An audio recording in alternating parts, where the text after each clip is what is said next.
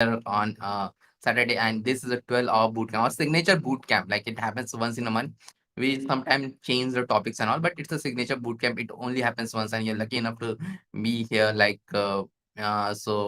you'll get the very good certificate where we're going to cover this time everything, all of the technologies which we want you to learn will be covered, which is HTML, CSS, JavaScript, and React. So completely end to end. Nothing will taken a like our 4-hour boot camp is there, in which we don't teach in that much depth. Everything will be taught in very very much depth. So let me say hello all. Okay. So that is there.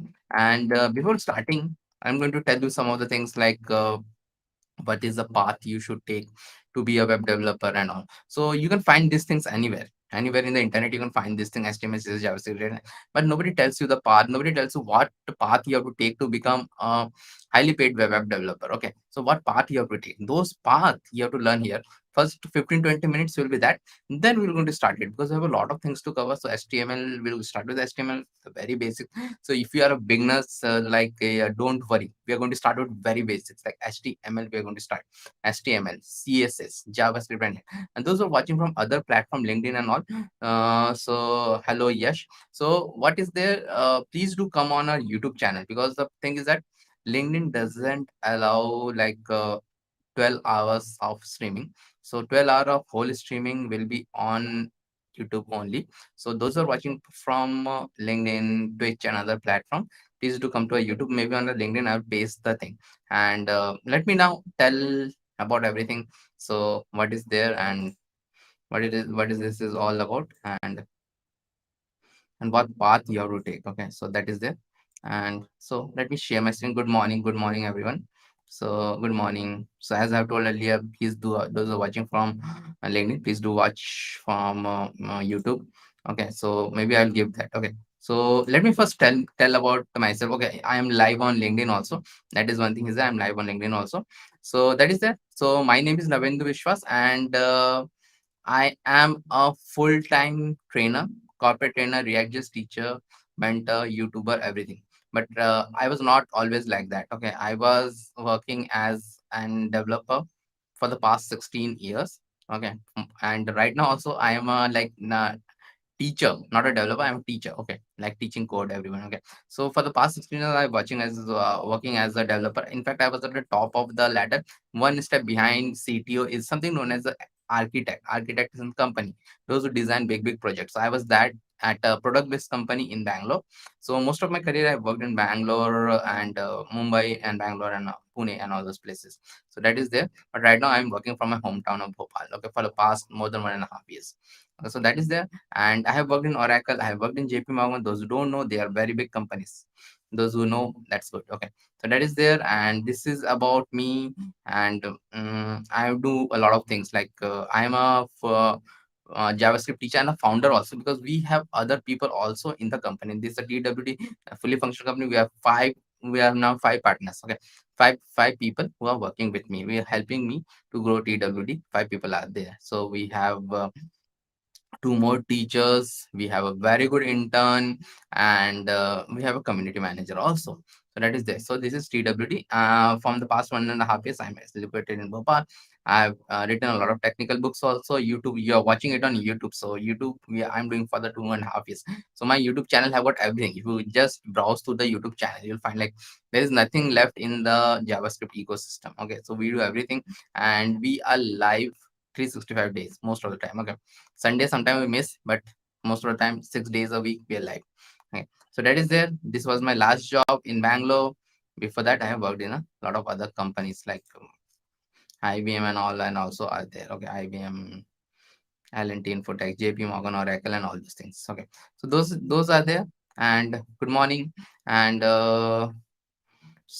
and this is about a company. You'll get a nice certificate from the company. Okay, so nice certificate. And the attendance thing also I will tell. Okay, one more thing. Let me, as I've told, I'm seeing that a lot of people are watching it from uh,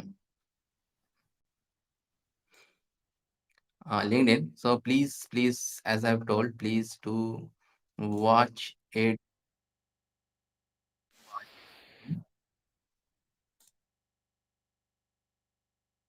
YouTube. Okay, so let me tell that please do watch it from YouTube, because that is in 1 or 2 hour the LinkedIn live streaming will go away. Why it will go away?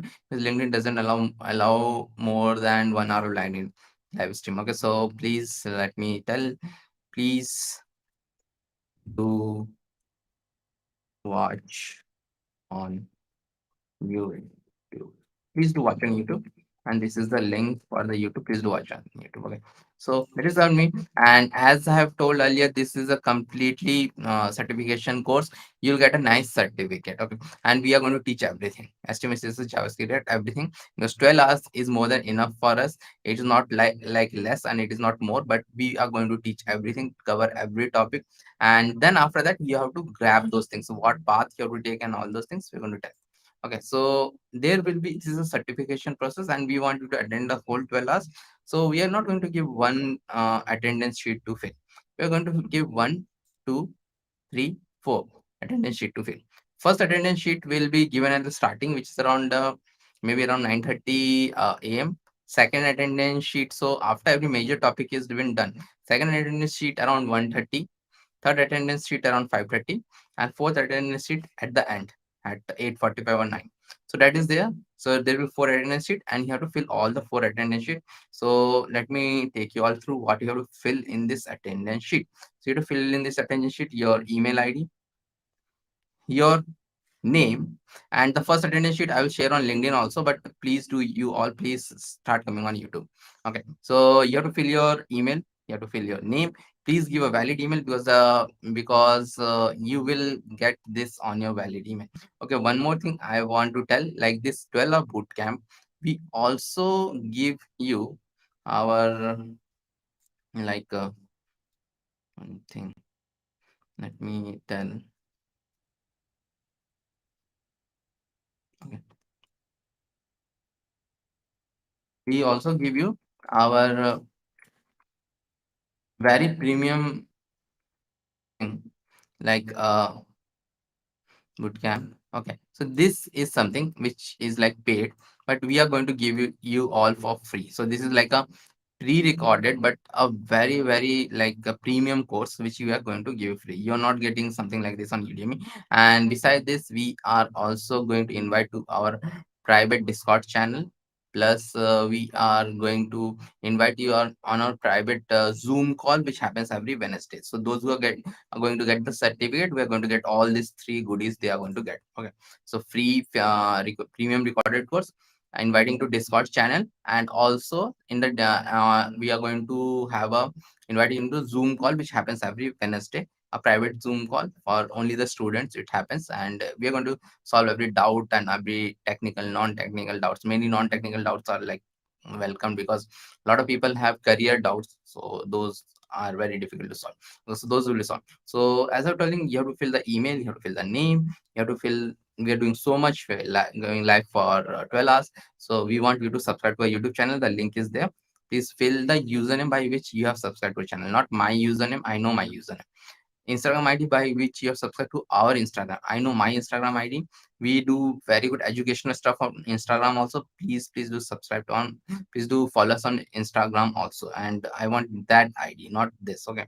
So if you don't have Instagram ID, log into Instagram with the Facebook ID you might have. Okay. So that is there. And your current role. I want to know a bit of more detail. What is the current role? And if possible, give your LinkedIn profile. LinkedIn profile is very important. I will come back to that later on. Why LinkedIn profile is important. If you give it, it will benefit you, not us. It will not benefit us. Okay. So that is there. And so all the attendance forms are like same. Okay. So now the other thing is that now we are going to start with like what you should learn and all. Okay, so the internet is full of like people who are going to say you a lot of things. You have to learn this and this and that and that. You have to learn PHP, you have to learn like Python, you have to learn machine learning, you have to do DSN algo, all those things. So all those things are not required. All those things are not required for a job. Okay, you need to learn only these things: HTML, CSS, JavaScript, and add React to it. These are the four top technologies in the world which you'll get your job very easily, especially this React part. React is a JavaScript library. Okay, React is a JavaScript library, and it is like all the things in the world right now are created using React only. So from 2015, the world is dominated by React in the front end. Any product you pick up, like all these things which I'm using right now, most of them are created with React except the Google products. Google products, the front end is in Angular. So front end nowadays are very, very heavy in all the projects. See all these things. 10 years back, the thing which you can do on the desktop, now you can do on the front end. Okay, now you can do on the front end. So like this thing, see this thing, I am like moving this thing. So this is not some application I am running. What is this? This is the website. This is not a website, actually this is a web app with this functionalities. 10 years back this was not possible in a web app. So this is possible only because of React kind of thing. Okay. So the world, like there are way many React job than there are people. You just learn React, you'll get a job. That is my surety. Just follow the things which we are going to say and you'll get a job. Okay. So React everything. So React 4 hours, like we are going to cover class-based, functional, everything we are going to cover. So today it's like everything we are going to cover. Okay. Because today everything is complete. Like nothing like it is like so 12 hours is a long time. So everything will be complete. Functional, class-based, everything. So that is there. And one more thing, like I say estimates is a JavaScript. Do your own research also. Why I'm telling React and all. So all the startups, anything you'll go, they works on like every web app on the planet is made on React only. Backend can be different. Backend is also nowadays like 70% of the time the backend of a startup is on something known as Node.js, which is a JavaScript framework again, and it is very very like if you know React, like Node.js is very simple. Okay, so that is there, and the thing is that yeah. So let me come here, and there are like three secrets to become a web developer, or if you're coming from some non-IT background or anything. So you can be anyone. Like you can be from a tier 3 college, tier 4 college, tier 2 or tier 5 college. It doesn't matter. Okay, it doesn't matter. You have to learn these things. Okay. So the thing is that you have to do a bit of networking, especially if you come from a tier 3 college and all. You have to do a bit of networking. You are from a non-IT background. You have to do a networking. That is a must. So if you are anyways from a tier 1 or tier 2 college, you will not come here. You are already been placed. Okay, so that is there, and then you have to do networking. Okay, networking like LinkedIn, Twitter, Instagram, and Facebook. So LinkedIn is one of the top platform in India. You do networking here, it is my surety that you'll get a job. So LinkedIn is like a career changer for me also. So LinkedIn is there, and I'll come back more to the LinkedIn later on. You have to do some daily actions, so like code 2 hours daily, because you're going to code for the rest of your life. If you want to become a web developer, like, and any developer, not web developer, any developer, you have to code for the rest of your life. Like it's a continuous learning process. See, a lot of people from the FANG companies are losing their job. Why they are losing their job? Because they don't know the, actually they also worked on some technologies which are not used. So that is there. You have to continuously learn. Even the FANG company people, FANG means Facebook, Amazon, Apple, Netflix, Google, they're also getting fired big time. They're getting fired big time because they also have not learned. So I was reading a post of some person fired from Microsoft, and he told that he's not getting a further job because he don't know one thing, which is web development. Wherever he goes, everybody is asking this thing, and he didn't did this thing in Microsoft. So that is like that. Like this is the prime thing.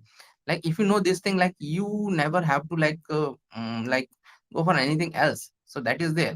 And now the next thing is that you have to take some challenges if you can do 100 days of code and 100 days of project. These are some challenges.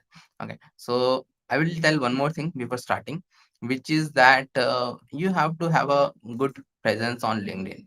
So not like my presence is like very huge. Like it is like 27,187.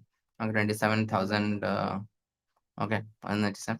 So we are trying to solve like a problem on topic of Flexbox and Grid. We like teach it very good for Flexbox and Grid and all those things. But please be sure like this is like a boot camp, and personal attendance that much cannot be given. So that can only be given to our like like I'm not telling anything. that can be given like you do from us or from us, that can be given to paid students also, like hand holding and all. So those cannot be given, like personal mentoring cannot be given, but we are going to try to teach you in the best possible way. So hope you all know that we have like paid online boot camps, physical boot camps, everything. We have a physical boot camps in like physical in Bhopal also. So we have two centers in Bhopal, Indrapuri and MP Nagar. So that is that. Those who don't know, and online also we teach. We have ongoing batches. So that is there. Okay. So but we are, and one thing I'm going to show that make sure that we are going to teach the best possible way so that you can have, and beyond that you have to, if you want to learn on your own, then you have to do practice. Flexbox and grid, you have to make a lot of sites with Flexbox and grid, and then you will be perfect. And play some, maybe I will ask our CSS teacher Awesome to explain that there is a game also, play that game. So that is there. Okay, so that is there. Okay, so no, that will not help you stand out from the crowd. Yes, okay. Yes, asked a very good question, but I'm not going to answer a lot of questions. If you learn data structure and algorithm, you'll become zero, because the thing is that there are zero jobs today in data structure and algorithm. Okay, next to zero jobs. Why? Data structure and algorithm is something I've worked in industry for the past 16 years. Is use zero in coding. There is nowhere in the whole planet, even the Google and all, they don't like eat, sleep data structure and algorithm. Nobody teaches, learns data structure and algorithm. This is all fake things, like done by a lot of influencers out there, like data structure and algorithm. Right now, nobody is hiring data structure and algorithm. Data structure and algorithm people are getting fired, right, middle, left, everywhere getting fired. I hope you have seen that thing. Fang people are getting fired like hell, and because everybody have to work on these things only. These things are the main thing. These things, like if you learn these things, like you will never have to worry about the job for the rest of your life. Like React is not going anywhere. React is the backing of the Facebook. React is created by Facebook. You're not going anywhere. But data structure and algorithm you learn. First thing is that you are not going to get a job in the next 2 3 years, because data structure and algorithms are asked only in FANG companies. FANG companies are not hiring anymore. They are just firing. So please don't do data structure and algorithm. My humble request to all of you, please don't go the data structure and algorithm route. If you like want to learn, see, like I am in the industry, like I am a corporate trainer also. I teach in like top 10 IT companies in India. I teach in them also. Data structure and algorithm, nobody asks. Nobody care data structure and algorithm. Nobody uses data structure and algorithm. If those influencers tell you, okay, so the data structure and algorithms, like it will be used to make the website fast. No, websites are not made fast with data structure and algorithm. They're made fast with something known as DevOps. After web development, the best thing out there is the DevOps, not data structure and algorithm. No, yeah, very less companies, and those very less companies, very less companies, and they are firing, and they are firing. So they're firing. Very less companies ask data structure and algorithm, and they're firing. So why learn that? If a technology is there, okay, so if a technology is there and they would be hiring a lot, if Amazon would be hiring a lot, just go to LinkedIn and find it out. Amazon is firing on a daily basis, like, and they are going to fire like hell. They don't have any jobs anymore. Okay, so they are going to fire like anything. Okay, but it doesn't mean there is a recession or something. Jobs are there. Jobs are there in rest of the company. Amazon and all those are only 5% of the company. They're not like 100% of the company. Only 5% of the company. Everything is the software around us. You cannot say like that. Everything we can go back to the 10 years back and we started using everything on a paper. That cannot happen right now. Okay. So everything will be software, and it is everything more will be becoming software. So more jobs will be there. But these companies doesn't have any more job. Who used to take data structure and algorithm. Okay. So that is there. So the best way is what I am telling. So try to do for the 95% of the company. Try to have a LinkedIn presence and try to make some projects in data structure, like not data structure, React.js and all. So React.js and all can take you places. And if you want to go a bit more further, learn open source. Okay, do some open source contribution. There is someone known as like I think that guy is very good. Kunal, I think I don't remember that name. Kunal, yeah, follow this guy. Follow this guy. Like open source have taken him to the next level, and he is like too much against data extraction algorithm. Follow this guy. Okay, follow this guy. Okay, so and Tyron Reed and all. So please, you're watching from Facebook. I don't know whether it is going or not. Please do come on LinkedIn, not LinkedIn, YouTube. Okay, I am not going to suggest and all. So maybe I'm going to give you all a list. Okay, so all a list. So because whoever will get the certificate, so they will get our premium course, and then they will get the list and all also. Suggest and all those things will be there. Okay, so that is there. And as I told, see, LinkedIn is something which can take you to like anywhere. Like this guy have this many followers, this guy is going places because of that, I am going places because of that. But it is not like you just have to go and like prepare a LinkedIn profile. Prepare a good LinkedIn profile. That is for sure. Prepare a good LinkedIn profile and start putting your project on LinkedIn. That is the thing. Start putting your projects on LinkedIn. Showcase to the world. Okay. Like see this. Showcase to the world. Like post Vargava is doing. Like he is my intern. So he had done this thing. He has done this React.js projects and he had posted on LinkedIn. So this kind of things you have to do. This kind of things you have to do to get the visibility. Okay, that you're doing something. Get the visibility of the recruiters. I've got opportunities for interviews in Google, Uber, and all those things. I never joined, never have given like I was not serious about them. So it is like that. So those all things can be done. Okay, so okay. So Tyron, please watch it on like YouTube. I think one sec, because YouTube is. I see that you are very much regular, and let me give my YouTube link on here only. So might be it will go. So maybe watch on YouTube. Okay, watch on YouTube. Please watch on YouTube. So yeah, I think it has gone to Facebook. So please watch it on YouTube. Okay. So please, YouTube is my main platform. I do stream on Twitch and Facebook also, but YouTube is my main platform. So please do watch it. Okay. So enough of talking. So as the uh, great Linus Torvald says, the talking is cheap. Show me the code. So I'll show you the code. So I hope you all know who is Linus Torvald. The Linux is been like we are using internet because of him, because all the web servers are in Linux. Okay, so that is there. So I will show you the code. So let me like close this on. Okay. So one more thing, I'm going to give the attendance. I'm going to give the first attendance now, and I want all of you to fill it. Then we are going to start with HTML. Okay. So this is the first attendance, and attendance will be given in the live chat only. So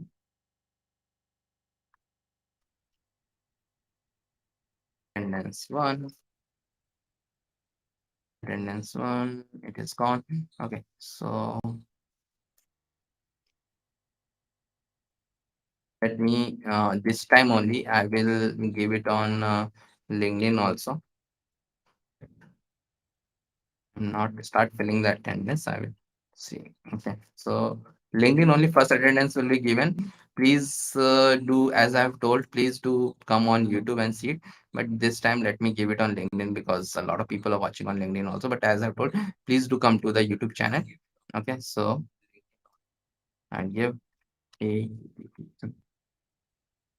attendance one. Please do come on. Okay. So that is there, and let me get started with HTML first. Okay. So one sec more. Let me also start it on my YouTube.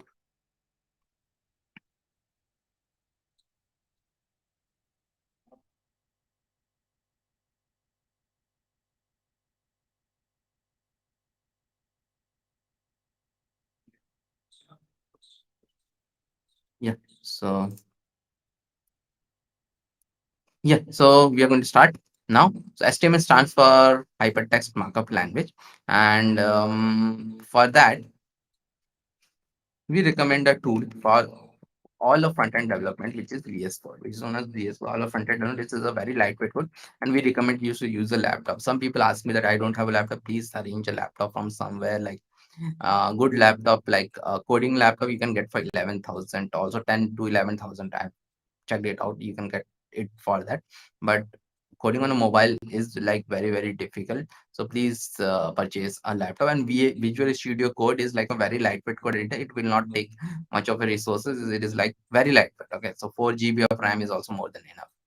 Okay, and that is there, and you will get for downloading it for like Windows and all. So we have a thing. I'm using Mac, so I'm getting that.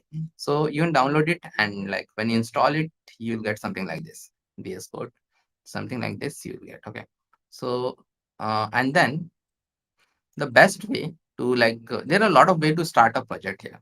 So I will tell the best way. I'll show the not easiest way, not the best way, the easiest way. I like to use terminal, but terminal will be way too much for most of you. Okay, so I will do a new folder here in the desktop. Same thing you can do on Windows also. You can have the same thing, like anyways, VS Code is from Microsoft, and Microsoft, Microsoft is famous for what. So VS Code is very much good working in Windows also. Okay, so it will be because it's a Microsoft project. But as HTML, like I'll do write HTML, and then what I'm going to do, I'm going to click it. See, I'm going to click it and I'm going to drag it here, drag it here, click it, hold the mouse left button, and I will drag it here. So that is there, and let me move it here and move it here and move it here. Okay, so yeah. So we have this thing. Now what I'm going to do, okay, now to start what I'm going to do, I'm going to come here and do a click on this thing and write something known as index.html. Index.html. So what is this index.html?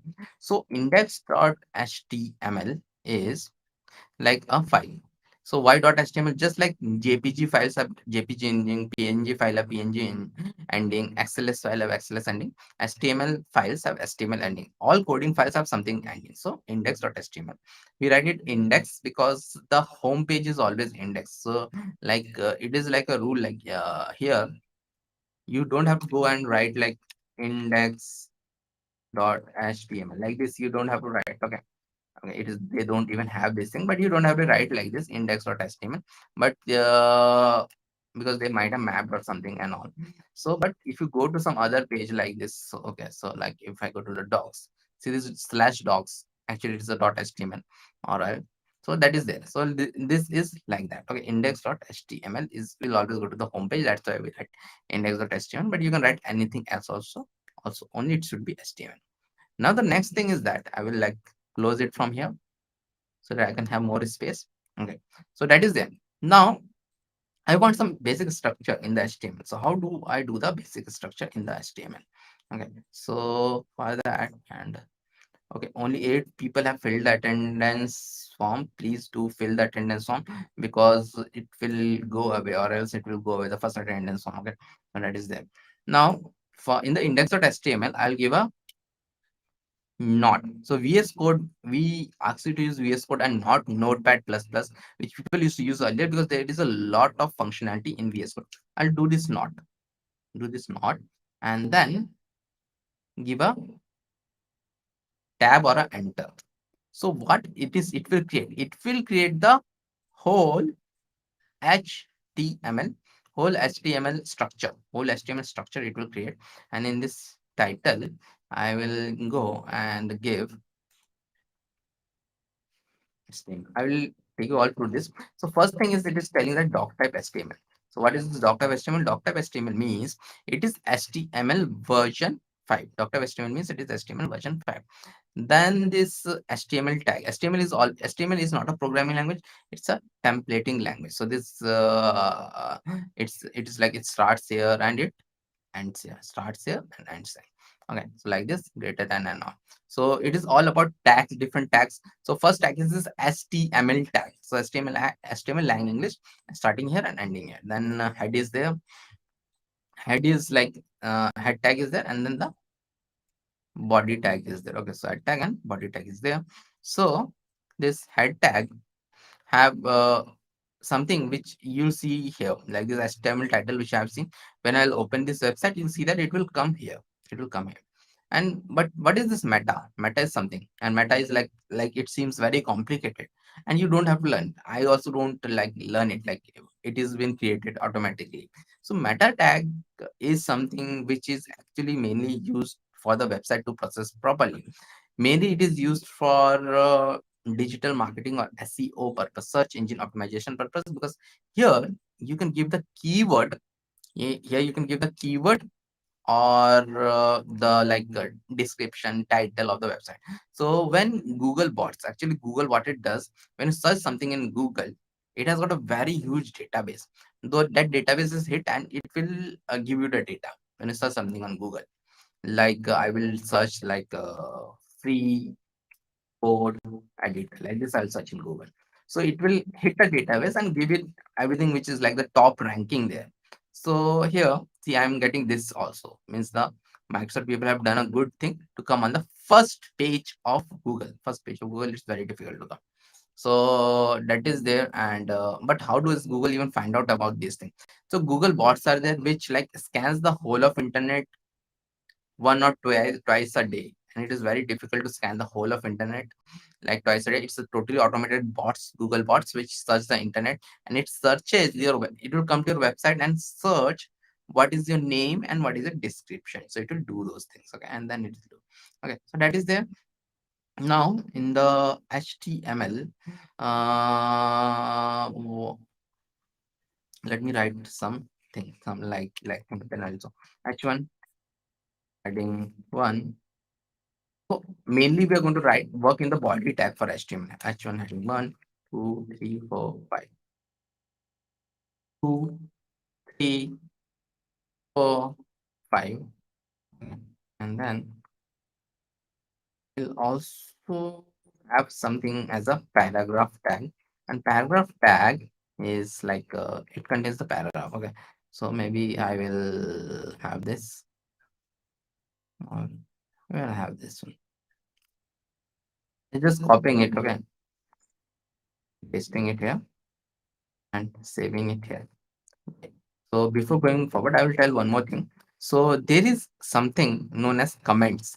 Comments means I don't okay, H1 like H no H1, H2, H3, H4, H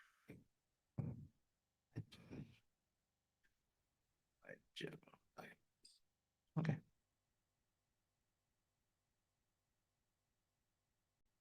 Right, six. Like that. So there is something known as commenting. So commenting also I'll put like adding tags, control and backslash. It will comment. Para tag, tag, control and backslash. It will do save. Now where do I see this thing? Where do I see this thing? I have written a lot of code. So where do I see this thing? So I have to see this thing in the desktop. See this HTML I have saved. Right click and I'm go inside it.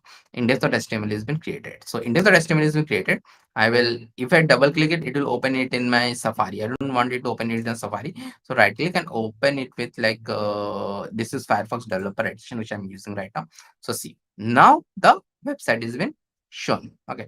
Now the website has been shown. So you'll see this HTML which I have written here. It is showing here heading 1, 2, 3, 4, 5, 6, all of different sizes. So heading tag is of different sizes. Okay. You all might have seen in the website like the headings are there. So different headings are being shown. So H1, H2, H3.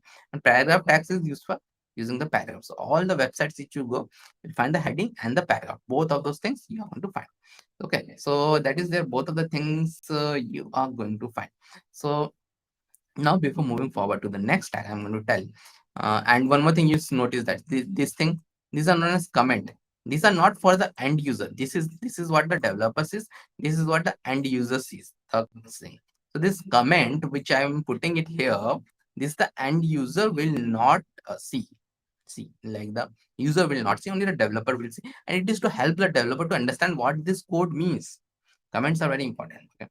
So now one more thing you should notice here is that there are two types of tags in HTML.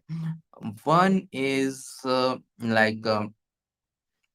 as the inline element, and one is known as the block level element. So these are all known as block level element.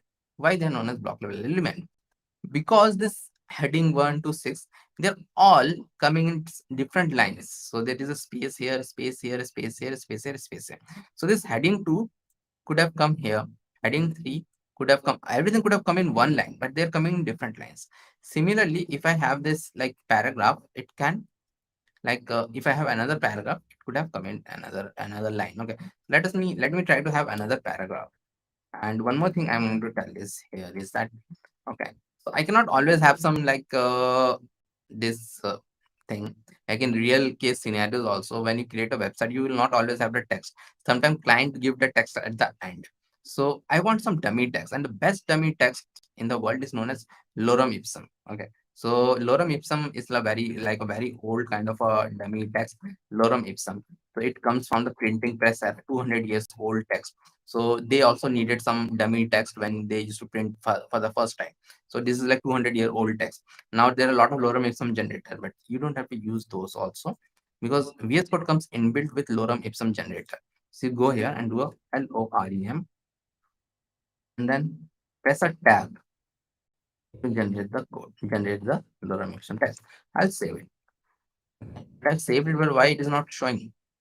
It's not showing it here. Okay, why? Because in like HTML also, if you write something, this is our output, so you have to refresh it. So I refresh it, then it will show.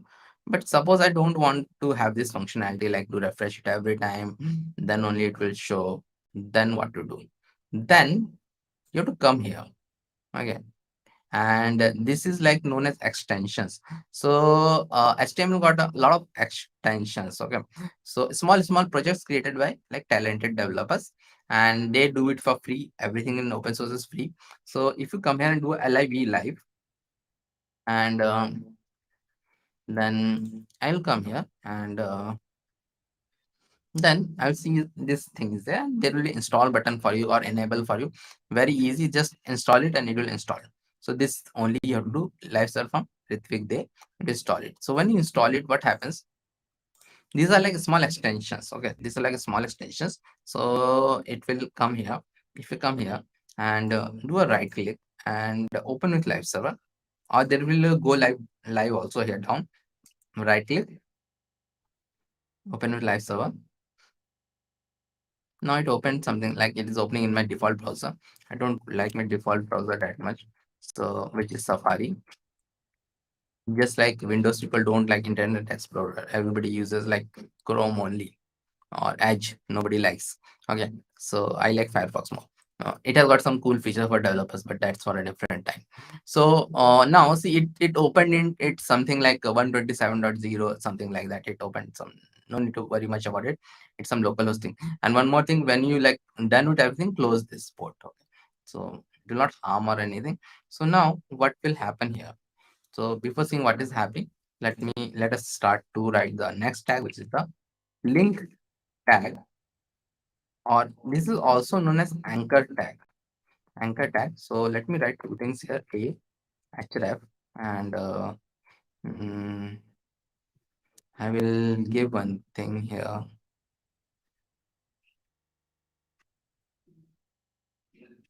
Okay, that's good. Alt L. Okay, shortcut for live server. So from below also you can do, like I don't remember so many shortcuts.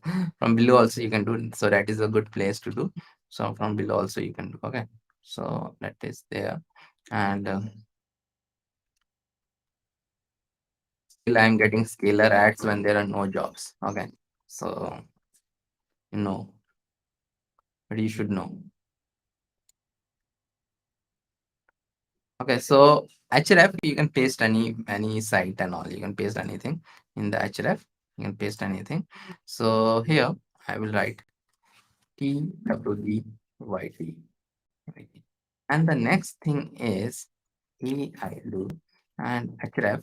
I will do another thing and maybe I will give my LinkedIn.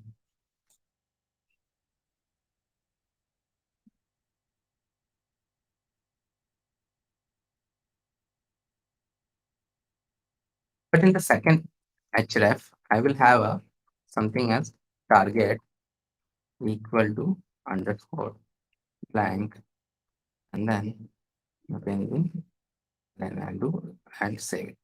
So first thing is I'll save it and see it is showing here directly. So that is the positive thing of what. So I want to tell first thing this is what live server is all about.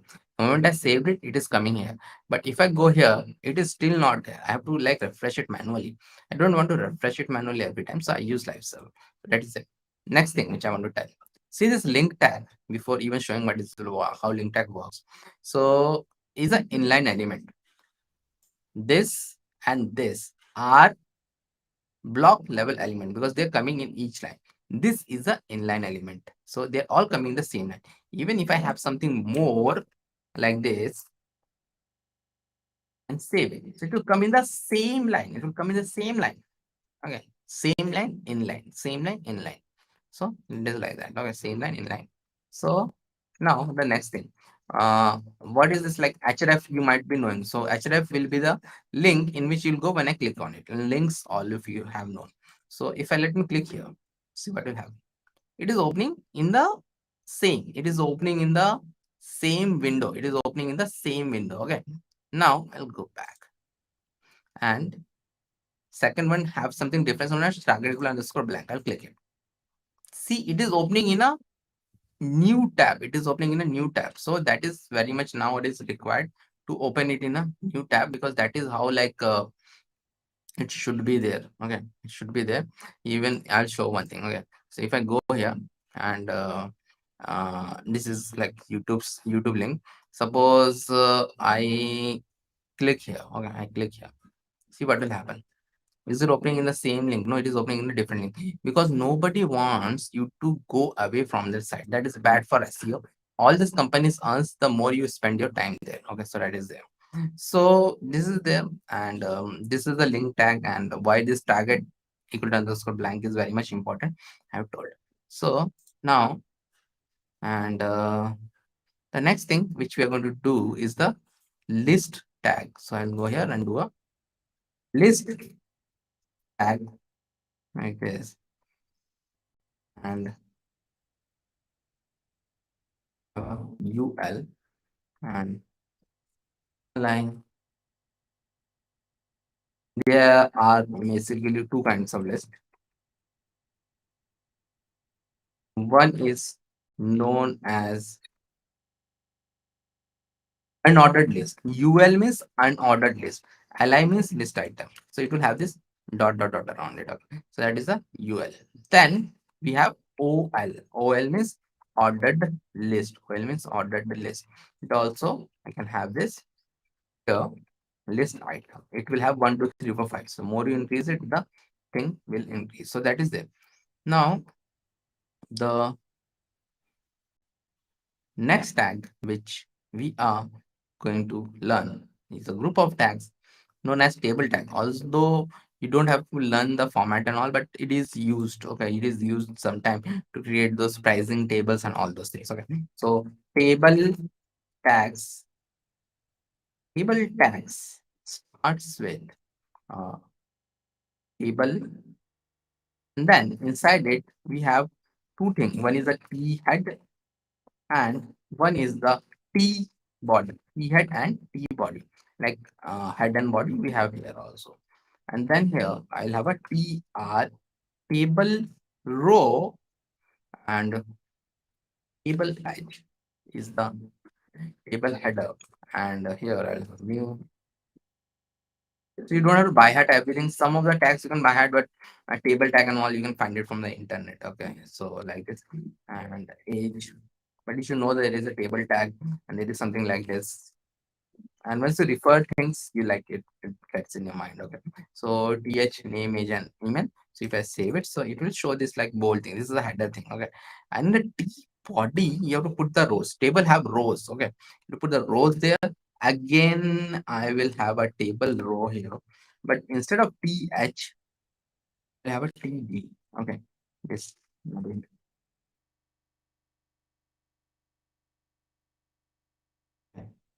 td, td.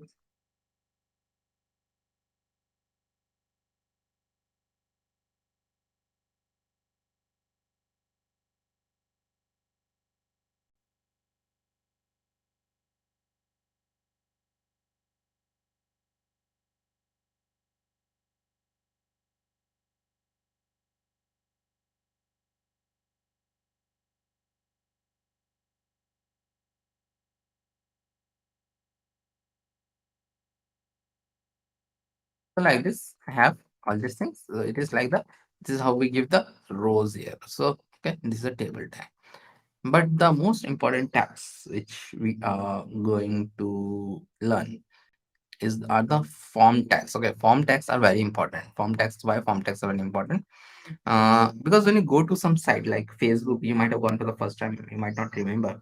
You might have registered yourself like name, email, gender, date of birth, and like favorite color, maybe not favorite color, okay, date of birth, and like this. And so all those things are actually anytime in a HTML, if I'm going to take some data from the user, so they're taking data from the user. The moment you submit it, the data goes to the Facebook server in the US and your data is stored there.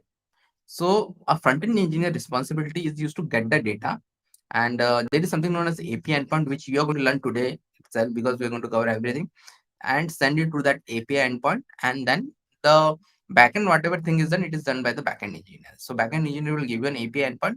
You have to hit the API endpoint that we're going to see today. Okay, so that is there, and now the we're going to see the form tags, but we'll come a bit down. So before going to the form tag, I'm going to tell two more tags. One is known as a HR. HR means horizontal rule. If I save it, a line will be created, horizontal rule. And see, HR tag doesn't have an ending. Okay. Another thing which I'm going to do is a BR. BR means break row. It will have a space. Okay. I have this again like this, BR and HR like this, and save it. So it will be like this. Now, what we are going to do, we are going to do form tags. Tags like this. I'm going to save it.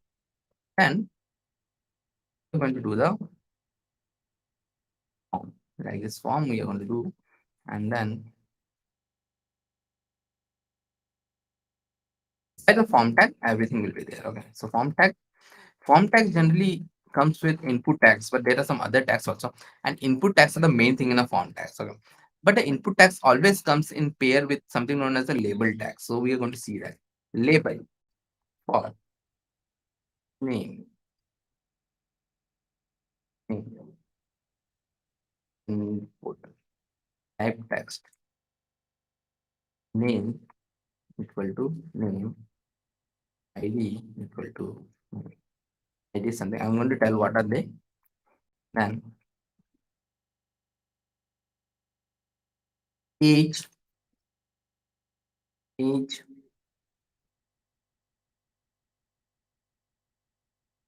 age, age, number. I think I'll save it. See now this. The main thing with the input tag, what is happening? This box is coming. This box is coming, and this name and age. It is like shown in the whatever is the label. It is shown like this. And when there is the input type text, I can write it. Okay, I can write it. And age is a number. Okay, number. So I can write the number, and I also have this increasing thing, so I can increase the number also in the age. I can do those things. Okay. So let us now look more into it. What is this thing all about? So the thing is that label and input. First things that I have told you that label and input always comes in a pair. This is one pair, this is one pair. But how does the computer knows that it is a like how does the computer, but how does the HTML or the front end knows like they are a pair? Okay, so they knows they are a pair. So there is one tag known as a for tag, and there is another tag known as the ID, for an ID. So they should be same. So this is name, this should be name. Like this can could have been something else also. This is name, this is name, this is age, this is age. So that is like that. That is how they will understand that they are a couple. They are like related. Okay. Now the next thing is like, what is this name? Name is something which will be I'm not now going to show also how it will be sent to the backend from here. Like we are not going to do the backend code right now, but we are going to do how like how we'll get to send it to the backend towards the I think in JavaScript we are going to start to doing those things. Okay, so that is there, so stay tuned for that. And name and age, name and age is there. So name is like it is like this is their name and age. So the thing is that this name, when I'm going to send it to the backend, this it will go like name equal to Nabindu, age equal to 40. It will go like that. Okay. So that is there. So now we've done this thing. Now the next thing is that you might be seeing that everything is coming in one line because everything is inline here. Label is inline, input is inline, everything is inline. So because but if I don't want inline, then what? Then what should I do? Then I should do here like a div. I'll do a div, enter, div enter, and then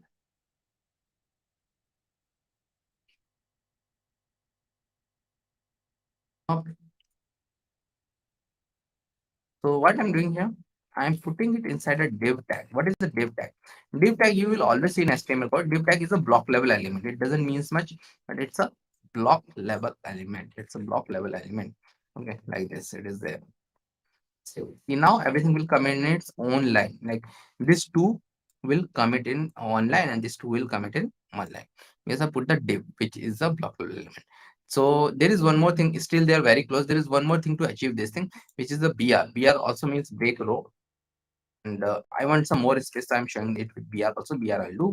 And like the space will be there. BR. Okay. So that is there. Now we're going to put everything here. Now the next things which we are going to learn is like we are going to learn a lot of other types of fields in this form. So one of the other thing which we are going to learn is the div label edits or is message message mm, text area. What is the text area? Text area is also, you see, text area is very important. Message, calls and rows I don't need. So, okay, so what is this text area? Label for message and name and ID. We know what is there. And text areas is like not self-ending like input. It is like this. Okay. Text areas are this big multi-line thing which you all have used in putting your post on Facebook, Facebook, LinkedIn, and all this platform. Okay, you have this post that is through this. This is good. Okay, this is good and multi-line. So like this, you can do multi-line. Okay, so that is there. You can do multi-line here. Now, the next thing which we are going to learn is the div table is color, color. So like this it is there. So we're going to learn the drop down buttons now. Drop downs are again drop downs now. Okay, drop downs are drop down menu, which is again very important. Color, color, and again the for and the name is there. Now drop down have something inside it known as option. An option of something known as value. Value we're going to see again. It is something will go to the backend. Okay, so red color,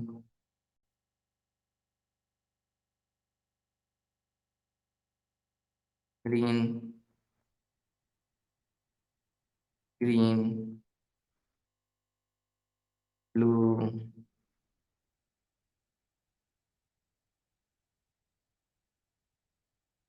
yellow, yellow,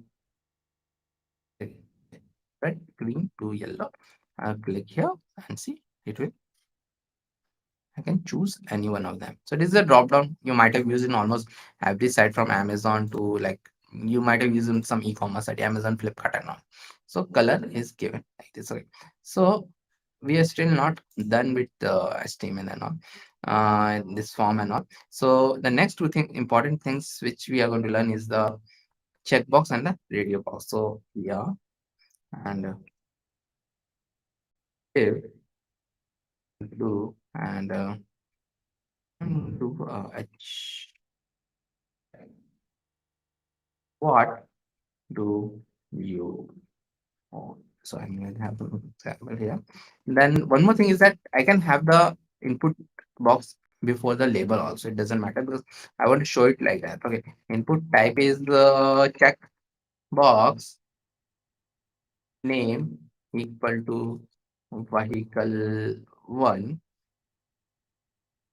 value equal to bike, ID equal to bike, and label for is bike.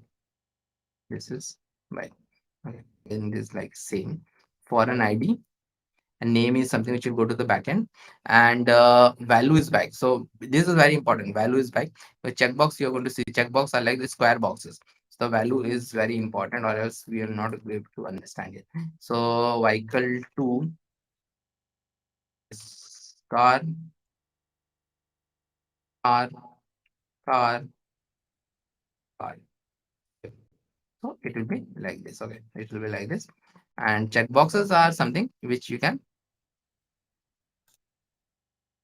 like select one or select both.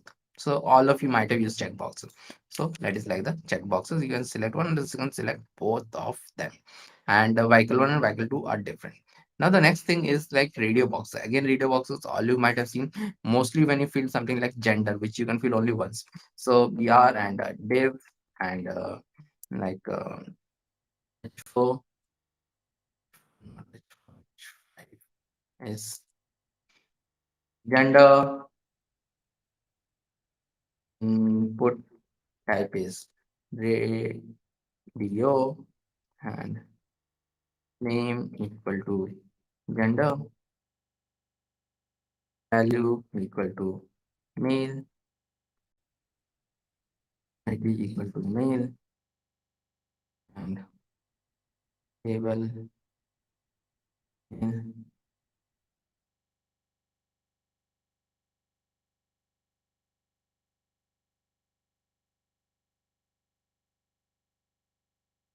and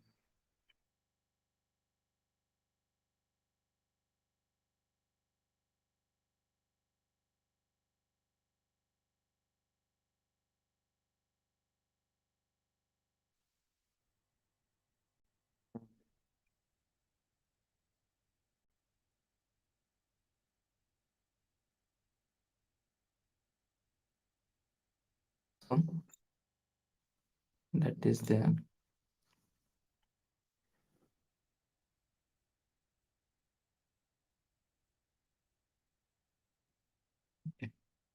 save.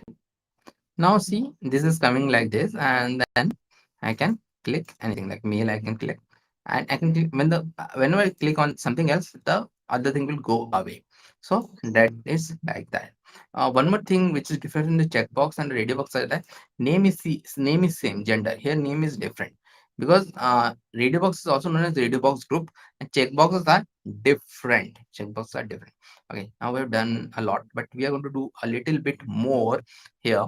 And because HTML version 5 was released in 2015, a lot of new features were added in HTML, and they're like very amazing features. So input, I have input type from here. W3 School, very good reference thing, but don't go too deep in it because you'll get lost what to learn and what not to learn. learn from this recording only. Again and again you'll do everything.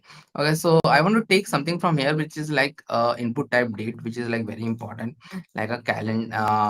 Like if I do it and do br and Dave from here, so control V and control S. So the input type date is there. If I go here, I'll get a nice calendar. So calendars are like not that easy. Earlier, before 2015, we have to use some external JavaScript like plugin to use the calendar. But nowadays, like only input type calendar will give you calendar. So nothing else. Like you have to do input type calendar, you'll get a calendar. Now there is something else also here, which is very important, and that is known as input type file. This is something which you all might have seen in sites like Naukri.com, where you have something like upload your resume. Okay, like this. Profile select, browse.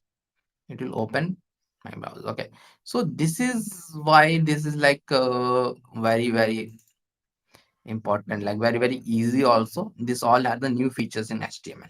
So that is it. So we've learned enough of these things. Now all these things are good, but how to submit it? How to submit it? How to submit this thing? Okay, how to submit this thing? For submitting, like we need a button, but button is also like two types. Like I will tell one more thing. So button tag is there. So if I click a normal button and you'll see this normal button is there. When I click it, nothing will happen because all the functionality need to be added with JavaScript. Okay, all the functionality. But inside the form, we have a special kind of a button known as inside a form only, and that can be given with like input type submit value is equal to send again. Give it. Either you can give it with input type submit, and there is one more way, like you can give a normal button also, and but normal button if I give, make the type as submit, make the type as submit. So you don't make the type as submit. Anyways, are okay. So maybe I will comment one of them, and any both of the ways are okay. So that is there. And now what this special kind of button which is inside a form it will do. So for that, I filled all the fields. But watch closely here. Two things you have to watch closely. One is watch here, another is watch here. Both of these things you watch.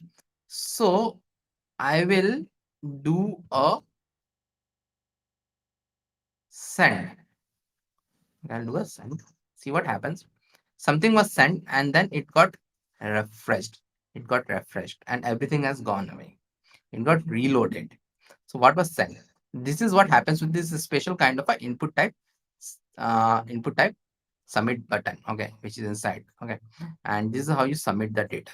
So I will cut it. Let me show what is there.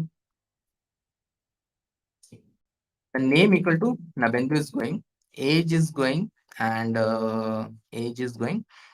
See, name equal to Nabendu, age, message, this message. Then the color is important. Color equal to blue is going. Color equal to blue is going, not blue color. Value. Checkbox vehicle 1 and vehicle 2, you'll see both of them are going differently. Vehicle 1 and vehicle 2. So that is important. Gender only one is going, birthday and all these things are going like this. So I'll comment this out. Save.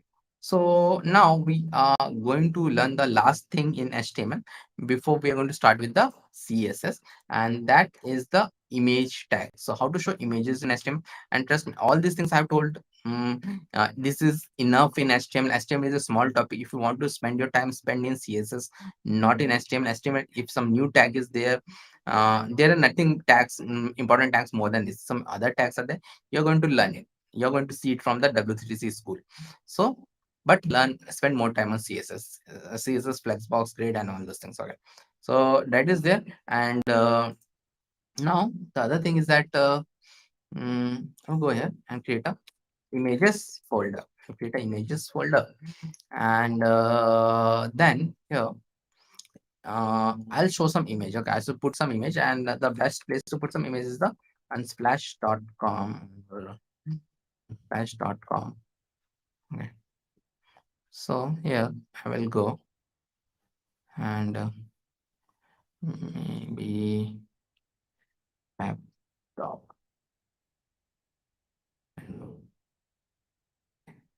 So this one I will take this one. Okay, so I will download it medium maybe and show it. Here it is show.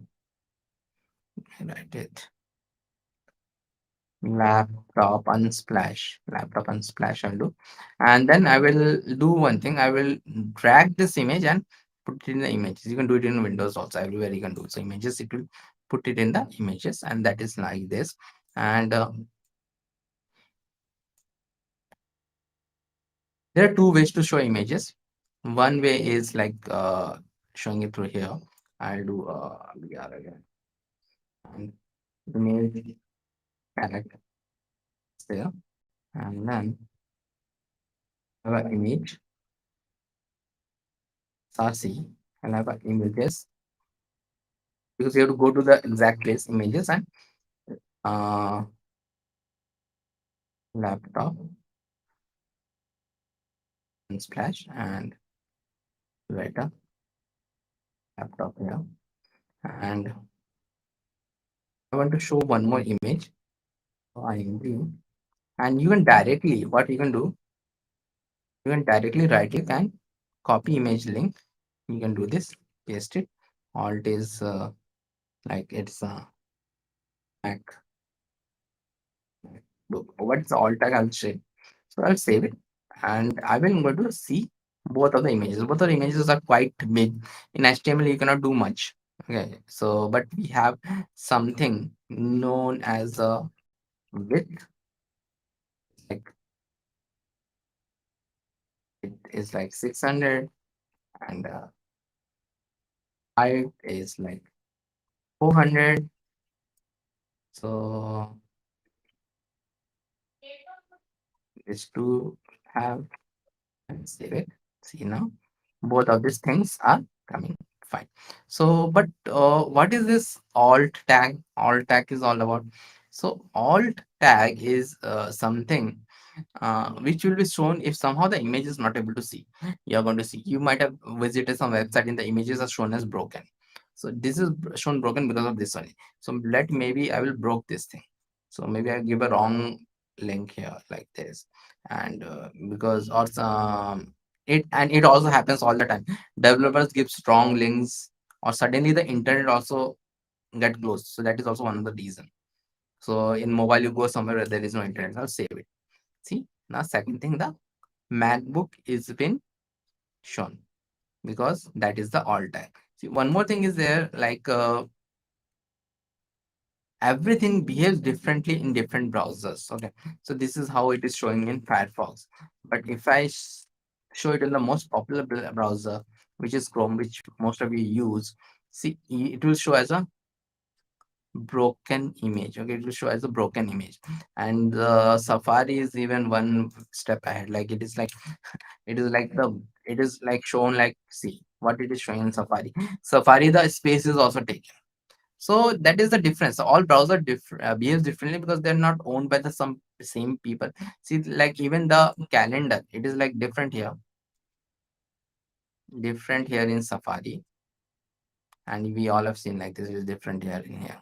So all of these things are different. Okay, so that is the browser behaves differently, and we have like completed HTML and all. So how we are going to have this 12-hour boot camp is like we are going to give you all like breaks. Like right now, I will going to have a 5-minute break, and then we are going to start with CSS. We're going to start with CSS then. We're going to have a 5-minute break now. So let me have a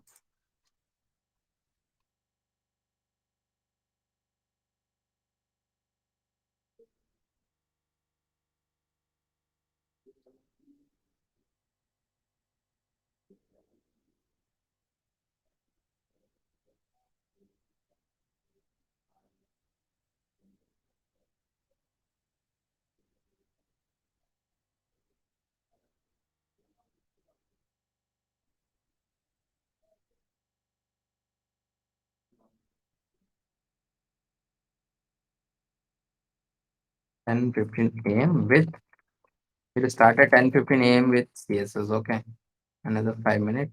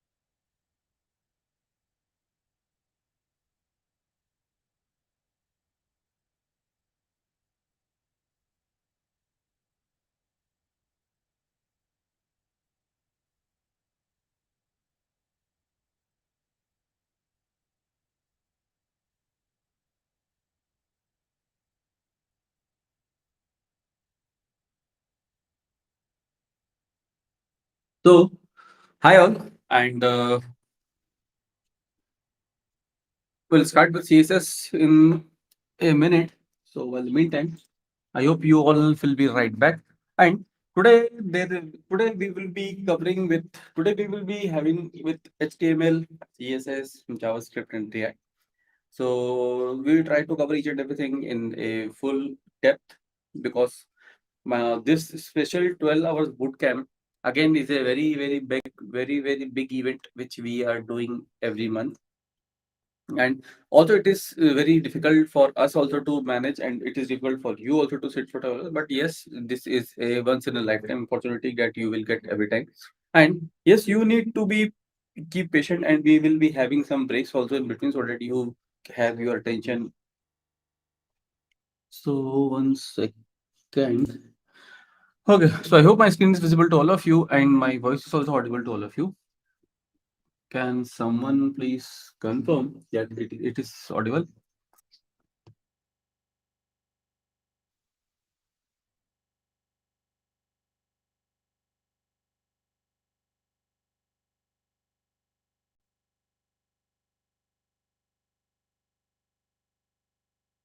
Okay, so this is a setup which I have done for CSS, and okay, yeah, thanks Nivinda, thanks yes.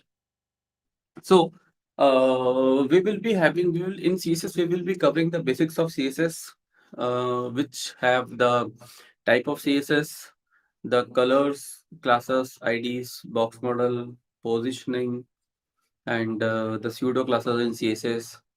And we will see the float property, block property, and after that we will see the flexbox, and after that we will see a grid, and a very small project based on the grid, based on the learning of grid, what we will be going through in after some couple of time.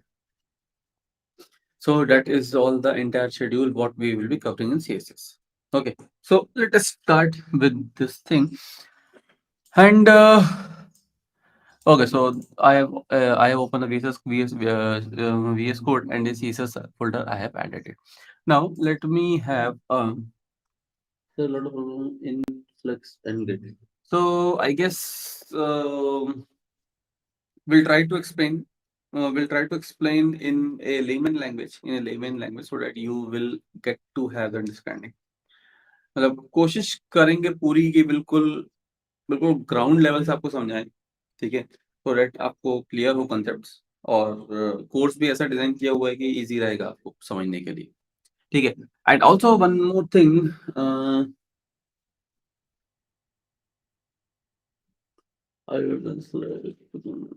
okay, okay, fine. So, and one more thing, I have a game also for Flexbox, that zombies game. I will share the link in the description box after some time when I finish the Flexbox. So I request you all to please play that game. Once you play that game, you will have a better understanding of how to use Flexbox, where to use Flexbox. So that is again a free game which you will play, like PUBG and all those games you play. So that game have stages also, so that you can have a clear understanding that at what level you are currently. So the more you play, the more you have understanding, the more you will be able to place the content with the help of Flexbox, and you will have an understanding that where to use flex, where to use block, where to use float, where to use grid, like that. So let us start with today's session, and in this I will take you through the CSS part. Okay. After CSS, we will have a lunch break of almost, let's say, 20-25 minutes. And after that, my colleague Hari will take you through the JavaScript part. Fine. So after CSS basics, also we have a break of 5 minutes. After Flexbox, again we will take a break of 5 minutes, and after CSS and after Grid, we'll have a break of at least 20-25 minutes. That will be around 2 to 30. I cannot commit exactly. Between 2 to 2:30, we will be having a break of lunch break. That will be around 20-25 minutes. So you have sufficient time. Okay, so let us start with today's session. And in this today's session, I will take you through the CSS. So I have created a folder with the name of CSS, and I have drag and drop the VS Code. Now let me create a index file.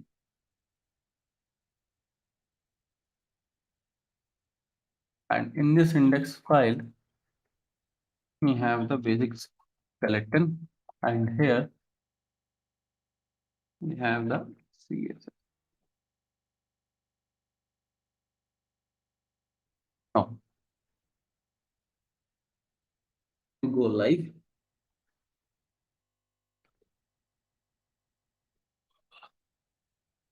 So my by default browser is Chrome. Sorry, my by default browser is Safari. So I will make it Chrome now, because most of the things it is not compatible with Safari browser. So I suggest you to please use Chrome as your default browser. So this is a setup now ready for the today's session. Now, CSS. What is CSS? CSS is basically cascaded style sheet, which is used to make your web page attractive, decorative, beautiful, looks presentable in front of anyone. So that is why CSS is being used, and CSS is again a property of W3 School, which is managed by them only. And W3 School is located in US, and W3 School manages HTML, CSS, and JavaScript. Now, after this thing, in 1995, HTML and CSS have come into production, and from there it exists. Now, after this thing, we are currently working on CSS 3 and hmm, we have seen the HTML version 5. Now, after this thing, let us see there are three ways in which you can add CSS. So let us have the first way. First is the inline. Second one is internal. Third one is external. So these are the three ways in which you can add CSS. You can add CSS inline, internal, and external. Now, what is this inline? Inline. The meaning of inline means in the same line. So we apply CSS directly to the HTML element with the help of the style tag. So I have added the property background color, and let me have the color as blue. You can have the blue color in the output. Now, after this thing, let us see the internal. So as the name says internal, so internally we apply the CSS. Okay, so you can have the actual meaning of the word. You can correlate the actual meaning of the words from the property in the CSS. It is almost, you can say, same to same.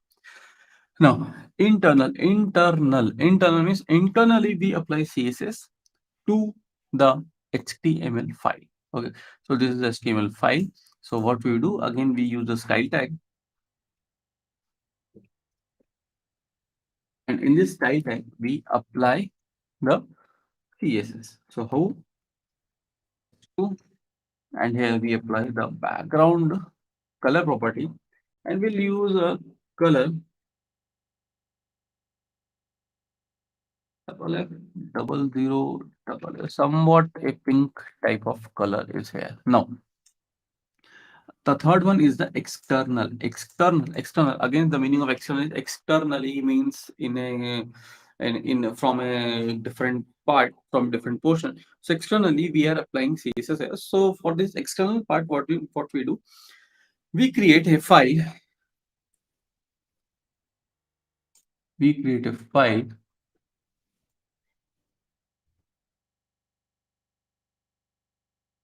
style.css. Okay, and in this style.css, what we do, we apply the color using some different pattern.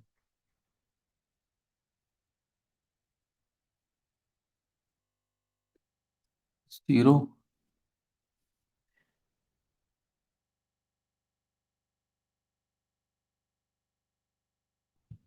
So, but what is happening? I created a file, but there is no connection between this index.html and the style.css. So what we do, we use a link tag which establish a connection between these two files. Okay. So if you notice here, this link tag, this link tag is there to connect the external CSS and the HTML file. So these are the three ways in which you can add CSS. Like, first one is inline. Inline means in the same line we apply CSS directly to the HTML element. Okay. Inline we apply directly to the HTML element. Internal we apply to the HTML file. And external also we apply the same thing. Now, now. Okay, so now one more thing. Now again, here if you see this H3 is the selector. H3 is the CSS selector, and inside the curly bracket, if you see all these things inside the curly bracket, if you see this thing, this is called as a declaration. Okay, this thing background color is a property, and this thing the value what we have given for against in front of background color is the value. So that is how this thing will work. I repeat once again. This is a selector, CSS selector. This is the declaration. This is the property, and this is the value. So that is how this thing will work. And okay, so 1 minute.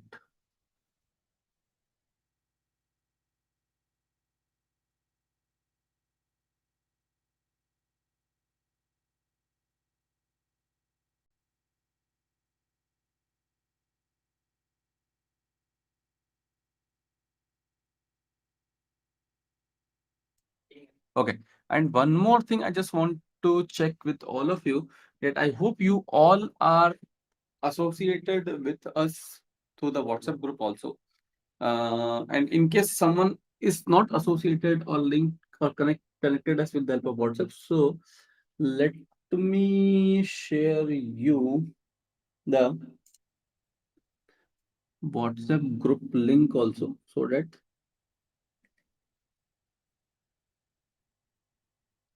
one second. So you can also join the WhatsApp group for further updates. So you can also join the WhatsApp group for further updates. This is our WhatsApp group link. So in case someone is not available in the group, I request you all to please join, so that you will have an idea, you will have an update, you will have the information that what is currently going on in the channel.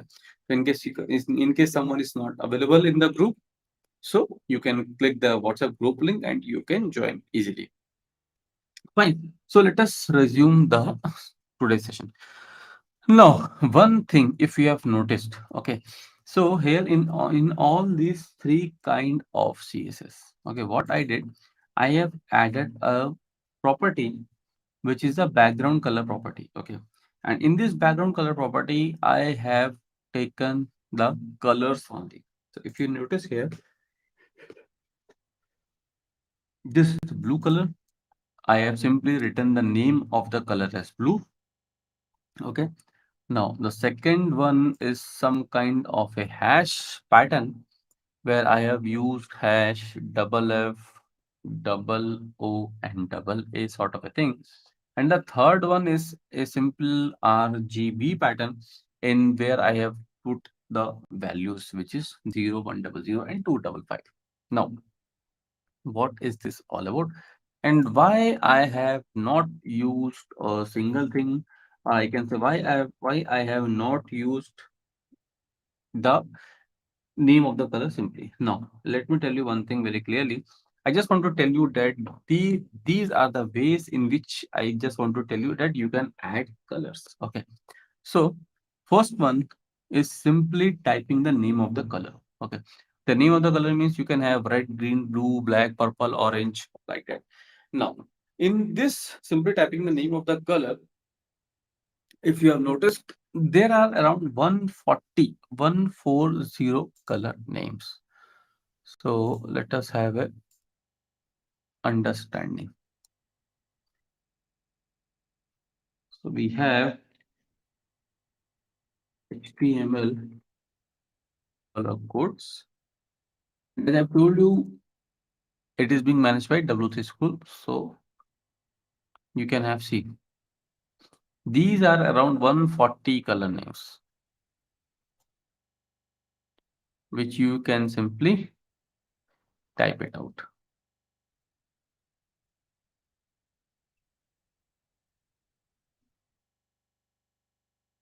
Okay. Now, second one. Second one, if you have noticed, I have used some hash kind of a pattern.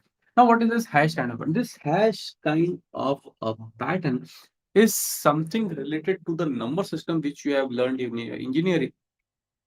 Here, the hexadecimal number system starts with a hash. So here we have the similar kind of a thing where you can have the hexadecimal color system. Okay. Now, in this hexadecimal color system, let us check out this thing, that this particular thing also. So we have the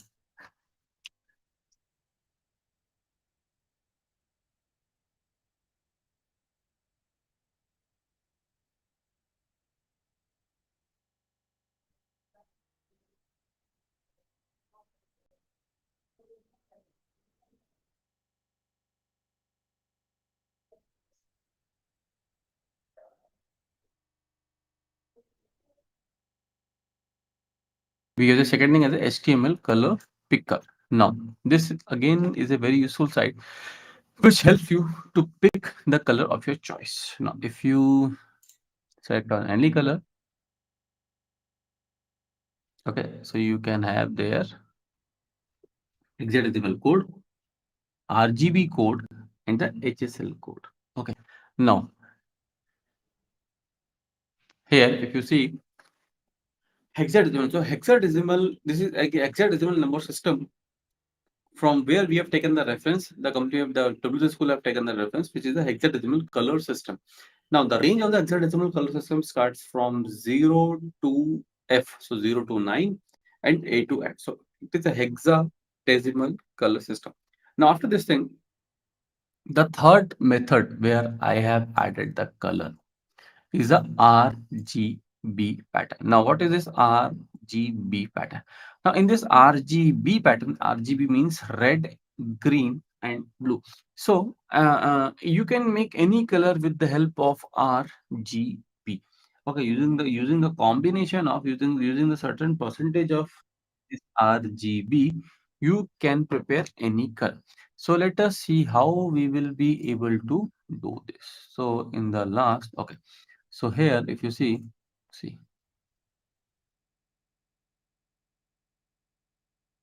so simply drag.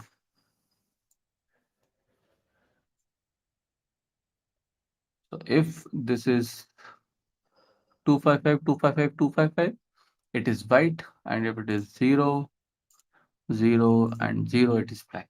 So you can see RGB 000 is black, and the hexadecimal code will be hash 000 200. So you can have the code also. Now, let us see the last number system. So the last color system, which is the hexadecimal color system, which is the HSL format. Here you can see the HSL. Now, H stands for hue. Hue contains the colors. So all these colors you see here, all these colors are inside the hue pattern. This hue contains the colors. Now, after this hue, we have the S. S for saturation. Saturation means the sharpness. Okay. The sharpness of the image or the sharpness of the color. L is for lightness, means the brightness of the color. So this is how you can have the another color system where you can have the HSL format also. Fine. Now, after this thing, let me have.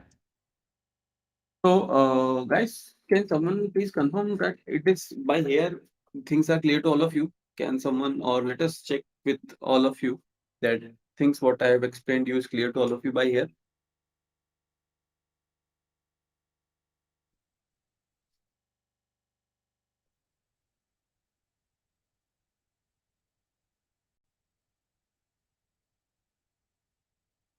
Can someone please confirm that it is clear? Shall we go ahead?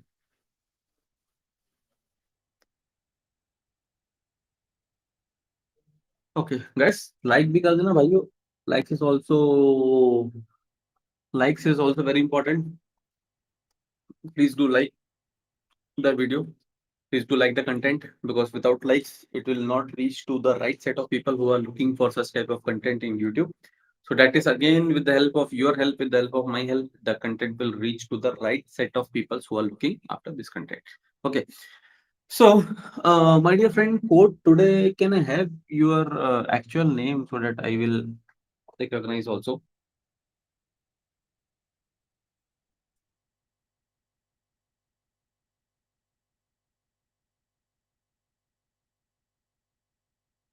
Okay. So, here. So after this thing, let me have a paragraph, and in this paragraph, let us have a lorem dummy content. Okay.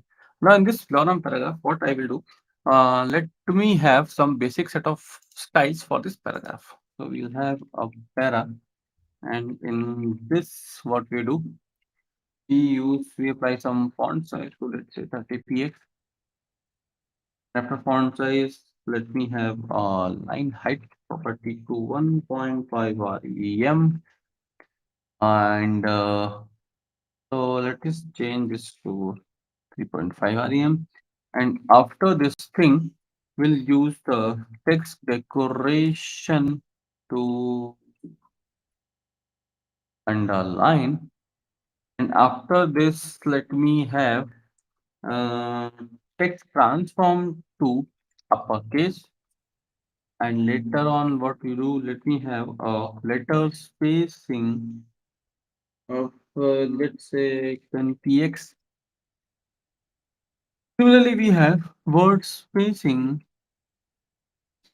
let's say 11 p.m.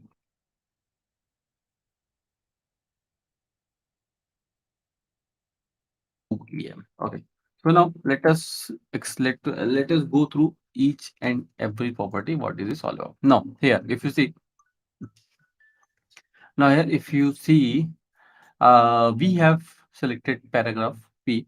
Now, what font size? Font size, I hope you all have a better idea of font size. What is font size? And here we have taken the value of the font size as 30 px. Fine. Now, line height. Line height, meaning of line height means spaces between the lines, means the gaps between the lines. Okay. Now, text decoration. Text decoration is underline. So you can say, you can have the underlines below all the text. Okay. Now we have the text transform to uppercase. So you can see the entire content is in capital letters. After that, we have the letter spacing 10 px. So you can see the spaces between the letters,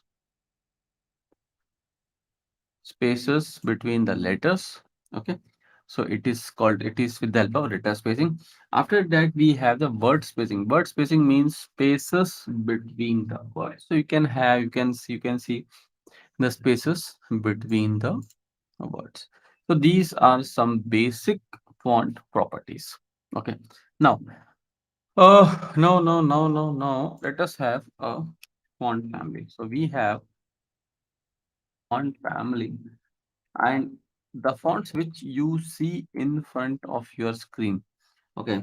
The Courier New, Courier Monospace, Franklin, Arial, Helvetica, Sans Serif, Cambria, Cochin, Georgia, Times New Roman, Impact, Verdana, Geneva.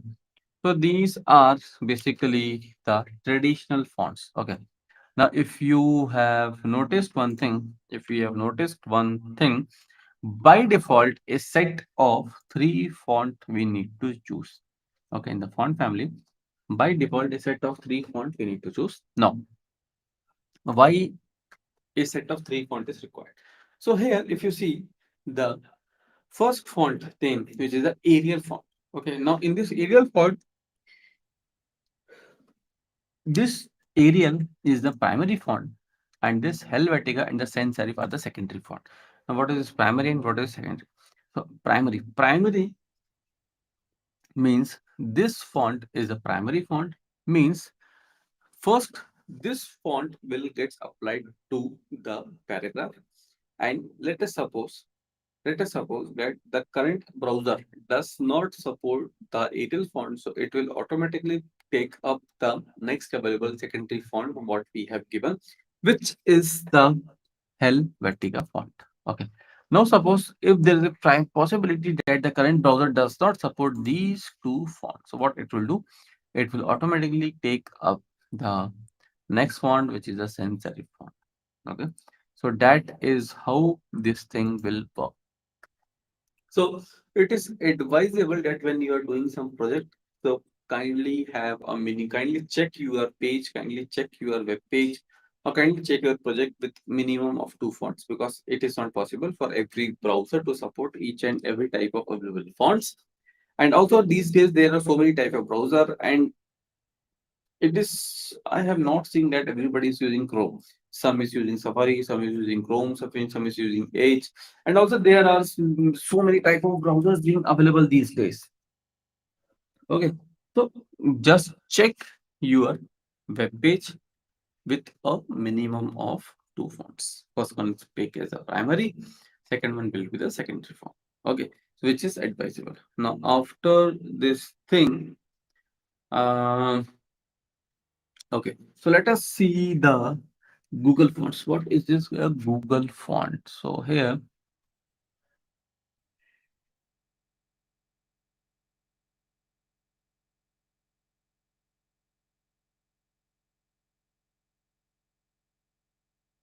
so now as you see that, okay, so Google are now into our each and every part of our life. So Google have introduced their fonts also. Okay, so now if you see here Google fonts, so here these are the Google fonts. Let us check the first one, only the Roboto font.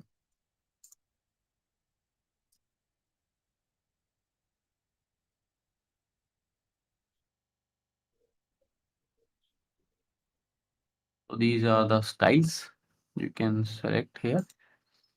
So here what we do, we just simply import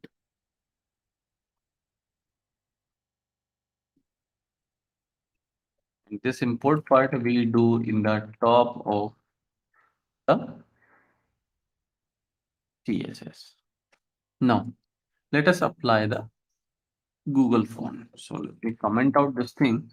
And here the name of the font, if you read here, the name of the font will is Roboto. Okay. Roboto is the name of the font. So let us apply this font. So we'll again use the font family ROBOTO or Roboto. Now see the implementation, how the entire look will get changed as soon as we have added the Google font. Now, after this Google font, let me reduce.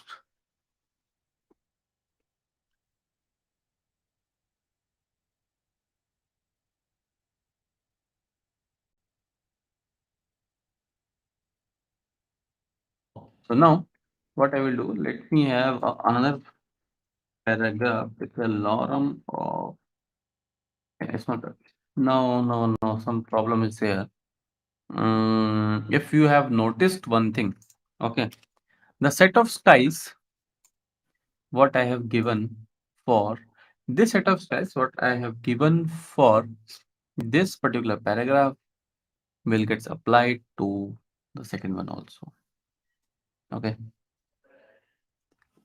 Why this is happening? Because there is no bifurcation, there is no identification that what set of properties will be allotted to which paragraph. So if you have noticed one thing, there are two paragraphs and these two paragraphs use the same set of styles what we have given. So for this to differentiate, we will be using classes and IDs. So let us apply class as top and we'll use the ID as bottom. Okay. Now what are classes and what are IDs? So classes and IDs. Classes and IDs both are used to target the HTML element. Okay. Classes and IDs both are used to target the HTML element. The primary function is this. Now, classes can be used multiple times. IDs can only be used one time. I can use the class top as many times as I want. But the ID bottom I can use only one time. So that is why it is being called as the classes and IDs. Now, after this thing, let us see how we will be using these classes and IDs. Fine. So we'll use dot for class. Now see the thing. But now this particular set of style will gets applied to only this particular paragraph because we have bifurcated, we have differentiated this top for this particular set of style. Fine. Now for the bottom, what is this bottom? So this bottom is an ID. Now how we will be using this bottom? So what we will do here, we use p hash bottom, and in this p hash bottom, let me use font size of, let's say, 22px. Okay, and we'll use a font width property to bold.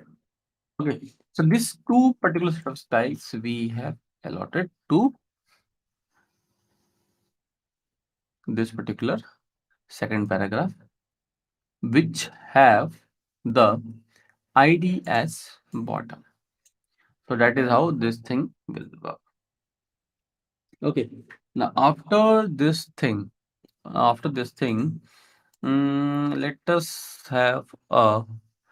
us use the next thing, which is called as a box model property. Now, what is this box model? So box model, a box kind of a thing. So for this a box kind of a thing.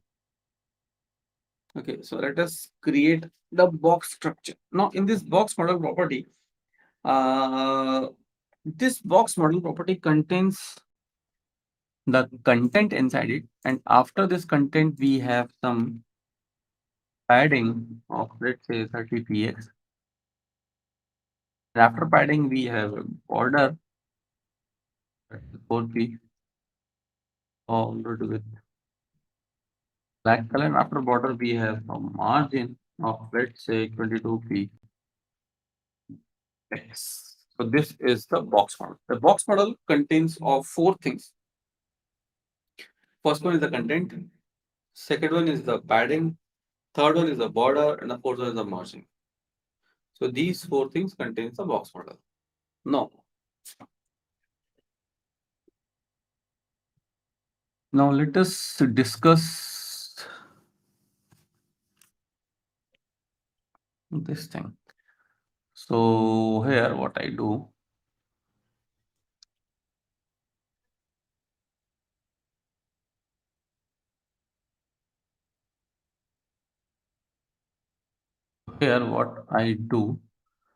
so we have padding in the left of, let's say, 20px. Padding in the left means this particular side left. So if I want padding in the top of, let's say, 10px, so this is top. Padding in the bottom of, let's say, 25px, you can see the bottom. Padding in the right of, let's say, 5p, this right. So that is how you can have this thing. So padding means the internal space or the space outside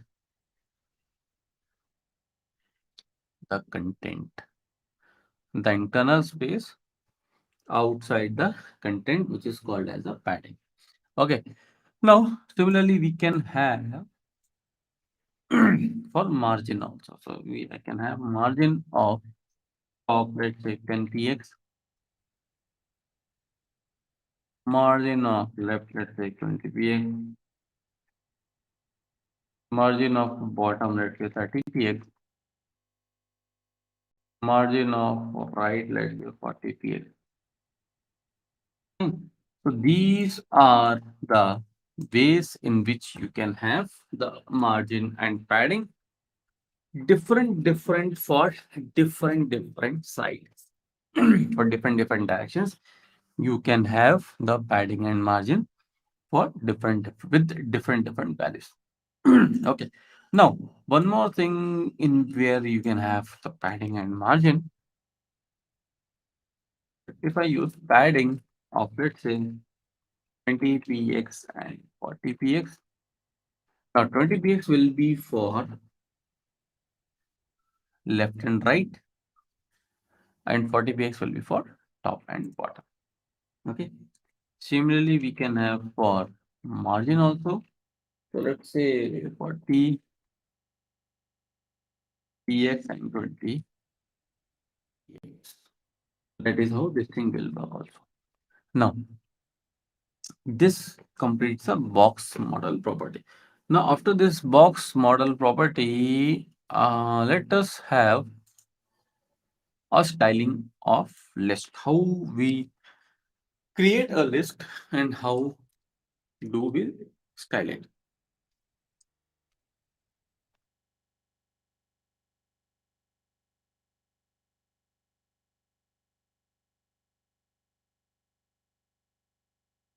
Okay, so let me have div h2 and ul and ul.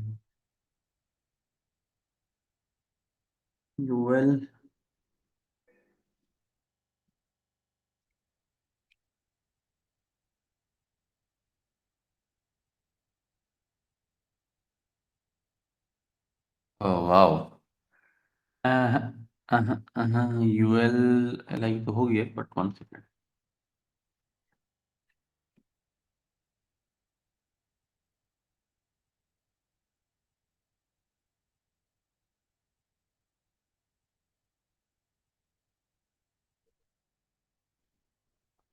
I'm just trying a shortcut, but it is not working. So not an issue. So let me have a ul, and in this ul we have li into 6 greater than I. So here we have the structure where we have the li, and in this li we have 6 anchor tags inbuilt it. Okay. So what I will do here, let me have the header as category, and here I just use hash functionality here. Okay, because I don't want the click functionality. After this thing, after this thing, mm, mm, now after this thing, what I do in this anchor tag. Okay, in this anchor tag, let me have the content here.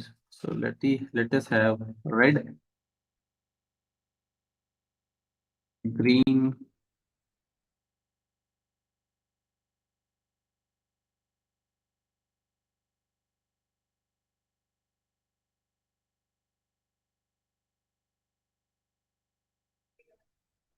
black, purple, violet. Okay, so these are the content in the anchor tag. Now let me have a parent class.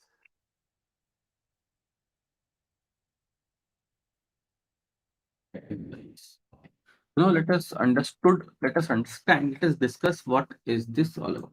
So here this is a parent div, okay, which have a class inbuilt it, in the name of the class as categories, and This class categories covers the entire structure.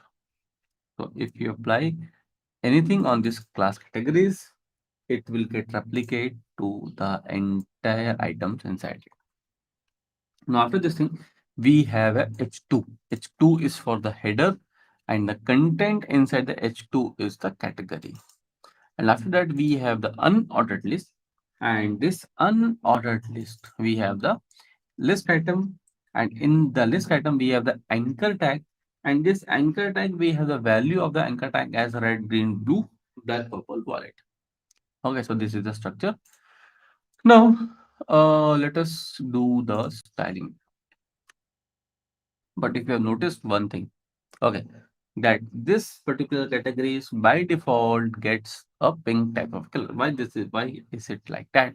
Because this H2 we have already given a color background.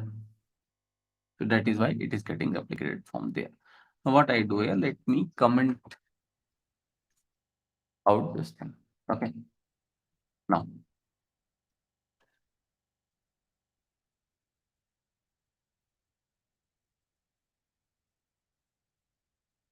for categories, and let us have a border of let's say 5px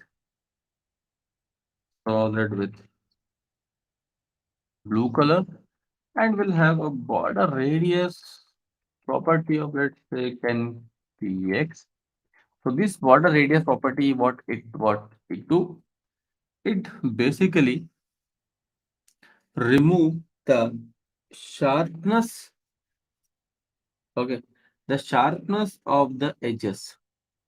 It removes the sharpness of the edges. If you have noticed, the sharp edges will get changed into the curved ones. Now after this thing, let me have adding of let's say 20px. You can see the content will come into the center. And already we have imported a font. So let us apply a font family of Roboto so that it looks something different.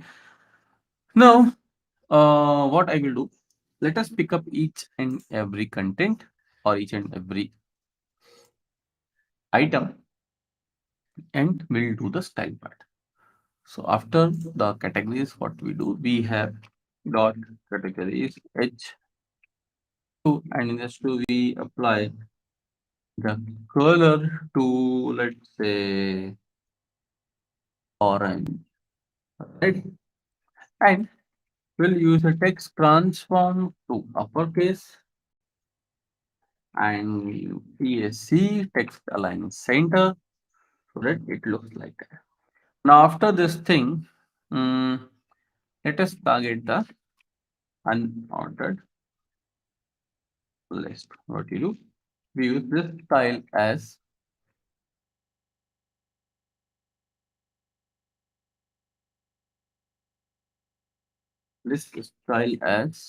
none so that these dots will get removed, and we use a padding of say 0 so that it will align towards the left. And after this thing, what we apply, so let us pick up dot categories and tag. We'll use the text decoration to none. Okay. And also the font color to black. And let us pick the unordered list also. So we have got categories, list, item, and here what we do, let us have some space. So we have uh, adding in the bottom of let's say 20px so that the spaces will get created, and we'll use a border in the bottom of let's say 1p x dotted with blue color. So you can have the index kind of a thing. Okay. So one more thing, let me have a hover property also. So I use dot categories anchor tag HO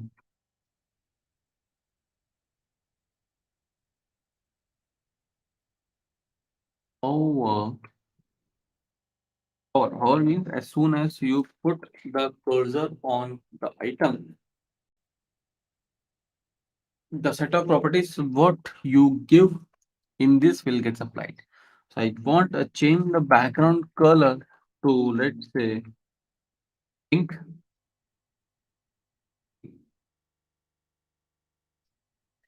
Let us have increase in the font size to, let's say, 20 pf.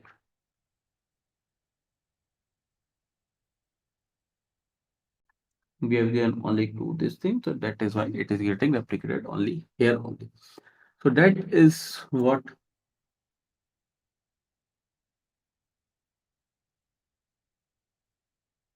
that is all about the styling of list. Now after the styling of list, okay, what we do, we see the styling of form. Okay, so for the styling of form, let me have a structure of the form, and in this form structure let us start. So before going further, let me do one thing. Let me create some space.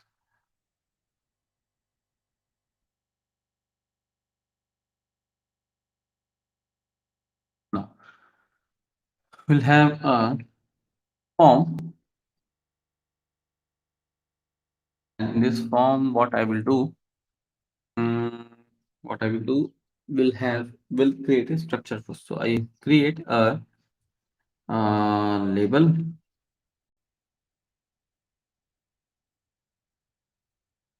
I create a input, input,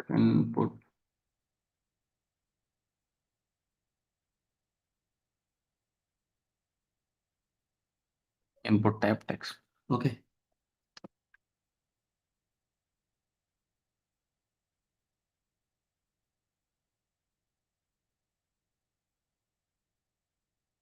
And let us put this thing inside a div. We'll use Alt and up arrow to move the content inside a div. Alt and up arrow to move the content inside a div. And after this thing, we'll apply a set of class. We'll use a from TP as a class, and let us replicate this thing.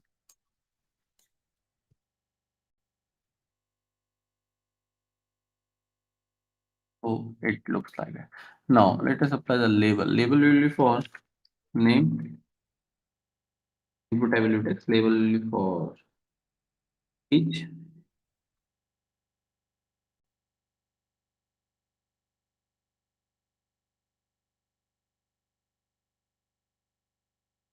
Label will be for message. So this is the label what we have created. Now after this thing, what we will be doing here in this input type text, we use some text area kind of feature. Okay.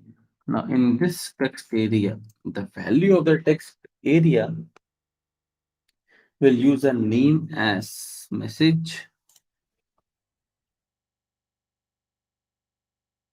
and this thing we don't want.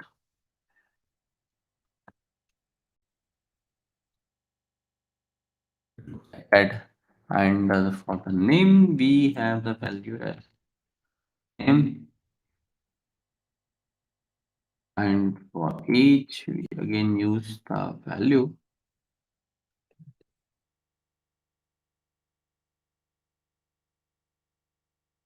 age. It looks like that. Fine. So here let me have class as the my form. If you see this thing here, we have a form with the class as my form. This my form is the parent class which controls the entire structure. Fine. Now after this thing, we have a div with the class as form GP. Now this form GP controls the input and label.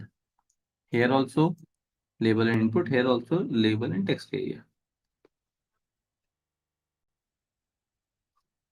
No, no, no. Okay, so we have now after this thing we have a input type submit also. But before doing that, let us check that. Okay. So what we do here, let me copy the class name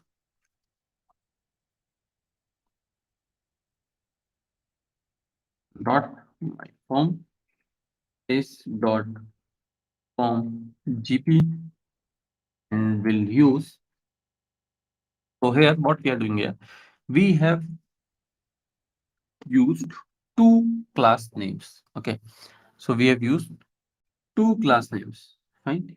Now we apply the set of styles which gets applied to two classes in a common pattern. Okay, so let us apply this thing.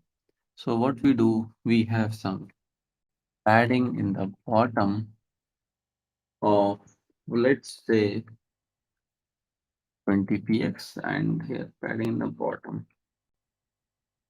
Okay, so it looks like that. Now after this thing, what I do here, so I in the label part, okay, so dot label use the display of block. So if you see display block, so everything will get aligned. Okay, so you can see everything will get aligned in a block pattern. Block pattern means in a pattern which is one below the another or one above the another. Okay, so now after this thing, what we do, we have some. Okay, so let us have the button also. Okay, so what we do here, we have the input type submit, and we have the input type submit with the class as btn, and the value will be submit. Okay, now what we do here, we will style this button.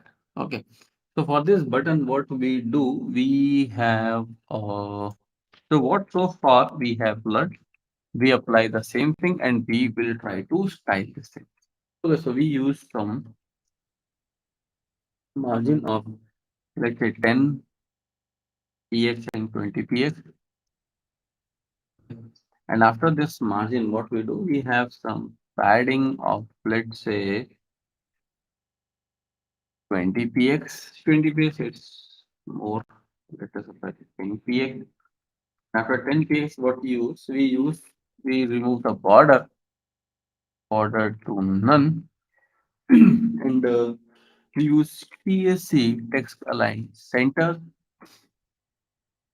And after TSC, we use a line height property to, let's say, 20 px. Okay. And after this line height property, we use a border radius, so let's say 20 px, so that it looks like oval. And we'll use a font size of, let's say, 20 px.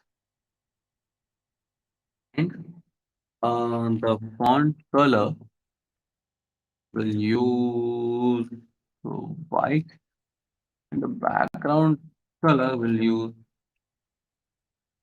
blue. Okay, so that is okay. One more thing, we'll use the text transform to uppercase. Okay, so that is how you can see a blue kind of a oval button which we have created with the set of properties what so far Okay, so what so far we have learned with the help of this thing, we have created a simple button. Okay, so now after this thing, let us apply a hover property also for this button. So we have got btn hover, and let us do the reverse in the color. So the font color will get changed to blue, and the background color will get changed to white. See, we'll use a border also.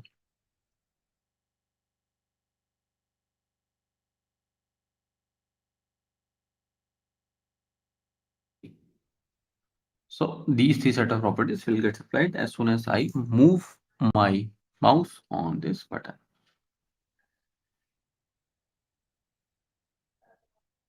Okay, so that is how this hover property will work like. Now after this thing, mm, now after this thing, let us see. Now after this thing, let us see some alignment and floating. So how the alignment and floating will be helpful. Okay. So for this thing, what we do, let me have a structure. So the structure will be like that. We'll have H2, and we'll have a para lorem of 20, and H2 contains the 2 and a lorem of 20. Okay. So let me put all this thing in a div.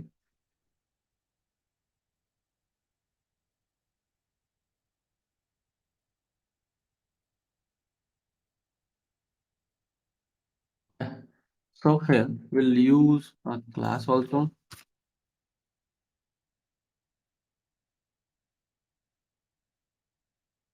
Class, the name of the class will be block, and I will replicate this thing 2 more times.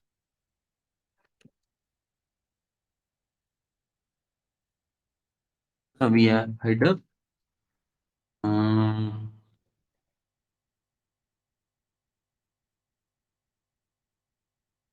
header 2, header 3, and header 4. So now all this structure, all this structure will use a common set of style, common set of class block. So what we do here, we apply a property which is called as a float property.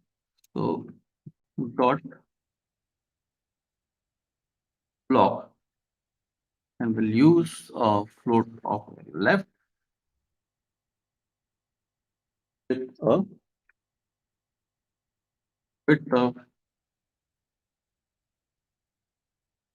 33%. So you can see all these three headers will get aligned using the 33.33% space of the available screen size.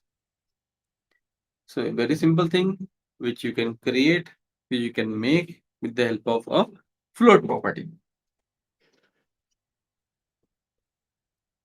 Now after this thing, if I have only 2 divs, okay, what I do here, now here I need to add a 1. Use dot block float on right, and we'll use the width to, let's say, 50%, and here also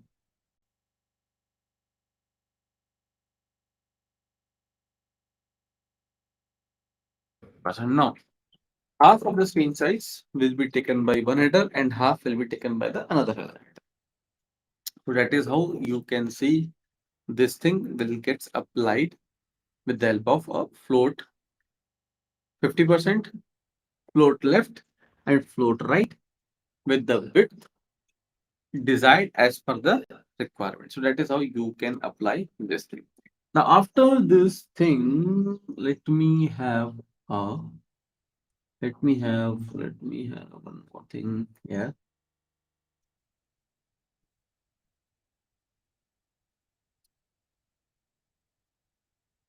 Just have some padding at 20 px and border at 2p like solid with color.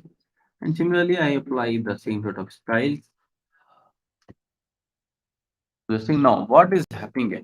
The available screen size is, I can say 100 px. No, already we have taken 100 px and now additional of 20 px and additional of 2 px. So 100 plus 20 plus 20 plus 20 plus 20. That means 2 4 6 8 180 px plus 4 px. So it is actually increasing the size.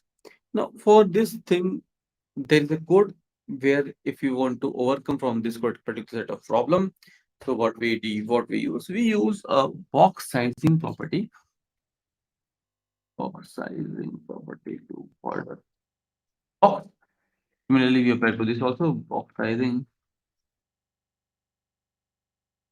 Okay, so with this particular set of code, using the box sizing border box, okay, we apply or we adjust, we fix this particular set of problem where if you have the space more than the 100 px.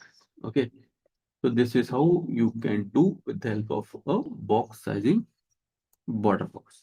Now let us take a small break of 5 minutes. Okay, so we'll resume at 11:21 a.m. That you will also feel.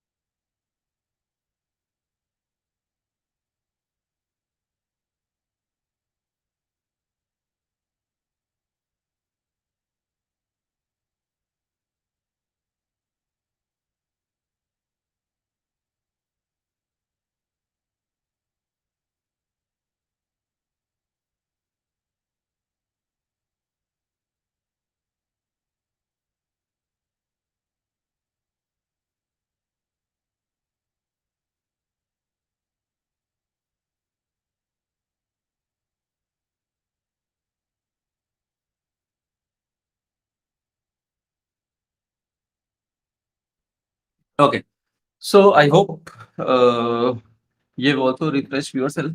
Fine. Attendance, अरे भाई attendance. Attendance देंगे भाई, देंगे attendance. हमें हमारा काम है देना. It's our job to share attendance. We will share. When the time will come after completing CSS or before the lunch or after lunch, we will share the attendance sheet also. That sheet is already being prepared. But after the completion of the topics, we will share the attendance form. There will be total of 4 attendance form. Okay. It will be shared timely. So don't ask again for attendance, my dear friend. Okay. And yeah, thanks. Thanks for your cooperation. Now, let us see the next thing, which is called as the positioning in CSS. How we will use the positioning to place the items. Okay. Now, for this positioning, there are 4 ways in which you can use, in which position, you can position. Okay.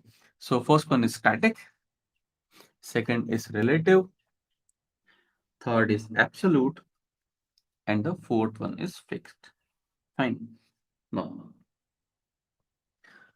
static. What is static? Static is very simple. The normal behavior, the neutral behavior, the actual behavior is called as a static behavior. Okay.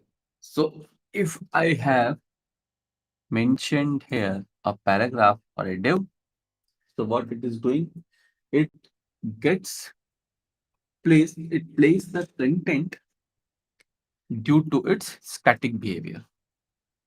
Now, for relative, let us see how this relative position will work. Okay, so for this positioning, I just need to have a structure. 1 second.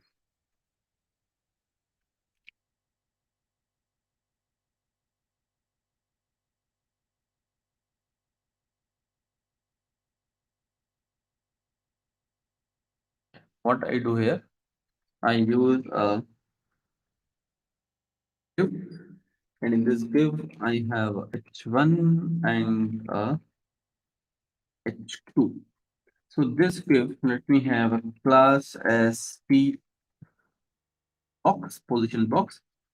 H1, I use HTML.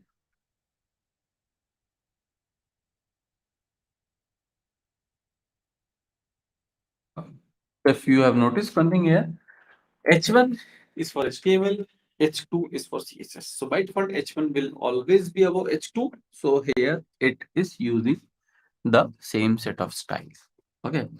Now, what we do here, we will be trying to move H1 below H2 with the help of the positioning. So how will we doing it? So let us apply. Okay. So let us find, let us do it. So what we do here, dot p box will have, let us design a bit of, let's say 800p in the height of 600px with a border of, let's say 4p, followed with background. Okay. So this is a box we have created, and in this box, all this H1 and H2 are inside it. Fine. So now what are you doing here? So what we do here? So let us apply the 1 second.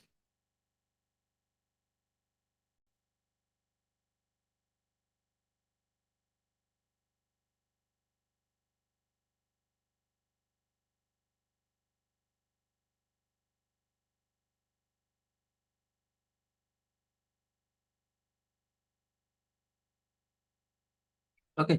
So what we do here? Uh, 1 minute, 1 minute.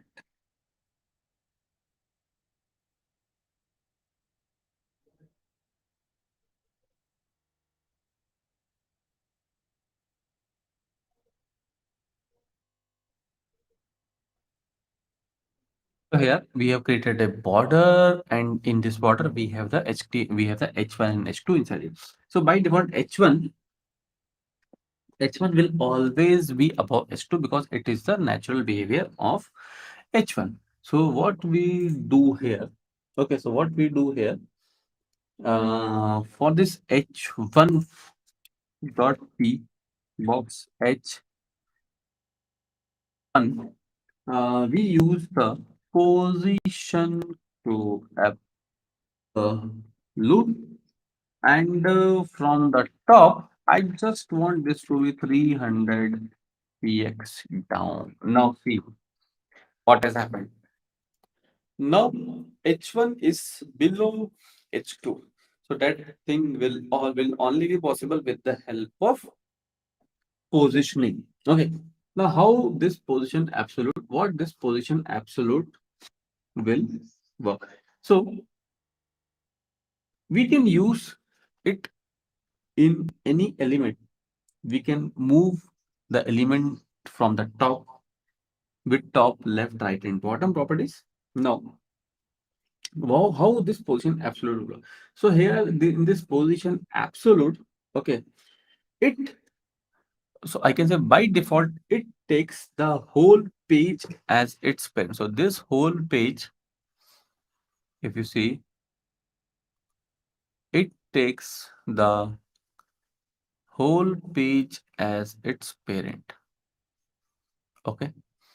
Now, if I use the position relative, okay, if I use a position relative, so position relative. Now, relative means it relates. Relates means it takes the reference. So here, what it takes the reference from this border now. Okay. So how we will apply this? So we apply this here from the left. I want this to be 200 px. Let us check the H2 also. So dot P box H2, and we'll use the load, and from the bottom, I want this to be 100 px, and from the right, let's say 200 px. So very easily you can move the items inside the box or inside this page using the position absolute.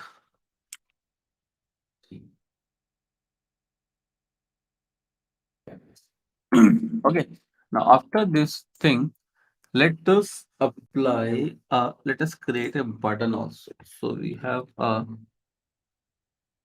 button with the name as fixed, and we'll use the class as FBTN fix button. So you can see a button here. Now let us have so we'll have dot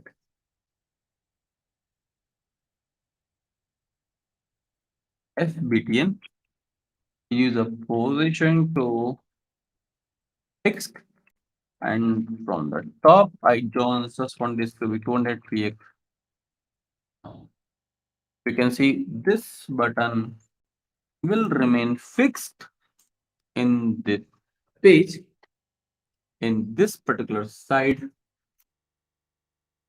with the help of the position fixed, because the position fixed, as the name says, fixed means it sticks to the page. Fine. So after this thing, let us see. Okay, so let us see the last thing in the CSS basics. Okay, so the last thing in the CSS basics, which is called as the which is the background image property. So let us apply And one more thing, already we have downloaded a background image.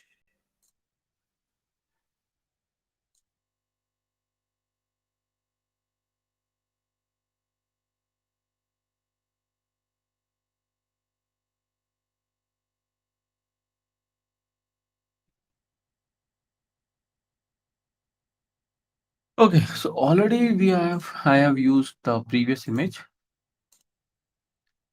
Okay, so this image. Now what we do, we will try to fit this image inside the box. Okay, so how will we doing it?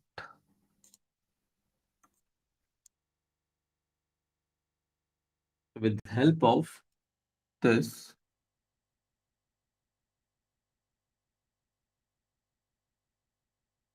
background image, URL,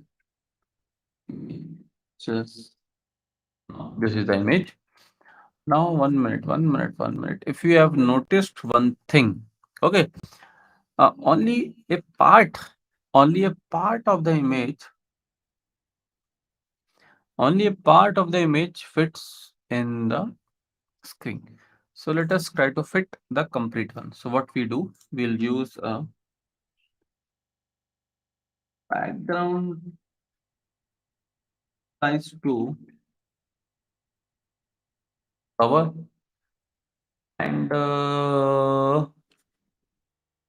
background repeat to no repeat. So with the help of these two properties, we will remove the repetition part and also we remove the repetition part and also the it also fits the complete image inside the box.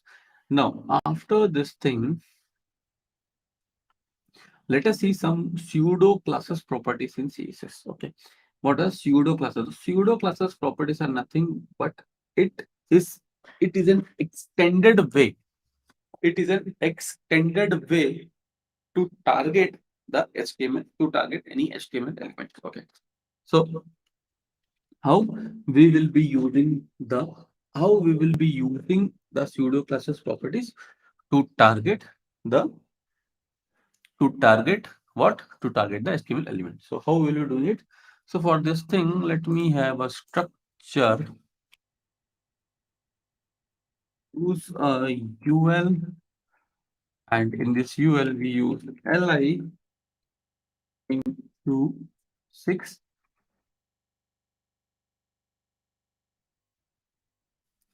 Similarly, I have class as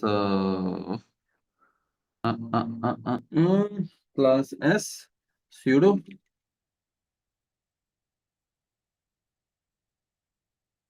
li I use red, green,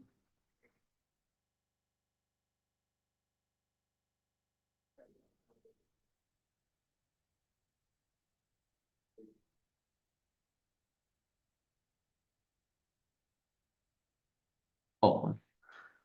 So these are the color names which I have added. Now let me have another structure with the UL also the same content and the class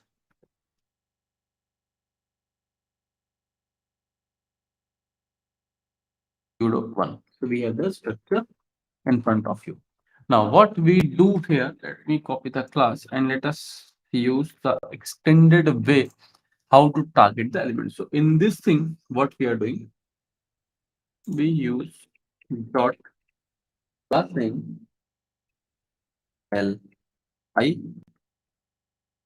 will target the first child with the background color to red.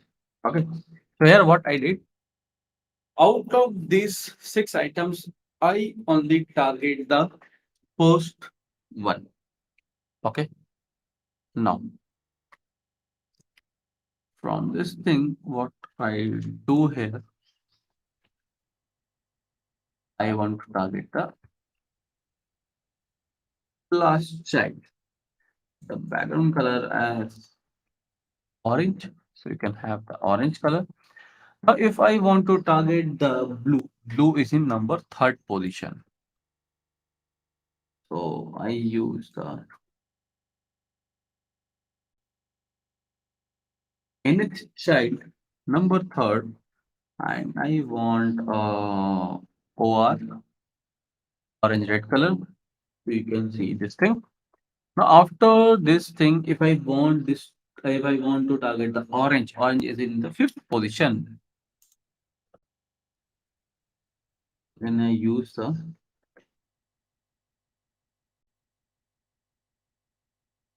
number 5. Color will be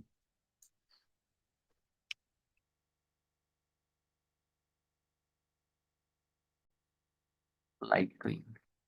Okay. So you can follow the sequence, and you with this sequence you can target the any item. Fine. Now, if suppose we have some hundreds and thousands lines of colors, items I can say, item is the correct way, and I want to target those things, what I do.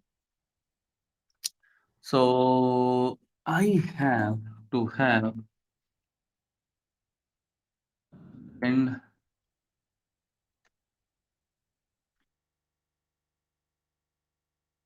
pseudo one odd pseudo one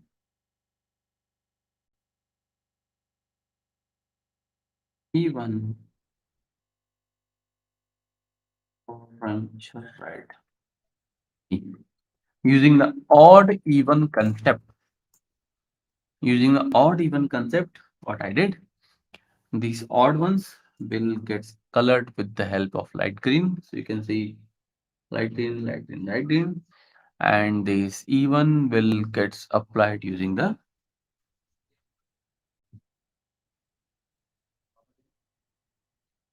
orange red property.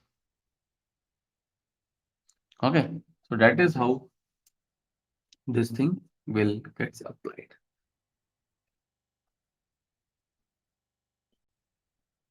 Okay, so now the basics part of CSS has completed. Fine. Now what we do, we will start with the CSS flex. Okay.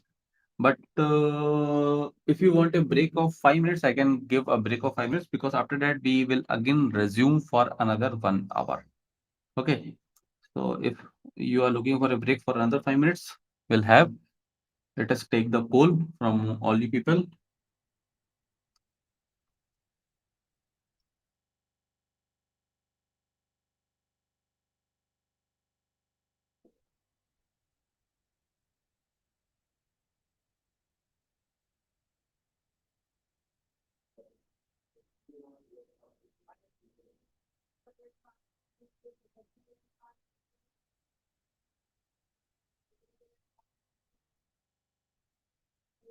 Okay. Yes. So let's start. We'll start with CSS Flex from 11:48. Okay.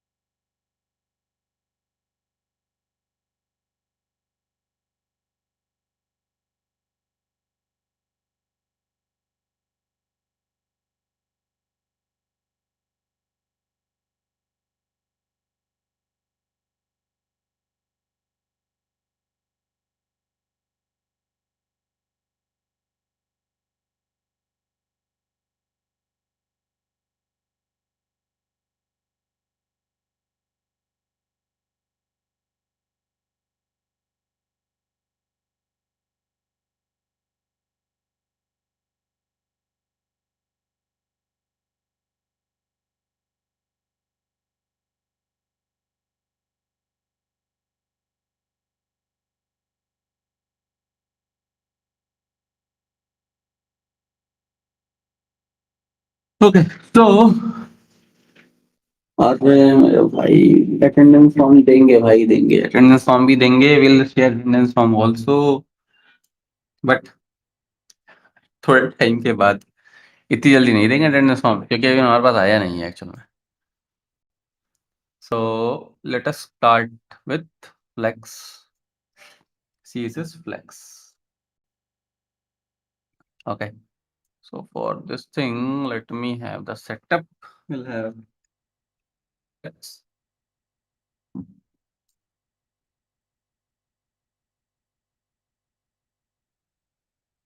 oh flex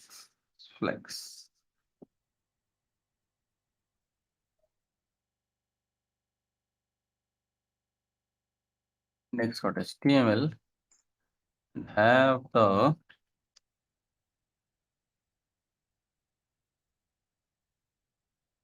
flex have file.css and we'll use the link tag. So this is the setup. Ready. Fine. Now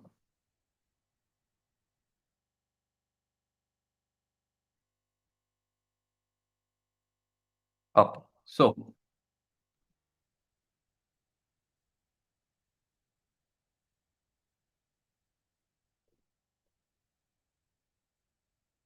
now let us discuss on Flexbox. What is a Flexbox? Flex. What is Flex? Flex is a flexible box. Okay. Flexible का मतलब क्या होता है आप उसको कैसे भी use कर सकते हो मतलब you know molding clay if you have heard about molding clay okay what is this a molding clay means you can make anything with the help of this molding clay you can make anything of any shape any sizes square rectangle circle like that so that is how you can correlate with this thing now what why is the need of flexbox okay what why is the need of flexbox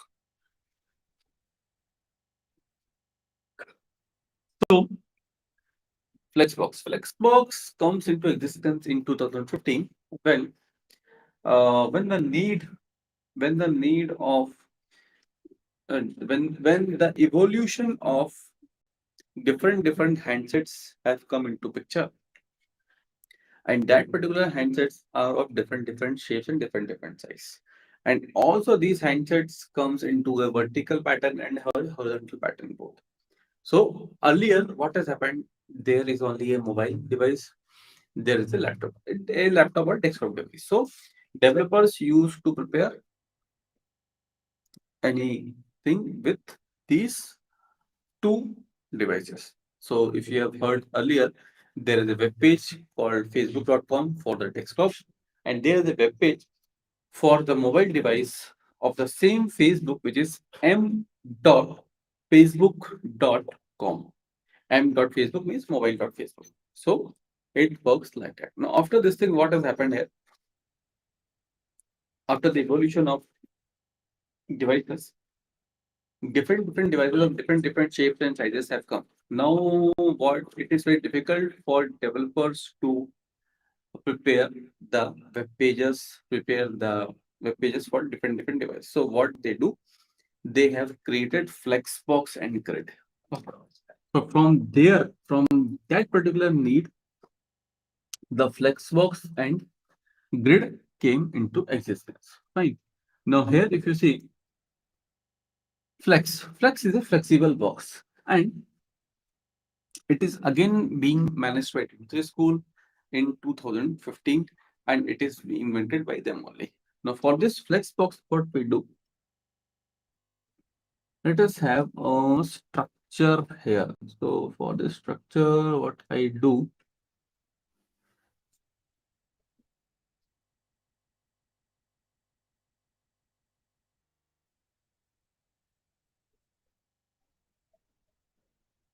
I use the structure where it is a div with the class container. Well, a div with the class container means it is a parent class container. Okay.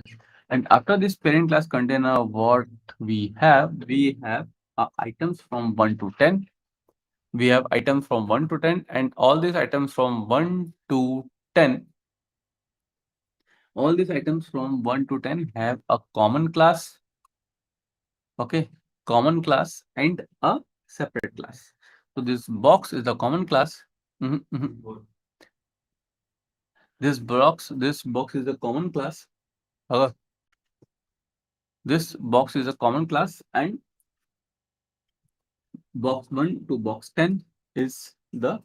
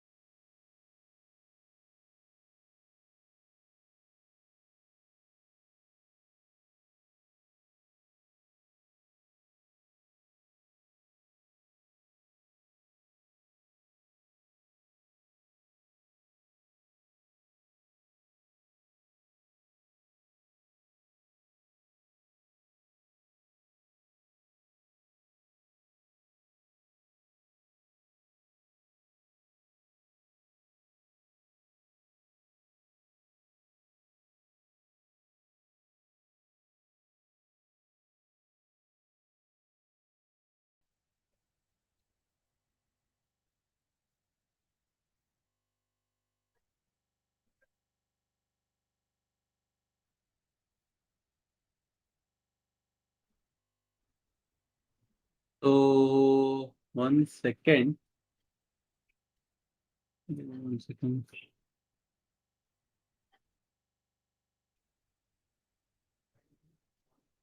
So 1 minute, 1 minute. Can you hear me now? Am I visible to all of you? Can someone please confirm?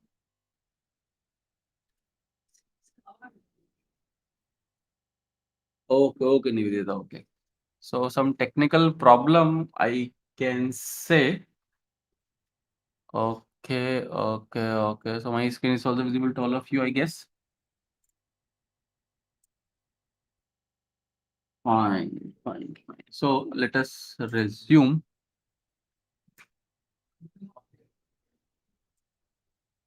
1 minute.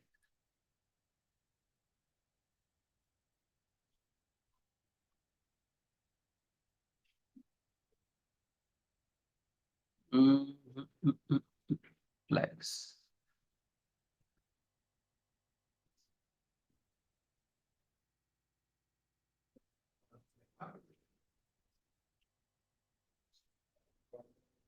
Oh, it is coming like that.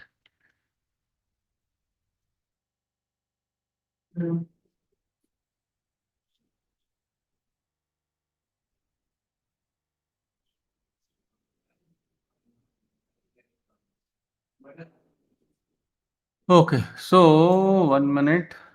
Yes, thank you, thank you. Thanks for the reply, my dear friends. Some technical issue. I don't know what is the issue.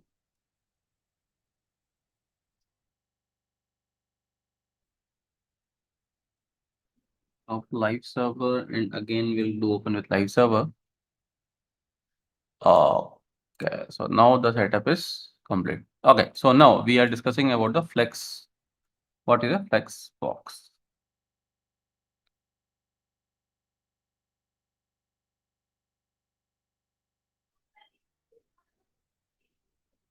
Fine. Now, yeah, thanks for the reply. Thanks for the reply, my dear friends. Thanks for the reply. Thanks, Mohan, Chaitra, Nivedita. Yes, you all are here to help me also.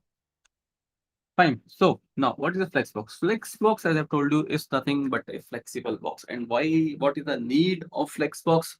The need of flex box is comes because in 2015, a evolution has happened where so many mobile devices have come into picture with different screen sizes. So for this particular thing, the W3 school have created CSS, Flexbox, and CSS Grid. Okay. Now this Flexbox, CSS Flexbox, and CSS Grid, what they do? Flexbox. Flexbox is a flexible blocks. Flexbox is a flexible box, and basically it is a display property. Okay, it is a display property of CSS. So here I have a structure, and this structure, if you see, have a parent class container, and in this parent class container we have the classes, a common class box, okay, a common class box, and a single class box 1 to box 10 for the items from 1 to 10. Fine. Now we have the structure like that. Now let me have, so link also, okay, link is there. Now let me have the CSS.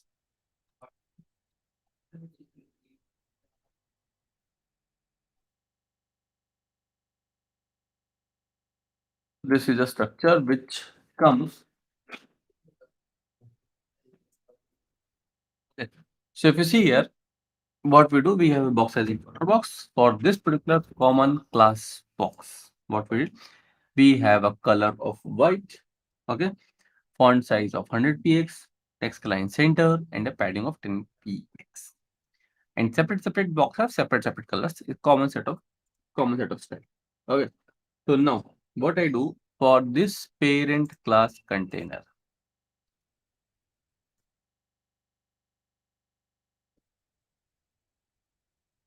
what I do, I use display of X. Now see what has happened here. As soon as I apply a display of a flex to the parent class, okay. Now let there is a rule that flex property will always be applied to the parent class. This is the thumb rule. Okay, so as soon as you apply the flex to the display of flex property to the parent class, it aligns everything in a single row. Row, what is a row? Row means from left to right. Okay, so if you see here, it aligns everything in a single row, which starts from left to right. Now, there is a, okay, so let us apply a border also. A border of, let's say, 3p already with. Okay, so here this particular border is using the entire width of the screen. Now, if you want to fix if you want to end the border to the till the items, so what is inline flex? Okay, so in this inline flex, what happened? It ends where the item ends. So that is how this thing will work. After this thing,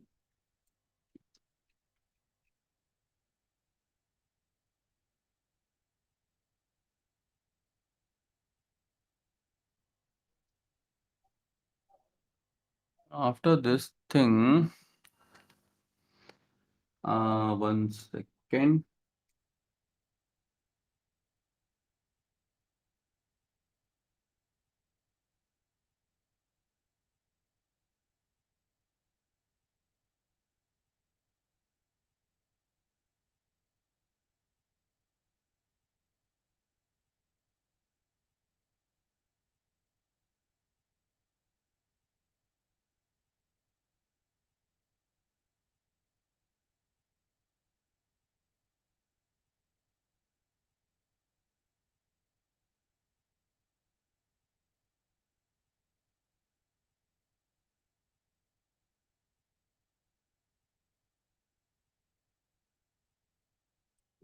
Okay, so here, uh, okay, out of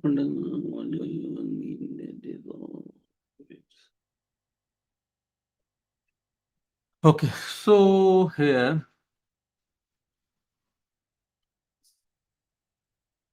one thing. So, out of context question, what do people mean when they say React is faster than it? Yes, you are right. React is faster. Okay, so now, okay, so let us apply some more properties here. So what we do, we use a height property of 100 VH. 100 VH. VH is the vertical height. Okay, VH is a unit for height. VH stands for vertical height. Now here, what we have did here. Now, try to understand one thing. There are two type of axis. Okay, so first one is a main axis and second one is a cross axis. Main axis means from left to right. Cross axis means from top to bottom. Fine. Now, by default, the main axis is from left to right and the cross axis is from top to bottom. Fine. So now let us have flex direction to row. So by default, if I does not give this thing, okay, this flex direction row, it does not make any change. Why? Because by default it is row only. Now, if I use flex direction as column, okay, so everything will get aligned in a column pattern. Now, what has happened? As soon as you give the flex direction column, what has happened? That the main axis will be from top to bottom and the cross axis will become from left to right. So that is how this thing will work. So as soon as you give flex direction to column, but the main axis and cross axis will gets reversed. Okay. So okay, so we have one more property which is called as the row reverse. See here what happened? The row will get reversed means it starts from 10 to 1. Okay. And if I use column reverse, so you can say it starts from 10 to 1 in a reverse pattern. So that is how you can have this thing also. Okay. So now after this thing, what we do for this particular boxes. Okay. So let me have the next topic. Okay. In the flex, which is okay. So let us have the structure. So dot box will use the width to 300 px. Okay. Now what has happened here? Width sticks to 300 px. Okay. Now here, if I use the wrap property, let's wrap to wrap. Okay. So here by default, the available space after the item number 3 will becomes equal to or greater than 300 px. The next available item will get shift upwards automatically. See.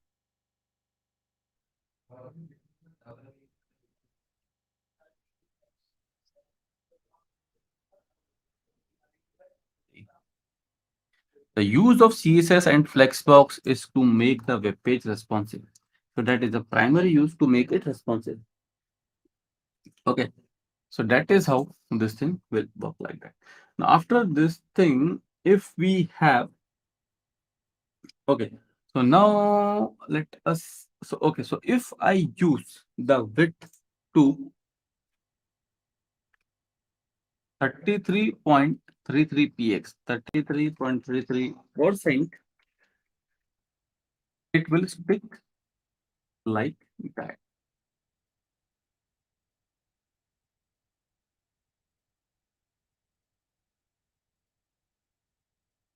It will stick like this only.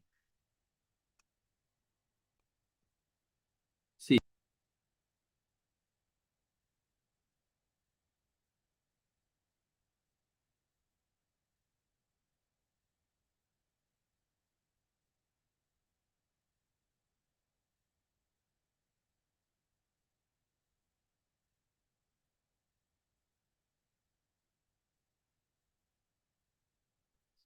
you can see it sticks like this only. Fine. Now, after this thing, what we see here, we will see the okay. So if I want to have the border inside, so what I use a border of, let's say, NP solid with a white color. So you can very easily you can create a spaces with the help of the border property like that. Now after this thing, let us have a let us see the ordering property, flexbox ordering. What is flexbox ordering? So here you see by default everything is in the order. So you can have 1, 2, 3, 4, 5, 6, 7, 8, 8.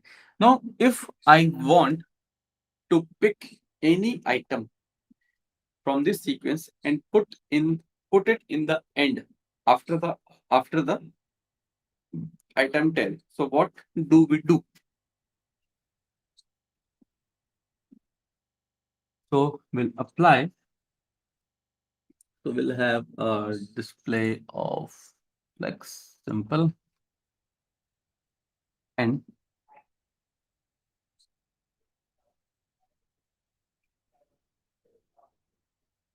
order of, let's say, okay. So I use flex of file for the box number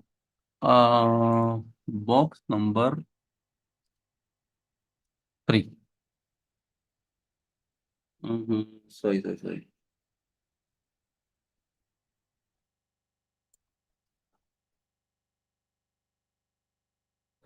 So the box number 3 now is now placed after the item 10. So here if you see using the order property, flexbox ordering property, what we do, we put we pick any item and we change the order of that particular item. Okay, so what we did here, we have picked the item and we have placed at the end. Now if I want to pick, now if I want to pick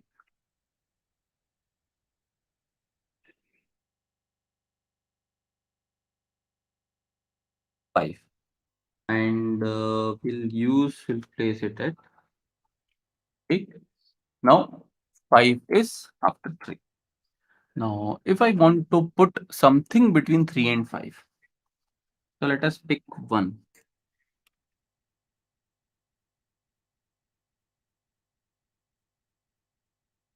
I need to give the value between 5 and 8. Let us say 6. Now see, this item number 1 is between 3 and 5. This item number 1 is between 3 and 5. So that is how you can do this thing very easily. Okay. So you can have an idea that using the flexbox ordering property, you can pick any item and you can place wherever you want to place it. Now, even and if you want to place the item between two items, so how you will be doing it? So how you will be doing it? You just simply need to have the value of the order between the two items value. Earlier, if you see, I have given the value of the order as 6. Now, what has happened here? This is between 5 and 8. So that is why it comes between item number 3 and item number 5. So that is how this thing will work. Fine. Now after this thing,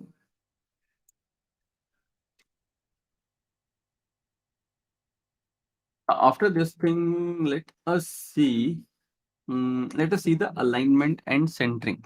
How we will be doing the alignment and centering part. Okay. So for this thing, 1 second.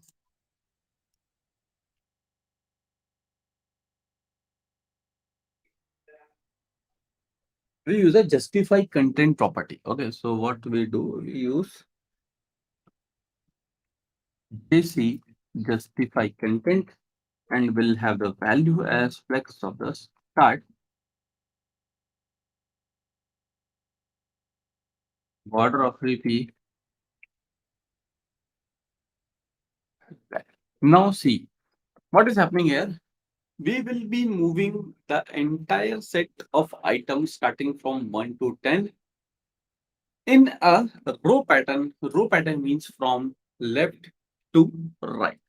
So the value is flex of start. Now the next value will be flex of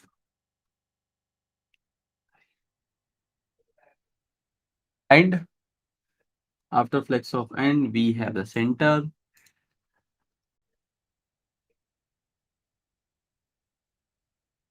Center, we have stretch. Stretch will be like that only. We have space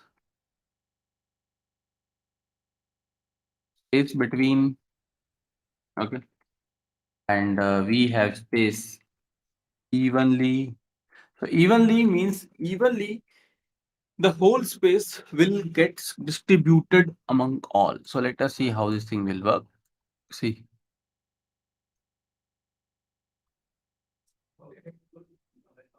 evenly space between. So that is how this thing will work. So the values are space around, space evenly, space between, start, etc.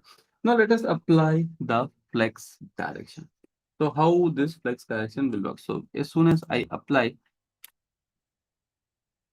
flex direction to column, everything will get aligned in the same aligned in a block pattern. Block pattern means one below the another. Now let me have a minimum height 100 vertical height and for the box we'll have the color as well. Font size is px, text line enter, and the padding of let me say as 10 pages sufficient. Okay, fine. Now here we have the display of flex. A border property we have taken. Justify content we have. Let us start with flex of start. Now flex action column. Flex action column means everything will align in a different path. Okay. Now in this flex direction column, if you see, we'll have the next value as flex of end. Now the movement is in a vertical pattern. After flex of start and flex of end, we have the next value as center.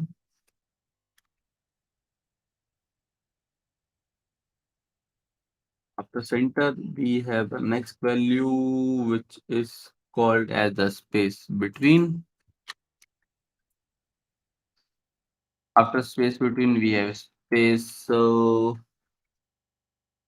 evenly, and after evenly we have a space around. So you can see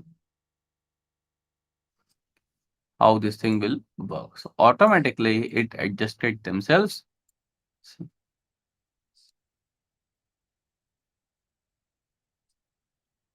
depending on the size, it adjusts automatically. So that is how, that is why the need of Flexbox and grid is so much that it actually it actually make the web page responsive automatically without using the much use of media queries.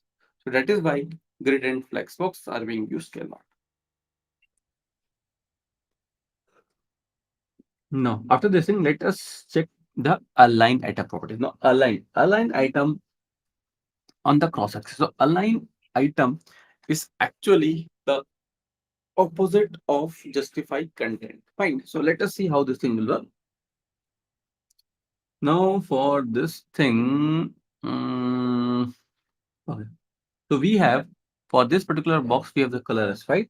Font size, let me change this back to 100 px.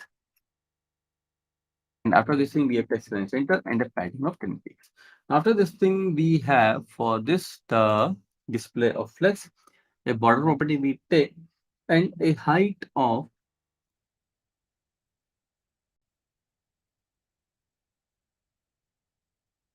100 ph. Right. What we do, we have a height of 100 ph, border property of 3x solid black, display of flex. Now we use the align item. So we have align items to now see the movement, how the movement will work. Now align item start. Next we have the align item of end. Everything will be in the end. So after the start and end, we have the next as center. And after center, we have the next as a baseline. So for this baseline property,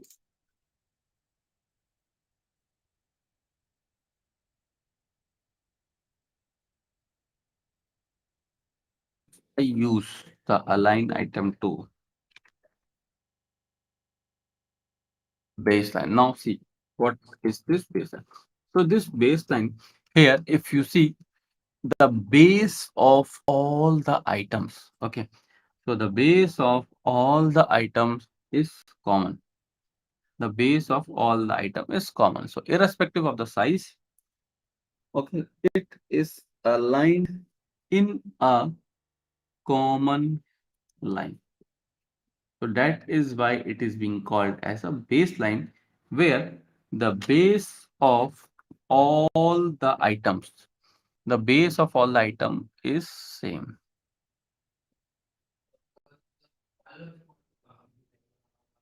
See,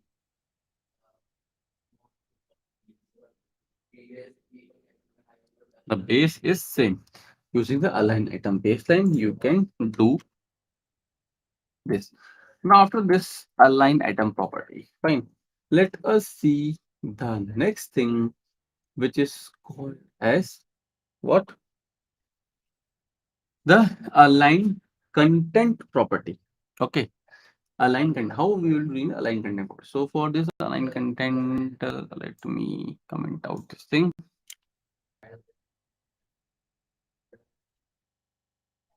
And we have a display of flex, the border property we have, and a height of 100 ph. Now, what I do here, dot box will fix the width to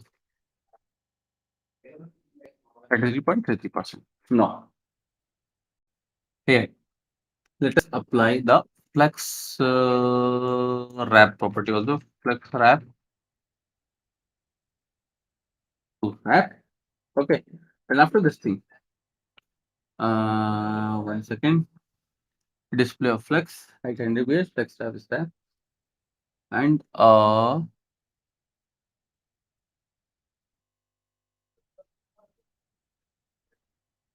align item I need to remove. So now what we do here, we apply the align content property. Okay, we'll have AC align content to flex of start. Okay, so everything will be in a start. After flex of start, we have the mm, something is not working properly once again.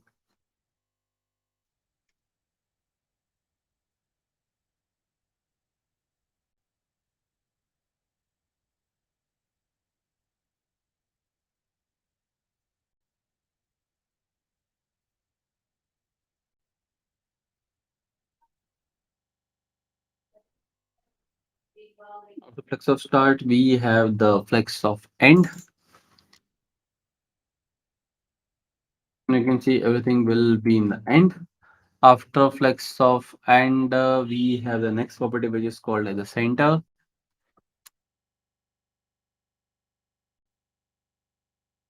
After center, we have the next property which is called as the space between.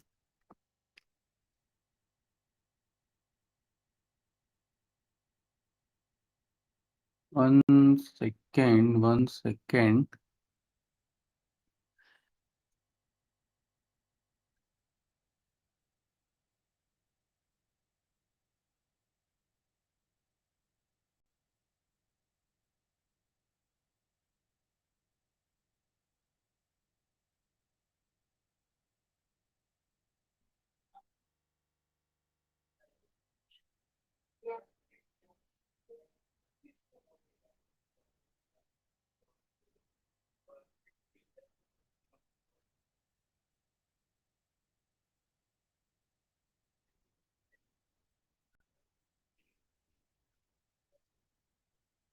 Mm, one second, one second.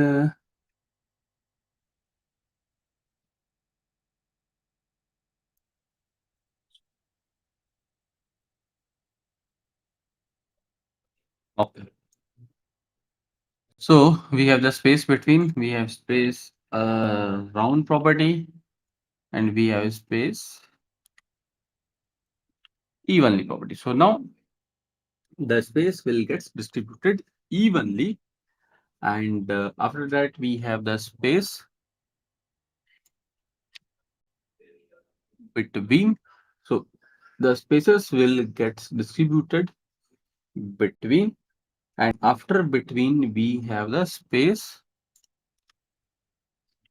around property. So that is how this thing will work. Now after this thing,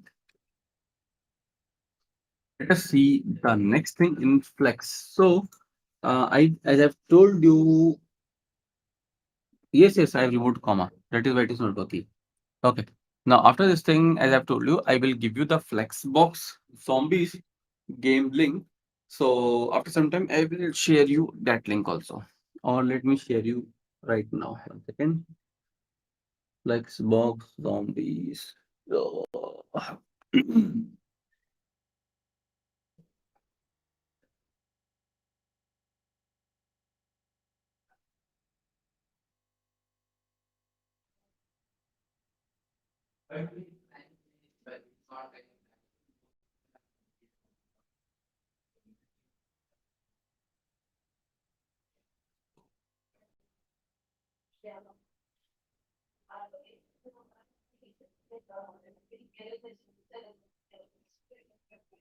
you can have.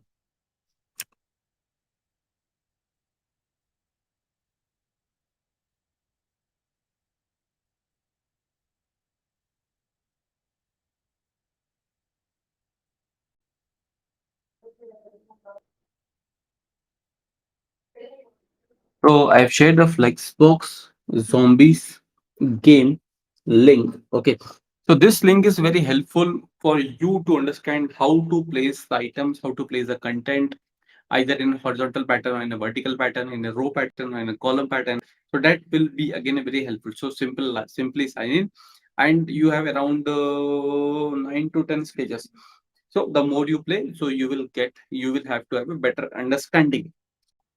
Okay, so let us continue the Flexbox once again. Now, after this thing, let us see the flex item property. Okay, so what is this flex item property? So in this flex item property, what we will be doing? So what I do here, one second, we'll move it. I have the line items once again, and here in this box, so for the box 5,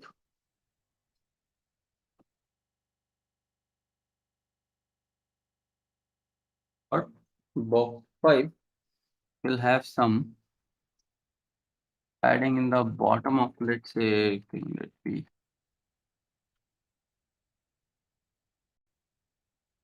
it px for dot box 5, but we have display of flex, a border property is here. Height is 100 ph, flex wrap is not required now. And align item, we will use the flex of start. Okay, so here you see for this particular item 5, I have increased the padding in the bottom so that you will easily get identified. Okay, now after this thing, what we do here, we add some more spaces to box 8. But box 8 will have padding in the bottom of, let's say, 200 px. And for this particular item 1,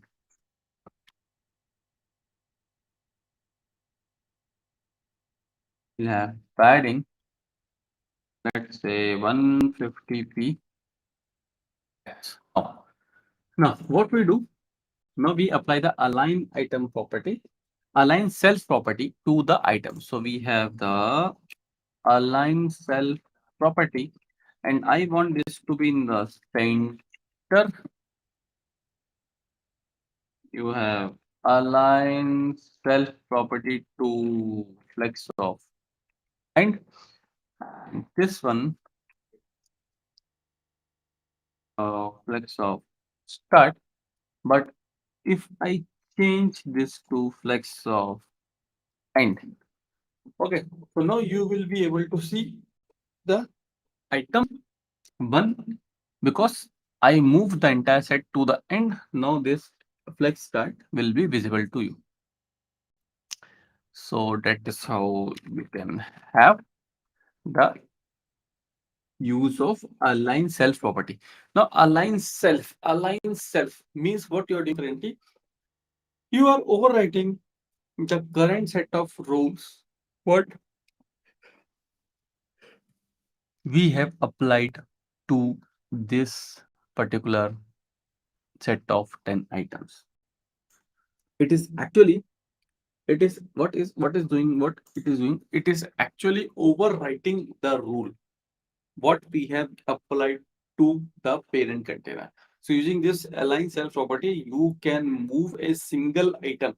So if you have remember the pseudo classes, what are pseudo classes in CSS? Pseudo classes means we have, if we have an extended way to target the element. So using the pseudo class property, we have target a single item. So that is similar to that particular thing. You can correlate using the align self property here. You can do this thing. Fine. So 1 minute.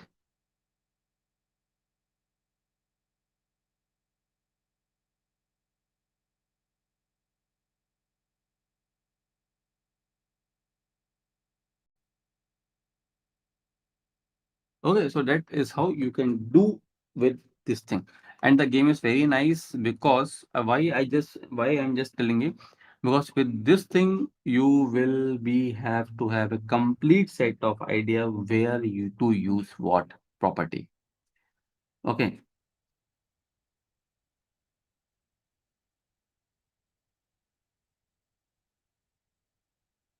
It is very easy, very simple, and very informative.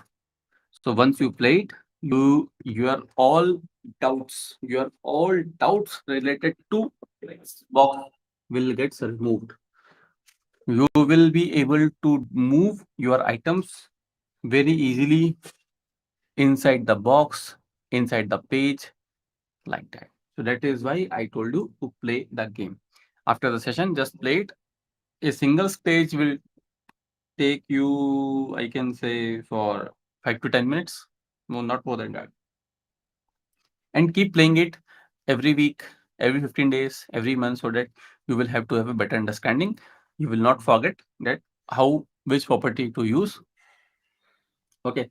Now after this thing, let us have some. Okay, so let us have a change in our structure with the help of the emojis.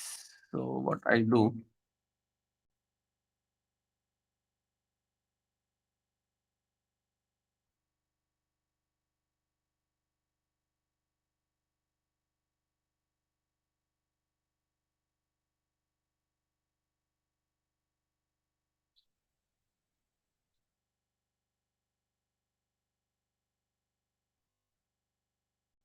now one more thing. If you want to adjust a screen, see these red items are there. Okay. So there is a shortcut. Select the content control A, Control Shift T, format selection, enter. So you can see entire items in the entire screen will get selected automatically. Okay, so you can use it. Now after this thing, here what we do for this thing, let us apply. Let me remove all this thing. Simply, I have a display of flex. What this display of flex will do, it aligns all the item in a single row. So the output will be like that. Now after this thing, if you have, so what I use for dot box will use flex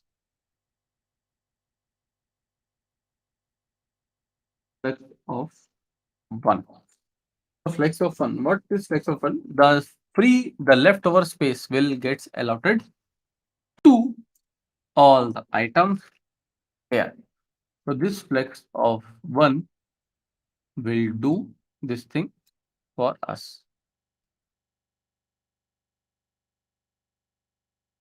Okay. So now after this thing, what we do, if we give flex of 2 to single item in the above scenario, what it will do. So let us check it for the box. For the box 3,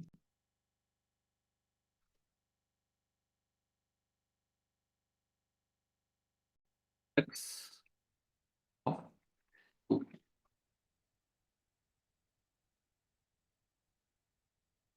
And say flex of 2. We are given 2 boxes. So what it is doing, so if you see the space, so twice of the space has been given to the item number 3 compared to the item number 1, 2, 4, 5, and 6. So that is why it is being it works like that.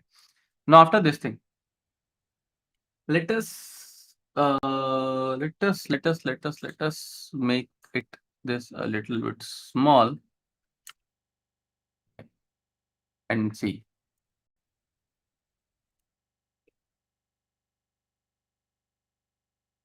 how this thing will work. So here,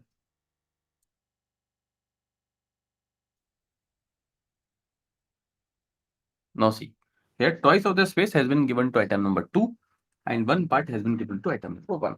And after this thing, let us see some flex basis, flex grow, and flex shrink property. So we have only, okay, what we do, we have the flex grow, flex basis, and flex shrink. Okay. Now what is this flex grow basis and change? So here, first one, number 1, is for flex grow. Again, the numeric one is for flexing, and again the flex, and again the last zero is for flex basis. Fine. Now, how this thing will work? So here, Flex basis means the default size of the element before remaining space is distributed. Okay. So for the box one, for the box, for the box one, for the box one. Okay. We have the flex basis of, let's say, 400 px. Okay. So here, if you see the default size of the element before the remaining space is distributed. So for this box, if I give the flex basis to 300 px, see how it looks. Default size before the remaining space is distributed. So that is how it works like that. Now after flex basics, let us give the flex grow fg. Flex grow to 2, and here flex grow to, now see how this thing will work. So here, see, size of the space has been given, has been utilized by item number 1, and one part has been utilized by the item number 2. Now flex shrink. What is flex shrink? Flex shrink means the ability of an item to shrink in the proportion when less space is available. So let us see flex shrink. I want this to shrink 4 times, and this one to shrink 2 times. So when we will be checking this on mobile device, see how this thing works. One will get shrink more compared to the item number 2. So that is how this thing flex grow, flex basis, and flex shrink will work. So here comes to an end of flex. अरे attendance sheet देंगे भाई, attendance link भी देंगे भाई, बताएंगे, देंगे, बोलेंगे, बताएंगे कि भरो, वेट कर रहे हैं 2 मिनट आपके लिए, ठीक है? So let us have a break of another, let's say, 8 minutes. We'll resume with CSS grid at 12:50. Resume with grid at 12:50 p.m. We'll resume with grid at 12:50 p.m. Okay.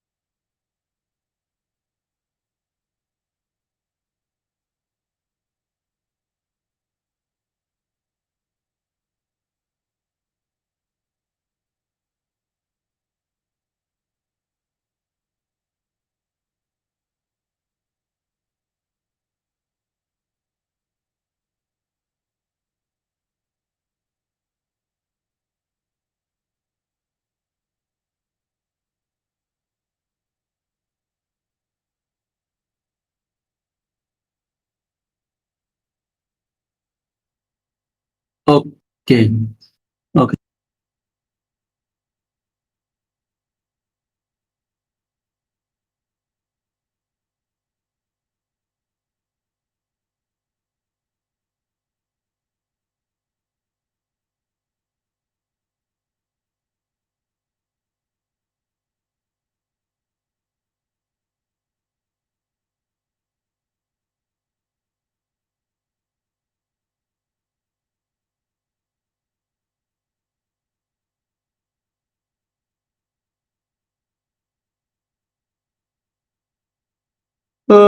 So let us start with the most demanding skill in CSS, which is the CSS grid.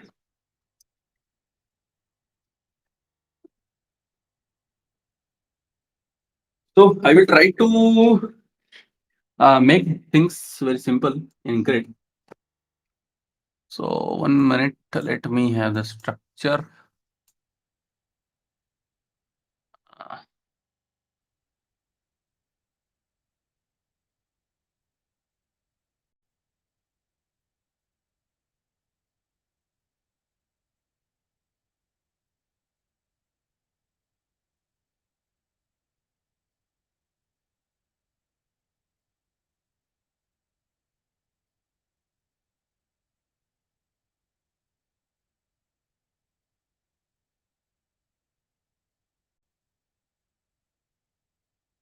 CSS. So here, Flexbox is very wonderful, but Flexbox again has limitation. That is why grid have come into action. Now, what is the limitation of the Flexbox? The limitation of the Flexbox is Flexbox works only in one direction. At particular set of time, Flexbox works only in one direction. So, if we want to change the direction of the Flexbox, we need to give the flex direction column. So then the direction of the flex will change. Means the main axis will become the cross axis and the cross axis will become the main axis. Fine. No. So if we want to align items in both the direction, means in a column or in a row, all the time we need to change the direction of the flex from row to column or from column to row. So that is the problem with the Flexbox. Otherwise, Flexbox is very good. And even one more thing, most of the time Flexbox is being used a lot because grid is a little bit complicated also. Okay. So now let us see how we will be able to use the grid. For this particular thing, we will be viewing our uh, output in the Firefox Developer Edition browser. So 1 second.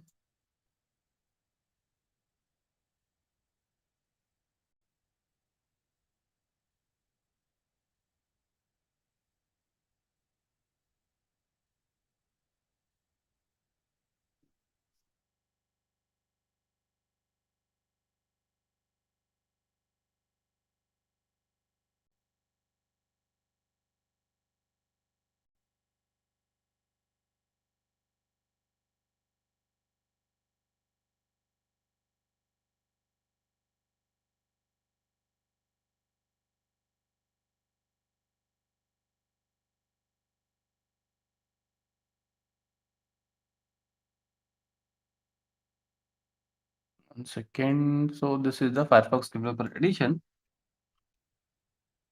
where we will be checking our output.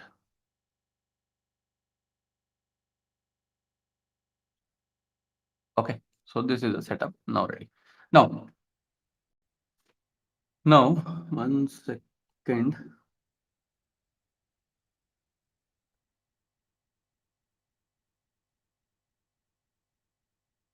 Now grid. What is a grid?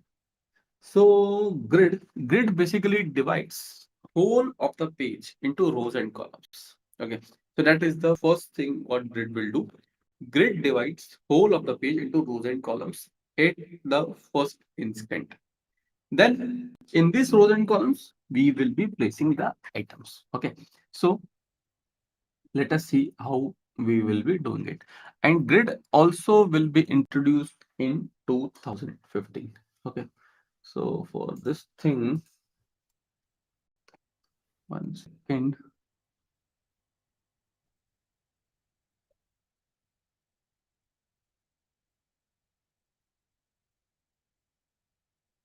So have the structure like that. And in this structure, we'll have the yes, CSS like this. Now, if you see, there are some red reds are getting displayed. So as I've told you, Control A, Control P, sorry, Control A, Control Shift P, format, selection, and enter. So everything, every item will gets aligned in a proper shape, in a proper manner, and these red marks will get removed. Fine. So now let us start with the grid. So the structure is very simple. We have a common class container, and in this common class container, we again have a common class item where the items starts from 1 to 10. Okay, so what we do here, we start with the dot class name dg display of grid. Now, earlier in Flexbox, what has happened? As soon as we have given the flex display of flex, by default, everything will get aligned in a single row. Fine. Now, in display of grid, nothing has happened. Why nothing has happened? Because, because as I've told you, grid divides whole of the page into rows and columns. So for this thing, we need to declare how many rows and how many columns. So let us have a understanding that how we will be doing it. So what we do, we use GTC grid template columns, and we declare two columns.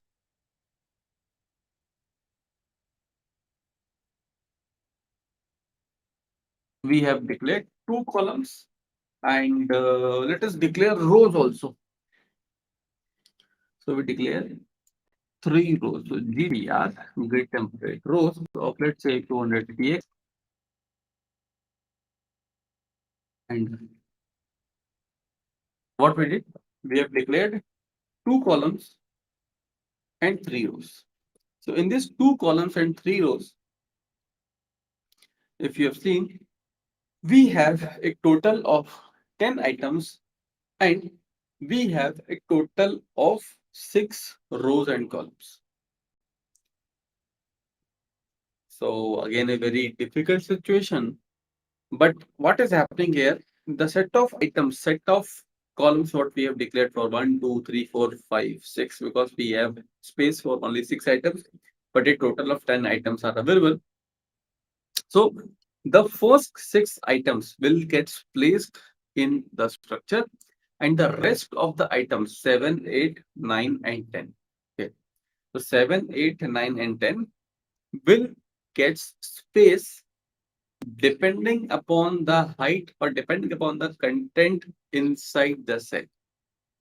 So if you see here, we have declared the rows and columns of 200 px, 200 px and 700 px columns, and rows will be 200 px, 100 px, and 300. So this is 200 px, this is 100 px, and this is 300 px, and this is 200 px, and this is 500 px. Now, for the 7, 8, 9, and 10, depending upon the height of the content, the space will get allotted. Now, let me have a property which is called as a grid gap. Of if I give 2p, it's very beautifully you can create gaps, or you can create a border, or you can create line between the items. So that is again a very important thing which helps to make your grid a beautiful kind of a thing. Now, after this thing.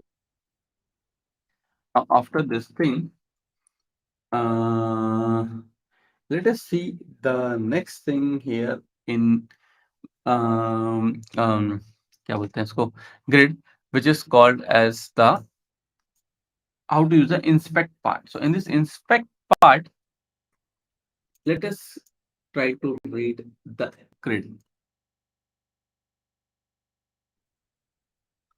One second.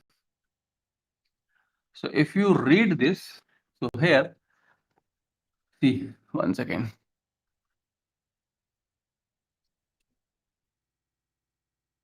We read this 1, 2, 3, and 1, 2, 3, 4, 5. Similarly, you can have -3,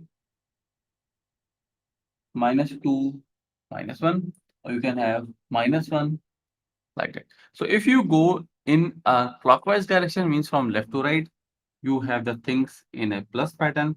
If you go in a reverse direction, you have the things in a minus pattern. So that is how this thing will work. Now, after this thing, if you see this thing, let me, oh, okay, so okay, so now there are two type of tracks. Okay, so if you see, these are the dash kind of a track. Dash means the explicit tracks, explicit, EXPLICT. And here, if you see, these are the dotted tracks. Dotted are the implicit tracks. Okay. Now, what are explicit and what are implicit tracks? So the explicit tracks are created. Why? Because we have declared grid template rows and grid template columns. Fine. And the implicit tracks are tracks which is being identified with the help of grid. Dot tracks are created because we have declared grid, because it is being created by the grid system internally. Okay. Now, okay, there is a feature which is called as the grid auto rows.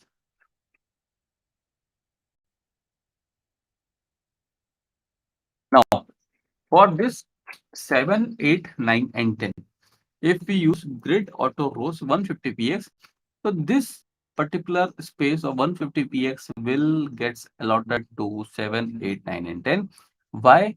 Because for the leftover items, if we use a grid auto rows property, this space will gets utilized by them. Okay, so that is how this thing will work here.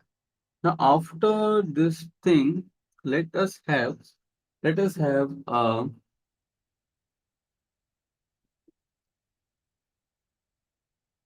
next thing here is called as the auto flow. What is the auto flow property here? Now, auto flow, and for this auto flow property, let me have a change.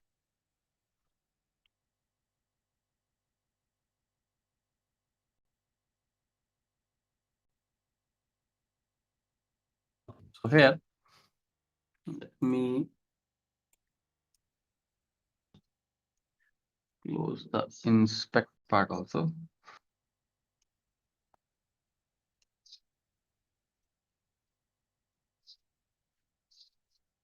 Okay, so here, if you see, we have only two items with us. Okay, so let me have a display of a grid gap of, let's change this to 20px, and we have a grid template column only.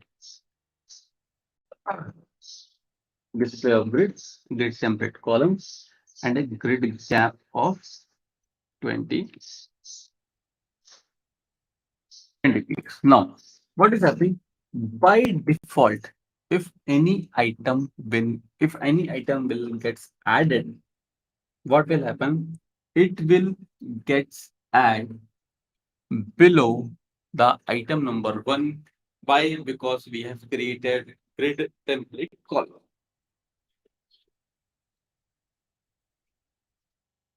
let us check out. See, we have added the item number 3, and by default it gets created below the item number 1. But in this particular scenario, if we want this to get created by the side of item number 2, so how this thing will get created? So we have a property which is called as grid auto flow. We apply df grid auto flow, and by default it is row only. If I change this to column, by default it gets created by the side of item number 3. Now what is happening here? We have two columns. We have created two columns. See, 200 px and 500 px.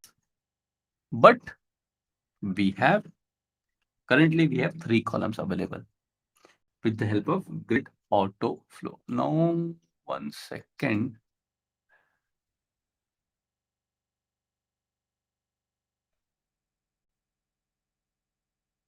That is possible with the help of grid auto flow property. Now after this thing, after this thing,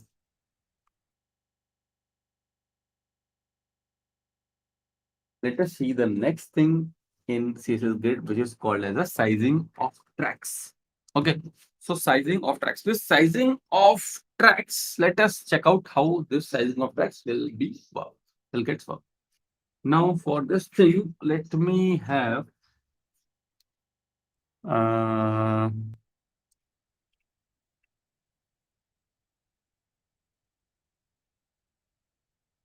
particular set. Let me increase the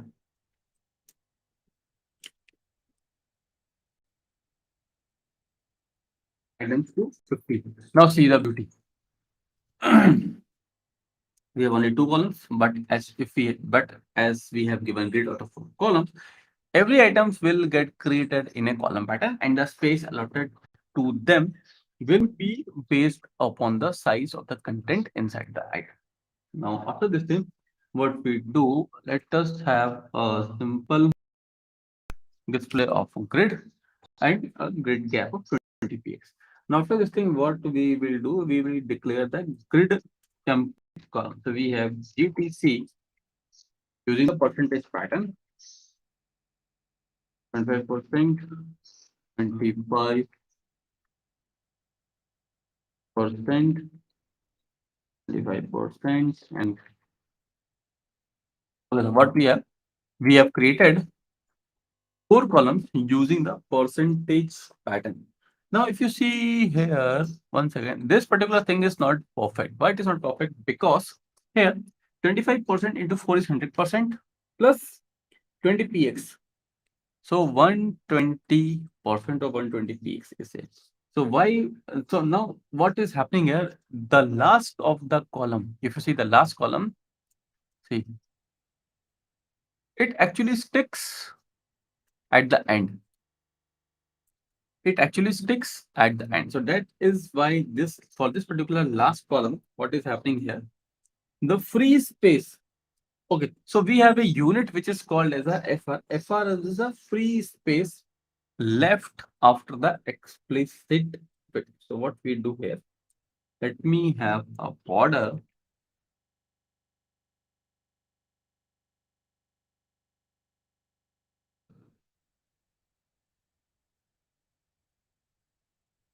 with this particular thing. Now what we do here, we create again 2 columns, 200 px and 150 px. We have created 2 columns. Now what we do is, let us introduce the unit which is called as a FR. So we have one FR. Now see what is happening. So the leftover free space after the explicit width is being distributed like this. So we have the first column of 200 px. Here the first column is of 200 px. Second column is of 150 px, and the third column is leftover free space is being given to the item column number 3. Now for this thing, if I use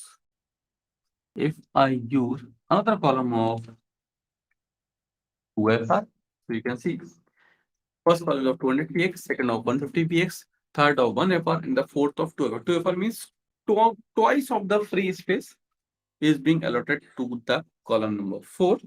One part of the leftover free space is being given to the column number 3, and the column number 1 and 2 have 200 px and 150 px. Now, after this thing, let us use a auto functionality. Auto. What is this auto? So auto, as the name says, automatically. Now, auto functionality means if you see here, depending on the size of the content, the space will get allotted. So if you see the first column contains a very small content. Now, if I if I increase the content also, so as soon as the content is more, the space will be more, the small space. So that is how this thing will work like that. So that is how this thing will work like that. And here, if you see the item number 1, sorry, the column number 1 uses the space auto, column number 2 uses the space 150px, column number 3 1fr, and column number 4 is 2fr. So that is how this thing will work. And this thing is basically, if you see, this thing basically, if you see, is responsive. So let us check out how this thing will work. See, the more space, so 2 times of the space will get allotted to the column number 4, and one part will be allotted to column.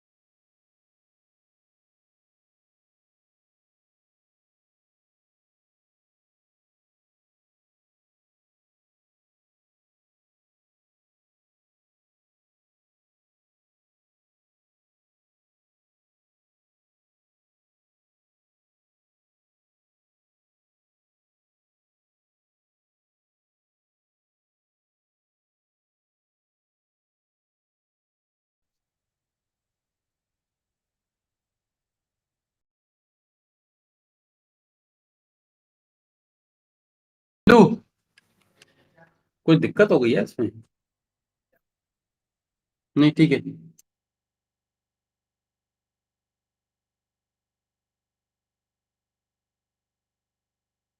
So the attendance sheet is here. So this is the second attendance which you all need to fill. So can you hear me properly? Am I audible? Please confirm.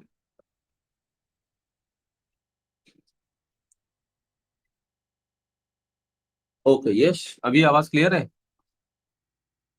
ठीक है। तो भाइयों और मेरे दोस्तों, ये attendance second है, ठीक है। So I request you all to please fill attendance. Let me make it show on their desktop screen. Please fill it. Then we will resume the class. I request you all to please fill it. Then I will resume. Once you all filled, please reply with the comment box that yes, filled, yes, filled. Then I will start.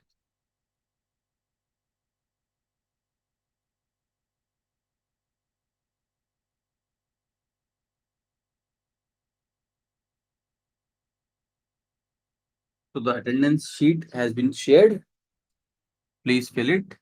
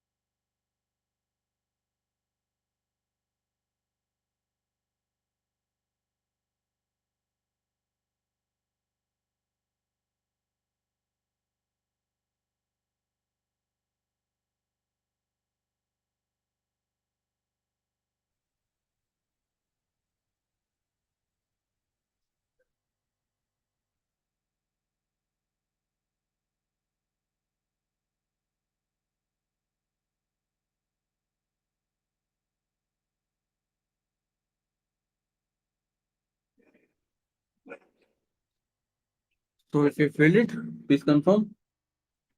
If only one has filled, let us wait for others also to fill.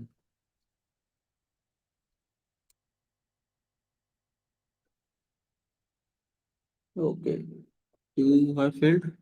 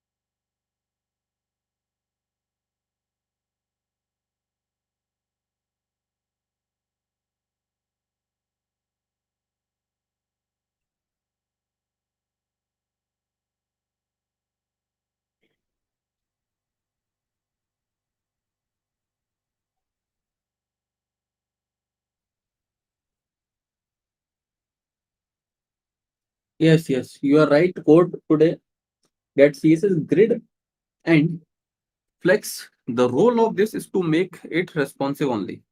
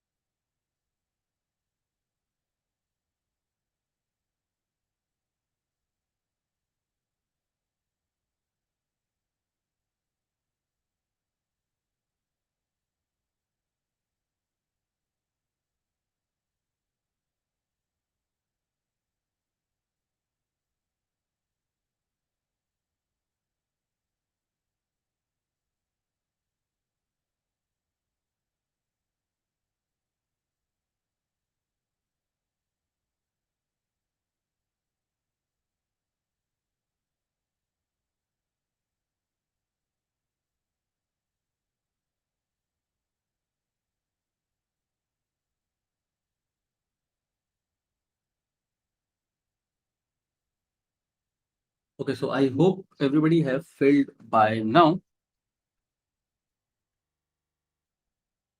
So we'll resume in next 1 minute.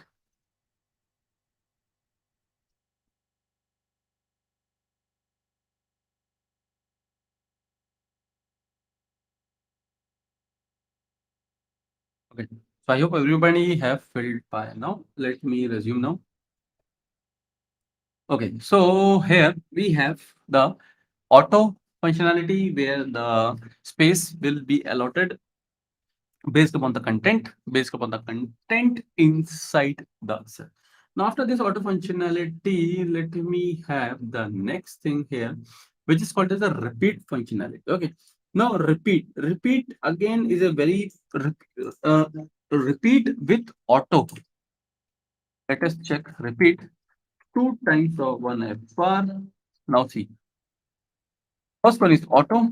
Repeat two times of one FR. So one FR, one FR, 150px, again one FR and two FR. So that is how you can read it and you can make it with the help of repeat functionality. So auto with repeat becomes very powerful when you are using it.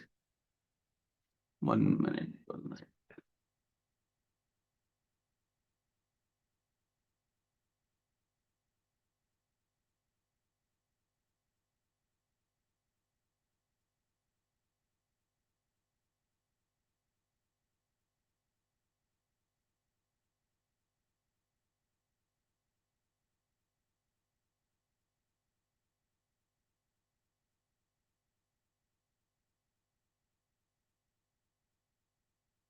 Okay, so that is how it works like that. Now after this thing, after auto and repeat. Okay, so let us see the next thing. Okay, so in case if you want one FR and let's say two FR,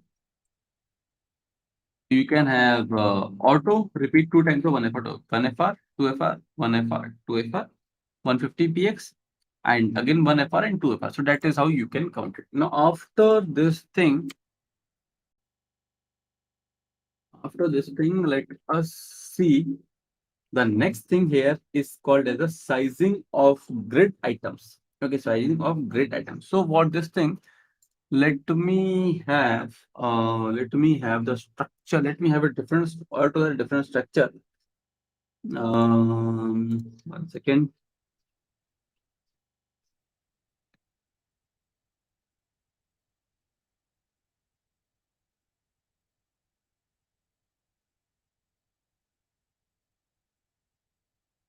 Where we will be adding almost 30 items.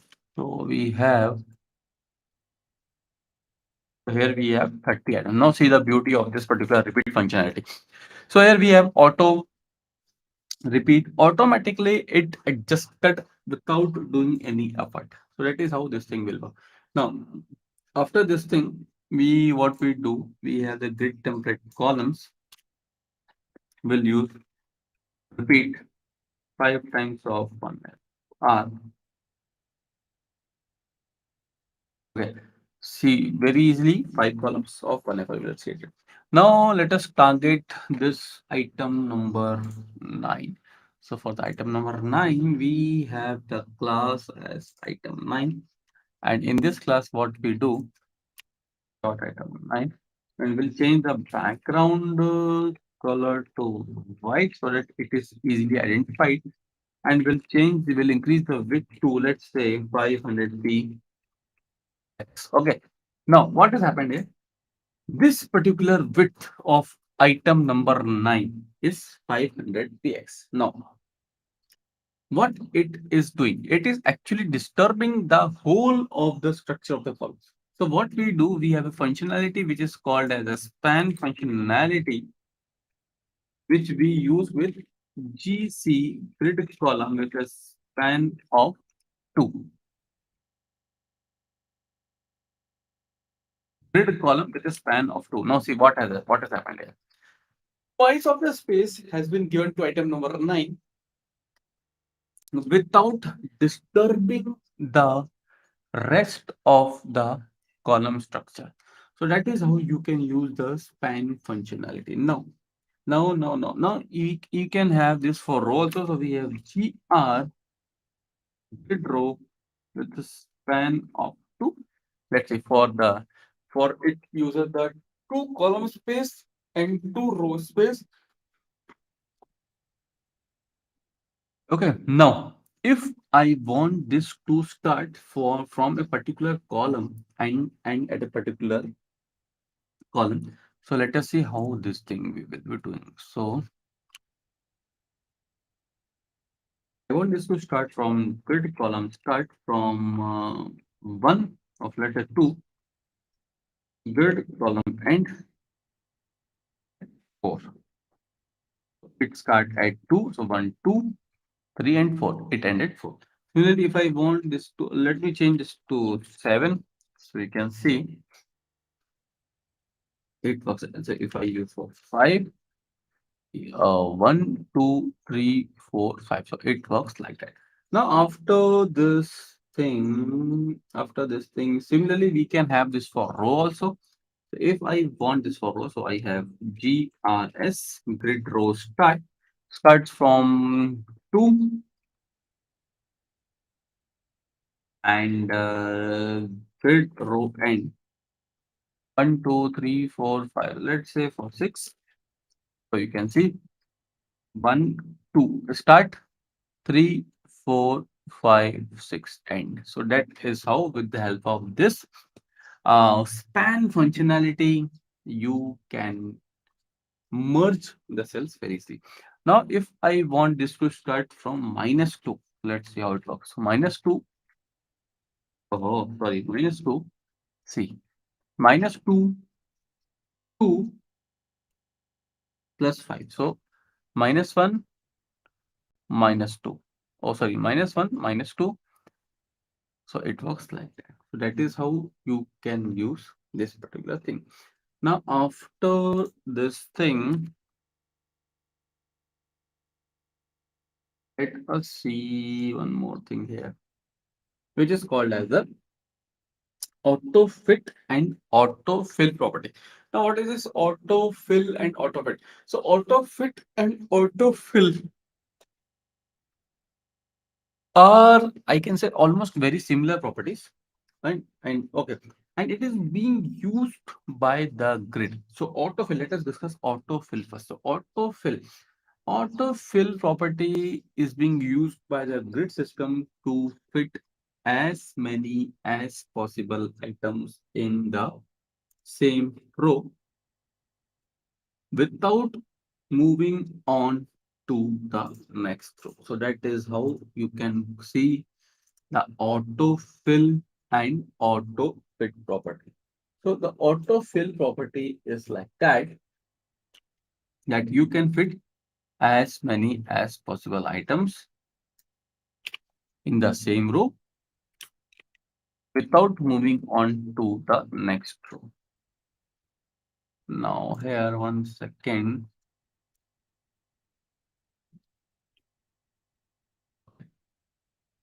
Oh, one second. Okay. So here we have the structure. So we have the structure will be like that, the display of a grid gap of 20 px, a border property we have, and a grid template column of repeat. Okay, so let us apply the autofill property. So we use AUTOFILL autofill, and in this autofill property, what we give the space of, let's say, 150p. Now see, if I use this property, see, it tries to fit as many as possible items in the, see, it tries to fit as many as possible items in the same row without moving on to the next row. So that is the beauty of auto fill property. Okay. Now after this auto fill, let us check out the auto fit property. Auto fit. Now, what is auto fit? Auto fit is almost very similar to autofill. Auto fit is almost very similar to autofill, but there is a difference. And in order to understand the difference, let me have a change in the structure. So for this thing, okay, so let us use this of fold items. And here, what I do here, I use the autofill with 150 px, and after this thing, what I do here in this auto, I will change this autofill to auto fit. Okay, and here what I do, For this particular item 4, this item number 4, we have the class as item 4.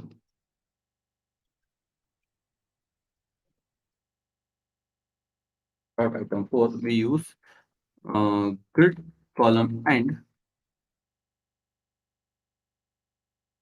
2 minus 1. And again, I just change this to auto. Now see how this thing will look. So here, if you see auto fit and auto fill, how this thing will look. So here, you with the help of this auto fit property, you can very easily manage the menu items in the page, where you can have home, services, products, and in the last feedback or contact us kind of a thing. So this is a very helpful thing which you can make with the help of auto fit and auto fill property. Now let us see the next thing here, which is called as a min max. Now for this min max, one second.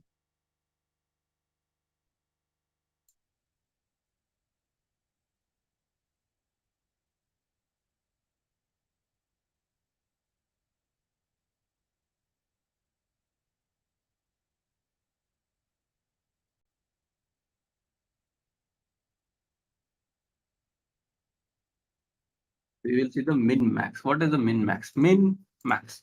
Min max means a minimum or maximum kind of thing. So for this min max, what is happening here? Min max is being used with autofill. Okay, min max is being used with autofill, and with the use of this autofill, it becomes very powerful. So okay, so which and it is and it is also being used a lot, because with the help of this, again, it is an add-on for you to make your web page responsive without the less use of media query. So let us see how will we be using the min max property. So where we have a container, so we have min max container.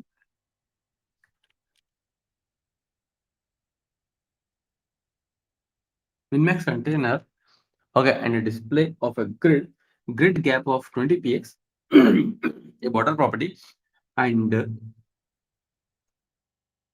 so here, let me change this to 100 px. And here, now see what has happened here. As soon as we reduce the size to 100 px, this goodbye item will is coming out from the box. So what we do here, we apply the min max property. Okay, so now let us see how this min max will work. So after this thing, we have min max of, we take two type of spaces, 150 tx and 1 fr. Okay, we take two type of spaces, 150 px and 1 fr, and this is not. Now see, with the help of two type of spaces, depending upon the size of the content inside this item, it will automatically take the space. So it will take either minimum space or a maximum space based on the content inside. See, so that is how it is being told that min max is a, again, a very powerful thing which we used like that. Now after this thing,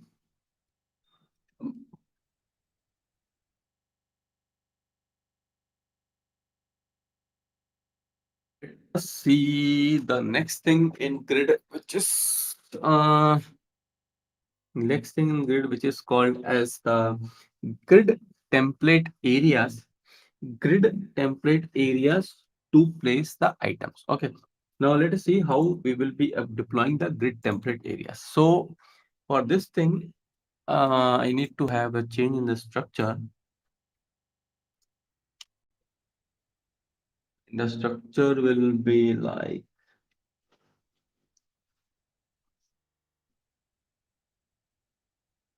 okay, so the structure will be like that, and this structure is self-explanatory. Explanatory means Here this structure says to us that I am the sidebar 1.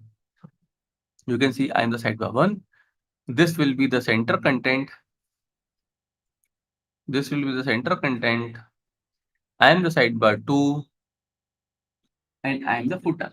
Okay. So the content says I am the sidebar 1, I am the sidebar 2, I am the center content, and I am the footer. Now, with the help of grid template areas, we will try to place the items. Okay. Now, let us use this thing in a perfect manner. So, what we do, we have a parent class container.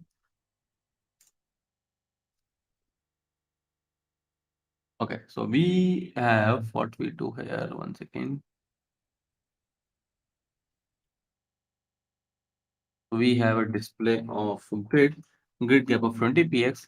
A border is not required here. A grid template column. Grid template column, let us take it in a different method.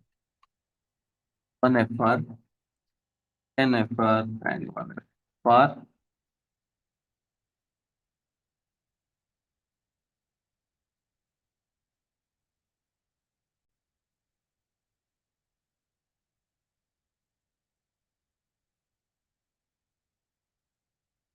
We have 3 columns and we have GTR. We have 3 rows, 150 px, 150 px, and 100 p.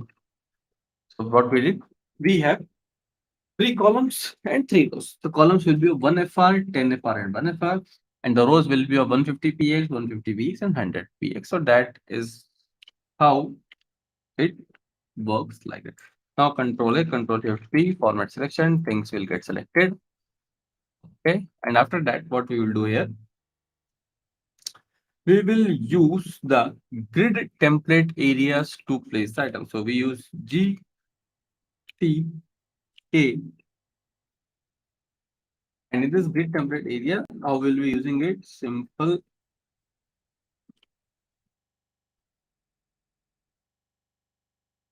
Now see the magic.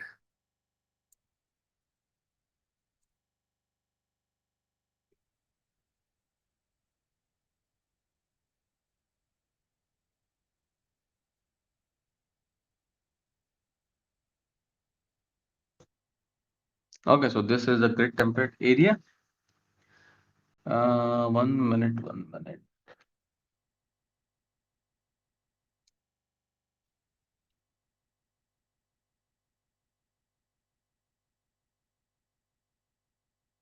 Mhm.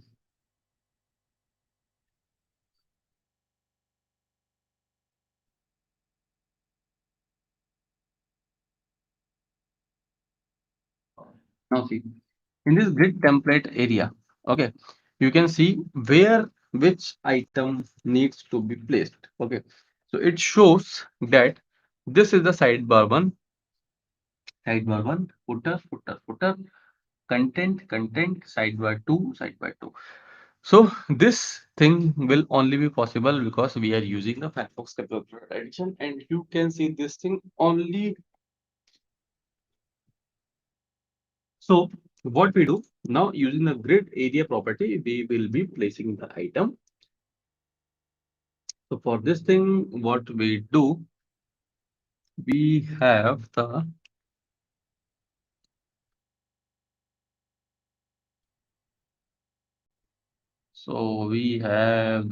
one second.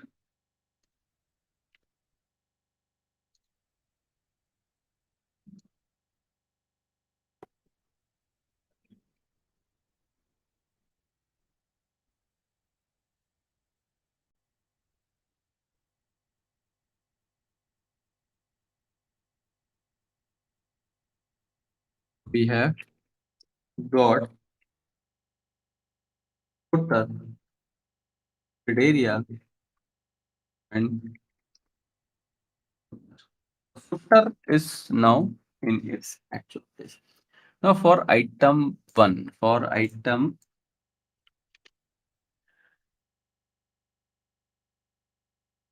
Item 1, we use a grid area with sidebar 1. Okay. For item 3,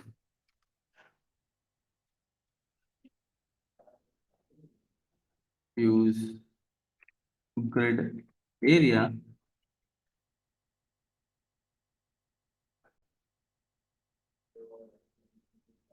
sidebar 2. And for item 2, grid area with content. So that is the thing which we can use with the help of the grid template area. Now, after this grid template area property, let us see the next thing which is called as a legendary masonry layout.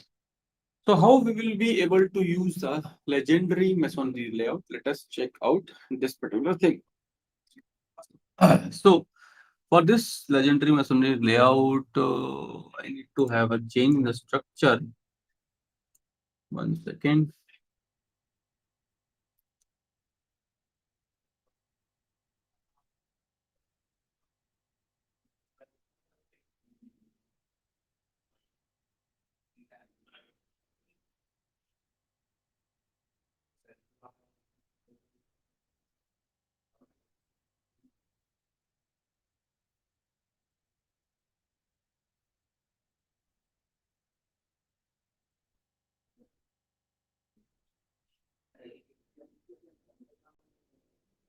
Okay, so we have currently 70 items with us. Okay, now after this thing, what we do, we have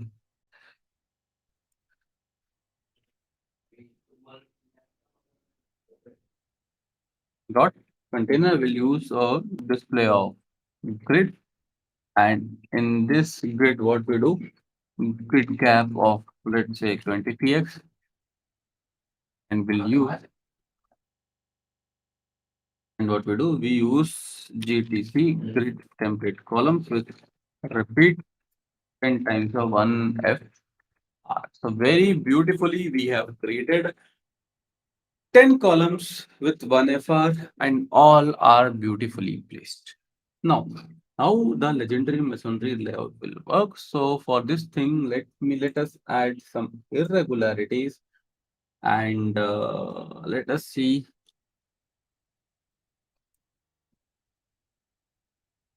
These are the irregularities what we have added.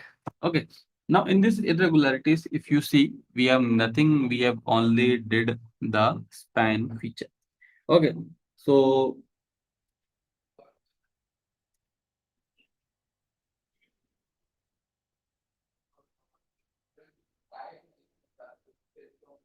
now in this span feature, we have used only a span feature. Now, what is the use of the legendary masonry layout? So in this legendary masonry layout, we will be trying to place the items properly in the leftover space using a feature which is called as a grid auto flow dense. Now see, very quickly we have placed the items in the structure, but there is a problem. The problem is, if you read the sequence 1, 2, 3, 4, 5, 6 is below 1 to 5. Now the problem is the sequence is not guaranteed. Here you will be able to place the entire items in a very quickly manner, but you cannot guarantee the sequence. So that is why where you do not need to have the I can say the sequence. So you can use this property which is called as a dense property in the legendary masonry layout. So that is a very beautiful property which you can do, which with the help of this you can manage the things in a very beautiful manner. Okay, but remember one thing, the sequence is not guaranteed. You cannot guarantee the sequence. Now, after this thing, now after this legendary masonry layout, okay, let us see the next thing in grid, which is called as the alignment and centering. Now, what is this alignment and what is this centering? Okay, alignment means aligning the content or aligning the item properly. So here, let us have the structure. So we will be aligning. So let me have.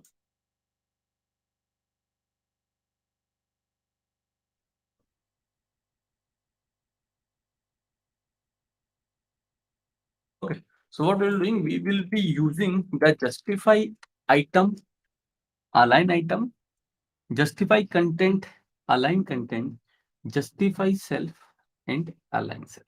Okay. So here, justify, justify, as I've told you, works on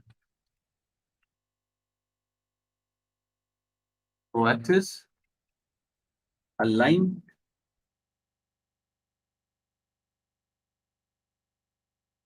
on column axis. Okay. So that is how you can correlate. So justify means row axis, align means on column axis. Now let us have the structure first. So what we do here, mm,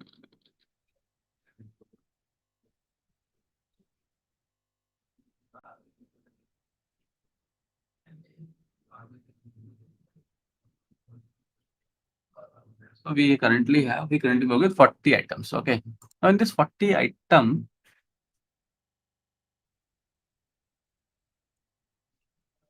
we remove this irregularities also. Let us have plain items. So here, if you see, we don't want also the sort of things. We remove this also. Now we have a repeat 10 times for 1FR, 10 columns for 1FR. Now after this thing, what we do, one second, one second.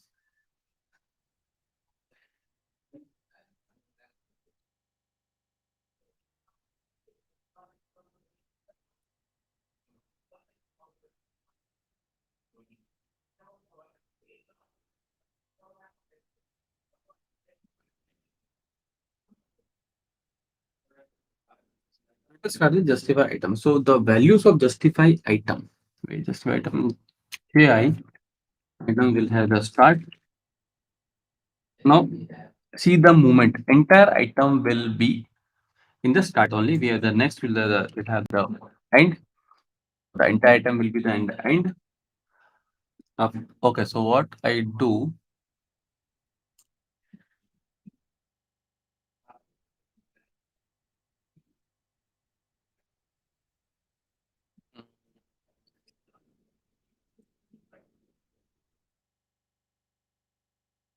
one second.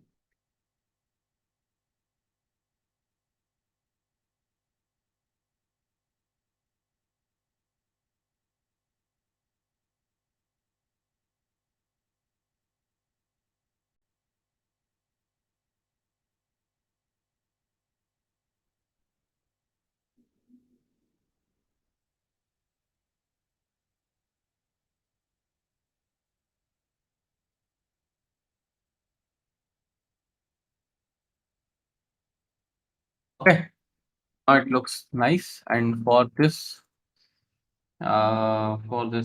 item,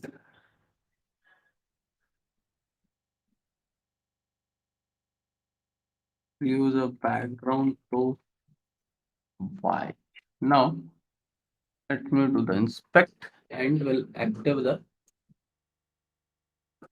grids. Fine. No, start and हो गया. अभी आगे क्या है? Centre.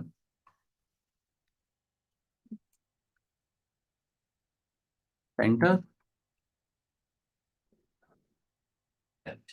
So these are the four values of justify item. Justify means row level.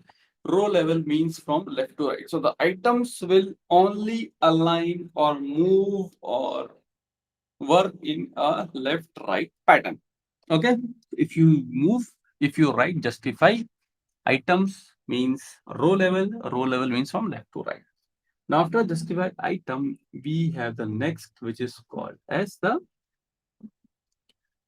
align item. Align item. So align item. Align item, it aligns the item on the column axis. Aligns means column, column means from top to down, top to bottom.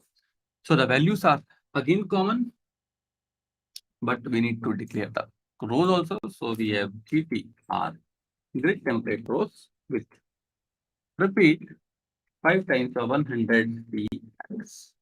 And here what we do, justify item, align item, start. Now see the movement. Start in the top. After align item, we start, we use the align item. And after end, we use the align item as center.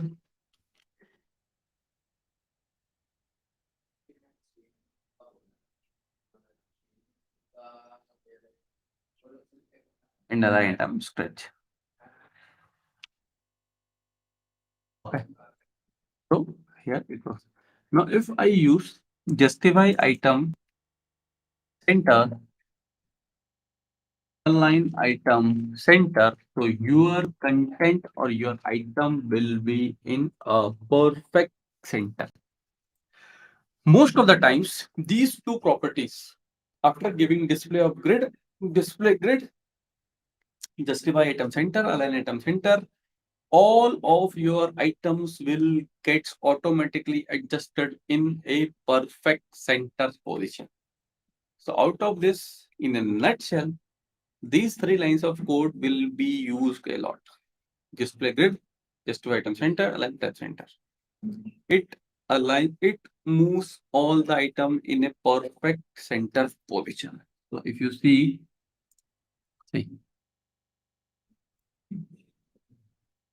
okay. After this thing, let us see the next property, which is justify content.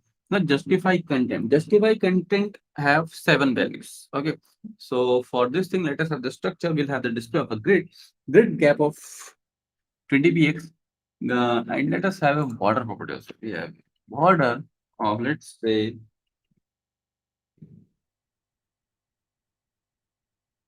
black color. And 1 second, npx is a little bit high. Let me 50. And here we have grid template column with repeat.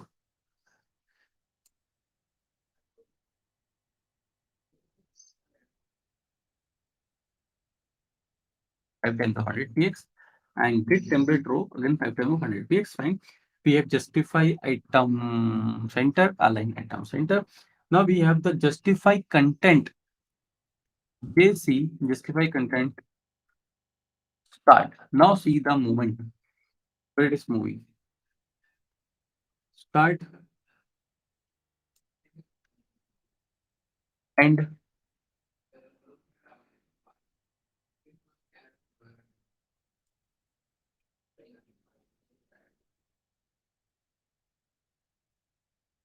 let me change this to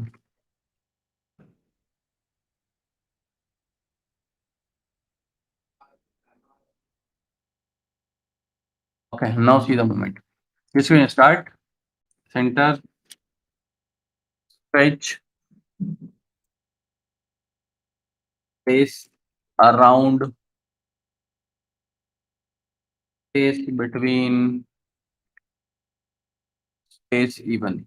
So these are the 7 set of values: start and center stretch, space around, space between, and space evenly. What we have applied on the justify content property. Now let us see the align content. So align content, it aligns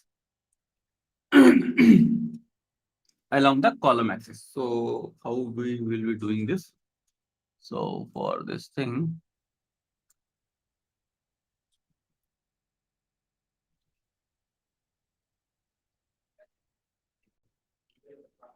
let us have some small set of content.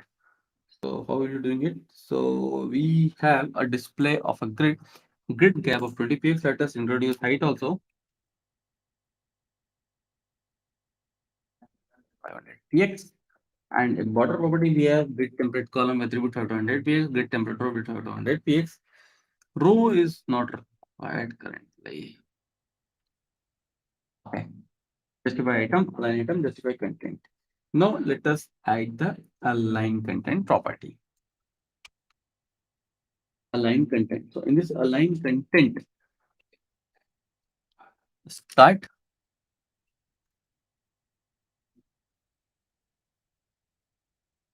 end,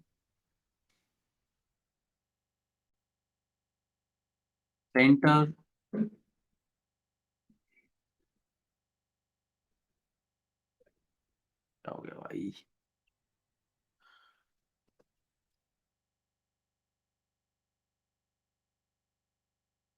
stretch, space around, space between, space evenly. So this is how you will be aligning the content in a column axis. Now after this, align content, justify content, align item, justify item. Let us see the justify self. Now justify self. So justify self. Self means for a particular set of item, and it will be gets applied only to a particular item. So for this thing, what we will be doing, we will be applying a justify self, and this particular thing will get applied to a particular set of items. So for this thing, what we will be doing here, we pick up a item,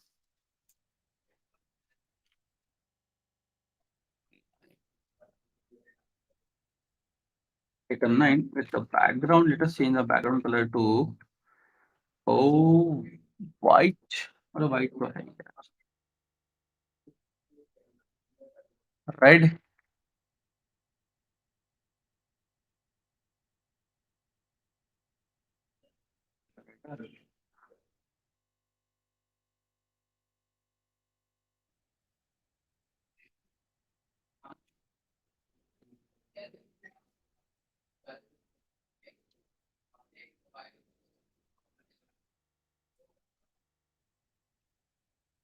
Dot item 9. Okay, okay. And we'll apply the justify self to end,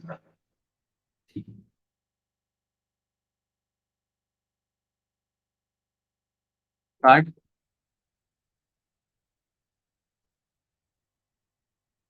enter. So that is how this thing will work. Start and center stress for justify self. Now let us apply this form to the align cell. So how align cell? Align cell again have the four set of values. And in this align cell property, we will be using the display of grid gap of 20 px. Height is required. We have added a border property, grid template column with repeat 5 times of 100 px. Grid template rows. We need to add the grid template rows. In this grid template rows, we use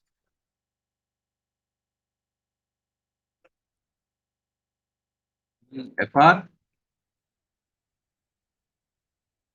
one FR, init px, and one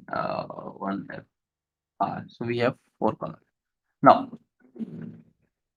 we apply the align cell property. So align cell property, let me apply the ALIP, align cell. Align cell property start,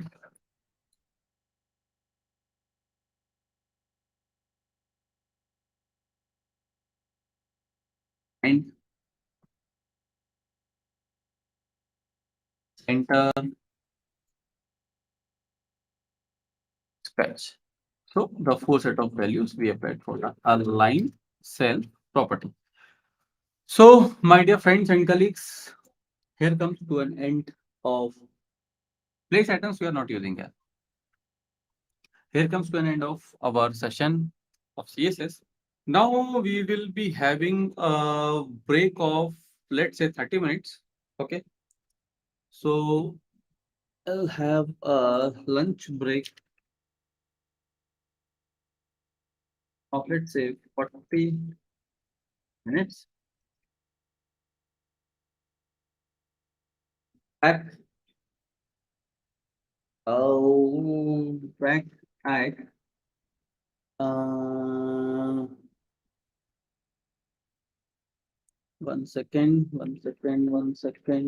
40 minutes. तो कितना हो जाएगा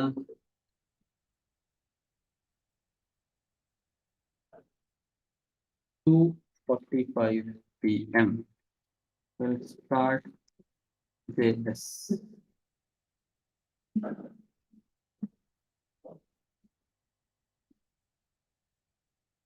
Okay, lunch break of 40 minutes.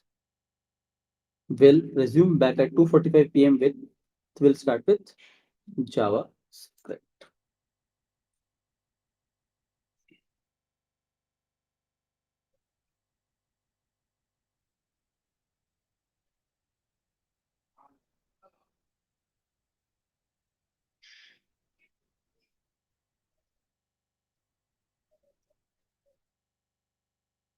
Okay, so see you at 2:45.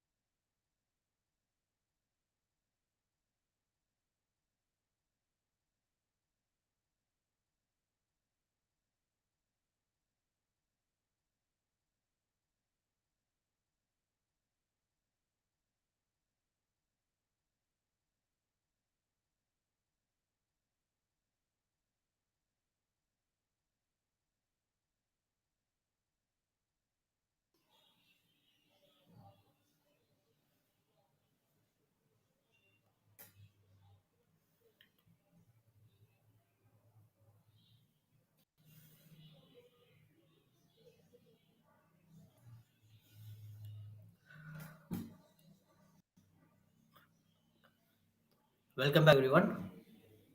Yeah. Okay. Thank you.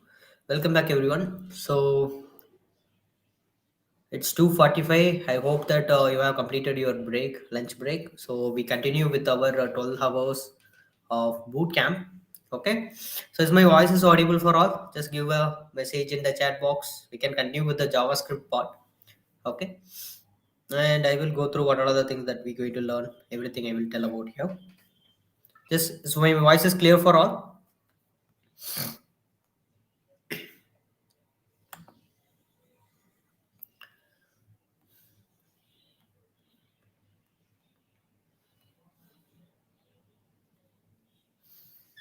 Yes, thank you, code today. Thank you all. Okay, okay. Let us start the class.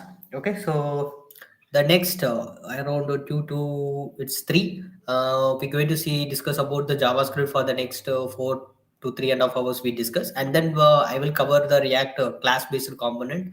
In React, I will cover it, and after the last 1 hour is going to be, I think, the React function-based components will be covered. Okay, yeah, thank you all. So today's the main aim that we will in JavaScript, it's going to be a 4 hours class. So I just going to cover the fundamentals and basics that you want to excel as a front-end developer in JavaScript. Whatever the basic things and fundamental things will be there in JavaScript, I just going to cover it. And then you can able to finally understand what is JavaScript it is and why it is doing and everything you can able to understand it. Okay, I think so you can move forward it. Okay, so what I'm going to do, I just created, I think you can able to see my screen, right? I just created a folder. So inside this folder only, I'm going to do all my work. Okay. So before that, get into the class. I just want to make the session is more interactive. So I just have two questions to ask with you all guys. So I just have two questions. So tell about the what are the questions I just want to do that. So based on that, I can able to teach it. Okay. So that's what it is. The one question is, how many of you already know JS? A little bit. Okay, not the entire thing. A little bit. Okay. How many of you already know here? And how many of you new here? I think you can able to understand the questions, right? So if you are new, just tell me I am fresher, like new in the chat box. Okay. If you already know JavaScript a little bit and do some couple of projects, then say like a little bit in the chat box. Okay. If you are completely new for JavaScript, you are hearing that. I just said that. I know basic JS, that is good. Nivedita, Kar, that's good. And if you are already know some about that, just tell it in the chat box. Okay, it is really helpful because I can able to give a feedback before we start our classes. Okay, so that's very good. That's what I wanted. I just want to tell to you. Okay, okay. Meanwhile, what I going to do? I know basics. Okay, let us open this one with code. Close it. And the screen, you can able to see the screen. I will came here and communicate with you. Okay, I can able to see your chats and everything here. So I can come to the screen and I will communicate with you. So if you have any doubts, you can ask in the chat box. I will tell it whenever I'm coming to the screen. I will see your chat and I will clear your doubts here. Okay, so you can ask me. So I created to do list. That's fine, that's fine, it's okay. So that's what I'm asking, like a little bit. That's fine. Okay, it's okay for that. Okay, fine. So I think some of you messaged it. Okay, fine. So yeah. So and another question that I want to ask is, if you know any other programming language, like other than JavaScript, do you know any other programming language? Like what about the language that teach in the normal education or schools like that? So you can tell it here. So what is the language that you learn other than JavaScript? Okay, you can tell it in the chat box what language you know. Okay, if you don't know, that is absolutely fine. That is well and good. If you know that, tell it in the chat box. Like I know this one, I know that one, like that. Okay, Java, C++, Python, good. Okay, Java, C. Okay, fine. So that the what is the advice and the feedback that I want to give is, first one is, whenever you are learning a programming language, the concept are going to be same. Okay, for example, the variables, data types, the concepts are going to be the same. First one, but the syntax are different and how they are functioning is going to be completely different. Okay, and JavaScript is one of the language that has the most weird concepts that's included in this one. Okay, so you cannot say that JavaScript is, you cannot hold JavaScript in a specific part. It is flexible, it's dynamic, a loosely typed language, whatever we can say it. Okay, so you cannot hold it in a particular part. So that is the first advice I can give is, don't compare whatever the knowledge that you have before in like Java, Python, C. Don't compare that syntax with this syntax. What we're going to learn now, JavaScript. Don't compare it. Okay. So in JavaScript is very different. For example, I can say Java, it is going to be a static language, and JavaScript is a dynamic language. And I can say Python, it is a dynamic language, but it is I can say it's a strictly typed language, strictly typed dynamic language. But JavaScript is a loosely typed JavaScript language. Okay, it doesn't mean JavaScript is weak, Python is strong like that. Okay, but we have that name based on how they are structured, how the syntax is created. Okay, so we are having this name. Okay, so the first advice, don't compare the syntax. Okay, or otherwise for the next 4 hours, just forget about what is the language that you learned in our college. I just forget it. Okay, so why I'm asking is, people usually just started to compare. Okay, so how it is created a variable without giving any super characters before that, like that people ask, they will compare it, they will confuse it. Okay, that's why just forget out. This is a whole new thing like that, just consider it, first one. And second one, if you already know JavaScript, that is fine. So we will go into cover from basics to what are the things that you want to cover as an front end. You can move forward and whatever the basic thing that you want to know, you can cover it. And at the end of the classes, I will tell what is the advanced concepts also. You can learn it from our channel itself. I can tell it. Okay, so don't worry about that. So you will get a complete package about JavaScript for free. Okay, that's what it is. This is the two advice, nothing more than that. Okay, well, let us go inside. Yeah, I just going to create an HTML file, index.html. Whether we're going to see HTML? Absolutely not. Okay. Whether we can, and I go to create a style.css. I hope that you already know about HTML and CSS from the previous session that they covered. And likewise, how they are structured with an extension, like a file with .html extension, a file with .css extension. For JavaScript, you need to use .js extension. Okay, that's what you need to use. I just going to give app.js. Okay, it will be that fine. Okay, I never going to touch anything. I just going to form a structure. Okay, so what I going to do, in the index, I will give a boilerplate, and here I mention it as TWD. Okay, and make sure guys, you can, whatever the doubts you have, you can tell it in the chat box, you will get the reply. Okay, and the question is not going to stop, it is going to be more interactive. At the end of the 4 hours, whatever the jargons that you heard about JavaScript, okay, it will be completely came out from your mind. I will confidently say that. Okay, so you can ask the doubt. Okay, so we're going to discuss that also, I will tell it. Okay, so TWD, I can say bootcamp.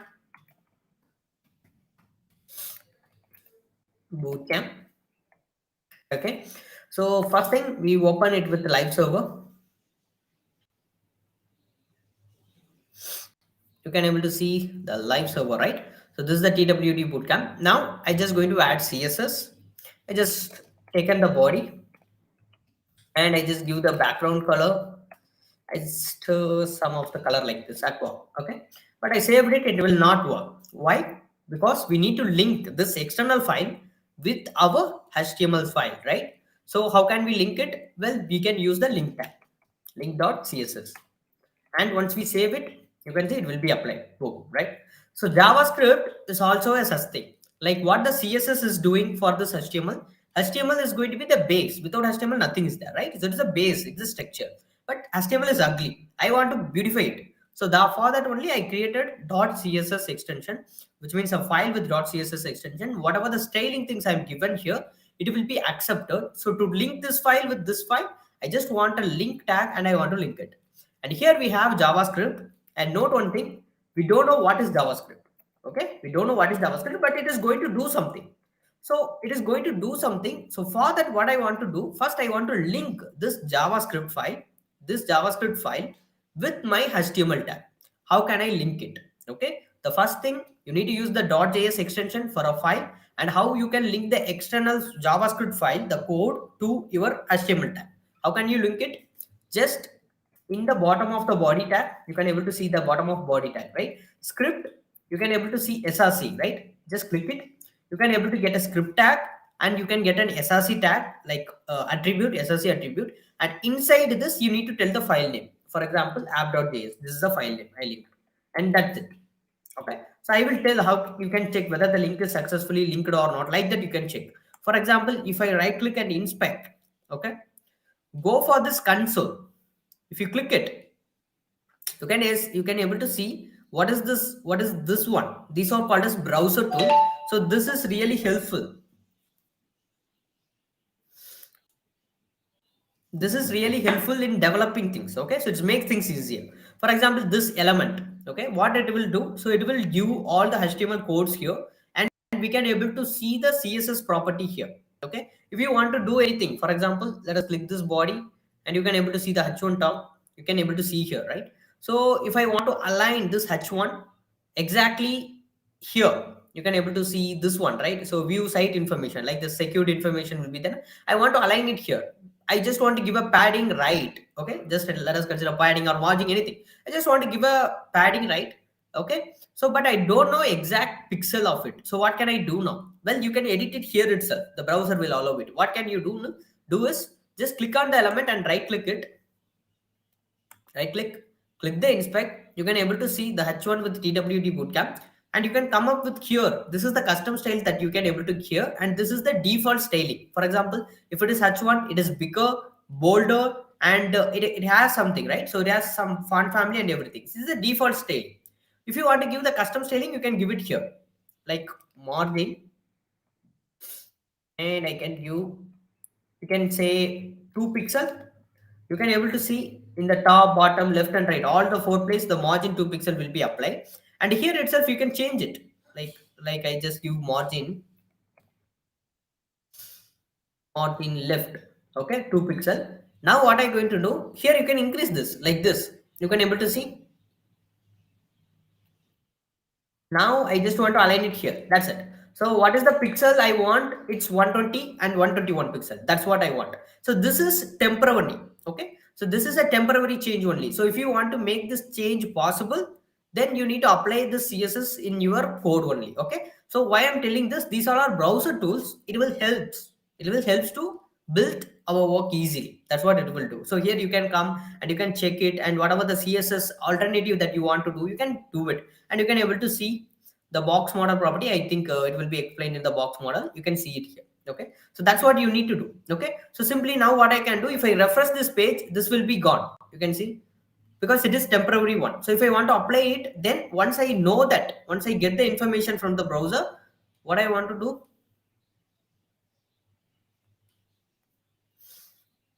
go for h1, and here I want to select the h1, and I just going to say margin left 120 pixel like this, and if I save it, it will come here. So that is, I know that if you're a little bit fresher, then we will do that. 120 pixel, not it is working. 123 pixel, it is not coming. 125 pixel, like that we will do this, and we will waste the time. So this browser tool will really helpful for us. Okay, first thing. Same like that, we have another browser tool that is going to be this console. What is this console is of? Well, all your errors, warnings, and whatever the code that you want to debugging, we will use it here. Okay, simply this is the place where all your errors are through.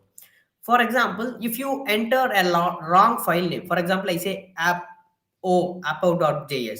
So there is no file name with appo.js, right? If I save it, you can able to see get, it's saying something http dot, this is the local host number there where we are serving our file. You can able to see, and it's saying that I am trying to get appo.js in your local host, but there is no such file is existed. So that is why it's saying that it is not existed. So if you give the right name, then you will not get any error. You can able to see a simple here. And don't care about this yellow color one. This is because of my Chrome extension that I'm using. Okay, that's what it is coming. Just did it. Okay, so it what it, and you can click this. It will be clear it. And this place is where all your errors will show. If you entered something wrong, if you are forgotten to enter anything like that, it will here. It will throw some error. For example, if you following some in other programming language, if you are forgot to give a semicolon, it will throws an error, right? And it is a compiler, it will compiles the error in which line it will throws, likewise it will throw. In JavaScript, what will happen, for example, if I write any code that is unsyntax, for example, I'm writing simply like this number, it is not great, right? If I save it, you can see we will get an error. Why? Because it is not something in a syntax. So we need to write a name that the computer can understand. So we need to write in a proper syntax in JavaScript. This is something what it is we don't know, right? We just simply write it. And here you can able to check the title of the error. It's a reference error, and it is saying that it is not whatever the thing that you are asking for, it is not defined. And here you can able to see the file name, and you can able to see the line number. Here this is the error place, and if you click it, you can able it will go to the source and it will tell which error that it will throw it. That's what it will do. And simply you can come and search it here. App.js is the file name, and line number you can able to see it here. 1, this is the line number. For example, if you change this to 2 here, and if I save it, you can able to see app.js in the second it will be throwing it, right? So this is what it is. So likewise you can able to debug it. So this console is the place where we're going to work a lot. So whatever the error that you are facing, we will use this console. We can able to use this, access this console, and we can able to debug our code. Okay, so that's what we will do. Okay, before getting into that, I will clear the jargons in of JavaScript. Let us discuss that. Okay, so what I'm going to do, so if I add a double slash, this is called as comment, a single line comment. Okay, so like in in index.html, how we will add the comments, we will use this sign, right? So the less than sign, apostrophe, dash dash, and we will use it. And what is the comment will do, it will just like notes for developers, like we can able to give a message like this is that, this is like that, we can give it. But browser and the computer will not take this word, whatever inside this particular thing, it will not take it. For example, if I save it, you can able to see it will get vanished. Why? Because it is comment is only for us, not for the computers. Okay, if you uncomment it, you can use it. The shortcut you can use it, whether it is in Mac, use command slash, and if it is in Windows, you can use control slash. Okay, so that's what I'm using. The double slash is all about comments. So whatever I'm going to write here, it will not affect in our code. So if I do some unsyntax work, it is not going to throw the error. So this is a single line command. If you want to write a multiple line command, use slash with a multiplicative sign and end with this, like this.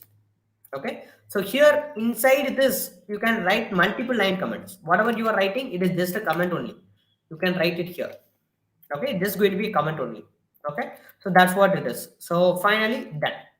Okay, and the one more thing I just want to tell you is about this console. The console is a place is so dynamic. For example, if you want to do some mathematics, like if I ask for, you can able to say it will give the answer, and whatever we are giving, we are asking here, it will shows the result of it. Okay, that's what this console will do, and we can able to access this console in our JavaScript file. We can able to do it. How? We have a method called console.log.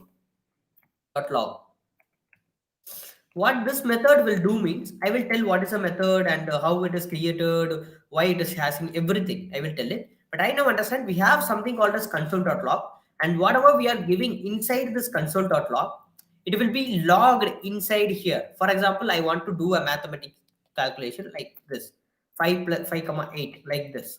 Now what will happen if I save this file? You can able to see we will getting the result 13, right? So whatever you are giving inside this parenthesis, or you can say the code braces, like that. So if I give inside it, it will be logged inside this console. It will, that's what it will do. Okay, fine. So this is what the console.log will do, and we will cover what is this, how it is working. We will cover everything. Okay, right now just understand.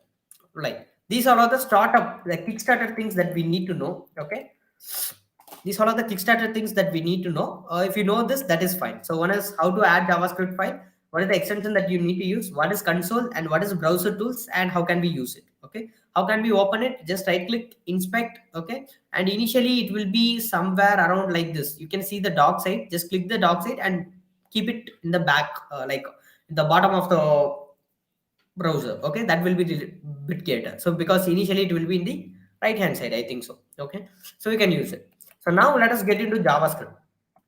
The first question, what is JavaScript?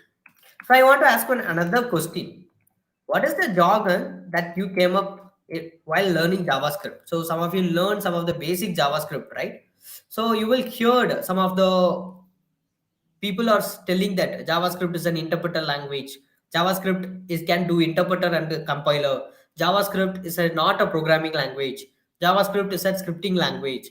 JavaScript is mainly for front end, and the same people will say JavaScript we can be able to use JavaScript in back end too. And there are so much. JavaScript is a synchronous, but JavaScript is fast. How can a synchronous language will be fast? I know that people are there, right? So what is your favorite jargon that you will came like you crossed during the JavaScript? I am just asking about like what is the one question that you want to ask about JavaScript that's in your mind, like what is that? Okay, so just tell it here itself. We will discuss that, and we will discuss in between the class of it. Okay, for example, you don't know what is JavaScript, it is why want to we learn JavaScript, whatever the question that will stopping you to learn JavaScript, just ask it in the comment box. Okay, tell it in the comment box. I will tell it, because you going to get the next 1 hour, you're going to get all the information about the JavaScript and what it is you can able to get. So if you have any question regarding the JavaScript that is really getting panic you to learn the JavaScript, then just tell it in the comment box. Okay, it is a great chance you can clear your queries here. Fine, let us move on to JavaScript. So the first question, the getting straight answer, JavaScript initially, when I say initially, JavaScript was introduced in 1995. Okay, so in that time JavaScript was introduced for manipulating HTML and CSS. What it is for? Just to manipulate HTML and CSS. Okay, so the person who developed JavaScript, his name is Brendan Eich,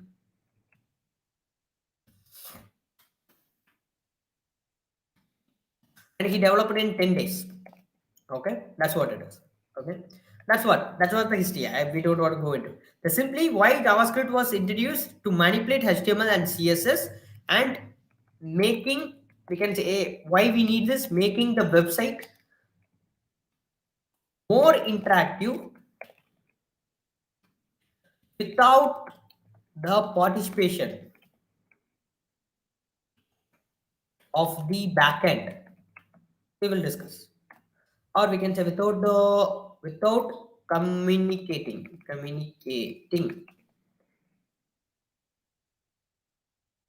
to the server.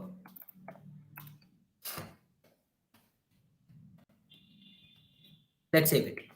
Okay, so this is what it is. How much money do JavaScript? So that is one of the JavaScript questions. So it depends upon you, Yash. It depends upon based on that. So if you want to go for a core JavaScript developer, it will be that for a particular company you will get it. If you learn React, if you come up with a package, like for example the full stack development, everything in JavaScript, right? So if you get into that, you will just get easily. And it depends upon the company that you're going to place. The average, the minimum, bare minimum salary is going to be the normal package from 4.5 LPA, like that would be there. But if you are focusing on some big tech companies, JavaScript is for developer role, JavaScript is the one thing that you want to learn, and you can able to go through it. Okay, fine.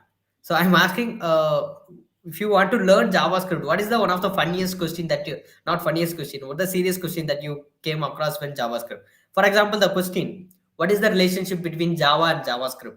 I think most of you have heard about this question. People will tell that. So Java and JavaScript, they will compare, right? So it is any most important interview question also. What is the relationship between Java and JavaScript? Like that I'm asking. If you have any jargons in JavaScript to learn in JavaScript, it will be there. You can ask it. Okay, that's it.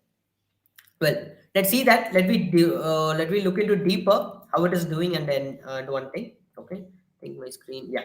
Okay. So for manipulating HTML and CSS, making our website more interactive without communicating to the server. Well, fine. Let's see what it is. Okay. For example, let us go. I will give you an example. If you want to create an web app or an website, I know what is the difference between web app and website. So website are simple static page. Okay, so web apps are not like simple static page. It needs so much of complex backend to work with. But website are not like that. Either you can use a CMS to create a blog website or newspaper website, like that you can create. It's a simple static page, not that much work needed. Just we can go and get details, then we can come. That's website. And web apps are related. That is dynamic to use. You like there are more complex or progressive work things dynamic to this. A great example for a website, we can say blog websites, newspaper website. That's everything is on a website, portfolio website, landing page websites, and so much of things, right? So they are comes under websites. And what is web apps? Netflix, Instagram. You can use it in web, right? So you can use it in the computer, right? So that is comes under web apps like LinkedIn. So it will be so dynamic, so like how you can able to do so much of things in the social media platforms, streaming platforms, and lot more. That's all comes under web apps. Okay, fine. So to create this thing like web app and website, it is categorized into two parts. Two parts. Okay, so two people will be there. So the two role of developers will be there, and they put hands together. One is going to be the front end, okay, and another one is going to be the back end. What is front end? What is back end? I don't know what is front end and what is back end. Let me discuss what is front end and what is back end. So the front end is the front end developer. So he called us a front end developer. So this front end developer is basically take care of the user interface of the application.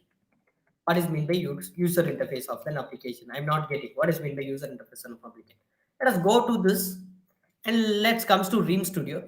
Now you can able to see how the Ream Studio, like not Ream Studio, Restream is looking, right? So you can able to see it, right? So you can able to see this, our control panel is here. You can able to see the screen, and this one is here, and you can able to see the chat box is here, how it is aligned, and what is the typography they use, and what is the profile picture it's coming, what is the heading, how it is looking, and everything, right? So this is user interface, like how the application is looking. Instagram, how it is structured, how it is looking. LinkedIn, how it is structured, how it is looking. Whatever, Netflix, how it is looking. So the basically the user interface is, I am the user, I'm going to use this application, how it is looking to me. So based on that, it is a creative process, like you can work with the design creative things, and you just come up with some beautiful user interface. That's what the front end developer will do, basically the work that involves HTML and CSS. Okay, so that's what they will do. Okay, fine. Let us come to back end developer. What is mean by back end development? So backend development is the server side work.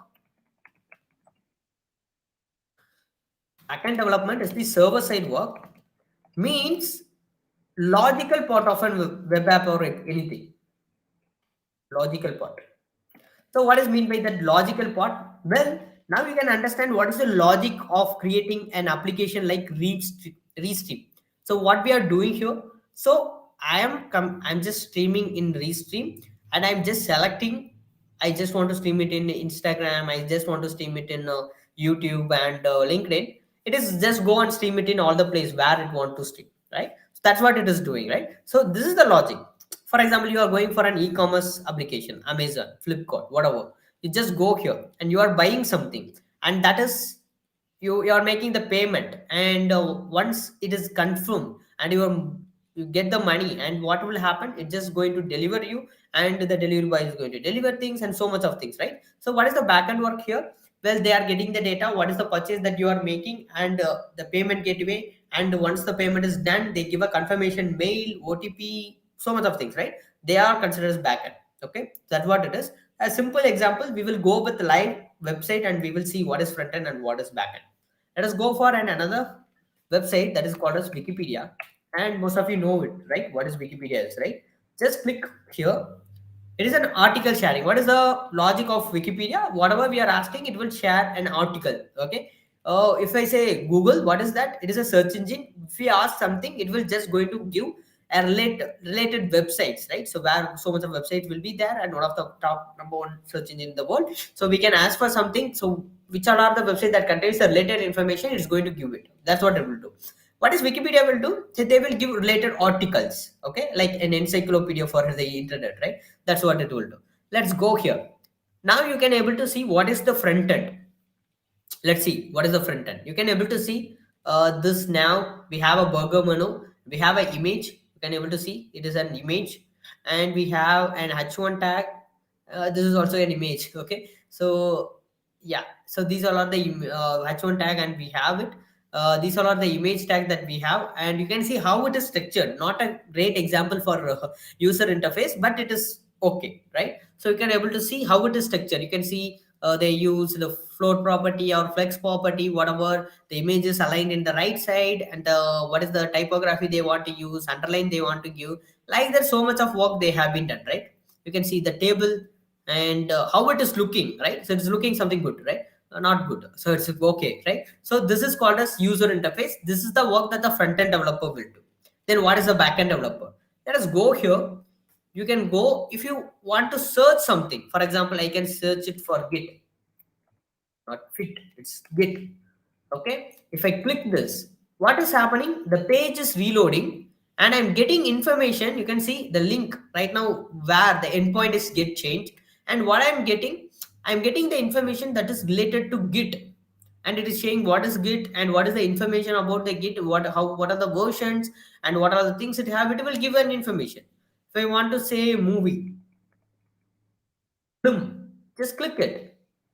You can able to see, get an article about filming, what is films and how it is evolved, all those things it will be there, right? So what is happening here? When I ask something, you can able to see the page is reloading. Why the page is reloading?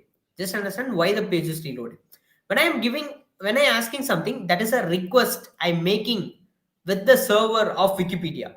Okay, so what is server? So server is the thing. So you can able to see in the films, like there are big black box will be there, so much of wires are linked with, right? So they are the servers. So basically they are the communicators, like delivering guys that taking the information and travel through the internet, and once they received the response, then they will deliver to you. Okay, so that's what they will do. The server is nothing but when you are asking something, they will take the request and they will travel through the internet, and they will go for a place, the place where data are stored.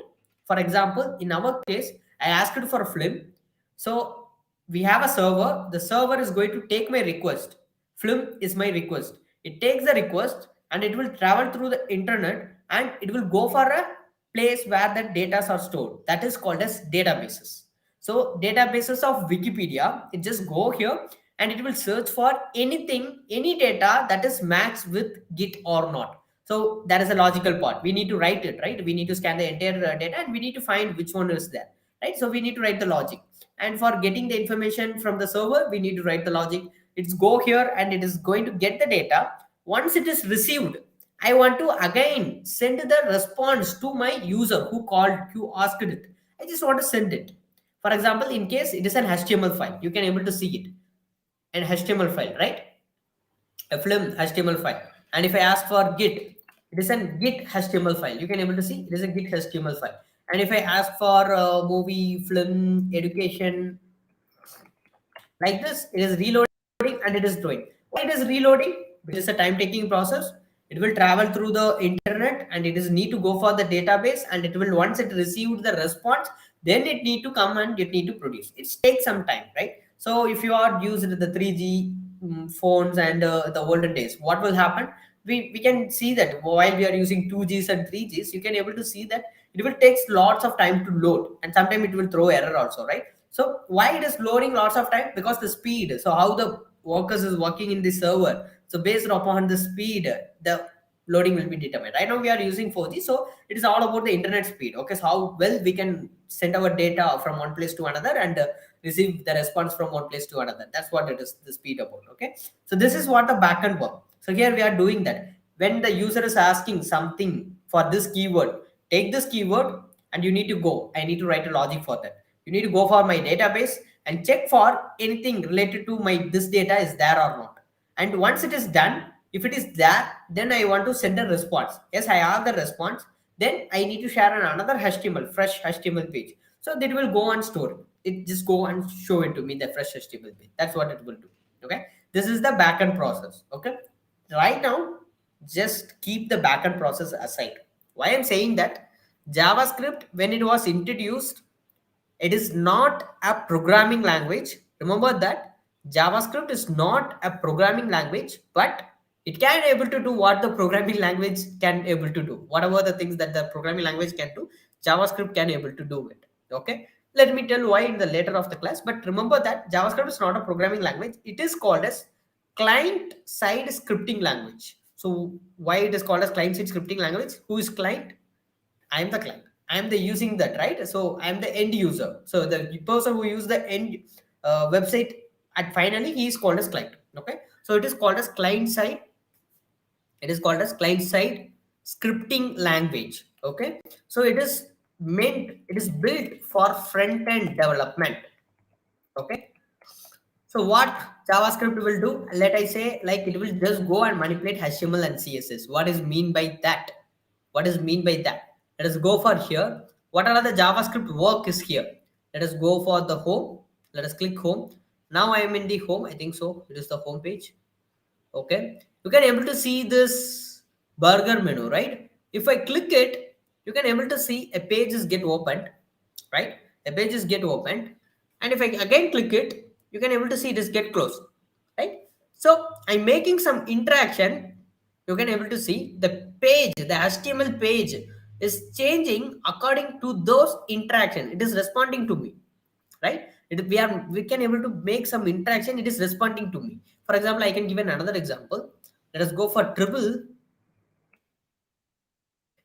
website for designers, graphic designers, UI designers, animations, 3D designers. They can post their work. Like this is a website, and you can able to see if I click something, you can able to see this h1 is changed and this paragraph is changed. Everything will change, and the background, you can able to see the background we have, there is some gif image or video is loading, it is also changed. And you can notice that it is not reloading the page. You can see if I click the illustrator, you can see it is not reloaded, but it is changed according to my that. So what is mean by that? Well, it is, if it is, if not only if it is reloaded, it is not something connected with backend. I'm just giving an example. If it is reload, then the server involvement is there, right? The server is taking the response and it is going here. That is why the page is reload. And right now, if I'm clicking something and I'm doing the interaction, the pages are getting changed without the server interaction. What is mean by that? Sir, when we use query selector, element by ID, class by ID, this is correct, but document.get element by ID, class me dot is not. Example, const key, query selector all, class name is not. Okay, I will get your answer. I will come to the DOM part. I will tell you that. Okay, so I will tell you that. Nivedita, I will tell you that. Okay, when you use query selector and when we don't want to use, why we are avoiding the class, get element by class name and get elements by tag name, why we are avoiding, I will tell you that. Okay, no problem. Okay, fine. So you can able to see the interaction is we are doing, the interaction we are making, but without communicating with that, right? Simply what is happening here, you can see the background, that is CSS, right? So the background of a particular div is changing, that is CSS, and an element of h1 is changing, that is that is HTML, right? So the inner HTML is changing. How can I see? Let us right click and inspect. You can able to see in the h1 we are having trending typography, letter and calligraphy, right? Calligraphy, fine. Let us come here, and if I click the print, you can able to see some blinking is happened, right? And what will happen? It just changed it. If I click it, the blinking has happened and it is just changing it, right? So this is what the JavaScript will do. And you can able to see if I click this one, it will just give an animation, fade out animation and just go, right? So just removed from our page, right? So the advertisement. So this is what JavaScript is doing that, and it is necessary for creating some drop down menus, for changing this one. It is necessary. People have doubt, right? Without JavaScript, can we able to build a website? Yes, of course. You can able to build a website without JavaScript also. But the problem you need to understand is, what is the problem is, for creating a web app without JavaScript, you just you don't want to create a web app. Okay, so that is the thing. Why I'm saying that, whenever you are going to make any interaction with the website, it is going to reload the page or the server is going to do it. Let us imagine you are in using Facebook. Okay, you are liking something, you are commenting something, the page will get reloaded, which means it need to go for the server, or otherwise if not, the page is not get reloaded, we can program we need to stop the page reload, but it takes some time to do it. Why? Because it is handled by the server. The server need to go and the server need to communicate with the database and update the likes to 1, and I just want to come here and I need to update this to 2. That's what it need to do it, right? So just think about that. Right now how many persons are using social media, streaming platform and everything. Each and every interaction they are making, liking, commenting, or whatever, streaming, everything that is comes under the server. Just imagine the traffic that we are generating towards internet, right? And in the olden days you will get a message, right now we cannot reach this network because of the network issue, and they will say the because of huge traffic, the site has huge traffic, we cannot do that. And even still, when you can see the Amazon and Flipkart, I think 2 to 3 years back, Flipkart faced the issue, like huge traffic has happened, so no one is not able to get into Flipkart, right? So the issues happen. Why? Because a large number of servers are using, the servers are busy. So if I'm go and giving a letter and another request is coming, I'm go and I'm giving the letter and another, how can I handle it, right? So we need to minimize that. So with the help of JavaScript, you can make interaction without servers. You can make an interaction. It just change the HTML and CSS. It's just very simple. Let us understand. You are going to a shop. In that shop, you are seeing a person is there and you are asking for a chocolate, and the person is go and get a chocolate and give it to you. So here what is happening? You are asking some further information. For example, why this chocolate is so costly? Can you make it a discount? Or what is the new ingredient that is added in this chocolate? Like that, you are asking something. But the person, it takes some time to tell it to you. Like he's looking into the data and he's searching the back works, and it is seeing why it is costly, and he's taking some logbooks, and he's searching what is this chocolate is about, and he's searching it in even Google, like that he's doing. What is mean by that? If someone makes some delay in processing something, we normally thinks that the person is not knowing that well, right? So what we will do, we just purchase it and we will come in. That's what we will do.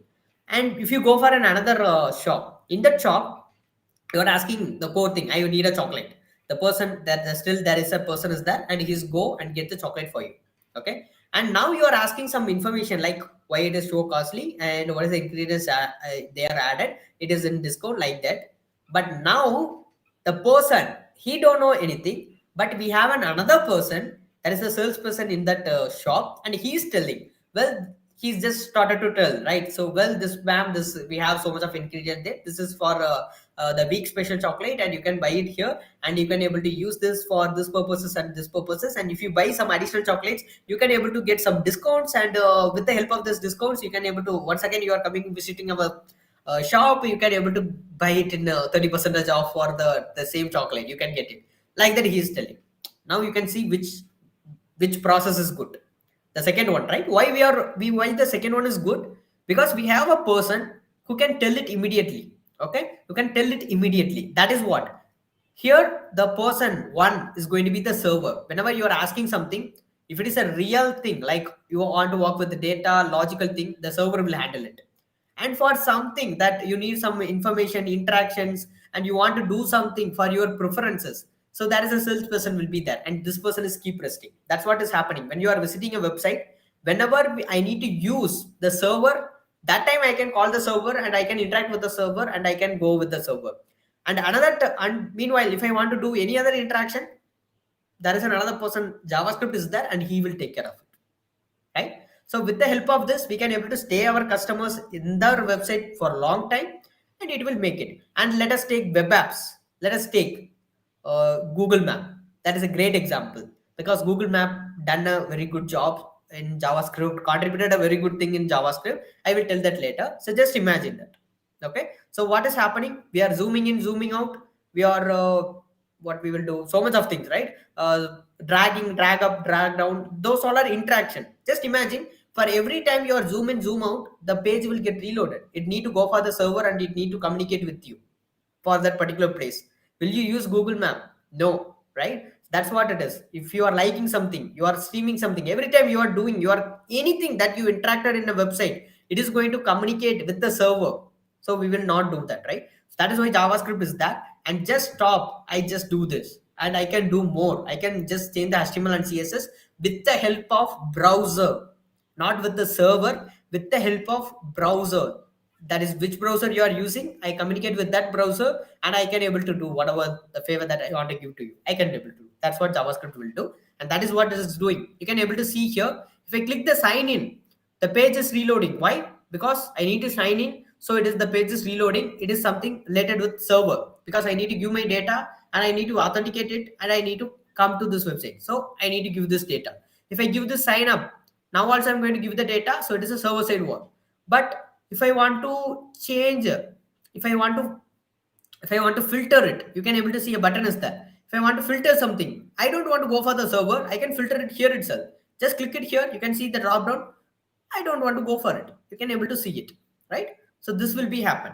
So this is what JavaScript is doing. Right now we will go and do some practical work and then come to again theory and we will discuss it. Okay, so now what we're going to do, simply it is a front side work, which means client side scripting language, not a programming language. And what it will do, it will manipulate the HTML and CSS with the help of browser. Which means JavaScript communicate with the browser, yes, communicate with the browser and change the HTML and CSS. We cannot change, manipulate, okay, HTML and CSS, and it make the user more interactive. Okay, that's what it will do. For example, right now I want to do this interaction. Okay, if someone clicks this button, I need to change the h1 and the paragraph, and I need to change the background. How can I do it? Okay, how can I do it? Let me see that. So for that, we need to understand two things in JavaScript. The JavaScript basic concept. What is meant by basic concept? Let me see. And JavaScript DOM manipulation. What is DOM? Let me see it. So what is meant by basic concept? The basic concept are the concepts that will be similar in all the programming language, like variables, data types, functions, loops, array, object, so much of things, right? So there's those are all the concepts that is common in all the programming language. That the syntax is different, right? Only the syntax are different. That we need to learn. And here, what are the things that right now we want to learn is, here we just want to know what is variable, and we need to know what is data type. Okay, and we need to know about what is function. Okay, that's it. These three things right now we need to know for doing this functionality. Okay, and what is DOM? This is the three basic concepts that we need to know. And what is DOM? Well, DOM is nothing but, like I said, JavaScript speaks with the browser and communicate with the browser, and it is based on the interaction. It is going to change the HTML and CSS, right? How can we communicate with the browser? With the help of this DOM. This DOM has several methods. We will discuss what is methods and all. Methods and property. Like CSS, you can able to see I have some property and I can give value. This is called as decorations in CSS, right? So likewise, for example, if you want to style the h1, what you will do, first you will select the h1 and then you will give the which property that you are going to change, and you will tell it what is the value to it, right? Same like that, if you want to change anything with the help of JavaScript, first you need to select that element. You can say grab that element, okay, and you need to give what is the you need to change. What is you need to change? Either you need to change the background color, or you need to change the text, inner text of an element, or you need to change any attributes of an element. What is you need to change? You need to tell the property, and what you are going to change, the value, you need to tell it. And these things is handled by grabbing an element, the properties, and the values is depends upon us, the properties and grabbing element, selecting an element, and the properties and methods. That's all are comes under this DOM. With the help of this DOM, we can able to manipulate the HTML and CSS in our browser. Without DOM, we cannot. That's what it is. Okay, fine. So we need to learn this three concept, and we need to learn DOM. In the DOM, we need to know about how to select an element and what is the property that I want to change. So right now, what is our goal? Our goal is we need to create a div, and in the div, I need a h1 tag and a paragraph tag. If someone clicks this button, I need to change this h1 tag and this paragraph tag to something. Okay, so that's what I need to do. And I'm going to have here, they added some video. Instead of video, I'm going to add some background color. Okay, let us add some green color or yellow color that we will add it. And if someone clicks the button, Not only this paragraph tag and h1 tag is going to change, this background color is also going to change. Fine. This is the one thing that we're going to see. Okay. Let us go with selectors. How can we select an element? Like that, we will go with that for DOM operation. Before that, we need to see about JavaScript basic concept, right? Let us go here. And some of you asked what is the one thing DOM or virtual DOM, why it is fast and like that. I just given reply. I think so you cleared that concept. Okay. If you have any doubts, that also you can ask me. Okay. So first concept, what we need to know. So in DOM we have properties and method, and we need to learn how to grab an element. Okay, grabbing an element. Okay, and here you need to tell what properties are there to change HTML, and what properties are there. Properties for changing CSS, manipulating CSS. How can we do it? These are the three things. Okay. Yeah, we can go with that. Okay. And one more concept will be that how to add an event listener. What is mean by event listener? We can say event handler. What is mean by event listeners is something, for example, here, what is the event is happening? The interaction is happening. Click event, right? So this is click event. And you can see this is mouse over event. Hovering effect, right? This is mouse hovering event, right? And we have double click event. Like that, we have so much of event is there. And based on the event, we can able to write the code. For example, if someone clicks the button, I need to change something. If someone double clicks the button, I need to change something. Like that, we can able to code it. That is event listener. With these are the concepts that we need to learn. Okay. So now let us go for this. Create a div. Okay. So I'm going to create a div with ID. Okay. And the ID is going to be, I can give an ID is going to be demo. This is going to be the ID, or you can use container like that. Okay. And here I just going to have an h1. Okay. I just going to give an h1. And here I just say, we can use some lorem ipsum in the h1. Not that big. I can use, cut it off this one. Okay. And I'm going to have a paragraph tag. And here I use a lorem ipsum like this. And we save it. You can get it here, right? So now let us go for the style. Remove. And let us use the demo. First I need to grab it, demo. Okay. And I just going to say border 2 pixel solid black, like this. Fine. And then I say text align some CSS. Okay, not that good. Okay, that's it. So this is fine. And inside this div, I want to add a button also, right? So I just going to add a button. Okay. And here I just going to add a class. Okay, btn.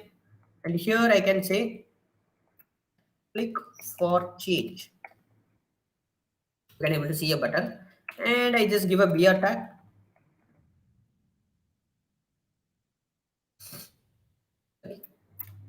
That's it. That's it. So we have it.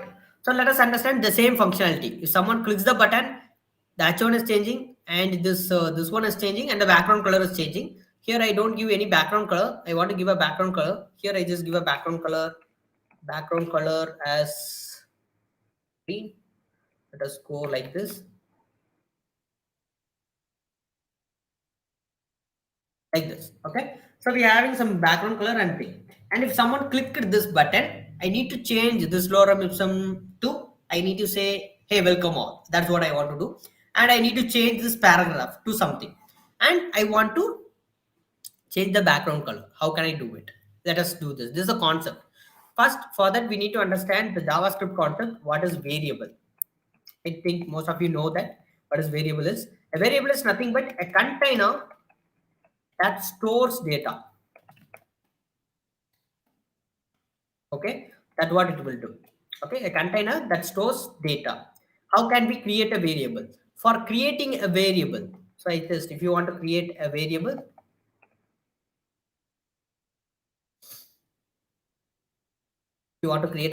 you need three things.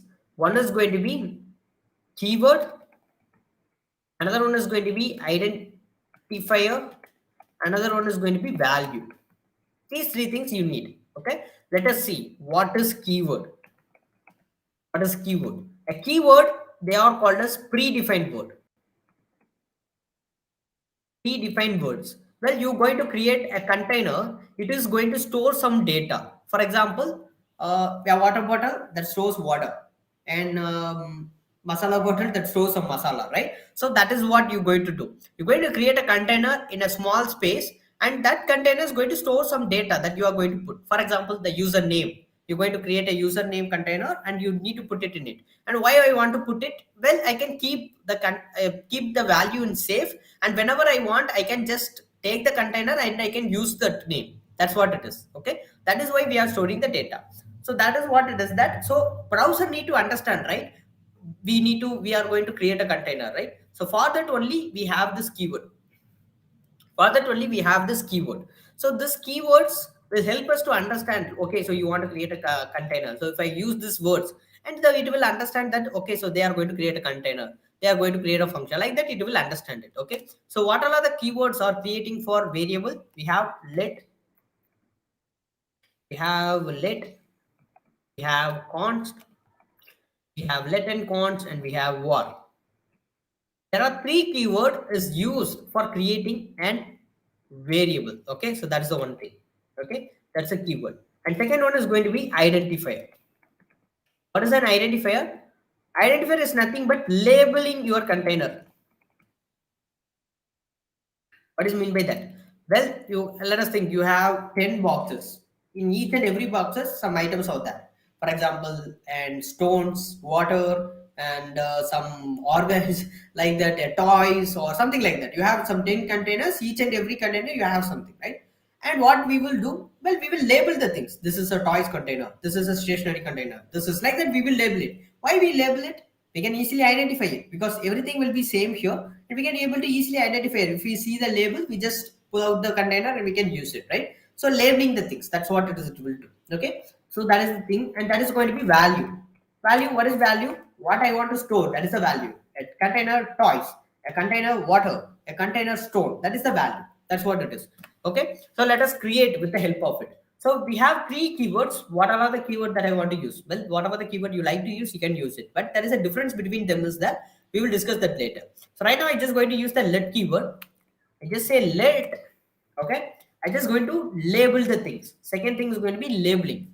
What I want to do, I need to give a name for it. Okay, I just going to say, so giving an some accurate name, or we can say some something, the name that is more relatable to the data that you're going to store, it is fine. Okay, for example, if you want to store a name, you can give it as name. If you want to store an age of a person, you can tell age, like that you can use. Right now I want to store the first name of a person, so I just say f name, like this. Okay, and in this f name I just want to store a person name, so I just going to say, and here I can show I can say here Vijay, like this. Now what is going to happen? That's it, we created a container. And let, when I use let, browser understand and it will created a container for me. And I'm naming the container, labeling the container as f name, and I'm storing the value here inside this container. Once I save it, that's it, we have created it. But we need to know whether it is created or not, right? So for that, you can use this inspect console. If you make any mistake, it will throw some error. For example, in JavaScript, there is not mandatory to give a semicolon. Okay, it is loosely typed language. You don't want to compulsory add semicolon. It just, if you don't add it and save it, it is also look fine. No will affect. But if you are writing a sequence of character, which means a word, a letter, or anything that you need to enclose with double quotation or single quotation, you need to enclose with, right? That's what you need to do for creating a sequence of character, letters of sequence. Okay, but if you are not, you are forgotten to enclose, you can able to see here itself an error is throwing. If I save it, you can able to see it is giving an error called syntax error. What is syntax? Syntax is, if I'm speaking in language, then it need to be follow that particular language thing, right? And grammars and everything, right? So if you are speaking with mother tongue, it will be fine, right? So likewise, the computers, if they are we are communicating with computers, then it should be in a proper language. So we are missing some syntax. So like the language is not in a proper way. So I just want to give a syntax, then it will be work. You can save it. You can see it is showing that invalid and unexpected token in app.js 52 line. In the 52 line, this is the file. Okay, I missed the semicolon. Now I save it. You can see there is no error. Then it will be work fine. First one. Now I need to know whether my variable is created, whether the container is created or not in the browser. How can I understand? How can I check it? Well, if it is created, then you can use the console.log, and we know that whatever we are calling inside this console.log, it is going to display in our console if it is existed. For example, if I'm calling for something like age, I'm calling for a variable. So this label is, this identifier is going to really helpful to calling the thing. Okay. So to check it, and we are taking it. Right now I'm asking for age. Is any variable is created for ages here? No, right? If I ask for it, you can see it is throwing a reference error. What is reference error? Syntax error is basically we are making some syntax mistakes. That's what it is. Reference error is, it is looking for something, some whatever we are asking, it is available in the memory or not. If it is not available, it will throw that reference error, and it will tell that age that you are asking for, it is not defined, because we are not created a variable for age. There is no such container is there, right? But what is the container that we have is f name. Let us put this one, f caps letter and name. And if I save it, you can be able to get Vijay, which means a container is there in the name of f name, and whenever I am calling f name, it is going to print Vijay in the which place that you want to create print, it will be printed. Okay, so that's what it will do. Fine. This is all about the container. Okay, so there are several things is there. What is the difference between let, const and var? We will discuss that later. Right now use let for most cases, and we will see that what is the difference between the three things. We will see that. And identifiers, we have some of the rules and regulation. So what is the rules and regulations for an identifier is, it should not start with number like this 3f name. No, it should start with letter, and you should not use any special characters like ampersand sign, multiplication sign, exponent sign, like that. You should not use it, but you can use two symbols, like one is the dollar sign and another one is underscore. It is, these two things is possible, but other than that you should not use any other symbols. Okay, and in between you like to add some numbers, it is fine, or at the end you would like to add it, it is fine, but you should not start with number. Okay, and third one is going to be, it is a case sensitive. If you are defined something with this, like f is small, n is caps, and your all other small, all are small, then you, whenever you are calling, you need to call exactly the same thing. Okay, if you make any case sensitive, like if you are calling f small NAMB, then it is going to throw an error. Okay, so it is case sensitive, so keep it in mind in that. Okay, so that's what it will do. Okay, so that's what it will do it for us. This is all about containers, and that's it. Fine.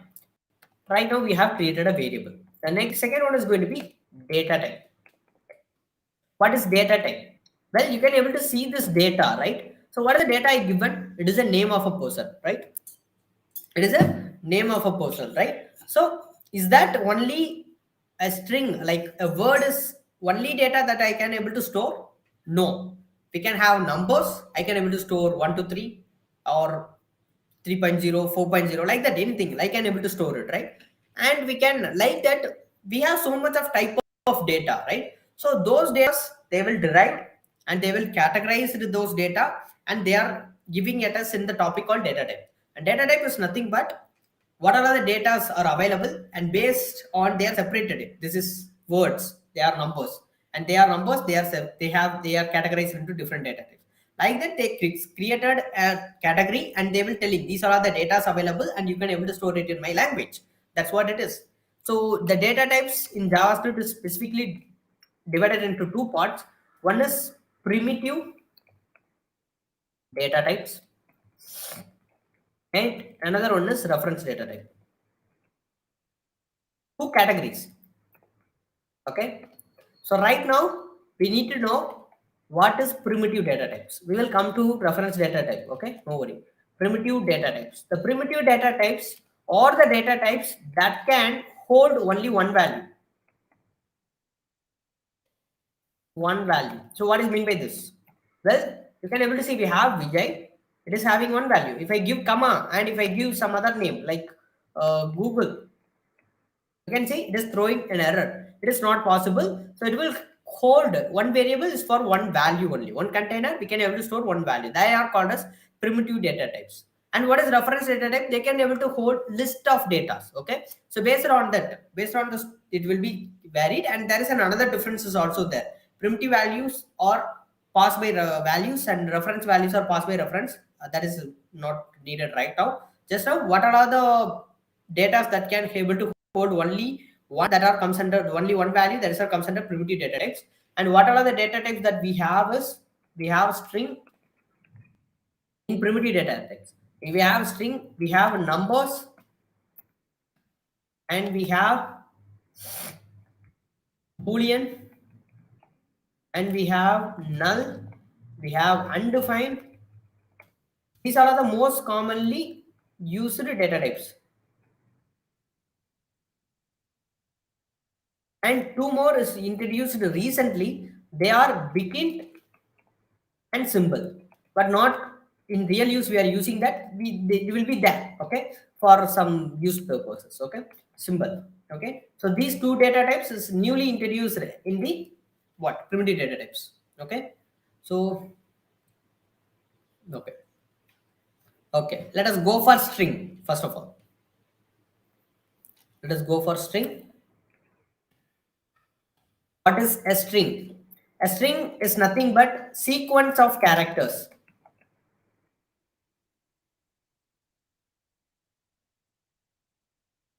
What is mean by that? So words, letters, a group of characters, they are considered a string. Simply we can say anything that comes under double quotes, single quotes is called as string, and even backticks. These things. Anything that comes under single quotes, double quotes, and backticks in JavaScript, if any data that is enclosed with double quotes, single quotes, and backticks, then they are considered as a string. For example, I say let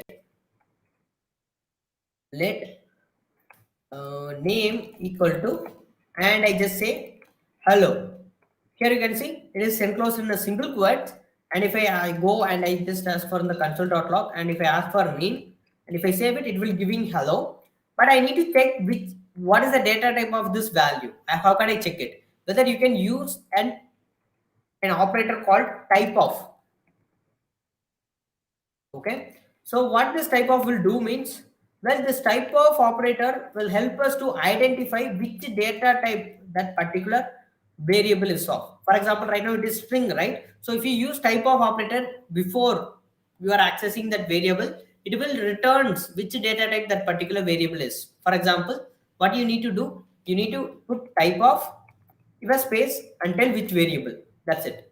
It will tell which data type that the particular variable is. I just going to cut it down, and I want to use this one in my console.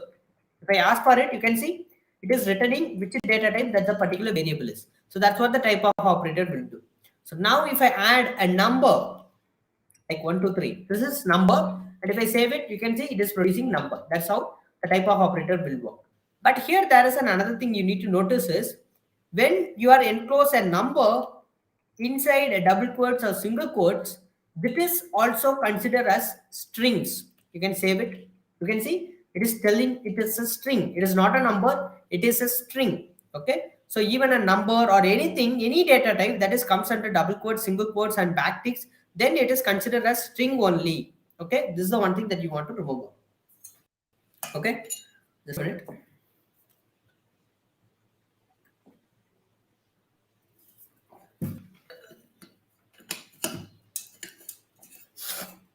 Right. So this is what string is of, and what is a number data type. So in number data type, basically the numbers. I can say let num equal to, I can say 1, 2, 3 like this. And if I ask for in the console.log 1, 2, 3, so I ask for num, and if I put the type of operator before that, type of operator before the num, you can see it is a number, right? So that's what it will do. Even if you have some float variables like 1.23, it is also a number. If you have some integers or you have some negative values, it is also a number. Or you have zeros, it is also a number. Or you have repeated values like 7878 like this. Everything is a number only here. There is no difference between integers, floats, and everything, but we have some methods for floats and integers, but everything in JavaScript is a number when it comes to the second data type. Okay, fine. Okay, so that's going to be the number data type. Okay, and third one, it's going to be Boolean. So what is Boolean? A Boolean is nothing but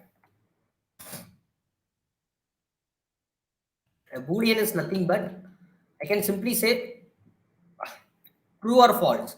Okay, for example, let I say let num equal to, I can ask 5 is greater than 3. What the value it will return? It will return true, right? So those values, true, false, those two values are considered as Boolean value. For example, if I ask it in the console.log, what is num?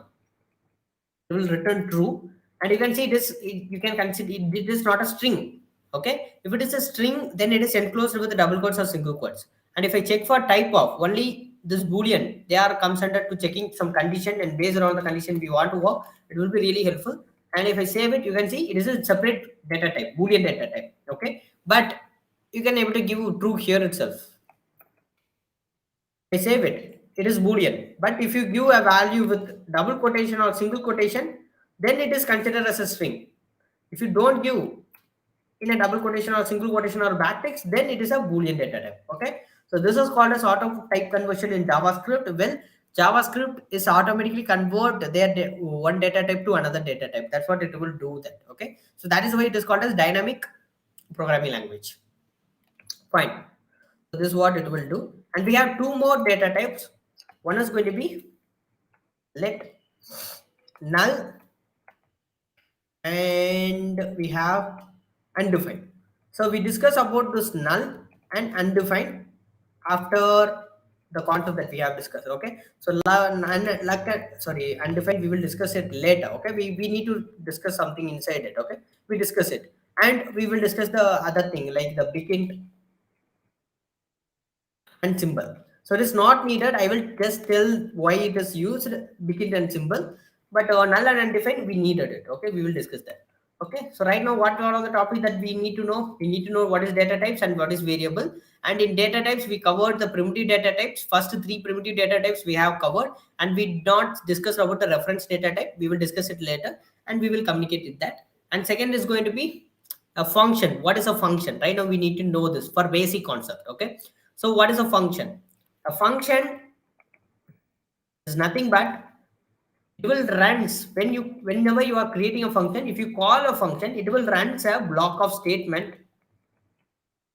It will runs a block of statement.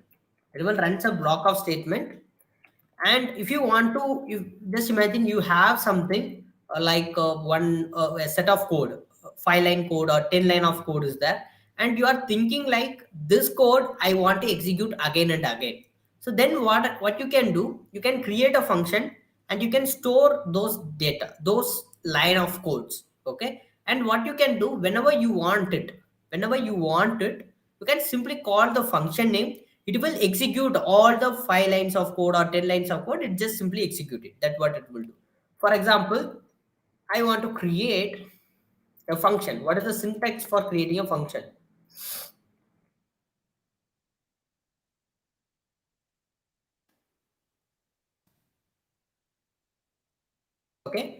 Okay, syntax for creating a function is you need to use a keyword that is called as function keyword, and you need to give a name of the function. What is the name I can give here is addition. I can say add, and you need to use this word braces, and you need to use this curly braces. Okay, inside this curly braces only the block of code that you're going to write, block of statement or block of code you're going to write it. Okay, for example, here I just going to say let a equal to 10. This is one, and let b equal to 23.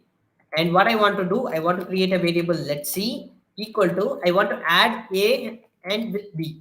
How can I do it? A with b, a with b. Okay, and whenever I'm running this function, what I want to return is, whenever I'm calling or running this function, I want to return the c. That's what I need to do. I just say return, it's a keyword, that it decides which, when someone has called the function, what I want to return from inside this function. We have a bunch of statement, right? What is the answer that I want to return? Well, the answer is C. That is what I want to return. And once if I save it, you can able to see nothing. Okay, why we are not able to see nothing? Well, if you want to execute a function, okay, if you want to execute a function, then you need to first call the function. Okay, how can we call it? This process is called as invoking a function. You need to call a function with the name, with this function name. Okay, I just say add, and you need to call it with this curly braces. Okay, and if I save it, now also you don't see nothing. Why? Because I need, here we have only console, right? So we need to display this, whatever the function is returning, I need to display it in the console. How can I do it? Well, we will call the console.log. Okay, inside this console.log, I go and call this add. Why? If I call this add, it is simply considered as we are calling a function in here. So it will go and look for any function that has add name is there or not. If it is there, then it is going to execute all the code. Let it create a variable 10, let it will create a variable 23, and it is going to add the value, and it is going to return it for me. And once I save it, you can able to see we are getting 33. And whenever you want the statement, you can simply call it. It will just execute it. Okay, you just simply want to call it, then it will be executed. That's what it will do.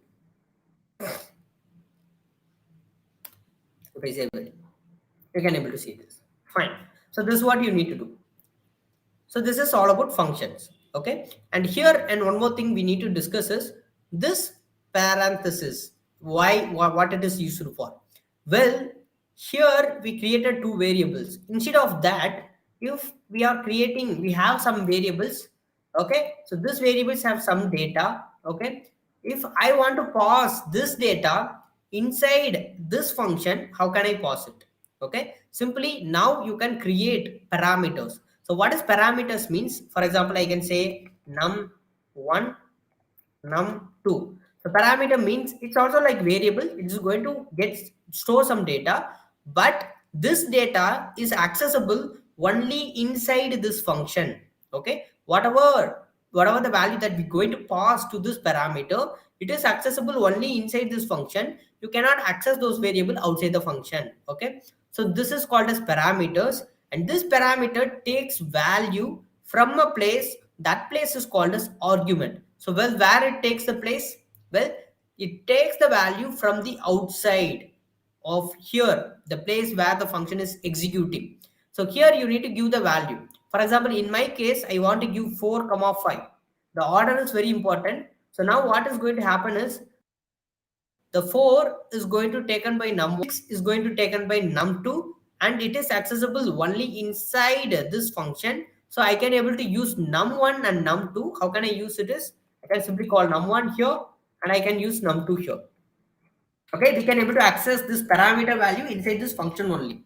If I save it, you can see we are getting this 10, right? If you want to pass this variable inside as an argument, then you can pass like this A, and you can pass like this B. And if I save it, you can able to see we are getting 33. Fine, we are getting it in 33. Fine. Okay, so this is called as functions, and this is called as parameters. Parameters is something stores the value, and we can able to get the value from outside. Okay, and this is called as arguments. So argument is the place where we can able to store the data. Okay, so we can able to pass the data to the parameter. That's what it will do. Just understand the syntax. Now the basic concept is done. The 3 basic concept is done. Let us move on to the DOM. Okay, what is DOM? So in DOM, we need to know about what is event listeners. You can able to see here what is event listeners. So the event listeners are something that will, if an event occurs in a browser, based on that it will run a function. Okay, simply what we can do, I will creating a function. Okay, and I just going to say this is going to be I can say that run message. This is the function name, and I'm going to say in my console, if someone calls this function in my console.log, I need to say, hey, how are you? Like this. I save it. So now if I go and call this function, run message, and if I save it, and I just want to evoke this function. If I save it, you can see, hey, how are you? You can able to see it here, right? So we are calling the function. You need to give a parenthesis. This is only going to evoke it. Okay. So if you simply call it, then nothing will happen. Okay. You just want to give a parenthesis. This is going to run the statement inside this function. If I save it, you can see, hey, how are you? It will be there. That's what it will do. So whatever the code, it is going to execute it. So what is event listeners? Event listener is nothing but it will listen for an event, and if the event is occurs, it will run a particular set of code. For example, if someone clicks this button, then I need to run this, hey, how are you? How can I do it? How can we do it? Well, for doing that, with the help of event listener, we can able to do it. Why? Because it is going to wait for click event to happen for that particular element. If that particular element has that click event, if that event is occurs, then it is going to tell it in the console. How can I do it? Well, here I just comment off it. Go for the HTML and look for the tag, which tag that you want to add the event listener. Which tag? So here this button tag is going to responsible for it, right? So what you need to do, just give in the attribute session, just give a space here and just give on this prefix. If you give the on prefix, you can able to see the event attributes. You can see how many events are there, like on about, on blur, on can play, on click, on double click, on drag. These all are the events. So based on these events, it is going to execute a function. Okay, so this is what going to happen. So right now what the event is I want is the most common event, on click. If you just ask for on click, it is going to take a function. For example, here what is the function? Well, the function I want to run is run message, right? How can we add this? Well, I can say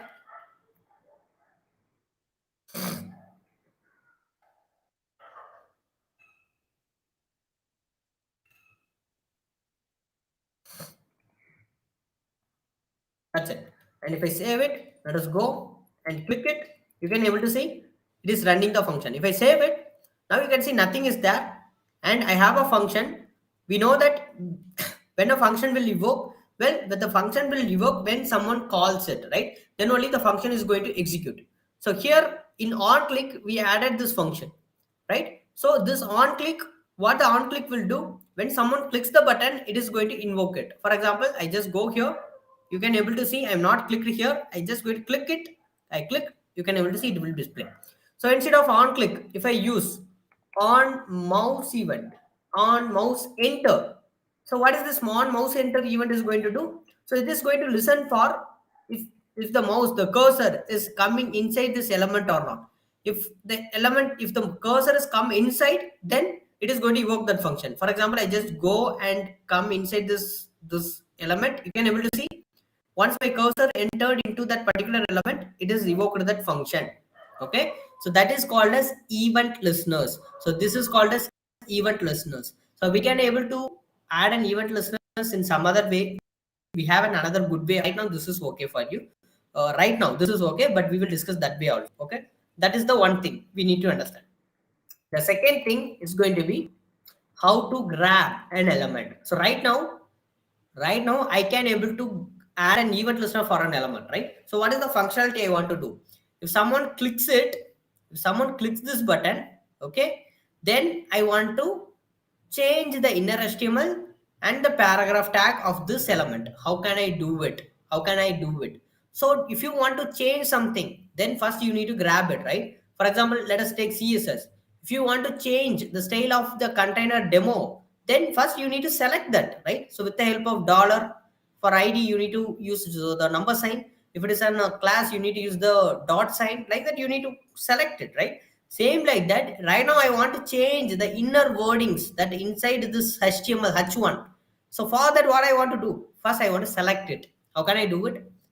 First, I need to grab it. So what I'm going to do? This is the second part. This is going to be grabbing an element. Okay. So here we have 5 ways to grab an element. So I think someone has asked about a question, right? So what is the difference between them? Let me see that now. Okay. So we can able to grab an element based on their ID. We can able to grab an element based on their class. We can able to grab an element based on their tag. So like exactly like CSS, ID selector, class selector, tag selector, we can able to grab it. Okay. Based on this, we can able to grab it. And we have also 2 more things is that we see what is the difference between them.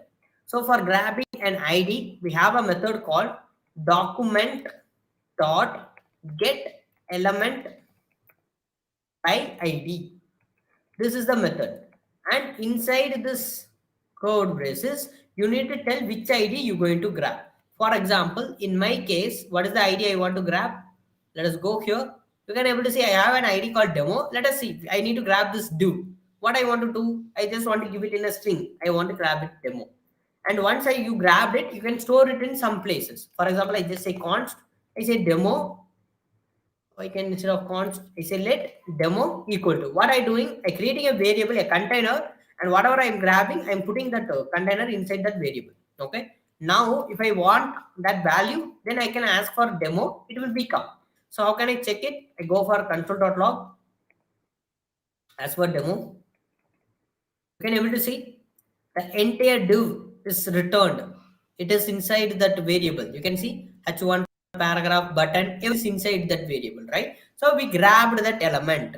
So this is what the ID selector will do. And this ID selector is specific. It is called as single element selector. Why it is called a single element selector? Well, in HTML, the IDs we can able to use only once. If you use an ID demo if you use it, then it should not be used for any other tags, right? So we can able to use ID for only one tag in an entire document.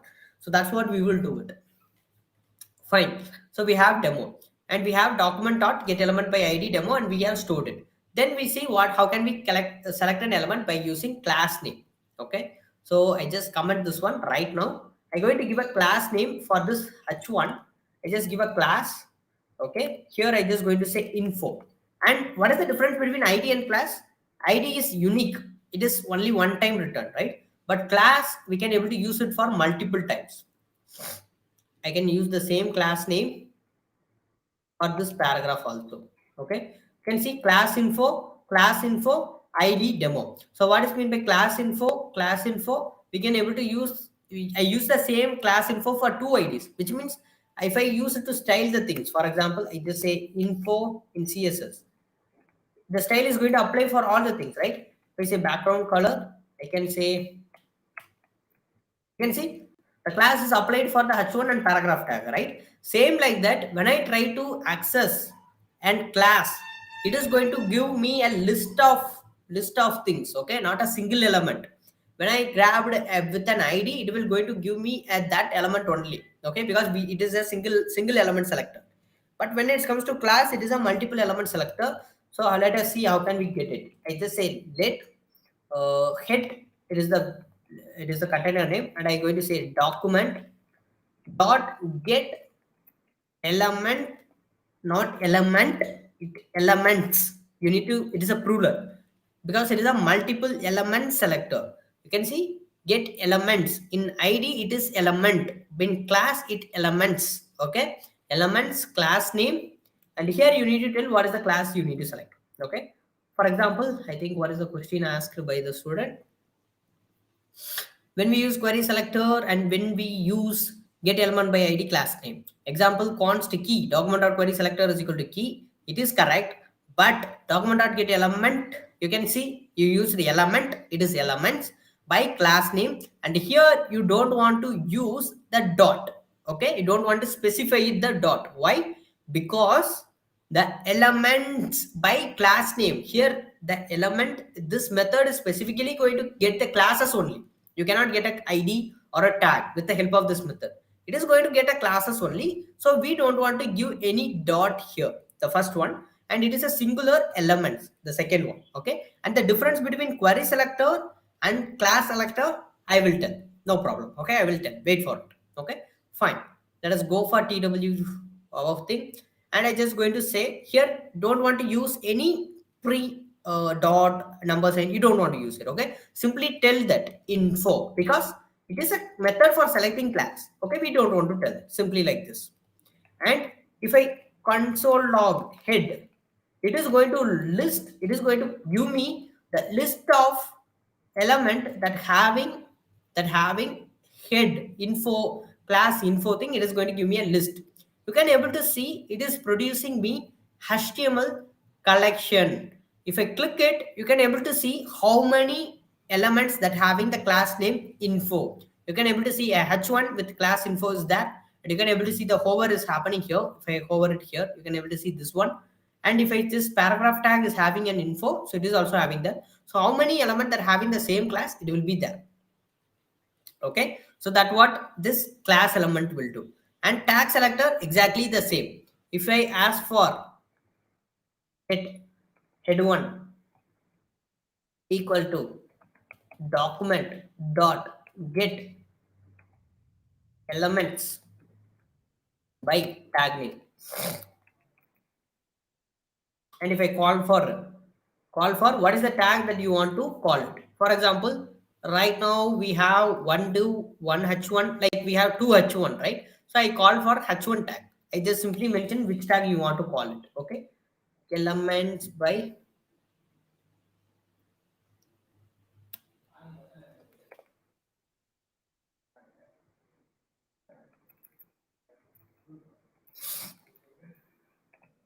get elements by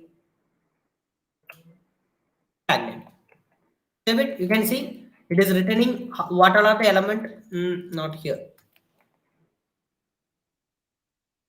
Get one.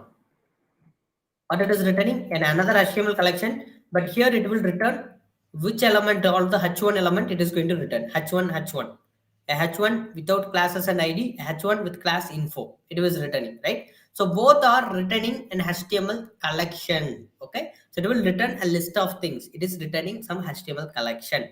So these all are the selectors that are available. But not only this, we can have two more things, that is going to be the query selectors, called as query selectors.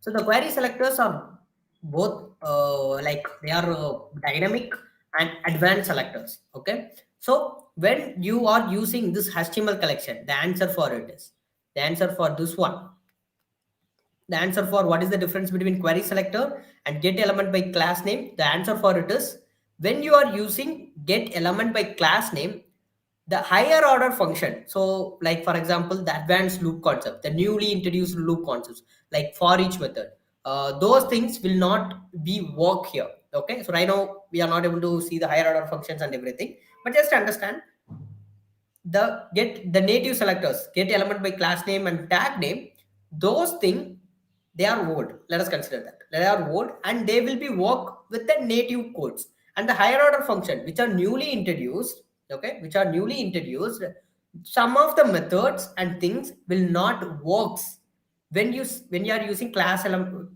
name and tag name. Okay, so instead of that, if you use the query selector, it will be work, and whatever the tag selector and class selector can able to do, the query selector is also do, and also it can able to do more than that. Okay, so that's what it will do, and we will see at the end of the class you will understand the exact example with the difference. Okay, because I will teach you the higher order after completing the loops concept. I will teach you one higher order function that you will understand it. Okay, so you can see it.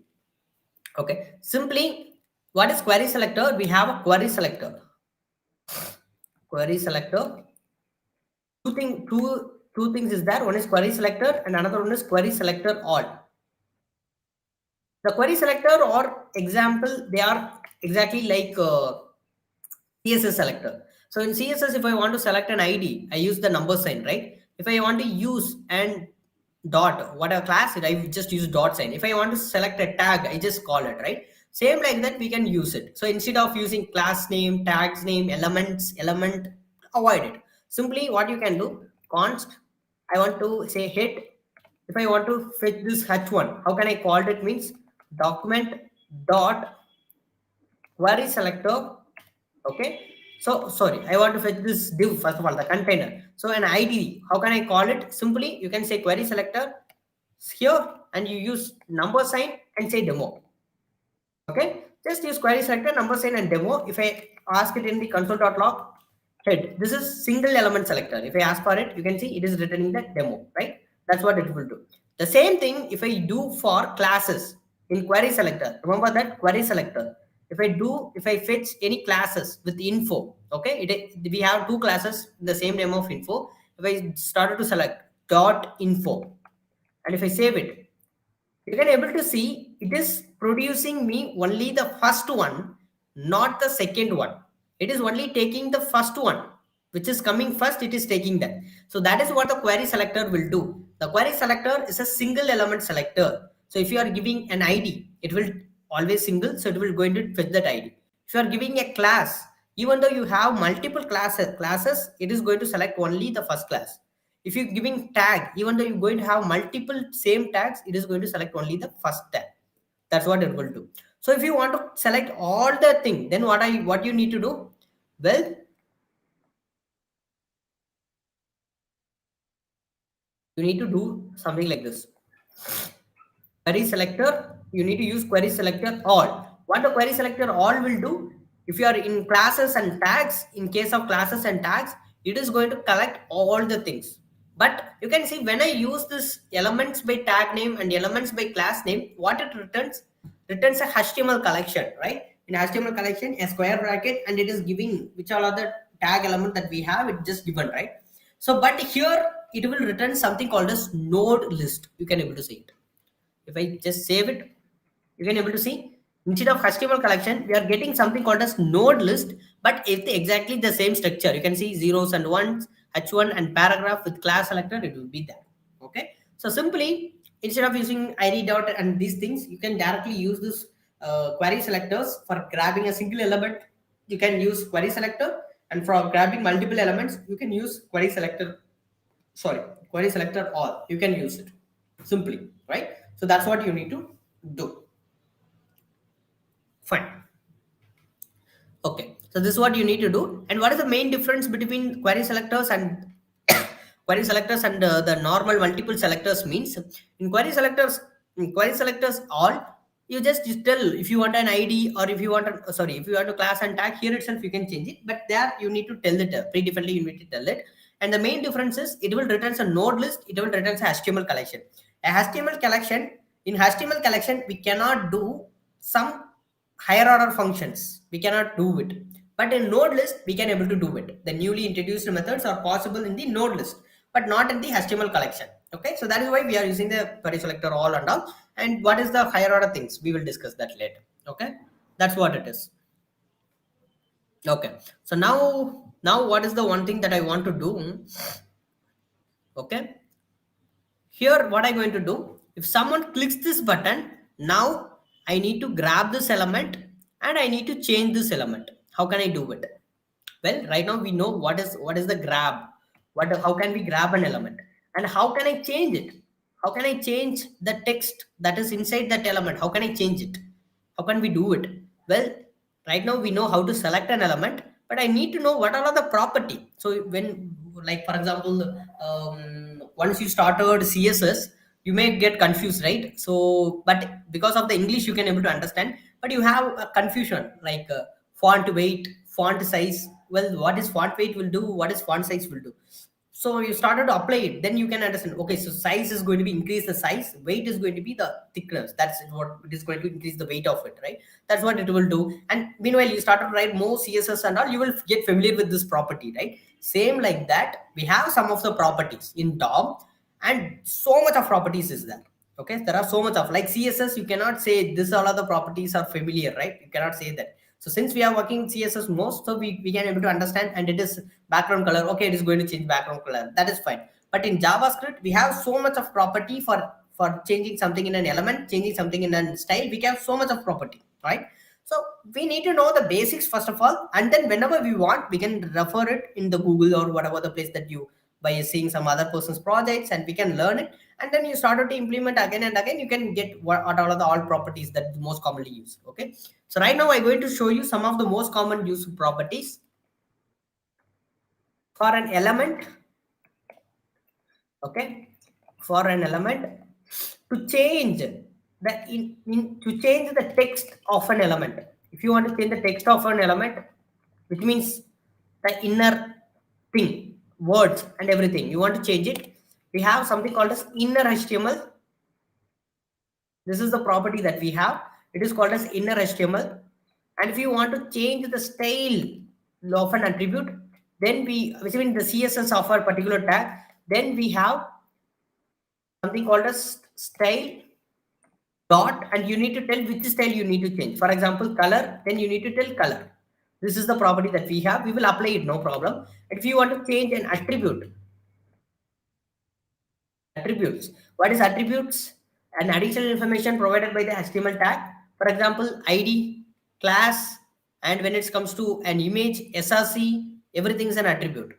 And an anchor tag, href, attributes. Those are all the additional information we are providing for that particular tag, right? So if you want to change that, you can use, you need to grab an element and you need to dot, and you need to tell which attribute that you need to change it. You can tell it.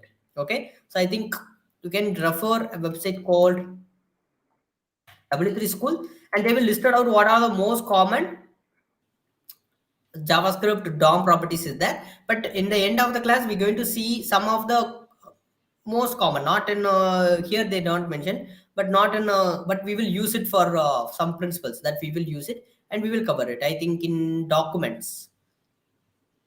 So let us click the documents.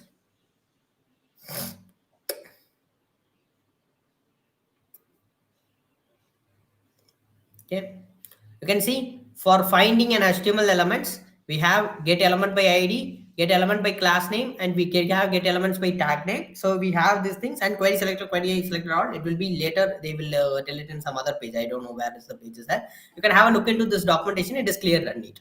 And you can see if you want to change an inner HTML, you can see the description, changing HTML elements.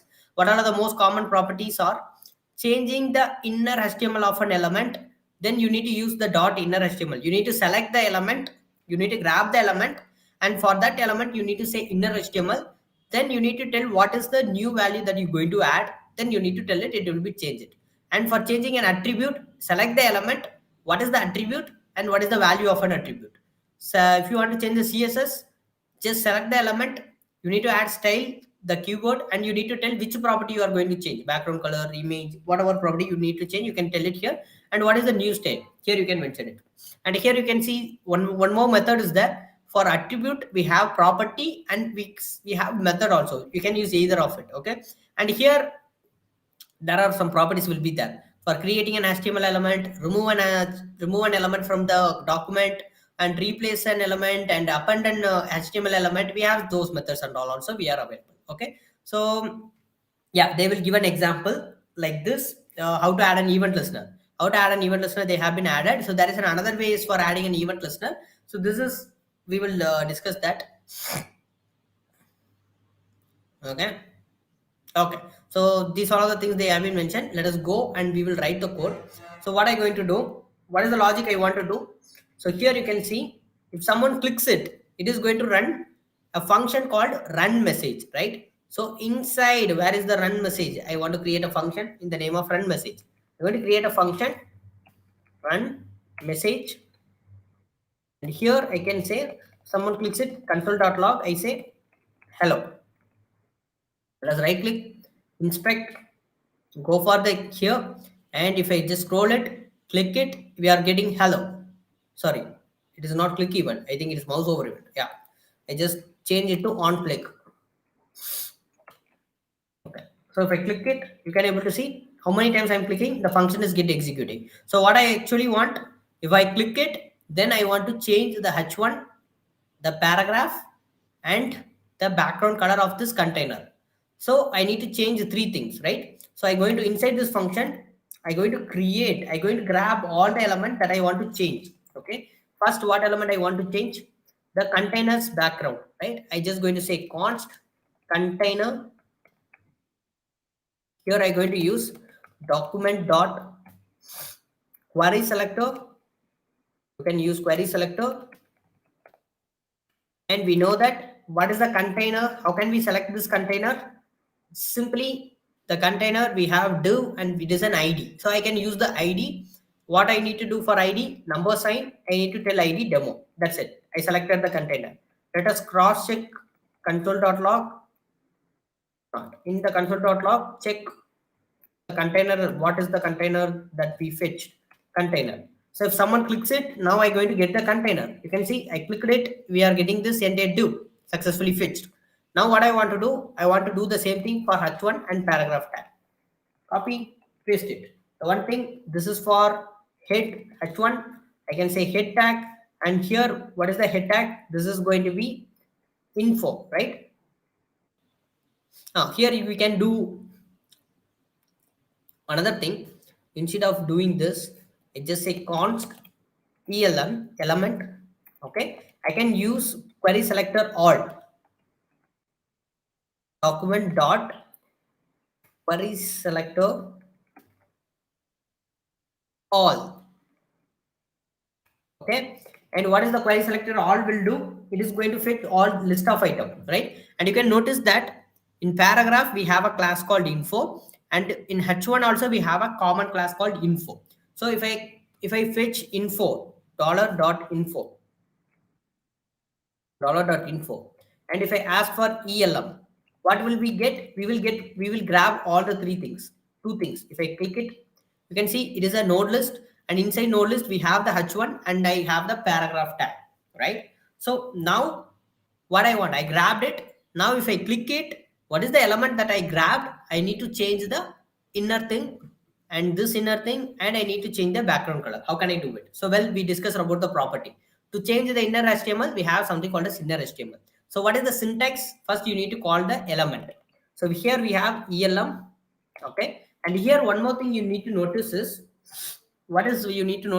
here, you can see it is a collection, right? It is not a single element. It is a collection, right? So then I need to, if you are adding any property, you need to specifically target to that particular element. Okay. For example, if you want to change the first one, then you need to particularly target to this element. Then only it is added to that element. If I say elm dot inner HTML, okay, and I say hello, like this, is not going to work. Why? Because I'm only targeting, I'm not targeting a specific thing, a group of list of thing I'm targeting. It is not work. If I save it and if I click it, you can able to see it is not work. Is that any changes happen? No. Why? Because I need to tell that I just want to target this one or this one. How can I tell it? Well, you can tell it by using a square bracket. You can see it is inside the square bracket. Just give a square bracket and tell which index. What does index means? Which place it is stored. So if it is in square bracket, it is called an array, we will call it, but here it is not an array. Simply understand it is in an ordered way. Okay, so you need to tell which number that it is placed. So it starts from 0, it goes 1 2 3. Based on how the alignment is happened, it will be determined. Okay, so here I need to target the h1. I need to change the h1 inner HTML to hello. How can I tell that? I can say elm square bracket 0 dot inner HTML. Now it is going to elm, it's a container. Go for inside this container, fetch the 0th index. It is specifically targeting to one element. That element's inner HTML I need to change into welcome all to events. And if I save it, now if I click it, you can see welcome all to the events. It is changed.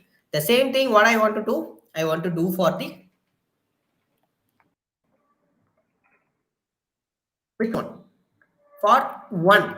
If I say one, what is going to happen? For paragraph. Okay. So here I just going to say how was the bootcamp was going, like this. save it. Initially, this is the website that we have, and when someone go and click it, you can see welcome to the events and how was the website is going. Done it. And what is the other thing that I want to do? I want to change the background color, the style property to something else, right? How can I do it? So right now we fetched the container. I want to say I want to change the CSS. For changing CSS, we have style. We need to say style, and you need to tell which property I need to change. How can I do this? The element is going to be the container dot style dot container dot style dot, and here you need to tell which property that you want to change. The property I want to change is background color.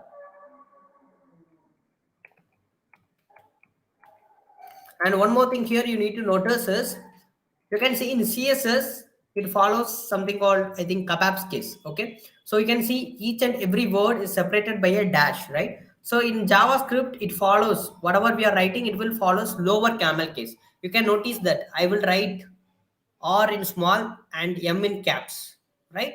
And you can see query selector, the first element having Q as small and S as caps. This is called as lower camel case. Okay, so JavaScript, the default methods and everything follow this case. So if you are writing in this case in JavaScript, then it will be really good. Okay, it will be really good because it is easily understandable. Okay, it will be tough initially, but it is going to be really good. You can understand it. Okay, so once it is done, now what I am saying, container, select the container.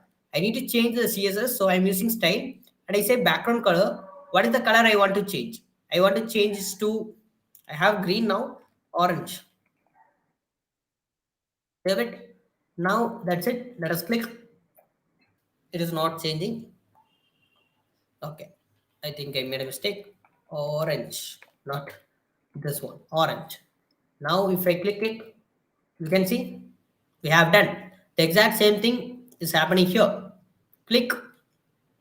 Not exact same thing, but it is happening here. It is giving a single page application, but it is the same thing. You can see this is done, this is done, and what is happening? If I click it, it is getting display. This is get this just vanish out, right? How can I achieve this one? Simple. For example, if I click this one, okay, if I click this one, this button, I need to change the background color and everything. Meanwhile, what I want to do, I want to disappear this button also. I want to just disappear. Once I click the button, it is going to change everything and it is just vanish out from the place. That's what it is going to do. How can I do it? Well, for disappearing this button, first we need to grab the button. Let us go here. You can see we have class called btn. Select it. First select. Let us go here. I'm going to select const btn equal to document dot query selector, and we have a class dot btn, right? So we selected it. So right now we have this btn. Now what I want to do, so can anyone tell what is the CSS property that hide the information? What is the CSS property that will hide an element from it? If I use that property, it will just hide an element. What is the CSS property? Anyone? If you know, you can tell it, okay, in the chat box.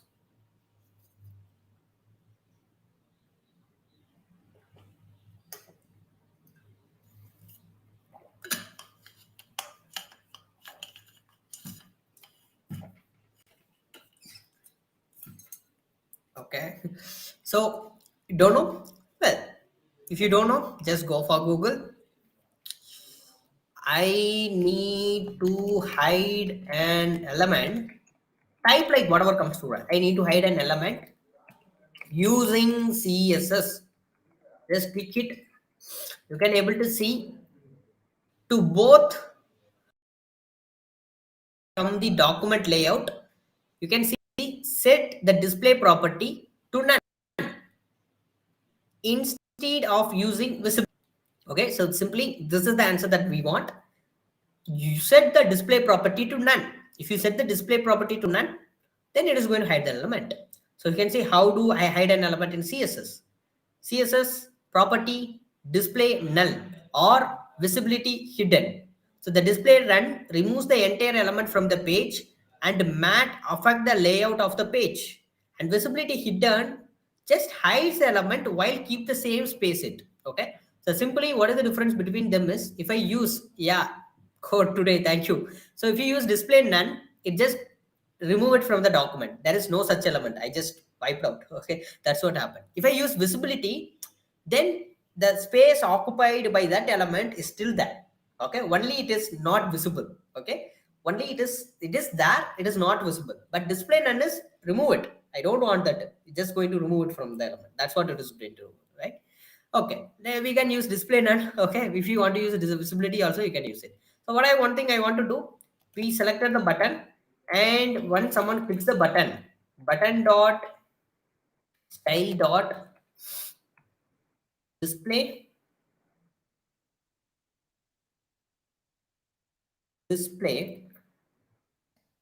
equal to none, like this. Okay. And if I save it, fine. Let's go and click it.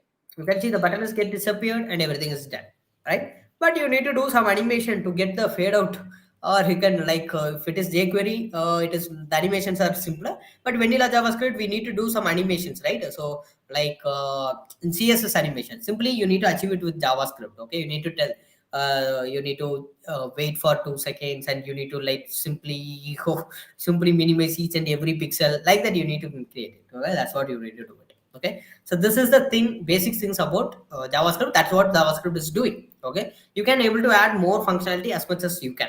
Okay, so now the basic functionality, and you can understand what is JavaScript it is and why it is used for it is, right? So you can able to understand. So now what we're going to do, we go the other factors that we need to learn, and we come up with some application, some not for simple functionality. We come up with some application that you can add it in your portfolio also. It's fine. That's up to you. You can add it. If you have some other good project, you can add that also. No problem. Okay. That's what it is. So what I'm going to do, what are the things that we need to discuss? Well, what is the difference between let, var, and const? We haven't touched, right? When I say a keyword, right?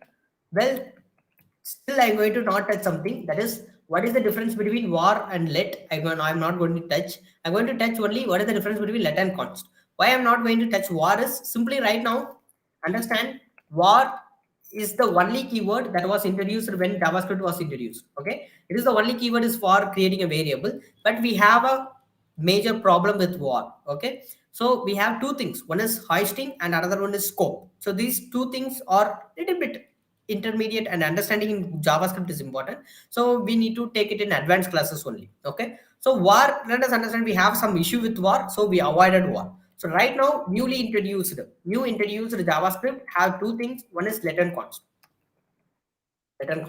So what is the difference between let and const? Well, if you create a variable that a equal to 10, this variable is reassignable. For example, I'm creating a container and putting a value 10 inside it. And if I want to change the value, simply I can say a is equal to 13. And now if I ask in the console.log, what is 13? Sorry, what is console.log? What is a? Console, a is 13. The values get changed, right? So we can able to do it. But if I use const, it is a constant variable, it cannot change. It will throw me an error. Here you can see type error, assignment to a constant variable. So three errors we have discussed: reference error, syntax error, type error. Reference error, if you are asking or calling something that if it is not already defined, it will throw it. And type error, if you're doing something that is not work in that particular type, you can able to see this type error, especially in const when you are using const. Okay, if you're able to create it but you cannot reassign, that is not completely not possible. So that is why you will see that specifically in const you can able to see it. It's one of the most common error that you will get. And if you are getting syntax error, then no code will display. Okay, you need to seriously look into it, because it is syntax. You are missing the syntax. That is completely these three things you need to do it. Okay, so this is the difference between let and const and var. Now I want to ask you another question. Not a question. This we need to understand. What is this one? How JS can do this? No other programming language is not able to speak with browser, right? Is there any other languages that can able to communicate in the front end without communicating with the server, can able to change an HTML and CSS? You can say Python right now they are coming up with, but they're not 100%, right? So no other programming language is not able to, is not for front end. Everything is for back end, right? So we can use Python backend, Java backend. We can use it for that only. It is the only language that is used for front end.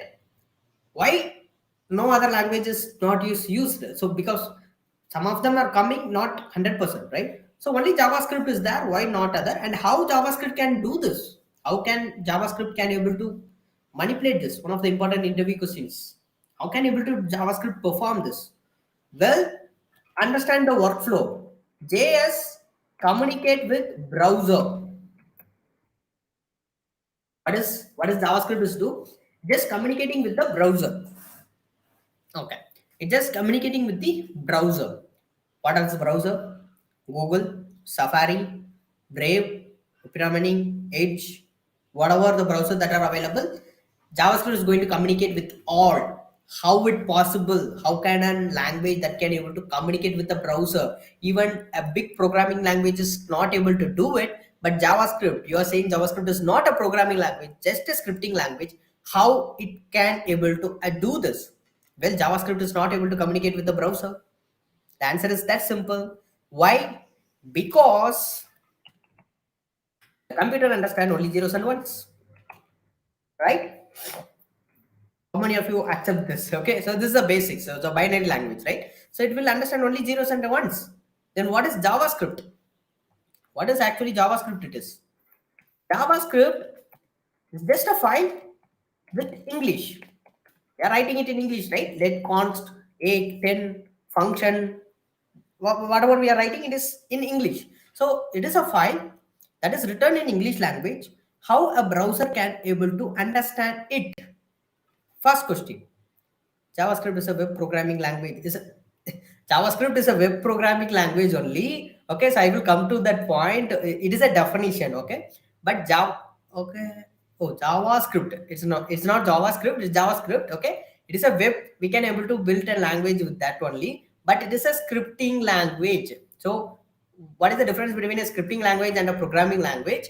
When programming language is if you are introducing a programming language, it can able to do so much of things, right? So it can able to do, like for example, you can able to create an application, you want to connect with the server, you can do that, and you want to do some algorithms, so you can able to participate, you can able to do it.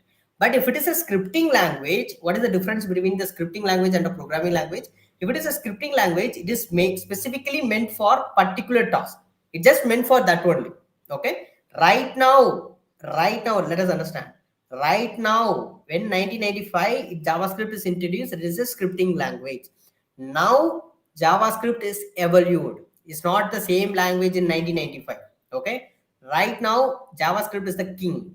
It is, we can say, everything you can able to do with JavaScript as a developer. Okay. So even if you want to be a complete developer in a thing, you want to survive in this internet world, you can learn JavaScript. No other language is needed like that. Okay. It is most loud languages in that. Okay. So that is why we are telling it is a web programming languages is that. But when it was introduced, it is just a scripting language built in just 10 days.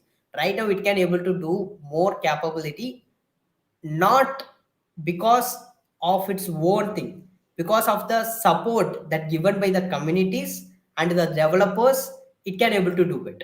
That is the point that we're going to come up with. So we will see this. Okay, we will see that. Okay, so how can a browser can able to understand it?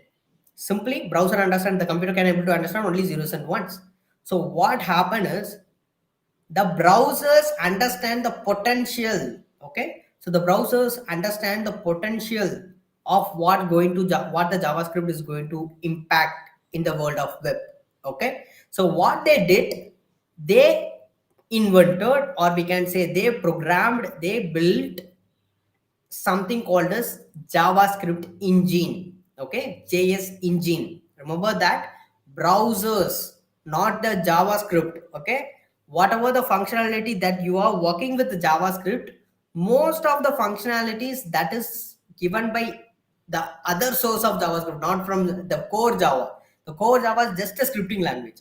With the help of browser, with the help of JavaScript runtime environment, with the help of so much of other possibilities, JavaScript can able to become the superpower.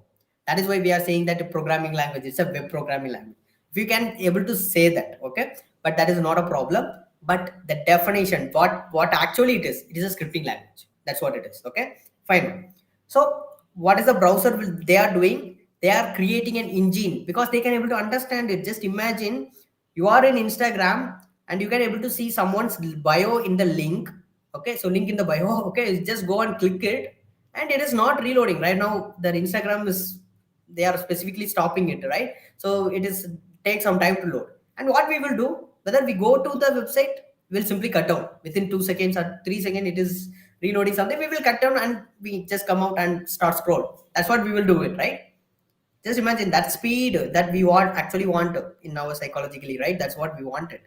Just imagine JavaScript is introduced, then we can reduce so much of traffic that is happening in our server. We can able to do it, and it is going to pave the way for new one.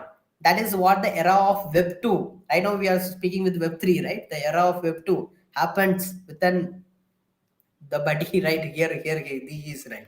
That's what it is, right? So what happened, the browser understand the potentials, all the browsers, not only Google, I can say that all the browser, and one of the browser in 1995 Netscapes. Okay, so the person Brendan Egg, he created JavaScript, and he is the first person created JavaScript engine also.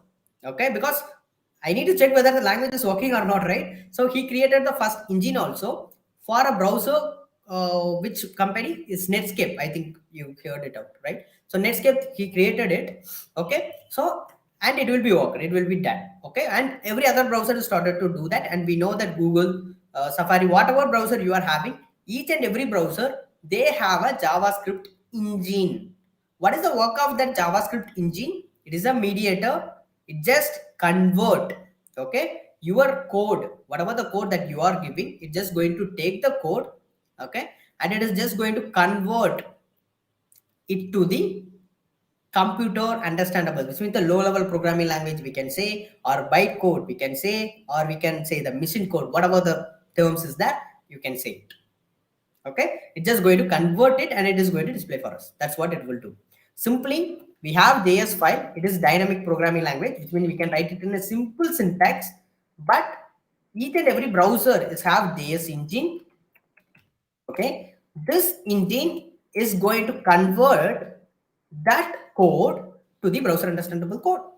That's what it is going to do. Okay, so we are, for example, if it is Google, we have Google engine, which means JavaScript engine.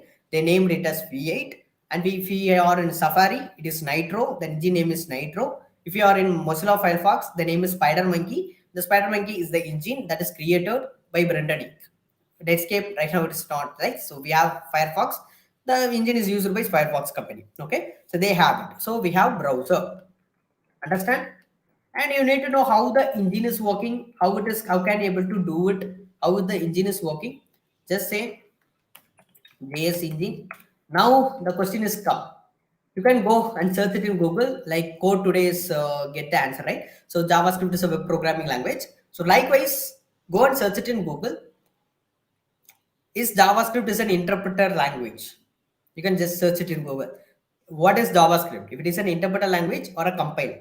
So just search it in a Google, and I think you know about what is interpreter and what is compiler, right? So it reads in line by line and execute fast. It is an interpreter language. If it is compiles all the code and produce an optimized code, a new code for us, and it will execute it, then it is a compiler. That's what it is. Just go and search it. Just tell it in the answer quick, really quick. Okay. So I will tell. Let us go and see what is the engine is doing. Okay. Let us go for any images. They will provide some of the engine image. Yeah, they provide so much of engine image. What you can do here, JavaScript engine. Yeah, this one. So this is the work, that is what happened in when JavaScript is doing, right? So you can able to see this is the JavaScript engine. This one, this entire box is the JavaScript engine, and here we have the JavaScript file, and this is your computer, the browser, the screen that you are using. That's what it is. Okay. So what is happening here, when we started to write the code, the JavaScript engine in our browser, First, it will parser. What is meant by parser? Cut it down into small things. Just break it down.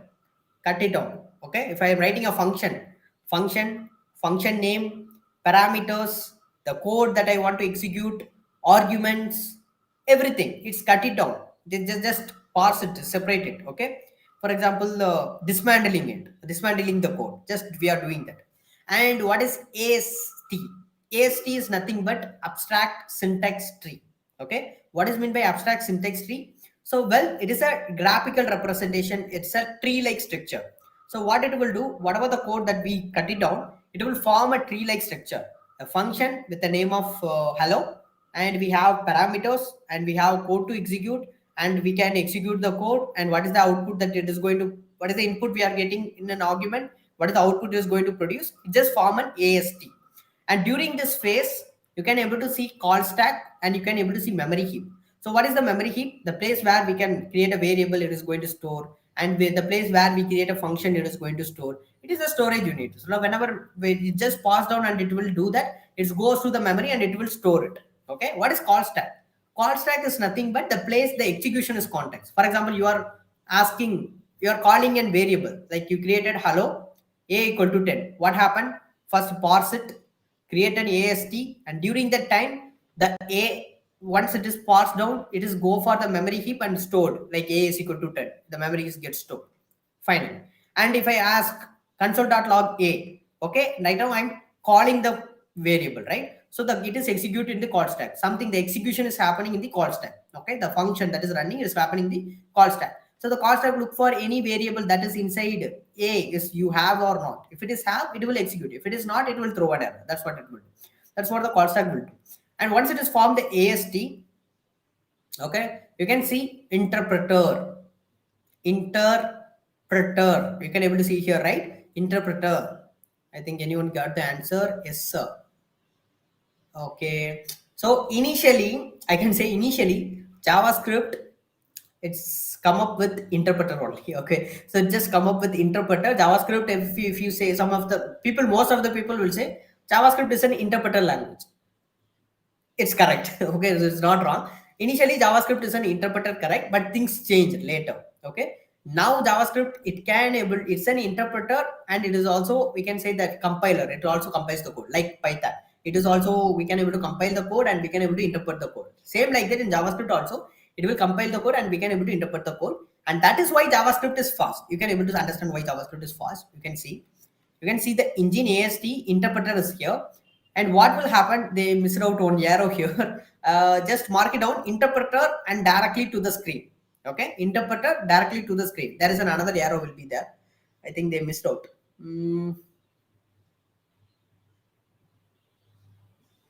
Yeah, this one. You can able to see parser, AST, interpreter, bytecode. This is what we need. Okay, here they missed it. Dev community, they missed it. So bytecode. What is bytecode? Bytecode is something that misunderstandable code. It's not exactly same as machine code, but it is also understandable by the computers. Okay, machine understandable code, low-level programming language code, like something like zeros and ones, like that. Okay, so bytecode. That's what it is. So what happened once it is done? File is happened, passing it AST.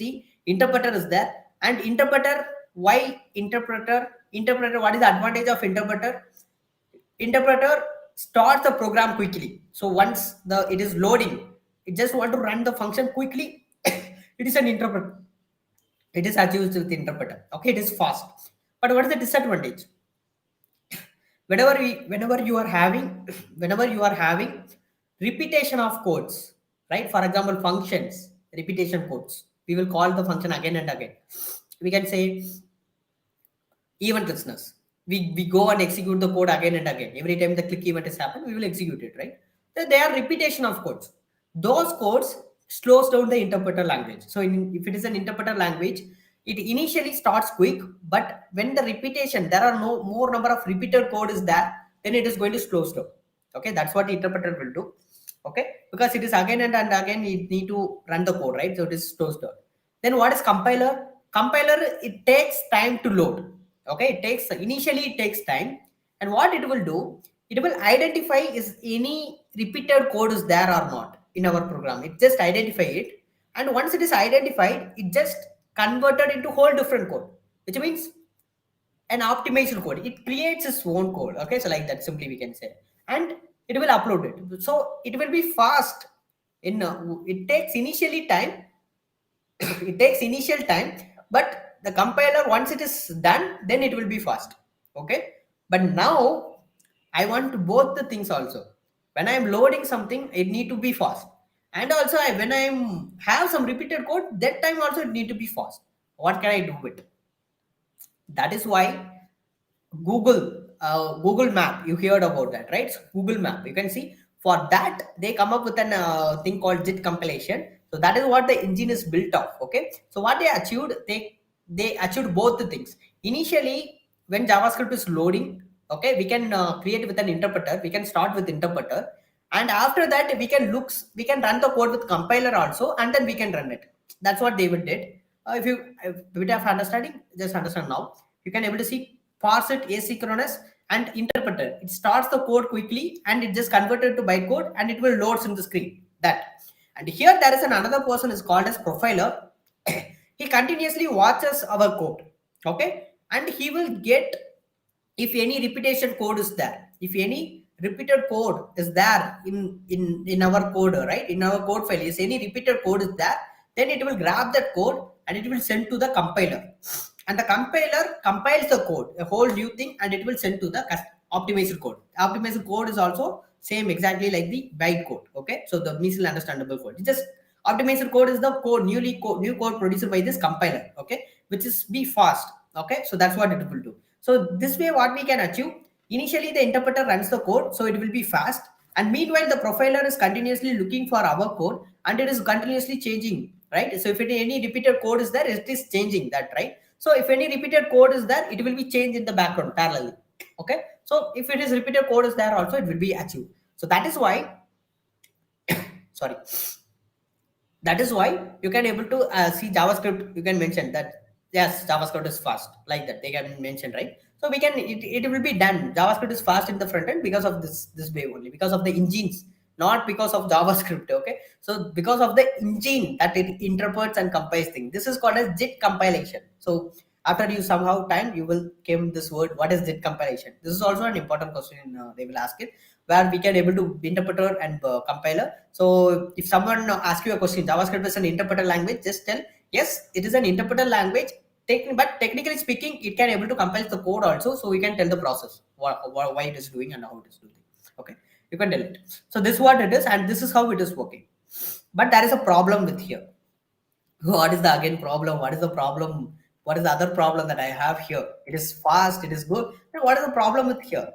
Just imagine, I want to ask you a question. You are using Amazon. Why? You are using Flipkart. You are using some other shopping, I can say Mintra and Meesho. You are using for e-commerce site. Whether what is the core objective of this four e-commerce site? They are going to sell something, right? So it's an online e-commerce platform. They are going to sell something. Whatever they're selling, that is fine. Okay, they're going to sell something. Well, the quality that Amazon is giving, the same quality is what Flipkart is giving. The same quality is what Meesho is giving. The same quality is what Mitra is giving. Just tell it yes or no. Both are e-commerce site only.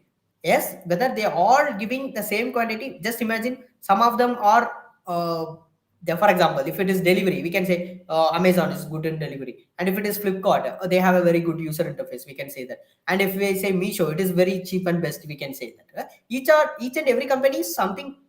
They are something big and they are something low, right? So is that, I just want an answer, yes or no time. Is that for e-commerce site, is they are providing the same services for the customer, even though they are comes under one category, e-commerce site? They have 4 platforms. Is that, can you able to understand the question? If yes or no, because it is very important to understand it. That's what I was asking. Yes or no? Quick. Okay, simply we have, it is an e-commerce site. We have 4 companies. Let us take these 4 companies, and whatever the service that we are asking for these companies, okay, whether the 4 companies are providing the same quality of services given for the customer. That's it. Okay, we can say The answer is no. Why? Because something, it is an e-commerce and their operation team is different. Okay, so their team is different, and this is also an e-commerce site, but their team is also different. They handle by different people, and they have some different ways to do it, and they have some different methods they will follow, and they different, right? So like that, each and every, even though they are come center e-commerce platform, the handling peoples are different, and how it is working, the functionality is different. And you can see Meesho's word of mouth, they will use that affiliate marketing things and all, right? So each and every marketing strategy is different, and their core niche is different. Like that, everything is different. That is the problem that we have right now. What is that? I have only one JavaScript file, the code file, but I have multiple browsers. Just imagine Google, Safari, Opera Mini, Brave, so on, right? We can list it out, so much of things. We have multiple browser, and each and every browser have their own engine. I am going to give a single file to that engine. For Google engine, for Firefox engine, for Safari engine, for each and every engine, I'm going to give only one JavaScript file. Just imagine you're having an Apple phone, and you're having a Samsung phone, and you are having some Nokia phone, you are having some Redmi, Xiaomi, and everything. Is that all the experience? If you are using that, if all the phones are going to give the same experience and same quality, same service they're going to do? No, right? Because it is built different.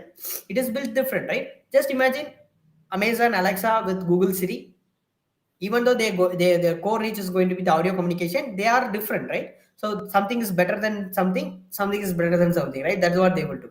That is why the same reason here I'm giving the code to different translators. That is the engine, Google engine. It is built by Google. They use some methods to build it, right? We don't know what is the method they use, but they used to build it. And we have Safari, and that is have an engine that is Nitro, and the same code we are giving, they use some different method to build that engine. Now understand that, is my JavaScript file will run exactly the same in all the browsers, or going to run in differently? Just imagine, if you understand this, then you are fantastic. Okay, if you understand this, that's very good. Okay, I have a JavaScript file, and I have multiple browsers. Like we have V8, it's a Google browser, and it is by Google.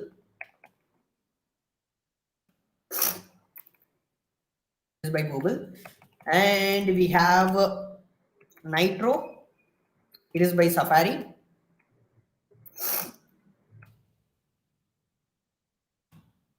Let us imagine we have so much of things, right? We can go, you can search it, what are the engine list?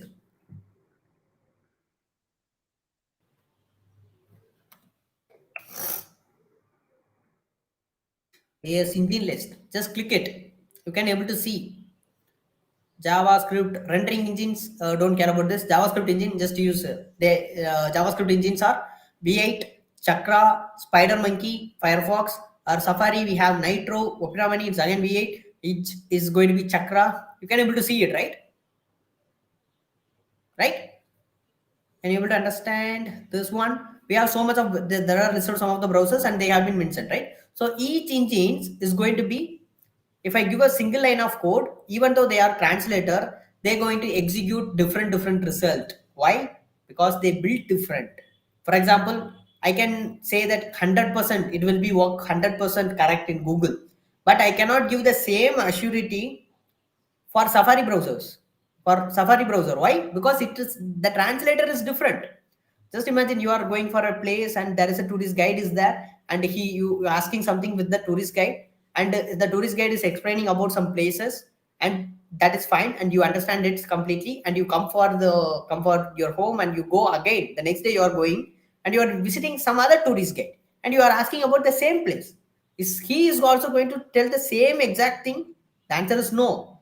It is going to tell it, but he will add something. He don't say something, and he will add something, right? That it won't do, right? So there is some mismatch is that, right? So that's what happened. So that is what will happen. Just understand, you are creating a JavaScript file, but it will be work perfectly in Google, but it is not works in it is not work in Firefox. It will not work perfectly in Opera Mini. Like that, some other browsers it will not work. then what happened to that websites? If my client, if my end user is in Firefox, what will happen? So there is no standardization is there, right? So that is why we have ECMAScript. To solve this problem only, we have ECMAScript. And people will think ECMAScript is another name for JavaScript. Wrong. Okay, the answer is going to be wrong. ECMAScript is not another name for JavaScript. Okay, ECMAScript is formed by European Computer Manufacturing Association. So that is why the short form is ECMA, ECMA, European Computer Manufacturing Association, where they provide the companies to the entire world. Okay, so they form the rules and regulation. Okay, they form a script and guidelines for how JavaScript need to perform in the browser. Simply, if they give an input, I'm giving an input, I can say like input A. If I give an input A and the output should be output A, it should be like this. So this is what they formed. If someone gives this input, then the browser need to do this function, this functionality.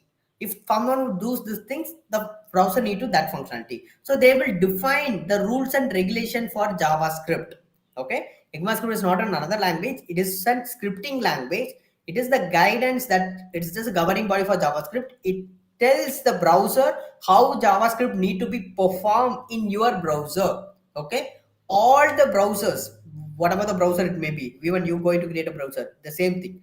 You need to accept ECMAScript standard to create a JavaScript engine.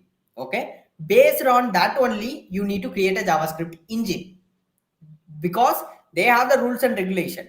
Based on that rules and regulation only those engines are going to create. So now no matter what is the method that you are using to create an engine, no matter, that is not a matter, but we know that if I am giving this input, I need this output. You can use any method, I don't care, object oriented, functional oriented, procedural, binary, whatever you are using that, I don't care. I'm giving this input, give this output. Then your browser is under the guidance of ECMAScript. If it is not, then your browser is not up to mark. Okay, you will lose the game. Okay, so like ECMAScript is what? ECMAScript is the rules and regulations, the guidelines. They form the guidelines how JavaScript need to be performed in the browser. That is the point. Okay, so that's what it will do, and you can able to see that some of the method they will in I think W3 school or any place they will mention it, like this method is not works in Internet Explorer, this method will not works in Edge, this method will not works in, it's not supported in Opera Mini, like that they will mention. Why? Because they are not updated their standards according to ECMAScript things. Just imagine if like any other programming language, JavaScript is also get update their syntax and their new method, new data types, whatever it comes, it will update it. Those things are done by ECMAScript. Okay, so the ECMAScript we have ES6, ES7, they are the ECMAScript versions. ES6 is the most common version. We can call it as a modern JavaScript. It was introduced in 2015. Okay, so before 2014 we follow a syntax. Okay, after 2015 ECMAScript introduced a new syntax. This is the new syntax for JavaScript they introduced. Okay, if they use this syntax, then you need to produce that result. That is the guidelines they introduce. So in that time what will happens means, if they introduce it, then only the browser will go and update it. Okay, so initially when JavaScript is getting update, you can see that this method will not work in this browser. That is the time. Okay, after 1 or 2 months, what the browser company will do, even it is Google, they have no other chance. What they need to do, they need to update their Google engine according to the ECMAScript standards for running a single web language.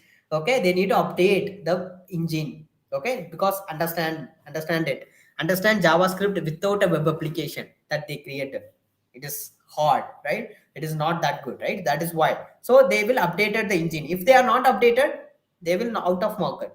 Like Internet Explorer, you can see that what is the result we have for internet, right? So that's what it is. Okay, so they need to update it and they will do it. And initially sometimes it will be the method will not work, and after that they will say it will be work in this browser, like that they will say. You can search it.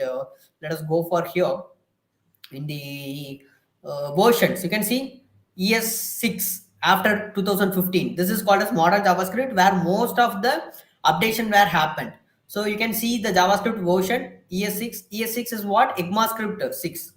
Okay, let us click here. Give a minute. You can see 𝐸𝐸𝐸 what are the methods they have been introduced? Well, the let, const, arrow functions, so much of things that they have been introduced in ES6 only. That is why it is called as modern JavaScript. Okay, so till 2021 we are having that till ES12, I think so, if I'm not wrong. Till we have ES12 itself, but ES6 is more than enough. You can able to see browser support for ES6. Which all are the browsers that supports? Chrome supports, Edge will supports. You can see the date, Jan 2017. It will just started to support August 2016, March 17, July 2016, August 2018. Like that, they will mention the supporting dates also, and you can able to see some warnings also. If you are using somewhere in Internet Explorer, it will not work like that. They will told some of the warnings for some of the browsers. Okay, so they will mention it. I think they will remove it because Explorer is not in market. That's what. Okay, so they will tell it. Okay, so you can see JS in IE and Edge. So you can use this. You can use this Internet Explorer retirement dates. Okay, announcement, Microsoft team announced and that, and this announcement, and they will, you can able to see this article. You can able to understand why the JavaScript, because of the ECMAScript, what happens for the browsers. It will replace that. You can able to see it. Okay, so this is what it's all of. Okay, let us this, and now I can give you the thing that whatever the interview questions, it will be in theoretical comes to JavaScript. It is completed. What is JavaScript, how it is working, what is JavaScript engine, what is ECMAScript, how JavaScript communicate with browsers, what is engines in JavaScript, what are the engines, how the engine is performing. These are the most theoretical questions that you need to learn before getting into JavaScript. Okay, so if you understand this process, then whatever the learning that you are learning inside JavaScript, it will be completely, you can understand the concepts very clearly. So most people have, they will not understand why, the reason of why and how, and they started to write code, just simply expect the result, then it will be problem for us. Okay, so that's what will happen. Okay, this is all about the theory part of JavaScript. Okay, so this is around whatever the concept that we have discussed, around 40% of the question will come from this concept. And most of the interview questions, I can say 90% of the interview questions, they're going to ask, it is related to this concept. Okay, either it related to engine, either related to call stack, or either related to memory heap, how it is executing. That is the one thing that we not yet covered. If we started to cover, then it will be so much for beginner class. Okay, so I will tell the advanced class when it's happened. So during that time, you can attend it to learn JavaScript advanced, how it is internally working. Okay, I will tell it in the end, how where you can learn it. Okay, fine. Now let us go. So these are the internal parts. We have covered the 40%, the basic fundamental things and all, and the concept like closes and hoisting and scopes and execution context and some other things. So questions, they are related to these concepts. They are related to engines. They are related to execution. They are related to memory. Everything they are related with this concept only. So this is the base foundation. If you understand it, kudos. Okay, fine. So now what we need to do, we discussed about what is the let and const, and we have discussed. And the second one is going to be null and undefined. We need to discuss it, right? We need to learn what is null and we need to learn what is undefined. Okay. So what is going to be null and what is going to be undefined? So you can see that in primitive data type, in primitive data type, I say that we have 5 basic thing will be there, right? We have a string, we have a number, we have a boolean, and we have null and undefined. And what it is in reference data type? In reference data type, we have object. Okay, and we have a special type of object that is called array. Okay, these 2 things will be there. It's not 2 things. Object, reference data type is object only. Inside this object, we have a special type of object that is array. Okay, why we are discussing objects and array, 2 different things? Because array plays an important role when it comes to JavaScript. Okay, this is a vast topic that we need to discuss. That's why I'm telling. But what is array? Array is also an object. Okay, array is comes under an object. It is a special type of an object. That's it. Okay, that's what you need to understand now. So now you can see whenever I use the type of operator, you can see if I use it for string, it will return string. If I use it for number, it is going to return me number. If I use it for what? If I use it for boolean, it is going to return boolean. If I use it for null, it need to return null. If I use it for undefined, it need to return undefined. Okay, let us see that. I just going to say what is null first of all. Const. I just going to say num equal to null. Okay, like this. And here, if I ask in the console.log, what is num? David, you can able to see null. This is what null it is. What is null? We specifically occupying the space and making the variable. We are taking the space and by purposely we are telling it is null. Okay, that is what we are doing. Simply, you just imagine you have an column. Okay, so like you are testing something. For example, try that the blood test, thyroid test, like that you are testing something, and you can able to see in some place we have null. Why we have null? We want that particular enzymes or particular we can say whatever the particular something whatever it is. I'm not into science. Okay, so particular enzymes or particular things to be null, it should be null. That's why we are purposely making the null. Okay, if I leave empty, I don't put anything. Okay, then what will happen? I can able to fill anything whatever I want, right? But here purposely it is null. It is null. I want it as null. That is why I'm giving null. But what is the value of null? It is empty, right? Nothing is that. That is what. But we are making it purposely. That is what I one thing you need to do. Okay. You can notice another thing. If I use type of, what it will be the answer we expect. Well, if I use type of operator in null, for string it will produce a string. For number it produces number. For boolean it produces boolean. For null it need to produce a null, right? That's what the concept it is. But you can see it will produce object. But what is object? It is telling that I'm object. The data type is object. But what's an object? Object is not a primitive data type. It is a reference data type. Why it is producing this? Well, if I say this wrong, of course it is wrong. If I say it is right, yes, it is right. Okay, so you may get confused. I will tell this. Why it is producing object is in JavaScript, everything is built with objects. If it is string, it is built with string object. If it is number, it is built with number object. If it is boolean, it is a boolean object. If it is a null, it is a null object. And if it is undefined, nothing. That is what undefined is. So everything is built. Whatever the concept is there, everything is built in an object. JavaScript, you hear this term like JavaScript, everything is an object. Like that you cleared that, right? So everything is an object only. But they are derived.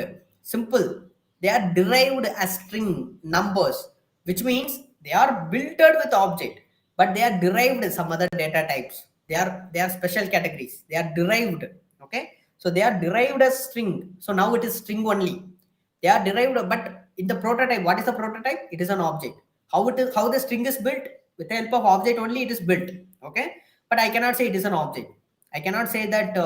How can I say like a son, like a father, like a father, like a son, right? So that is not apt here.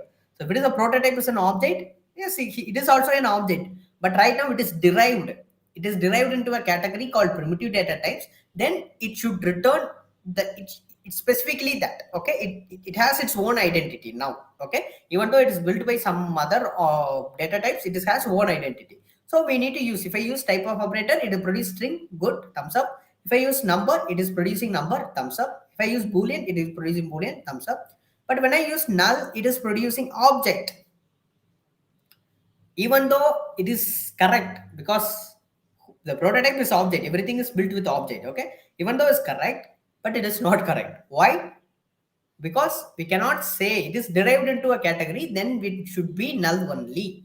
So even the person who created JavaScript, Brendan, he also he also accepted that it is a bug, and there is a proposal is also submitted to change this null object, the data type of an object, into something primitive data type. Okay, but not yet the proposal is closed. What is meant by proposal? If you are finding any updation, right? If you are learning some language, you will get to know a new method is added, a new something is added, right? You will know what is that. It is built by a particular set of persons. No, it is open source. It is we can able to contribute it, right?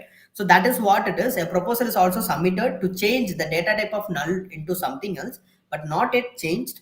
Maybe we can expect it because it is not that easy to change something yet. Okay, so you will understand when someone's you will go a bit deeper into the core JavaScript, but no one go into that deeper into JavaScript. I know that, and you can really focus on development. Okay, so this is a bug. Just now understand it. Okay, that is I understand. This is true but not true. This is correct but not correct, like that. Okay, this is what it is. That's what null is. And what is undefined? Well, undefined is the empty space. Okay, simply understand null. What we are doing, we are occupying the space and we are telling that nothing in here. That's what we are telling.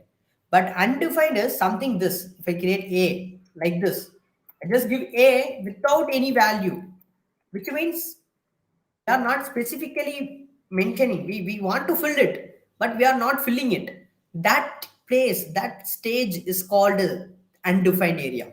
For example, if I use console.log a, if I search for it, a is already defined. Where okay, initialization in const.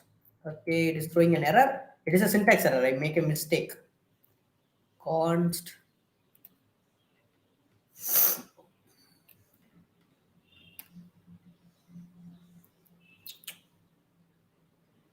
Okay, sorry. It is const. Let a like this. If I save it, you can see we are getting what we are getting undefined. This is what undefined is. Okay, imagine what is the difference between null and undefined. Null, we are telling I'm not having anything. The space is occupied. Okay, I'm giving a value, but the value is nothing, empty. There is no nothing in here. Okay, because simply I'm giving a bottle, but inside there is no water. That's what it is. Okay, that's what it is. But the space is occupied, right? No one has come and change it. But here it is a stage. Whenever we are adding a memory, whenever we are adding a variable to a memory, two stage will be there. One is undefined and another one is the values get added to it. Don't confuse that now. Simply a variable without a value or a variable with value undefined. Both are same only. But the thing is variable without value. Okay. So this is a stage. Okay. Where later I can come and I can able to fill it out. Okay. That stage is called as undefined. You can see it is empty, completely empty. I missed out to fill. And later I can come and fill it. So this is a stage process. I'm not filling that, and later I can fill it out. That's what it is. Okay. So this type of research for it, you can see we are getting this undefined type.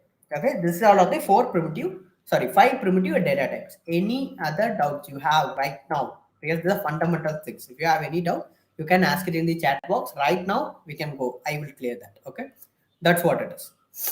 Okay, so these all are the type of operator. And we have two more things, right? So what is begin? Begin. We are not going to use this begin and symbol in real world use cases, but it will be introduced newly for some purposes. Okay, so this just added it. So what is begin is, so we have in JavaScript, we have something called as max safe number, max safe integer. So what is meant by this max safe integer is, so JavaScript can able to hold a particular like what can I say, like particular level of values, like maximum number of values it can able to store it. So that value is max safe integer. Just click it. It is a empty and docs. You can click it and you can able to see the max safe integer. This is the maximum safe integer value. I can go for console to explain it. You can see this is a maximum safe integer value that JavaScript able to hold. JavaScript can able to hold it. Okay.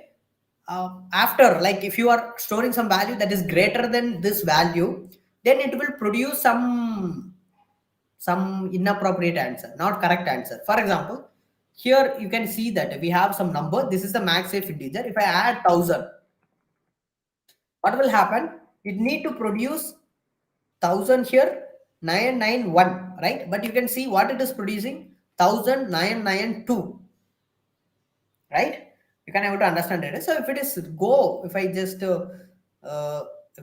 paste it here, and if I just plus 2, I press 10, you can able to see if I give 10, what will happen? It need to produce 1001, but it is producing me 1000, right? So we can able to say it is not adding it properly. So because it crossed the max safe integer, this is the maximum that in numbers that it values that it JavaScript can able to do it.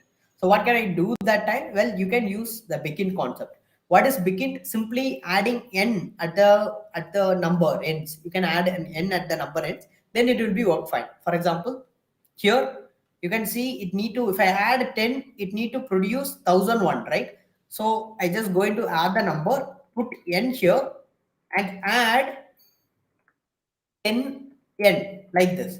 Now you can see it is producing a result 1001, the correct result, right? So this is called as, what is this? This is called as big. So this kind of values or comes under the category of big integers. So big int is nothing but big integers. Okay, that is some integer that is cross the maximum safe number. So if you check for it, if you check the type of it, how can we check it? I can copy this and I use type of operator, type of, and if I use this one, you can see what is the type of operator. It is going to be returning the data type. It is a big int operator, and you can use it for small number also. If I say 3n, if you check the type of this 3n, this is also type of whatever. If you use n with a number, then it's comes under big int. Well, it is denoting that it is crossing the maximum safe integer. So they are considered as big integer. The n may be anything. Okay, that's what it is. Okay, you can think like, why, where we going to use it? I don't know where we are using it, but it is came in programming language. Some of the things will be there, right? So it will be useful in some cases. Whenever we want to use it in future, we can use it. Okay, it will be needed in some cases, not for the development purpose or not for creating a website, not for it. That's it. And what is another one thing? Symbol. It is also same exactly like this, just for namesake. Like I want to add some new data types to JavaScript. That's why, that's what all the things are doing, right? So symbols are used to store anonymous unique data. Unique data. What is that? For example, I create let a equal to 10. Again create let b equal to 10. And now I want to check it in the console.log. A is triple equal to b.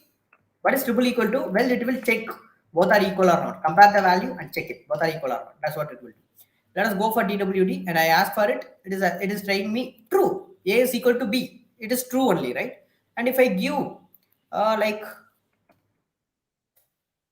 hello, and if I check it now, it is false because both values are changed. But if I give the same exact value, the same case, hello, true, right? We are getting it, right? But this is different in symbol. For example, for creating a symbol, you need to use symbol with this curve basis. Inside this, you need to declare. So what it will do means it is an unique data. It is considered as the symbol is considered as this data as a unique data. So now if I check it, you can able to see normal string, it is gives true because both having the same value. But now symbol has value hello, symbol has value hello, same thing. If I save it, you can see this giving us false. It always gives us false. Why? Because it is considering this as a unique value. So it is an unique. Maybe I can say I don't know what is the internal workings is happening. It will store somewhere in some place with a different reference. So that references is just get compared. That's why it is not showing. Okay. So it converting the value. It is considering this as a unique thing. Okay. That's what it will do. So that's what your unique the symbol will do. It is used to store something uniquely. Okay. These are the primitive data types. Well, now let us move on to the reference data type.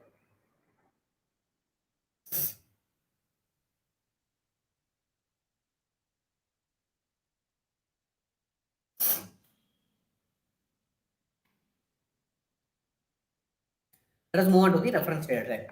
So in reference data type, we have, we have object and a special type of object. It is going to be array. Okay. Let us go with array first of all. Okay. So I say that what is reference data type? List of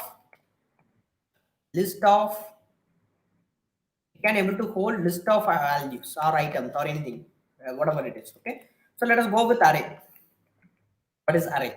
So it is a special type of an object. So how we can able to create an array? Let's say we can go with const, okay, and I'm going to say arr or whatever identifier name you want to give, you can give it. And for creating an array, you need to use the square bracket, and you need to tell what are the values that you need to store. For example, apple, and you can see it is not something like homologous arrays in some other programming they said, right? It can be able to hold any number of data types. For example, apple one, it is a number, and if you want to store boolean, store it. If you want to store undefined, store it. If you want to store null, store it. Or if you want to store another array, store it. That is also completely fine. 2 1 here, 2 3, like this.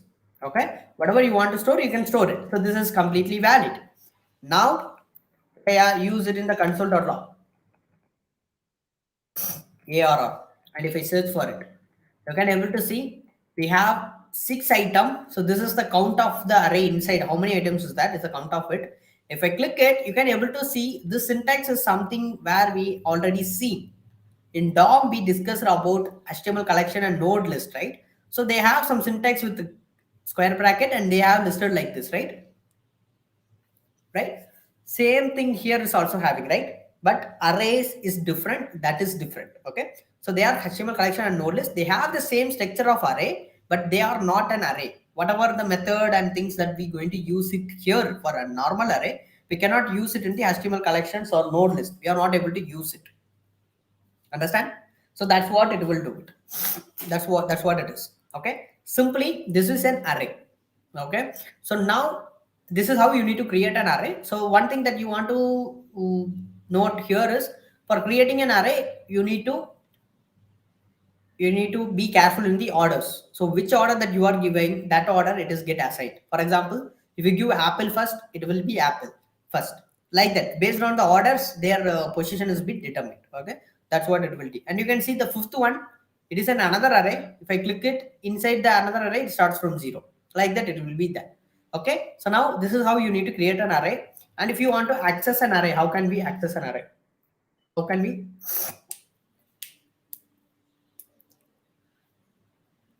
Okay, so how can we access an array? So for accessing an array, you need to call an array, which array that you having, ARR is the array name, and you need to use the square bracket, and you need to tell this indexes. So what is mean by indexes? Well, indexes are nothing but the place where they are stored. In HTML collection we have discussed, right? So the index is specifically pointing to that particular element, right? So if I simply call ARR, it is going to produce the entire array. If I want only this apple, how can I do it? Just you need to tell the index like this. So here, if I say like this, then it is going to produce me only apple. If I tell, so you can see the indexes is always starts from 0. That is the one thing that you want to notice, that 0, 1, 2, 3, and we have 4. Right now, if I want this array, how can I, what is the index that I want to tell? It is going to be 5. Right? Save it. You can see we are getting that particular array itself.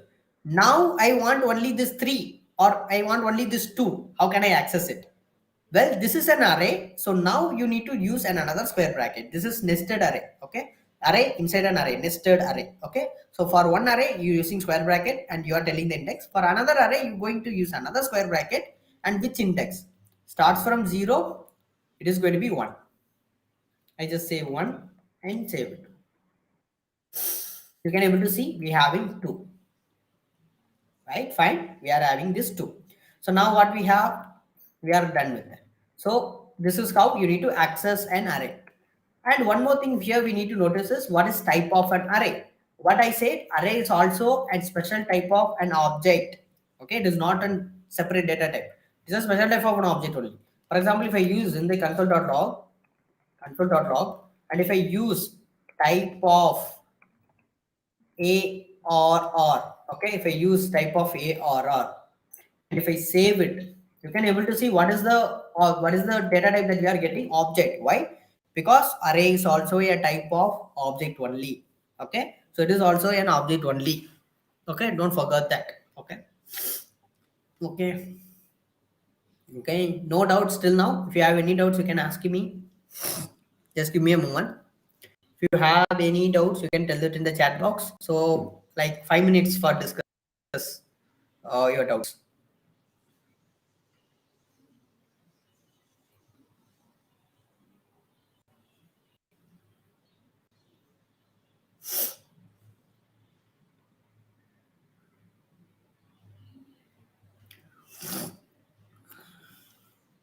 If you have any doubts, tell it in the comment box. Okay.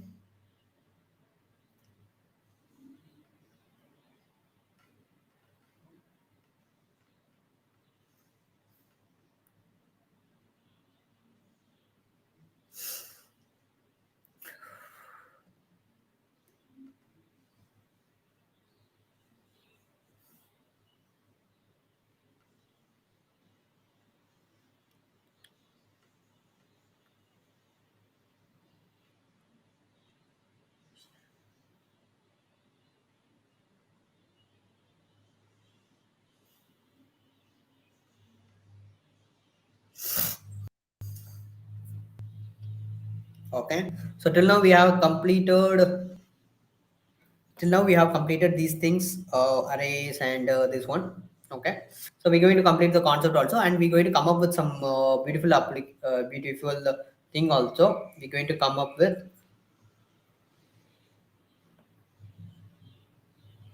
So you have doubts regarding the previous concept, you can ask it.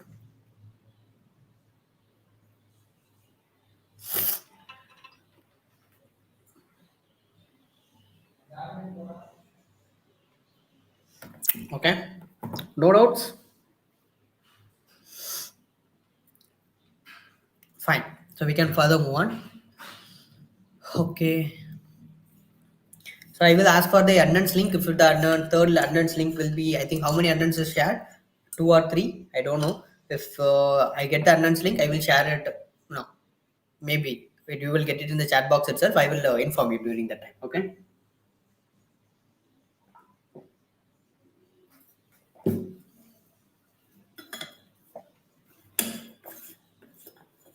Two. Thank you. Okay, so you will get the third attendance link very soon, pretty soon. Fine. Let us move on to the next concept. Any doubts? Not only the concept that we are covering. So you have doubts, I'm not asking. So the concept that before we see it, or you have in your mind, like this JavaScript, I'm having this doubt. You can ask it also. That also you can ask it. Okay. So we will discuss that. That's fine. Completely fine. Okay. So let us move on to the next one. This is all about array. Let us go for objects. Because the based on your interaction, the session will be more communicatable. Okay. So that is what I'm telling. Okay, fine. So I'm just going to create an object. So what is an object? Object is also like array. We can able to store what can I say, like list of items. Okay, but the syntax is completely different. The order is not important here. Okay, it is completely different. The order is not important. We will discuss that. For creating an object, you just want to use const. I just say obj, and here I just want to use obj. Here I just want to say name, like this. Okay, so here object, we can able to store two things. One is going to be the data. In an object, we can able to store a data. Okay, and we can able to store a function. Okay. Okay, two things that we can store it, and separately we will store it. Okay, and for storing a data, it is called as properties. Properties.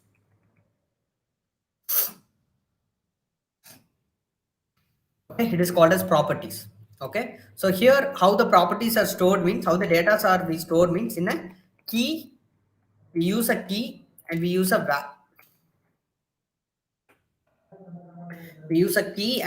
value to store it. Okay, so that's what we will do. Use a key and we use a value to store it.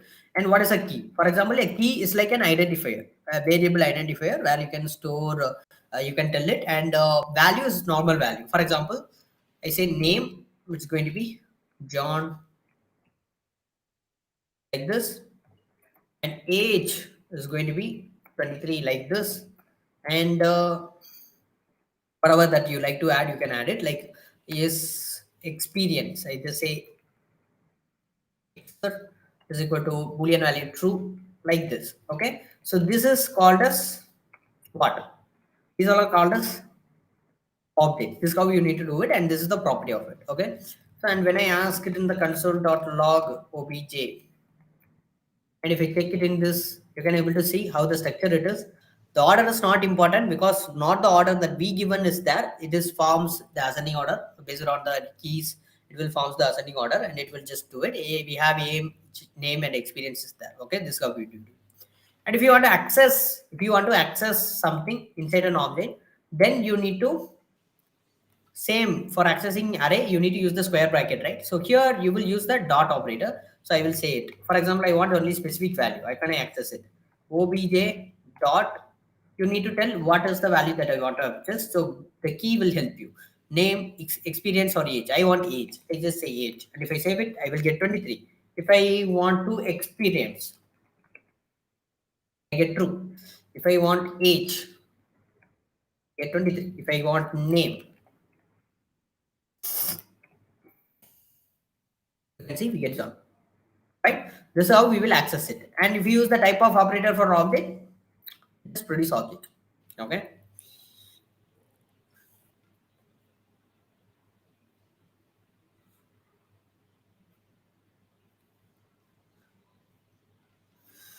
I can use it in if I use console.log and if I use type of operator for obj, if I use, we will get this object. And you may think like, then how can I differentiate? For example, if I want to check whether array is an array or not, because object is also producing object, array is also producing object. I need to check whether it is an array or not. How can I check it? Well, we have array, we have some of the methods. Okay, so we can use the methods. We are coming to the point only. What is methods? But so first of all, we need to do that, right? So I say that in object we have data, right? Same like that in function, we can able to store functions also inside an object. How we can store it? For example, details. I can store details a function. And here you can create an anonymous function. So what is anonymous function means? A function without name. That is an anonymous function. Okay, a function without a name. And you may think like, if a function is without a name, then how can I evoke it? Well, you can see it is inside an object. So we have keys. So the function is stored inside a keys only. So we can evoke the keys. The function will get executed. Okay. So now I need to tell what I want to return. So well, I just want to return. Okay, here I just going to say my name is, and I just want to access this name. How can we access this name? Obj dot name, right? I can go to tell like this. Obj dot name, like this. Okay. So now if I save it, you can able to see in the type of, we will remove this type of, and I just evoke it. You can able to see we have created an object. It has an age, it has a name, and it has an experience, details. You can see a sign of f. It is a function. You click it. You can able to see this is the function that we have created. I want to execute this function. So how can I do it? If I say obj dot detail, okay, obj.details, I just save it. It will not run. It will show me the value. What happened? Well, I say the object is going to have key value and key is going to store value. So simply the function is now considered as just a value. So when I ask for details, you can see what is the value that inside this detail, it is just giving to me. There is a function is there and return my name.obj name, something is there. That's what it returned. But if you want to execute a function, then you need to use this parenthesis for like following to it. That's what you need to use. If you use it, now the function is going to execute and it is going to execute this statement. Now if I run it, you can see my name is John. We are getting the statement, right? We are done, right? So this is what functions and this is what data, and this is all about the object, the base of OOPS concept, like storing a data and object, storing a data and the behavior in the same place. That is what object it is. And the object is, for storing a data, it is a property. And what is, if I store a function, this is called as method. This is called as methods. Okay, so what is mean by methods? So a function inside an object, this is called as methods. Okay. Okay, So this is only called as methods. Okay, so now you come to here. You can see how we evoke the method obj. We called the object dot. I called the details, and I just called it, right? So this is the object name, and this is the method name, and we are evoking it. The same thing we are following for so long time. What is that? It is going to be console dot, and we are having the invoking function. You can see console dot log, and you can able to see it, right? You can able to see this, right? So then what is console? It's an object, and I say we have a method to access this console. So the console is an object, and based on we have a log. So we have so much of methods, not only log method. So like how we created our own object with methods, same like that the consoles are predefined object for browser tools. They have their own method and object. So one of the method is log method. Whatever we are giving, it will be logging into it. So we want to see what all other methods are available in console. Let's see that. Let us, I am asking here console. You can see if I click it, you can see an object. Click it, you can see what is the result I am getting. At console, it has an object, and inside this object, you can see the sign of f. It's a function. We have assert clear context, and clear is nothing but it is just clear all the things here. Simply, this is the short form clear console. Control L if it will clear it, and you can use clear curly braces. It will clear it. Okay, that's what it will do, and you can able to see the log method. That is what we are using, and you can able to see one of the method is very important. That is that okay, abcde error. You can see error method. So this error method is only producing that warning mail like danger zone, right? So the red color, it is producing this, and you can able to see the warn also. This is the warning mail. So we can able to use it. For example, I want to throw an error. How can I do it? Instead of console.log, I can say console.log error. I can say, hey, this is my error. Like this. This is my error message like this. You can type it. You can see, hey, this is my error. I'm passing an error to the console. That's what it is. And if you want to pass a warning like this yellow color, you can use this warn. You can see, hey, this is my error like that. And we have an interesting method that is one of my favorite is table method. Like we can use console.log, and if I say table instead of log, I use the table. Okay, so basically what it will takes means it will takes I think so it takes an array. For example, I tell it like 1 comma 2 comma 3 1 comma 2 like this. You can able to see it is produced in a table way. I just created 1 2 like this. You can able to see it's telling the index are 0 and 1, and the values are 1 and 2, and here you can get the normal array like this. You can see how it is produced like some decent table format, right? So this is table like that we can use it. So everything is objects only. Whatever you are discussing, it's going to be everything object. Some are predefined.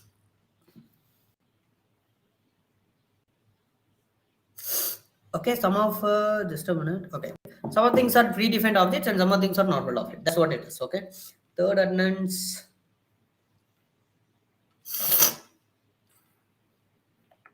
Okay, that is the third ordinance. Okay, I will send you the third attendance in the chat box. Please fill the chat box.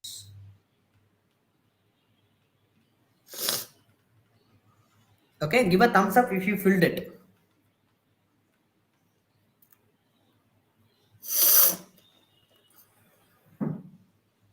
Okay, I think you can able to see the third attendance, right? Just click it and fill the third attendance. Okay, and inform me once you are done. Okay.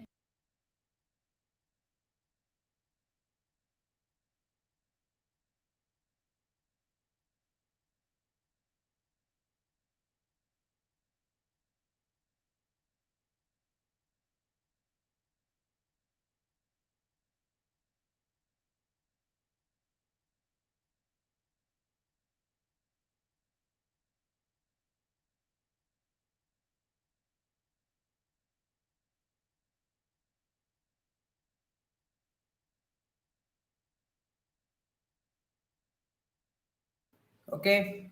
Any doubts you have, you can ask it. Fill the third and ends code today 10. Thank you.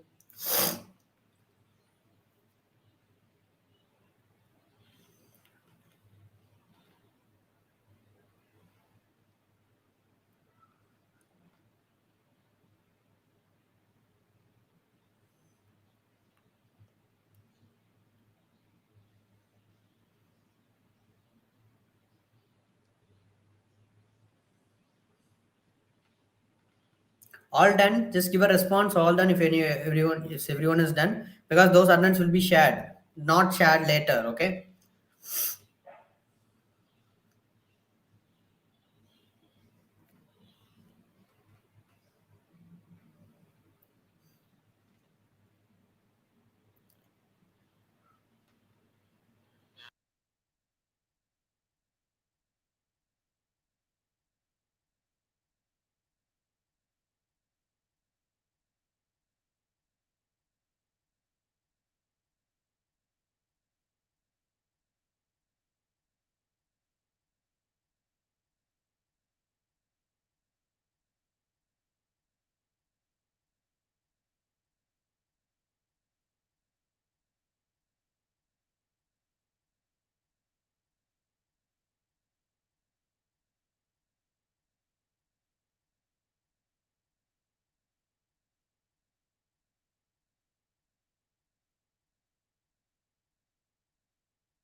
Okay. Thank you all. I just get the power of that's all. Okay. Okay. So we can move on further. Third attendance and fourth attendance it will be shared later. Okay. So I think it's shared when the React class is done. Okay. Long class, right? Well, and fine. Where we left, I left with the console. Everything in JavaScript is an object. This is what it is. Okay. So whatever you are doing, it is an object only. For example, in string we have some of the methods. How a string can have methods? Only object have methods, right? You can see object only have properties and object having method. And we have string, we have some string methods, we have number methods, like that we are having. How a string and number having methods? Because they are also an object. So their prototype is an object, but they are derived into a category. So we need to tell that category. That's what it is. For example, some of the string methods I can use, you can just search it.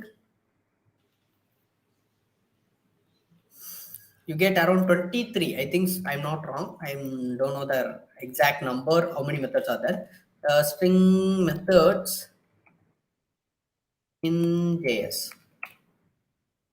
Okay, you can see 23. Yeah, I think everything is added.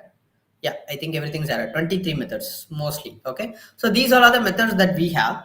For example, let us apply some of the method. Like say let a equal to, let us say I say I like JavaScript, like this. Okay, and here what I'm going to apply, replace all. I can say replace. Let us go for it. And I say a dot replace. Okay, and what it will do means it will takes two parameter. I think first parameter is which word I want to replace, and second parameter what is the thing that I want to replace. For example, I say like, if we anything like is there, replace it to love. Okay, that's what I want to do. And after done this, in the console.log I want to ask a, go check it. I like JavaScript. I think it will produce new one. Wants to be a prolonged period. I used this method. That's what it is. Okay. Yeah, it will produce as a new string. Okay. So what happens? I replaced the word and I stored the value inside this b variable. So I getting this b variable. You can see the I like JavaScript is replaced to I love JavaScript. A new thing is produced. Okay. And what if I have I like like this? You can see only the first values get replaced. Okay, because the replace only replace the first one. If you use replace all, the replace all method is introduced in ES12, the latest JavaScript. Yes, yeah, ES12, I think so. App 2021, it just introduced. Okay, use the replace all method. What it will do, just is replace all the place it matching. You can get I love JavaScript, right? That's what it will do. Simply like that, we can use. There are so much of method is there. We have two uppercase, lowercase, most of the most common method, and we have search for something slice. It will just parse down the things, like cut it down. Okay, so that's what it will do. That's all the things that it will do. So how the methods are working, because JavaScript, everything is an object. So string is also an object, but it is derived as a string. So we can use method, some of the default methods that are available for string, we can able to use it. So where I can check this JavaScript method, how can I check it? So you can use it, you can check the JavaScript method in the console itself by simply calling the constructor. So this is a one way of creating. You can see, if I mention it in double quotes or single quotes, JavaScript it itself understand it is a string. It is called as type conversion. So it itself understand it. But if you want to, what is the background, how it is understanding? By running a function that is called as constructor function. A constructor function is running in the background. With the help of that only it will understand it. Okay. So I just say, okay, so how you can able to use the function directly, okay, to create a string. For example, let c equal to, you want to use new keyword. So the new keyword or something that the constructor function, we are going to construct something, right? So the new keyword is basically we use it for the this one. Okay, so and what you need to do, you need to call string. You can see this one. Okay, you can able to see they will give an explanation. String constructor new, we can give the value here, allows manipulation and formatting of text string and determines and location of the substring, and it will, don't care about that. Okay, so you can able to create the string. Inside this you need to give a value. You can see value, what is the value that you want to give. So I just want to give the value as k, like this. Okay, but now if you create normally this one, what will happen, you will get only the string, right? If you console log b, you will get only the string, which string that you have, you will get only that, right? That's what you will get. But when you create something with this new keyword, this constructor function, like a string you created, you will get an object. You can see it, console.log c. If I set it, you can see it is an object, right? So now if I check the type of object, you can see it is a type of object, it is returning a type of object. And this is what the background, in background it is happening. And when I give a variable in this quotation, okay, when I give the variable in quotation, first what will happen means this function, constructor function, takes the value and it will check and it will convert it to an object. Okay, once it is converted, then inside this object we have so much of method. It will do this. The string is also an iterable object. Array and string both are iterable object. What is meant by iterable object? We can able to fetch each and every letters, each and every value items or anything. We can say each and every value we can able to fetch it. They are iterable object. Okay, you can see it in the prototype. It will attach these method to that particular values. This variable, it will attach that. You can see in prototype. This is the string prototype that is creating the string. You can able to see all the methods here. Font size, font color, and includes, and so much of method. Match all, normalize size, pad. There are so much of method is there, and the 23 are the most common used methods. Okay, we mostly use it. All other things are not that much needed. Okay, and you can able to see here the substring replace all, where the replace all, or mn pq or st or replace all. This is the method that we use it. Okay, then what is happening? So once you give something like this, in the back of it, this constructor function will run and it will create an object. And what are the default method that are available for that particular string object is there. It will attach now it for a. So now we can able to access this method for a object also, we can attach it. And once it is done, it will convert to a method called toString. You can able to see it, right? So now it need to display it in console, right? So for while displaying, you can able to see the difference. Normal string is display as a string, but here it is display as an object, right? But this is, I need to be in background only. I don't want to show it. So what will happen means this toString method will automatically run. Okay, toString method, it automatically run. So this is what happening. So initially this constructor function will run, and it creates an object and attach all the default methods and functions that we have for a string. It will attach it for that particular variable, and once it is done, it will convert that into again a string by using a method called toString. Okay, you can able to see this definition. They will not clearly explain it any there is no documentation explained it very clearly, but you can notice it. I was looking into the syntax, and I just want thinking so much of time in my older days. That's what I can remember this. When you go for, I think, number method, numbers method in VS Code, I think, I'm not wrong, they will mention it here. Okay, so what is happening like this numbers method, you can able to see what are the numbers method they are given. You can see this toString method returns and number as a string. So whatever you are using, it's just going to convert it as to string. If it is an object, it will convert it to a string. If it is an number, it is converted to a string. If you use toString method, that's what it will do. If it is an array, it is going to convert it to a string. That's what it will do. And they will I'm not wrong, this one, this is the highlighted one. And I, in all the days, I used to think why it is, what is the meaning of it. That's what it is. All JavaScript data types have a value of under toString method. Okay, why? I get an answer. Why it all having that? Because the type conversion is happening here only.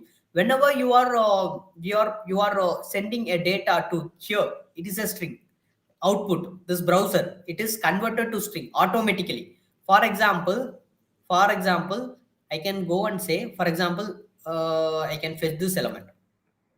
I have this element, right? So I can say document dot get element by I can say query selector. I can say this. What is this one? It's going to be info, right? Dot info. I am fetching this element dot info, and for this element I want to add dot inner HTML. Okay, so instead of here, I just going to add an array like hello 2 3 4 like this. I just adding an array. What will happen if I save it? Okay, I think document dot query selector dot info.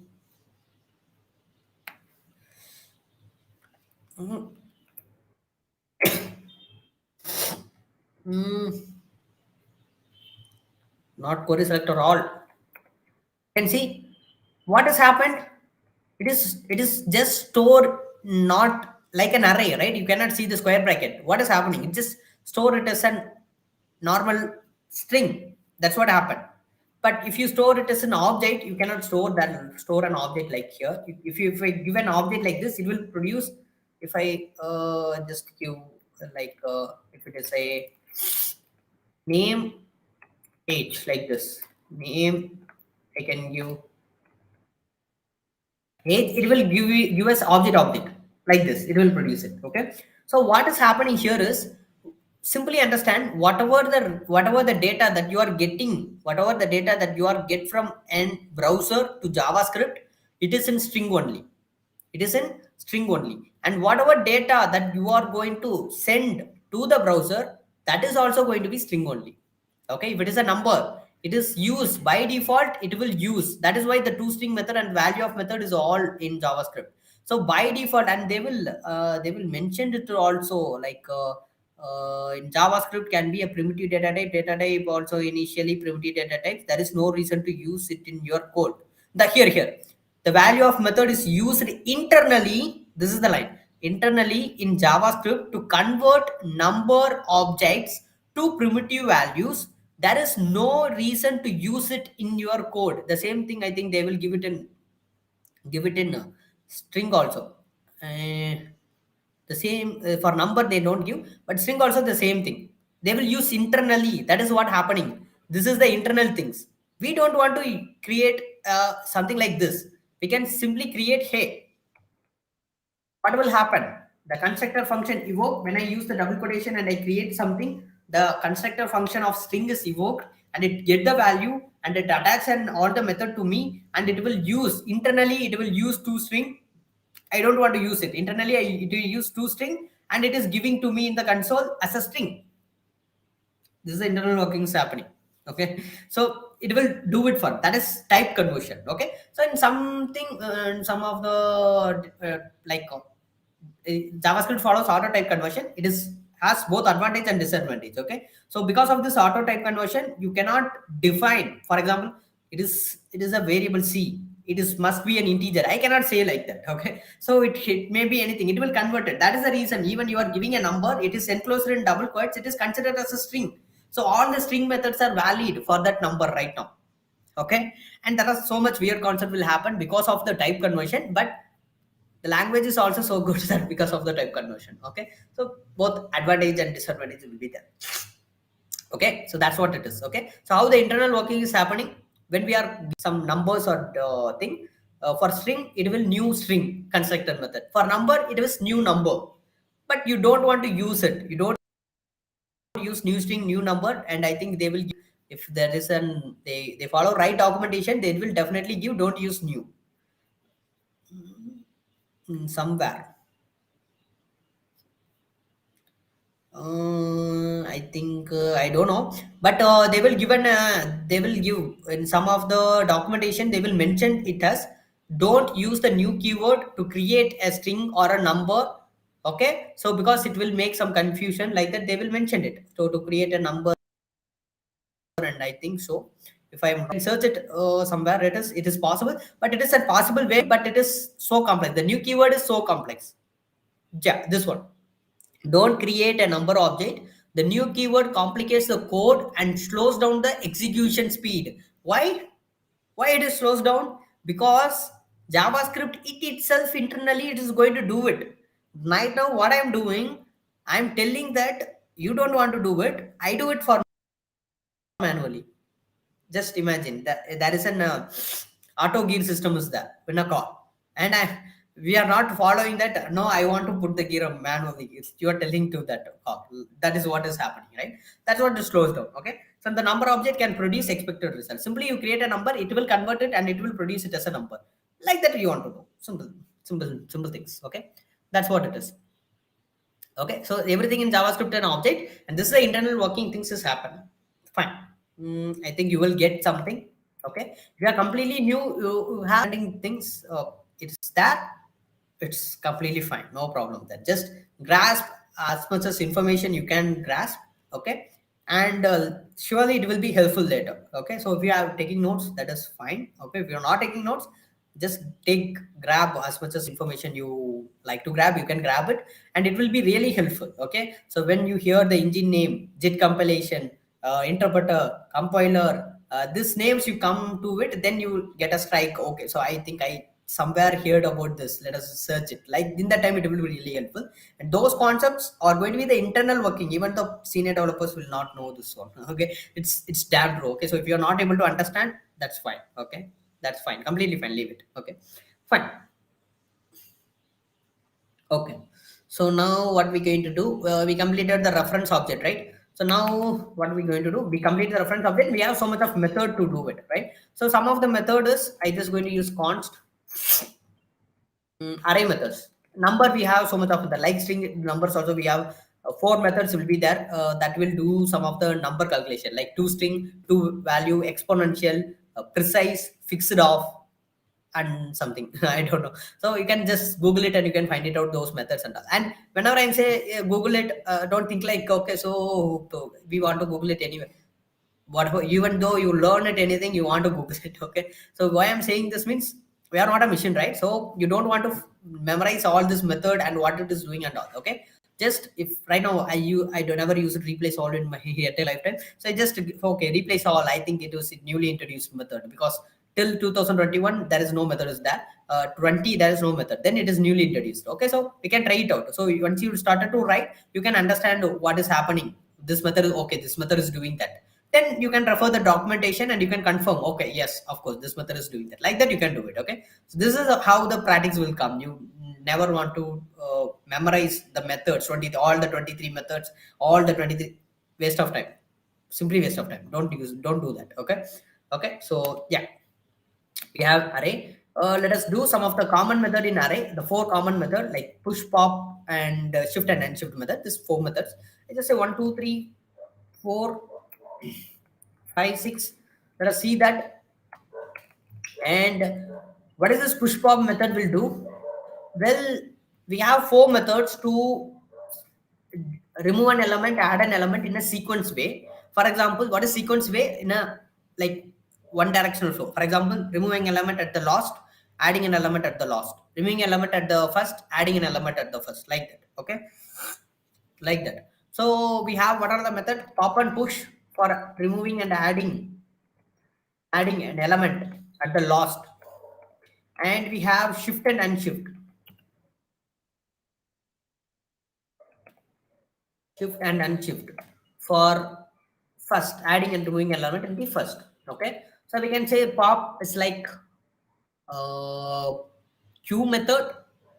Like we can say like how it is works means simply which element is lost, which element is comes lost in the group, it will be. For example, you are having some box and you are putting the books inside this box, and what is the first book will you take out? The last book you place, you take the first book out, right? So that is what the pop and push will do. And shift and unshift is like a queue method. So what is meant by queue method?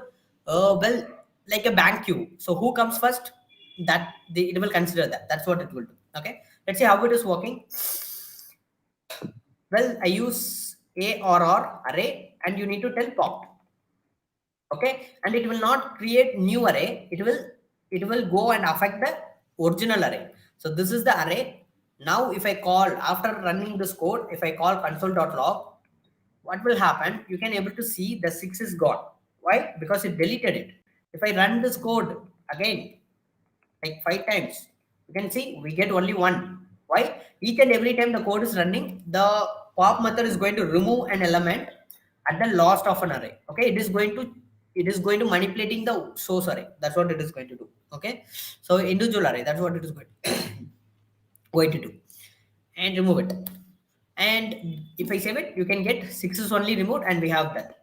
And what is push method? It is used to add an element at the last of it. So how can we add it? Use arr dot push.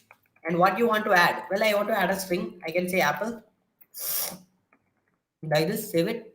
You can see 6 is removed, in the place apple is added. That's what it will do. And if I use shift method, what is the shift method will do? The shift method will remove the element in the first index. Okay, so that's what it will do. If I save it, you can see the 1 is gone. The 1 is gone, right? That's what it will do. And what is arr dot unshift will do? Unshift is used to add an element in the starting of an element. I can say like 4.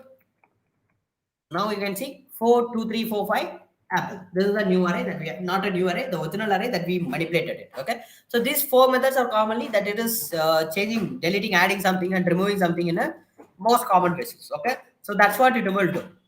Okay, simply this is the one thing that you need to understand. Okay, any doubts? No, fine.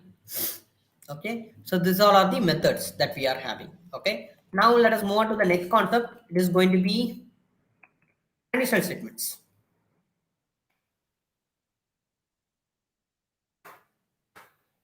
What is this going to be? It is going to be the conditional statements. So what is conditional statement? Well, based on the condition checking. Okay, based on the conditional checking, if a code is true, if the condition is true, then I want to run something. For example, I'm tossing a coin. If it is hit, I want to bat. If it is tail, and I want to bow. How can I code something like this? Like probability like I can say like how can I for a single condition, but based on the result of the condition, I need to change the code also. Okay, how can I do it?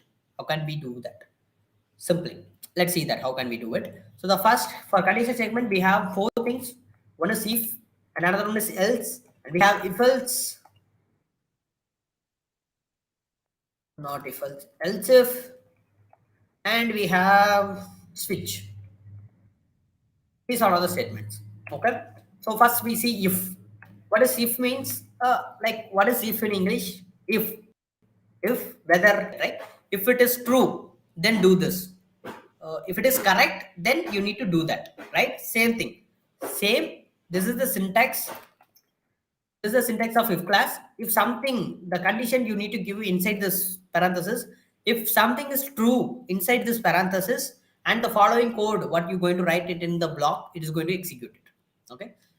Simply, here I just going to say console.log and I say you are correct. Okay. So we're going to do it. And here, what is the condition I'm going to do?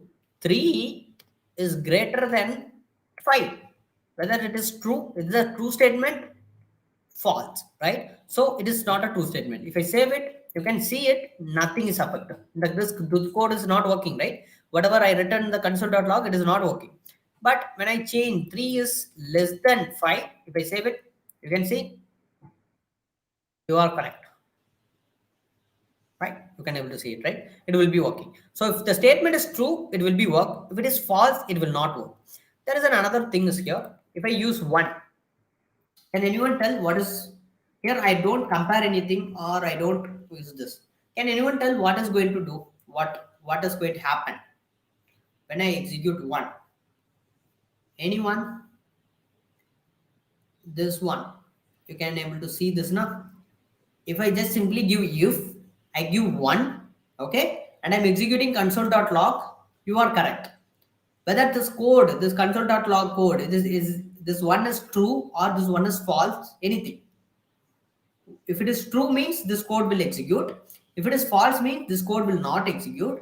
What is going to happen? Whether it is going to execute the code or it is not going to execute the code. Any guesses? In C++, it would evaluate to true. Okay, good. Why in C++ it would evaluate it as true? Why? Yash, very good. Why? Do you know why?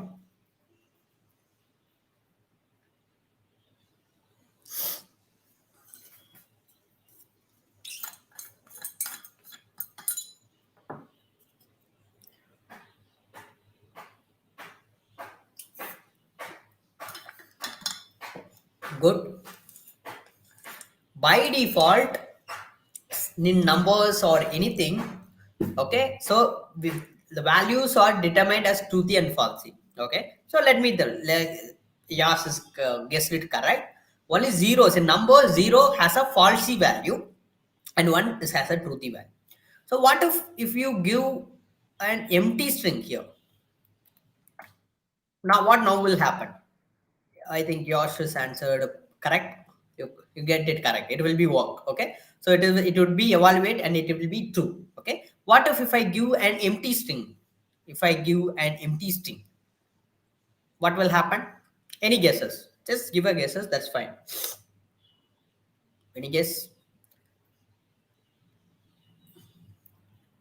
Only 0. What happened if I give an empty string? Whether it is true or false? If it is execute the code or it will not execute the code.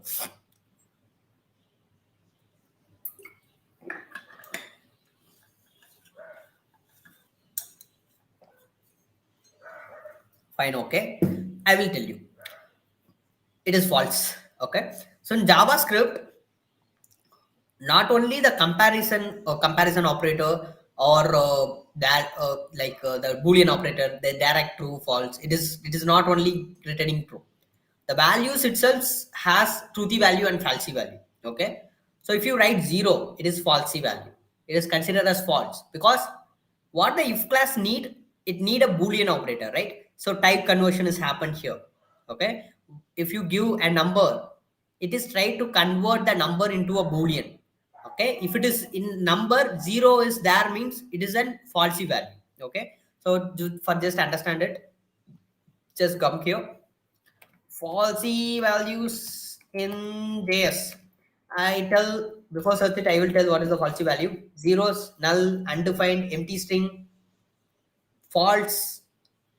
That's it. I think so. Let's search for it. The values that are considered type conversion. You can see the type conversion word, right? The quotient, that is also the same. Any values that is considered to Boolean What are there are 7 falsy values. I tell only 5. What are they? Okay, 0 and 0n begin. Okay, we missed out begin. Null, undefined, false, nan. Another one thing, nan, not a number. It is also a falsy value. And if these values are, remember that, if these values are in and not only in a condition statement, these values are in a type conversion process, they are considered as false. Okay, because what the if class need, the if class need a boolean value only. Okay, if class need a boolean value only, so whatever you're going to give here, it is going to convert, that type is going to convert it. Okay, if you give a string hello, what is this? Hello, it's a word. Now it is a string. This string is now converted into boolean automatically. That is called as type conversion. Okay, but in string only, if it is empty string, then it is false. If any value we have inside a string, then it is true. Okay, you can see if I run this code, it will be executed the code. If I give an empty string, then it is false. Okay, it will not execute the code. So why I'm saying this means, some clever programmers, they will trick you with their code when they write something like this. They will put an empty string and you can't understand like why they do, what happening here, what is the condition is happening here, like that.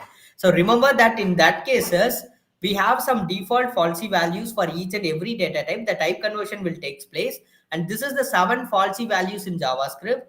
Actually 6. Okay, so the begin is not in case. Zeros, null, undefined, nan, empty string, again 5, something, and some other thing, I don't know. And if I null, false, so the exact false is also in something. Okay, so these 6 things, and add it, 0 n begin 0. If you add any number with n, that is begin, right? So if you do this, then they are comes under falsy value. Okay, so the interview question will comes here. Definitely I'm telling, you will get any interview question if you go for some decent companies. Okay, you will get it. They will trick you. If they want to check your understanding in JavaScript, they will check you. Definitely you can understand, because it is a process. The type conversion, if you understand the type conversion, then only you go and search for this question. Otherwise we simply don't go for this question and we will search for it.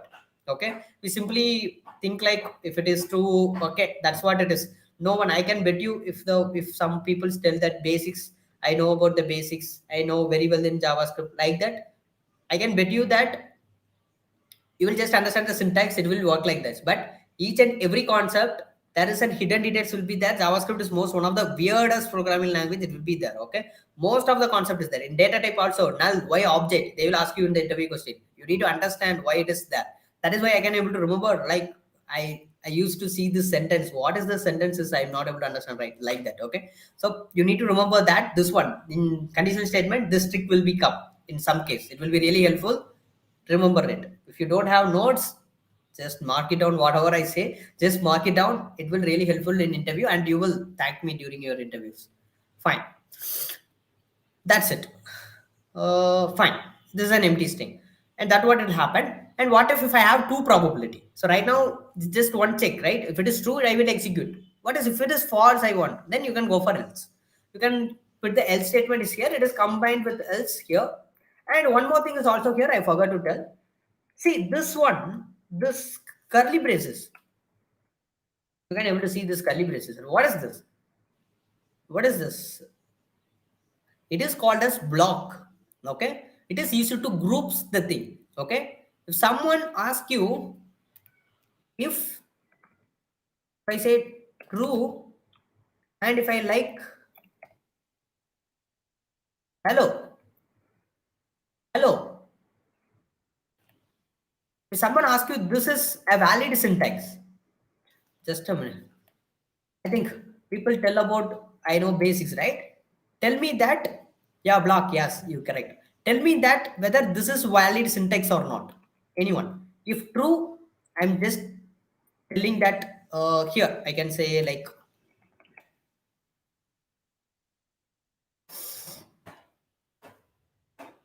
this. Console.log like this. Tell me that it is a valid syntax, whether it is going to throw me an error or it is going to what it is going to do. Tell me that. Anyone? Yes. Guessed it correct. It is a valid syntax. Why I'm saying this means, Don't confuse. Blocks are needed whenever we want to group things. Okay. Whenever I want to run a group of statement, during the time I need it. Okay. Block is a separate concept. Okay. It is a block. It's just a separate concept. Whatever you're writing inside that, it will be needed. Okay. We can go for it. Yeah. Without block, right? That's what it is. Okay. Block is a separate concept. And whatever you're writing inside that block, it is block level scope. We will discuss it. Valid syntax won't print. Is that then why it is printed? It is a valid syntax. It will be execute also. It will be work also. Okay, it is a valid syntax. If don't have any, if the if statement don't have any block with itself in the syntax. Okay, we are creating a statement, block of statement. That is why we use it to put the block. Okay, fine. So it is a valid syntax only, and it will also work for the single statement, like Nivedita said. Great work, good work. Understanding is good. Okay, this is the one thing. Fine. And if you want to run a block of statement, then you need to run it. If you run 2 or 3 line of statement, you need to run it. Why I'm saying this one is, this concept is helpful in understanding arrow functions. You will see ES6 concepts a bit later, not now. You will see ES6 concept. In some of the function, arrow function, they will use this block and they will remove this block. And people will get confused comes to React. They do this, okay? They will confuse them. That's what I'm saying. Fine. Fine with that, okay? And what if it is true, it will execute it. If it is false, what I want to execute? You can go for else statement and you can write console.log and you can see it is showing dull. Why? Because it knows it is true, it is not going to execute, so this is only going to execute, so it knows it, so that's why it's it. And I can say you or wrong like this, and if I make save, it is hello. And if I say false, save it, it is you're wrong. Fine, you can see now it is done, right? That's what it is. Okay, so this is the two-way probability. You can do whatever the condition that you want to do. What if you have multiple condition, like you want to check 3 conditions? What you can do it? You can use else if statement. For example, I have one condition that I want to check 5 is greater than 6. I want to check it, and I can check for another condition also. Not 5. I can say A is greater than 6 or not. I like that. I want to say. Okay. We can go for simple terms. I can say let color. I can say color equal to black. I can go for green. Color is equal to green, and I want to check whether color is triple equal to green. You need to execute this code. Okay. Else if, in case if the color is equal to yellow,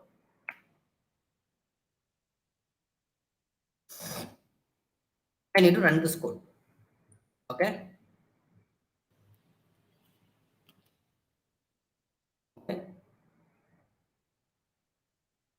Okay. And again, I want to check it for pink. I want to say something like this. And if nothing is there, else, I can use else statement at the end. And here I'm going to say no, like this. A is not defined. Okay, I can make changes to A. Save it. You can see it says that hello. Why? Because green is green. Okay. Now if I change it to yellow,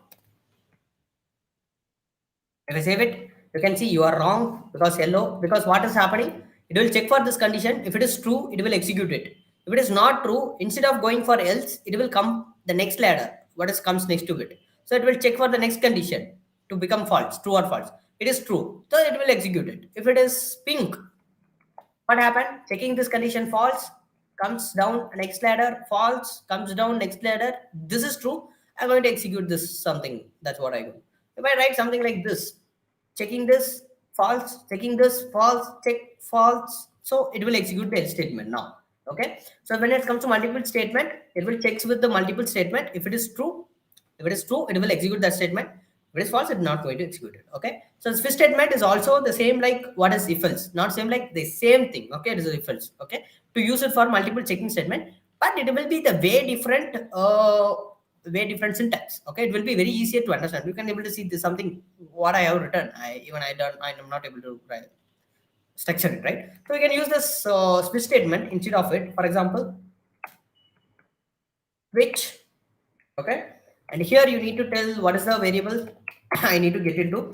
So it is going to be a, and you need to give the cases here. If the case variable a is equal to green, okay, then what I want to run, well, in the console.log you need to say go. Okay, and one more thing here you need to do is you need to break the statement once the code is executed. And the next thing, the case, if it is yellow, it is yellow, what I want to run, then in the console.log I need to say ready, like this. Okay, the case is not is, if the case is red, in the console.log I need to say stop. Okay, that's what I need to do. And here what I'm going to do, default. Okay, here I just going to say what is the default I want to check. The default thing what I want to check, I just want to check, I can say in the console.log unavailable, like this. Okay, you can see we are getting unavailable. What is the color? It is pink. I just give red. You can able to see. Right now it is unavailable. What is happening? Okay, I need to give break. Okay, we'll write break each and every statement. I will explain what is break is going to be. Okay, we are getting stop. Okay, and what is going to be what is, if I write, I just cut it here and I paste it here, and if I write yellow, you can see the same thing what happens in if else. What is happening means simply it will check for the case if it is matching or not. If it is matching, then it will be execute the code. Okay, the case is going to be, it is going to execute, if it is going to execute the code. And here what is the break statement is means, if I remove, if I comment off this break statement, okay, if I don't add break statement, what will happen means the switch statement don't have the control. We can simply say that if any case is becomes true, it will execute all the following codes. For example, right now yellow is true, so what is going to happen, it comes for green, it is false, so this will not going to execute. But once it becomes true, here you can see it is true, yellow is true, right? Once it is becomes true, it is going to execute all the following codes, which means ready is print, stop will print, and unavailable is also print. You can see don't have any control over their flow. That's what we are using break. What is the break will do? Well, the break statement, whatever the thing, maybe it is whatever it is, it's just going to break the particular thing. It will came out from the flow. If it is anything, okay, use the break, it will come out from that particular flow. It will break it. And it is a keyword, we will use it. And we have another thing is continue. What is continue is it will skip the step, particular step, it will skip it. But break statement, entire process is stopped. That's it. The entire switch statement is stopped. It will do it. And continuous statement, if we can use a continuous statement for particularly skipping a particular step. Okay. So we can use it while we are using, we can discuss it. Okay. Fine. Break. Yeah, break. Okay. We can use it. Okay. That's what we need to do it. So now let us do one thing. With the help of this, why can't we create another application? Let us go here. Comment of this one. What are you going to do? What are you going to do? Before that, give me a moment. I will put the lights off. Lights on.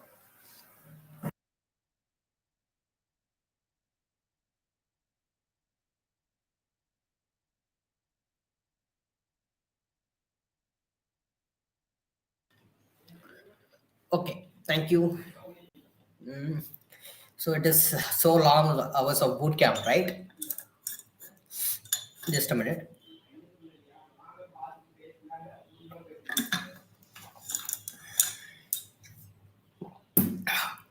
Okay, fine.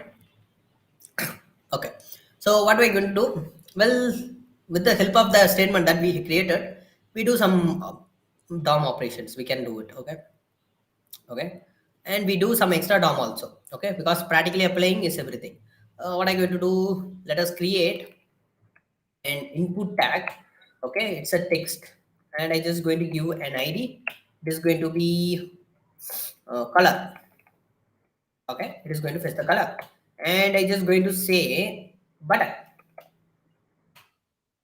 This is going to have whether an ID, I can say ID is equal to btn, and here I can say what can I say, like click get color. I can say press like this, fine. And burning. So what I'm going to do, I just going to create another div dot container. Okay, inside this container, I just going to say nothing. Okay, I don't want nothing. Okay, what I'm going to do, I just going to call for this container dot container, right? I just say height 30 pixel, width 20 pixel, and border radius 10 pixel,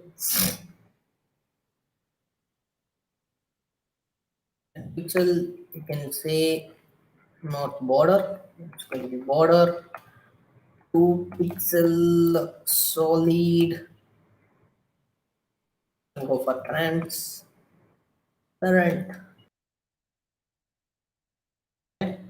and I can say border 80%.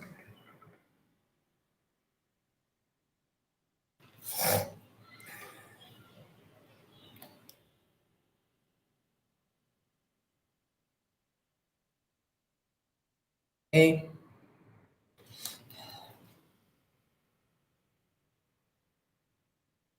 Yeah.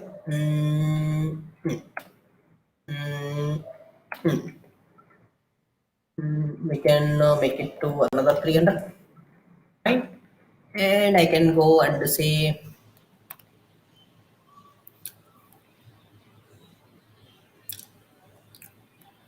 we can make position relative left will be okay, and I say the top is going to be another 120 pixel. Fine. Let's make this 300 to 120. 120. Fine. Left 200 to 400. 300. Fine. So what I want to do, what is the color I'm getting here? I just want to apply it here. Okay, that is what I want to do. If I give red, it just want to change into red. If I give yellow, I just want to change into yellow. That's how we can do it. And once we done that, then we will go for switch statement and we can apply for it. Okay, so first how we can do it. Okay, let's go for JavaScript. Okay, first what I want to do, I just want to get the color, right? For that, first I need to fetch this input tag. Okay, I will write down the flow. Okay, I will write down the flow. So I need to get the value. This is the first one. And what is the second step? Add an event listener. Click event listener. Click event listener for button. Okay. Okay. Once button is clicked, then what I want to do, add the color as an CSS background color for the div. These three things I want to do it. How can I do it? Well, get the value. How can I get a value? First, const. I need to fetch the input. So I just say input equal to document dot, only in one input tag we have. So I just go for query selector, and I ask for input. Okay, that's it. And here we fetch the input. Okay, now if I ask for console.log input, let's right click.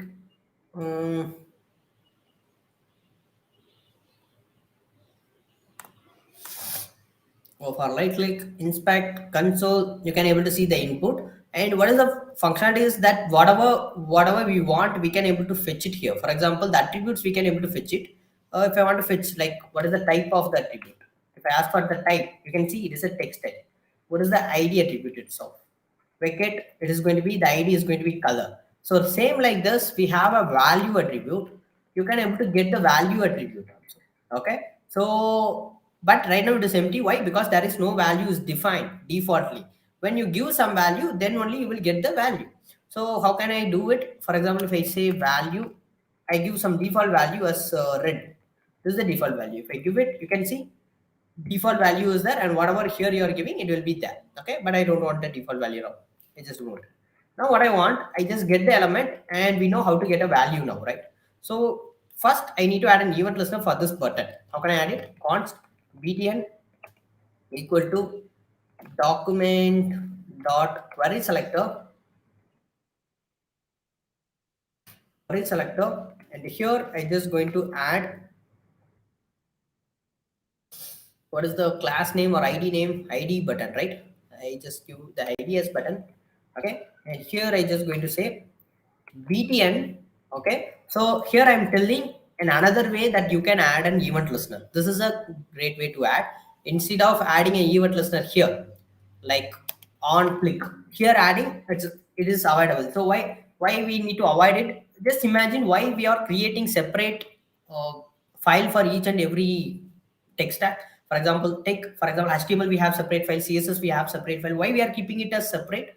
While we are keeping it separate, because if I want to make change in JavaScript, I don't want to touch my HTML and CSS, right? If I write something in inline CSS or inline JavaScript, internal JavaScript, then I need to touch the HTML. There is a high possibility to make changes that I don't want to change, right? So that is why we are keeping it separate. Okay, so there is a principle is called the principle of distribution. So based on that principle, this is not something theoretical. Okay, I'm telling, there is a principle of distribution is there. What is mean by that means, well, keeping things separate, it makes well and good. Okay, so if it is CSS, keep the CSS code in CSS itself, then we can, it is easily understandable and we can do it. So right now I don't want to add any event listener here, because I'm going to call the function here, it's JavaScript code. I don't want to add any JavaScript code and HTML, and I don't want to disturb. So what I'm going to do, I just going to add, without touching that element, I need to add an event listener for this element. How can I add it? So we have a method called add event listener.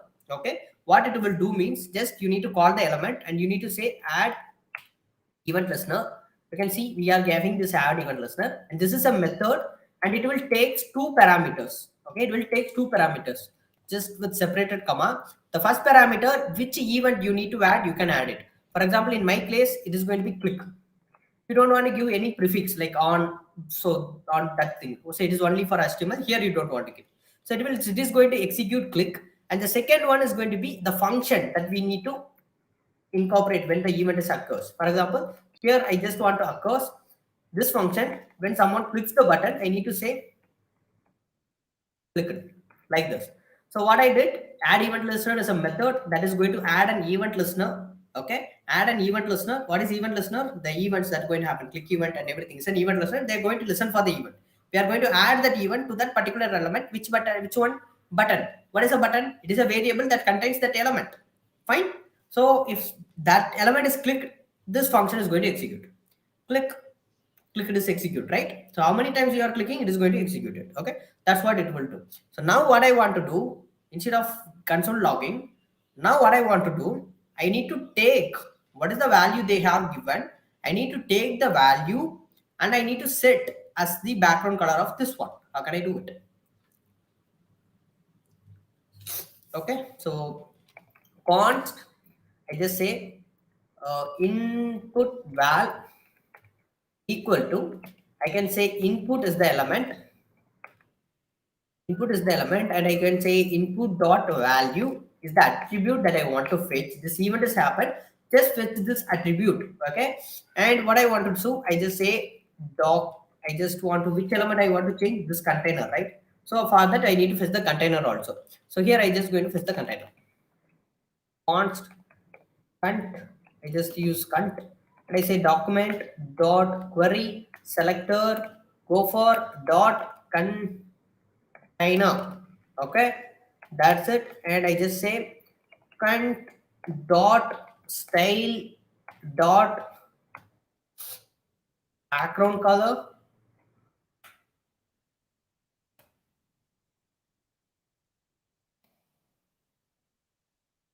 equal to, what is the value that I'm getting, I want to add it. What is the value I'm getting? It is the input val. That input val I want to add it. Sure, that's it. Save it. Let us come here, give the value red. Come here, press, you can see red. If I give green,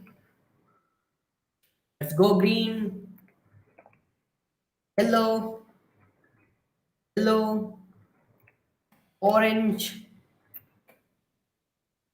orange. You can see we're getting orange. Fine. This is the one thing. Now what happened if I don't give any value? If I give this, if I don't give any value, if I click it, nothing will happen, right? So what I want to do, I need to give an alert message. Okay, what I want to do, I just want to give an alert message like, please enter any input. That's what I need to do. Okay, for that what I want to do, I need to check it whether the value is empty or not, right? How can I check it? Well, here comes the condition statements. If, okay, what is the value I want to take? If the input value is empty, okay, I need to give an alert message. I just say input val, this is the variable, not input val, it's in val, is an empty. Okay, you need to check it as triple equal to an empty. Okay, then what you need to do, you need to create an variable. Okay, what I want to do, I just going to create where this input, right? Input. Here I just create a paragraph tag with an, just create a paragraph tag with an empty, nothing. And here I can give an ID. This is for error. Okay, I just want to give it. What I'm going to do, and I just fetch this ID and go for style. Just going to tell, I'm just doing whatever comes to my mind. That's what I'm doing. Okay, so I just give color as red. Fine. Now what I want to do, I just want to input value is empty, and inside this I just want to fetch this const para equal to document dot get element by get, sorry, you can go for query selector. Query selector, I can say para, sorry, p tag.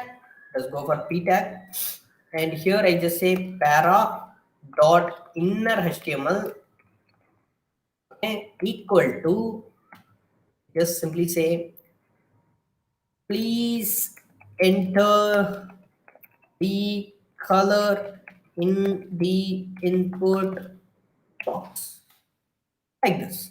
That's it. Fine. Else, if it is not, else, okay, what is else? Else is if some values is input, then log that particular value, like this. Save it, go, press enter. You can see enter the color of the input box we having here, but the style is not coming. Why? Because I use class. There's an ID. Color red, font size is going to be font size, it's going to be, I say like 8 pixel, very small, like this. Like you enter it, please enter the color in the input box. It's very, very small. Okay, just make it 30, like this. Please enter the color in the input box. Like this, it will be there. If I entered red, and if I plus enter, now you can see this is gone, but it is still there. You can see this message is still there. I don't like this. I just want to disappear this message. Okay. I just want to empty this message after 5 minutes. How can I do it? Well, what you can do is, mm, here, if I said para dot inner html, I just give an empty string here.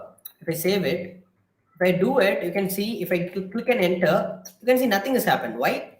Because this is added here, okay, and the empty string is overwritten. For example, if I give e, if I press it, you can see we are getting this e. Why we are getting this e? Why? Because initially it will added it, and after this is get overwritten. Okay, it is get overwritten. So what I want to do, instead of e, I just want to make it empty. Okay, but if I click it, you can see this empty. But what the functionality I need to run? I need to execute this code. Okay, remember that I need to execute this code after a particular second delay. Okay, 1 or 2 second delay. Then I need to execute this code. How can I do it? Well, we can go for Google. Making code delay in days. You can come up with something called a set timeout. So what is this? Well, this is a method. It will make some delay. It will execute the code with certain delay. For example, how it work? Let me see it. What I'm going to do here, I just say set timeout. So this is the syntax. So they are written in an arrow function. It will produce. I will convert it to normal function and I will explain. Okay. Can you see? This is the syntax. Okay.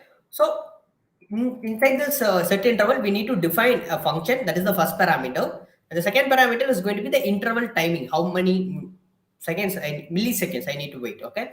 So here you can say 3000. It is going to be 3 seconds. And here if I say console.log hello, like this. Now you can see what I did. I created a set interval. Inside that I added a timer. Simply I need to execute this function after 3 seconds. Okay, that's what it is. Once I saved it, go for inspect console. You can see hello. Once I refresh it now, okay, I used set interval, not set interval we want. We need set timeout. Set interval is something, it will with a certain 3 seconds, it is go and execute the code again and again. Okay, that's what the set interval will do. I don't want this, I want set timeout. Set timeout, it will execute only one time with certain delay. For example, if I make it to 5000, you can see it. No code is there. After 5 seconds, it just go and execute hello. This is what we need. So what I want, cut it down, paste it here. After it is produced, after 2 seconds, after I can say 2 seconds, I just want to run this function, and inside this function I put this one. And now if I search it, it will be there. After 2 seconds, it will be gone. Understand? I click, enter the color, remove it. Enter the color, just get remove it. So this way the user can understand, okay, so I want to enter the color like that. Okay, so we added a functionality. Okay, so now what I want to do, what we can do, we can use the switch statement to produce the thing. Okay, I think this is more than enough. We don't want to go that deeper into the concepts. Okay, so that's fine. Okay, this is more than enough. Okay. Sir, after doing ReactJS will make more advanced projects. So what you suggest, I would attach those projects or not? After doing ReactJS, I will make more advanced projects. Okay. So what you suggest, I should attach those projects or not? Oh, okay. So you have another question here out. Sorry. Out of context questions, sir, I am in second year. I have done basics projects, to-do list, okay, and calculator and JS using HTML, sir. Can I attach those 2 projects in my resume for getting an internship? Yes, of course, you can attach it. But my suggestion is getting into a React, do some React projects and attach it to it, okay? Instead of creating a simple to-do application or anything like that, try to create a website, okay? So initially, not get into web apps, okay? Like I'm going to create something like that. Simply, you can do a clone of Netflix, not the entire thing, the front end part itself, like how it is looking. Okay. So focus on HTML, CSS, and React.js and JavaScript. Okay. When it comes to React.js, you don't want to touch the DOM manipulation that much in React, not that much. You don't want to touch it. Okay. So like you can create some beautiful user interface. Okay. So then you can go for I can say you can go for any internship, it will be acceptable. Okay, you can go for it. So because the to-do application and you can able to understand the functionality. Okay, but where the real world case is, if the company is going to get you because of to-do applications or calculator app, you can able to understand the logics only, right? We can able to understand. So they will understand it. But thing is, if you can able to create a beautiful user interface and with the help of React.js initially, then you can able to start as a freelancer also, right? So you can able to serve. There are so much of demand for static website is also there. You can start as a freelancer also, and you can add it to your resume. That is fine. That is good. Okay. Try to create a clone, and with the help of React and web apps, website is very simple compared to web apps. You don't want to think about more logics, right? So we want to focus on HTML and CSS, and we just want to focus upon this one. That is much more better to get an internship. Okay. So yeah, that's what it is. Okay, because everyone is do the to-do apps and calculator, and there is a huge demand is there, right? So you can go for something that you push yourself in the design, the front end part. It is very good, well and good. Okay, that's what it is. Then later you can switch towards the logical part and do some JavaScript projects and switch towards the Node.js, and it will be really good. Fine. Okay. So this what it is. Okay. I think this is more enough for this one. Okay. So likewise, whatever it comes to mind, just stay to it. I want to do something, follow the step, and just write down what is the step that you are going to do, and write whatever the code that you want to do. It takes some time. That's fine, but you can do it. Okay. So whatever it comes, you can do it. Okay. So now one more thing. What is the other thing that I can means? There is a concept called loops will be there. Okay, for covering basics, there is something called as loops will be there. I hope most of you know about loops because most of them are already come from other programming language and all. If you don't know loops, I will give this is an assignment for you. Okay, you can do it for yourself. What is loops? We have actually for loop, while loop, do while loop, and we have iterators like for each iterators, and 2 other loops, for in loop and for off loop will be there. But focus on the basic 3 loops. That's more than fine, and later we can cover it. Okay, so JavaScript part is that's it. Okay, so we're going to have a React part. I'm only going to tell the basics of React. Okay, so the thing that we never going to use, that is what I'm going to teach now, right, in React part. So don't often what does that means? It is class based component. Because the class based component, it's done. I will explain later. Okay, so right now explain. Okay, so now I come to the conclusion. I just ended with JavaScript. What I want to end, I just want to come to tell you that right now we covered all the basic concepts. Okay, the interview questions and the understanding of JavaScript. It's very important. Okay, so the one more thing, advanced to become a pro developer. I'm speaking about that. Okay, JavaScript to understand it. Okay, so the basics things and the fundamental and the foundation concept and the basics understanding how JavaScript is working, how everything is happening, it's done. Most of your 40% to 50% of the interview questions will come from this one. What is engine? What is this? That's one. Just give a recall. That's fine. Okay, fine. That's one. And basics foundation. What is basic foundation? The concepts, how the syntax, how the internal workings, why it is happening this, why what is type conversion, those things, right? We have discussed. That is done. Good. That is the basic. And DOM manipulation. DOM manipulation, we discuss about only the basics, and there are some other methods is there. Around 6 to 8 methods will be left. Okay, for example, how to add a class to, and how to add a class name, class for a tag. We have class list, and how to delete an element, remove an element, append an element. Those things will be there. And node navigation to the DOM operation, like fetching the parent element by fetching a child element. We have some basic concept will be there, and that will good. That will be there, and you can check it. You can you need to focus on that. Okay, so where once that is done, The next part, it is going to be ES6. What is ES6? ECMAScript 6. ECMAScript version 6 is very important. Why I'm saying, see, whatever the frameworks that you're going to learn, whatever it is, in right now trend, okay, not jQuery, those things are, that's are not out of trend. Okay, I'm telling about the right trend. If you want to learn it, you need to know ES6, because every frameworks and everything follow those frameworks. If you don't know that syntax and all, then it will be tough for you. Okay, so I will show you this one. Okay, we covered what are the things that you need to learn. It is going to be the basic, and I can say foundation or fundamentals.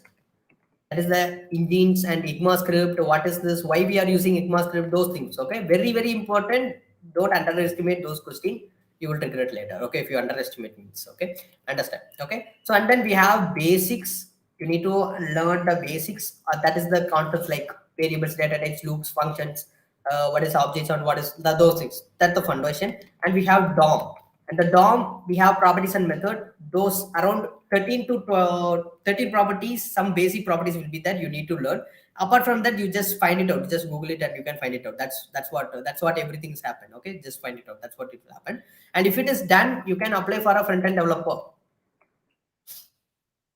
If it is done, you can apply for a front-end developer role. Honestly, like you can go for it, apply for it, please. Okay, you can become like website developer. Okay, but you need to apply, but I can guarantee you, if you learn ES6, what is this? ES6 is the new version of JavaScript. Just a minute.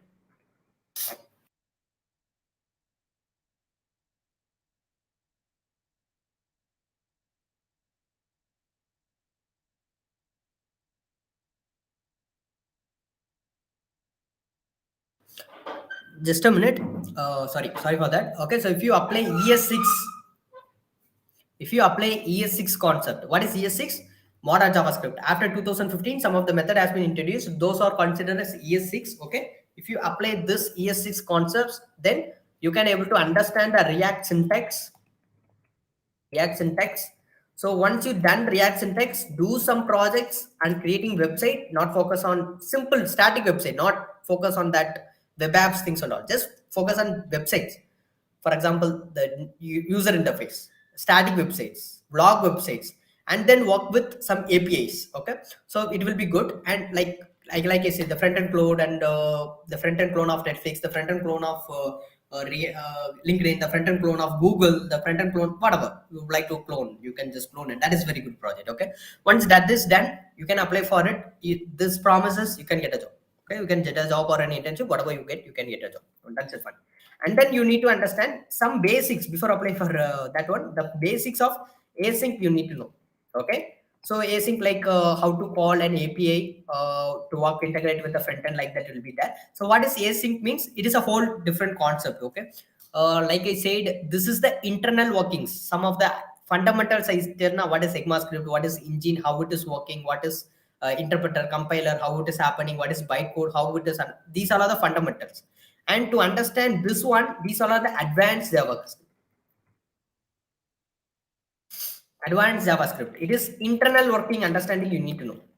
Internal working understanding. What does mean by that? How JavaScript is executing the code. When I write something, what is happening in the, we see the two things, right? One is in the memory. One is in the memory heap and another one is in the call stack. Okay, so these two things is very important. So this is the execution and storaging part, right? So we're going to discuss it. We're going to discuss that. Okay, so that is the advanced part. You need to learn it. Once it is done, you can understand the asynchronous and API, and then you can focus on backend with the help of Node.js. So Node.js is nothing but it is a runtime environment for JavaScript. What is meant by that? Simply, right now JavaScript is executed only in the browser, right? That is the difference. You can understand it. JavaScript language is only understand by the browser. When 1985, I think today, code today. That is why JavaScript is called a scripting language. Okay, but right now, what is Node.js is running JavaScript code outside the browser, which means you can run it in command line. It is possible. You can run it in the server. It's possible. Itself is a server. It's possible. Now it is called as web programming language. Understand it? when it was introduced, we can able to run JavaScript code in the browser itself. We cannot run it outside. The code is nothing. It's just an English language. Like that's what the code is understood only by the browser with the help of browser engine. That is why it is scripting language. But right now, we can able to run JavaScript code outside the browser. That is called as Node.js. So that is why it is called as web programming language. So we can able to run it in the browser also, and we can able to run it in the server also. Then it is a language of web programming. That's what it is. Okay, that's what it is. Okay, now we can understand it, right? So because of Node.js, okay, so Node.js simply a language that is running in browser, taking this out, running outside this browser, running it in terminal, running it in working with servers. That's what it is. So you can done with that. Once it is done, that's it. You need to learn some databases, basically MongoDB. That will be that. Once it is done, that's it. You don't want to focus anything. Completed. Then you can go for the libraries like 3D libraries, animation libraries, whatever you like to go, you can go for it. This is the basics and fundamental that you need to focus. Don't confuse like JavaScript. Oh, this was that. No, basics done. Front end completed. Go for DOM. That basic. What are the most common DOM operation methods, properties, and use? Around 12 methods and properties will be there. Do some interaction like how the project we did. Just do some interaction. Done. Checklist. Just keep it away. That's it. ES6. What is ES6? Around 70 8 to 12 new methods and properties, and the syntax and the concept has been introduced. Just want to learn it. Once you learn it, then you can able to understand the syntax. And once you understand the syntax, then what you need to do? Learn React. Just go for React. Understand what you want to then you can able to do with React. That I'm going to explain. What is React is going to do and everything. You will get a clear picture. You do it. Do some static project. Done. Keep it away. That's it. The second one, what is going to be advanced JavaScript? Here comes the thing. So when it comes to advanced JavaScript, here is actually thing. Either you can go for the concept oriented, or without concept oriented, you can go for it. But my basic opinion, if you understand why, if you understand this one, this is like a cupcake. Okay. So, but if you don't understand this, then you can able to do it still, because most of the developers are, they can do that, right? Without understanding the concept also we can find, but you need to search it in Google every day. Okay, that's what you need to do. Okay, but if you have time, meanwhile cross check with it. Okay, where I can learn. Okay, for basics, JavaScript, that's what we have covered, and some more is left. Okay, but some more is left. And in our YouTube channel, we will conduct 4 days of JavaScript class. I will be taken 4 days of JavaScript class. I will be taken Monday, Tuesday, not Wednesday, Thursday and Friday. Okay, so in that cover, we will cover the basics also, and also the DOM operation. We will cover it in the every Saturday. We will do every Saturday. We will do an workshop for 3 hours, 3 to 4 hours. In that, we will cover it. Okay, and ES6. We have like I say 4 days of basics to advanced. Same like that. If for ES6 we have advanced to mastery. Okay, we have advanced to mastery class. I will cover ES6 and also asynchronous JavaScript. I will cover. Okay, I cover it, and you can able to understand that, and you can able to execute it. And I'm going to take the basics of React from the upcoming month. I'm going to take the beginner to advanced, beginner level React also I'm going to take, and advanced React concept will taken by the Navid Biswasar. So he will take it, and the next 1 hour is for Navid Biswasar. So after 8, it's Sir will guide you regarding the advanced React and all. So you can get more information like the world of everything. So he knows everything, right? So he can get anything, okay, from that. Okay, so centrally this is the structure that you want to follow. Okay, so that's what it is. If you have any doubts regarding what you have, you can just tell it in the comment. Write it up, just tell it in the comment. We can clear it and we can move further. Okay, so now what I'm going to do, I just go for React. So before that, you have anything that still in your mind, I'm not sure with this, you can tell it in the comment. Okay, anything, any comment, whatever you have, you can tell it. Okay, so and don't ask for don't ask for the 4th attendance. Okay, it will be shared by Sir Navid Research, that it will be shared. So now what I'm going to do, I just go for ReactJS. Okay, you can able to see this is the ReactJS. What is ReactJS? The first jargon when it comes to ReactJS, whether ReactJS is a library or a framework. ReactJS is a library. Okay, but we will tell framework because it can able to do whatever the framework can do. So what is the difference between a library and a framework? So well, we have a lot of packages, right? So packages are combined together form a libraries, and libraries are combined together form a frameworks. So that it means React is less to Angular? No, that's what I'm saying. React is library, but it can able to do whatever the package that it can able to do, frameworks that it can able to do. It can also do it, and it is way simple and way efficient.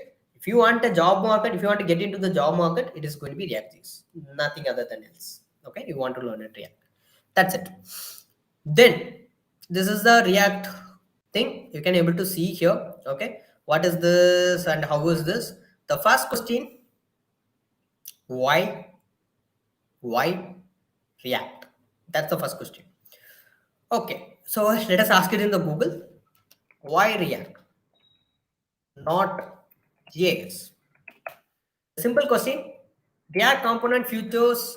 First one, reusable code, making them easy to use and understand. The JSX, remember these words are, okay? Reusable code, features are reusable codes and make easy to use. That's it. These two one. And JSX, we don't know what is JSX is. JavaScript XML syntax in React package. In HTML like syntax, that's this word we need to learn. And React components are reusable, again reusable, have their own logic and controls.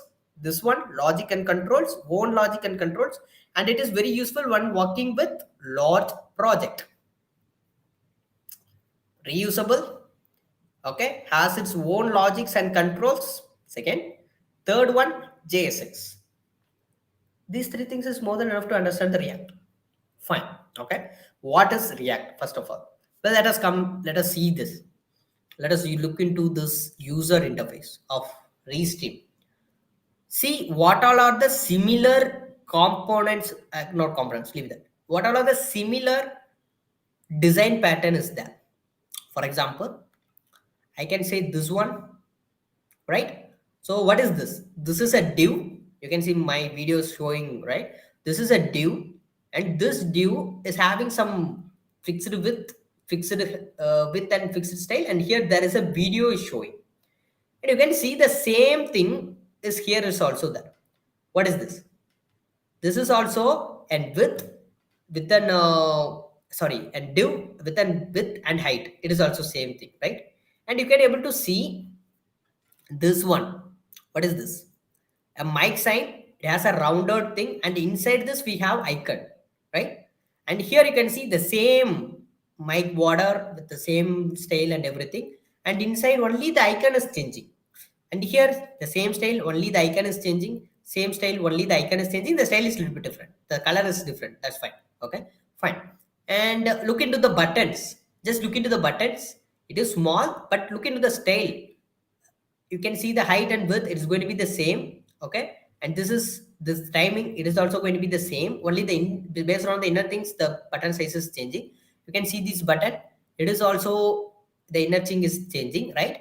So how will we do it? Just imagine with the help of HTML and CSS, if I want to create a button like 5 rounds, just imagine that's what 1, 2, 3, 4, 5, 5 rounds frame for an icon. How can we do it? Let us come here. This is 1 round, right? This is the 1 round. If I want to create 5 rounds, what I will do? Where is this? This one. What I will do? We will create copy, copy, copy, copy. Fine. We will get 5 round and we will change the style and we will apply it. Understand? This is what we will do. Copy, copy, copy, copy, copy, and paste. Now let us come to React. Why React? This is what we normally do. First thing in React is it has reusable code. What is meant by that? I feel if the code is going to be repeat again and again, if the interface is going to repeat, this style is going to repeat again and again. For example, like this is a circle, and I feel like this circle pattern is going to be comes again and again. Okay, it's going to come again and again. Then what I can do, I can create a component. A component is nothing but, just imagine you go for Bootstrap. What is Bootstrap? I think like, for example, copy paste code. Just imagine you have no code, right? What they will do, they have some built-in components, navbar, buttons, custom buttons, right? Like that, what we can do, I can structure. For example, I need this kind of style. I need this kind of div. Okay.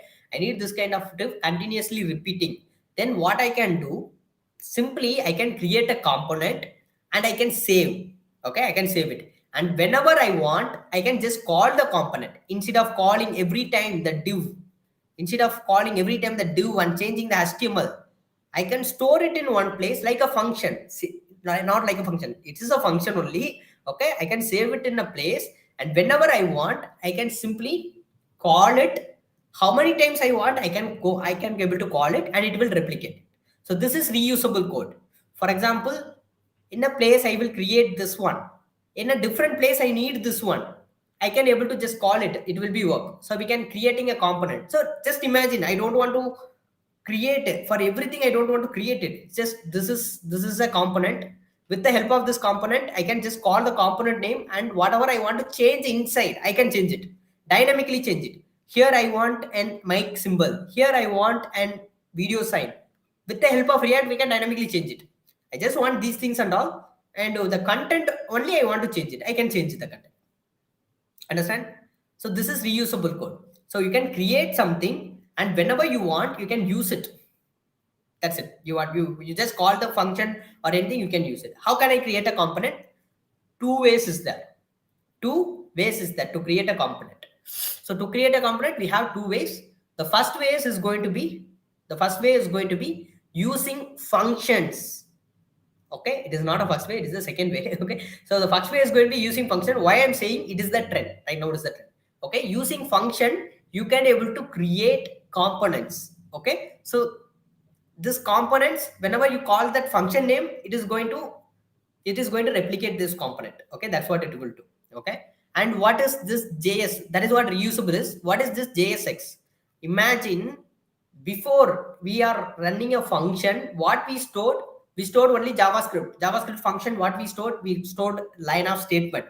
Right now we can able to store HTML codes. What is this? So creating a function, inside the function I'm storing a div. In the div I want a mic sign. That is what I'm storing, right? It is a HTML code, and whenever I want, I'm going to call the function and it is going to give another HTML code. It is going, whatever I want to change, I can change it. That's what it is. So JSX is nothing but it is the syntax of React. It is called as JavaScript XML. What is XML? XML is a format that is nothing but HTML. Okay, JavaScript with HTML, it is called as JSX. Okay, we're going to follow the syntax and we're going to create components, and those components we can able to reuse it, and we can able to create a simple application very soon, very quick. That's what it is. That's what we can do. Well, understand? So React, we're going to write JavaScript code, and inside this JavaScript function, and I'm going to store an HTML code inside this JavaScript function, and I just going to call the function whenever I want, and it is going to produce that JavaScript code, HTML code again and again. That is called as JSX, and that is called as component, and that is called as reusability, and I can build a website. Just imagine, I don't want to touch any CSS, anything and all. It is going to be the same. Only the content I want to change, I can change it. Simple terms. Only the CSS is separate. Okay, and the JavaScript and the HTML, it is in the same. And you may think like, okay, so right now only you say like keeping HTML and JavaScript code separate is needed. See, HTML and JavaScript, keeping it separate, it's good. But here we are not creating. Here what we do something big. What? We are keeping the component separate. I'm keeping this component as separate. If I want, why I say HTML, keep the HTML code separate, keep the JavaScript code separate. If any problem with JavaScript, we can go for JavaScript code. If any problem with HTML, I can go for HTML. But what is the problem here? If I want to search it in HTML, I need to go through 500, 600 lines of code, and I want to check it. Where is the problem happened? If it is in JavaScript, the same thing. I need to check it. What has happened? What is affecting this? Like that, I need to check it. But here, just understand, if any problem with this div, this particular event, I can go for that particular component and I can check it. And whatever the HTML and CSS for that particular component, it will be there. If it is an HTML problem, I can change it there. If it is a CSS problem, I can change it there. Imagine We are keeping the components separately. It is more flexible compared to this one. Understand? Good. Fine. Let us go here. So now what we can go for the documents. So how to create and React app? Okay, so there is a lot of way to install and React app. One of the best ways is create a new React app. So what you need to do, you need to run this command in your command prompt. Okay, for that you need Node.js. So this one you need just install this Node.js. It is not right now, but it will need it. Okay, install this Node.js according to the version. Okay, so I think you can able to install the packages and all everything. So just install these things and it will be really needed. Okay, so fine. What we're going to do, we're going to run this application. So what I can do, I can go.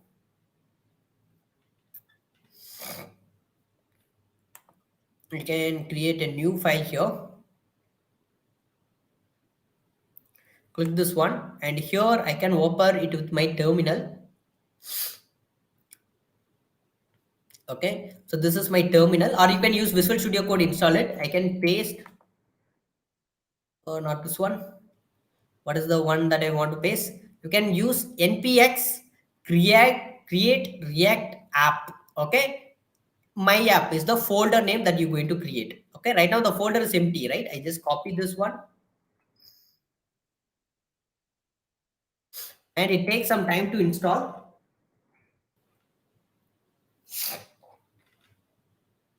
Okay, you can see creating a new react app, and you can see the folder name and everything. And in my file you can able to see my app is provided, right? So what you need to do, this npx create app is the code, and here you can replace, instead of my app, what is the app name that you like to give, you can replace it here. Okay, it is take some time to install, and it depends upon the speed and your system configuration. It depends upon it. Okay,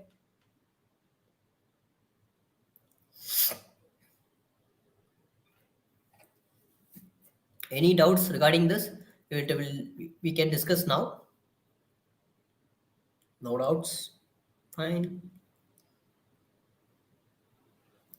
Okay, let I do one thing. Sports and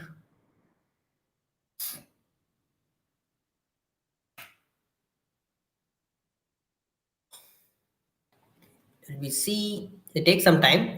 So we just go and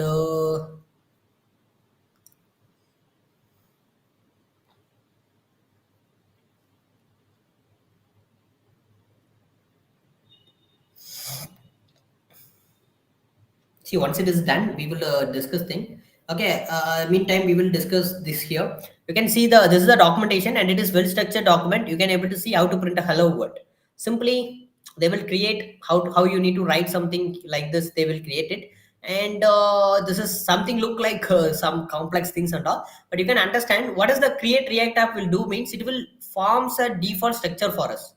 Okay, okay, you can see serverless browser. Okay, so what I'm going to do, so this is code sandbox. So here we have some default react. Once it is installed, how it is look like, here we will get it. I think it will be installed. Let me check.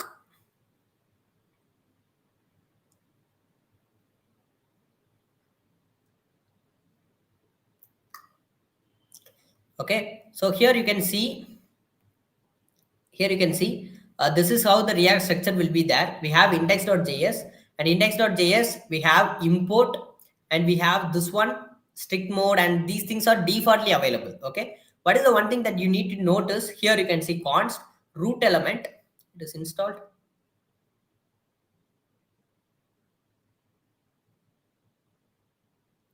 Okay, so you can see this is the root element, document.get element by id, whether it is getting something. What is document.get element by id? It is getting, it is default structure. Once you done with this code, yeah, we have done. What I'm going to do, let us go. You can see all the default things, it is already installed. I just go and open it with my Visual Studio Code. Comment of here, this one. You can see this is the structure. You can see source file, You can see so much of things will be there. So to run, what is it is installed, we need to check it, right? What we need to do, we need to run the upcoming code. What we need to run, we need to cd the next command here. You need to run cd to my app, the folder I want to travel, cd my app, and I want to run npm start. Okay, once you start it, you can see whatever the code that I have, it is going to run in my browser. Where is the browser? Go here.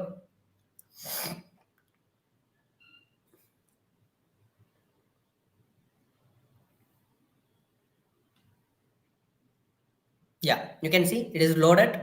So this is what the code file that we have got. I just click here.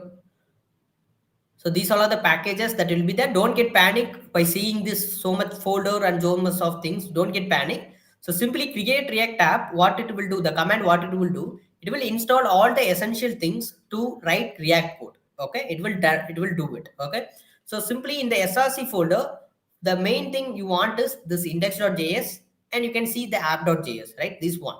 Let us understand. And this is public folder, and in this public folder, we need this only this index.html. And all other things, if you like to delete, you can delete it, no problem. Okay, we need index.html here, index.css, index.js here, and we need app.js. This is what. Okay, so two things here, index.js, index.html. These two things is enough. You can see, let us see what is inside this html. Inside this html, you can able to see this is the meta tag, and here we have this body tag, and inside this body tag they added some no script. You need to enable JavaScript to run this app. So why? Because if you in browser, we can able to defaultly off our JavaScript. So during this time, it will show us a warning. Okay, JavaScript is off in your browser, so you need to enable it. Okay, so that's why this no script will useful. And you can see inside this body tag, what we have a div with an ID root, and what it is inside, nothing inside, right? No, nothing is inside, and you can see the ID is empty. And how then this is doing some animation, and where it comes from? Well, let us come here. Go for this. Let us close this public folder. Go for this index.js. Now in this index.js, you can able to see this. We are importing. These all are the ES6 syntax. Import React. We are importing simply.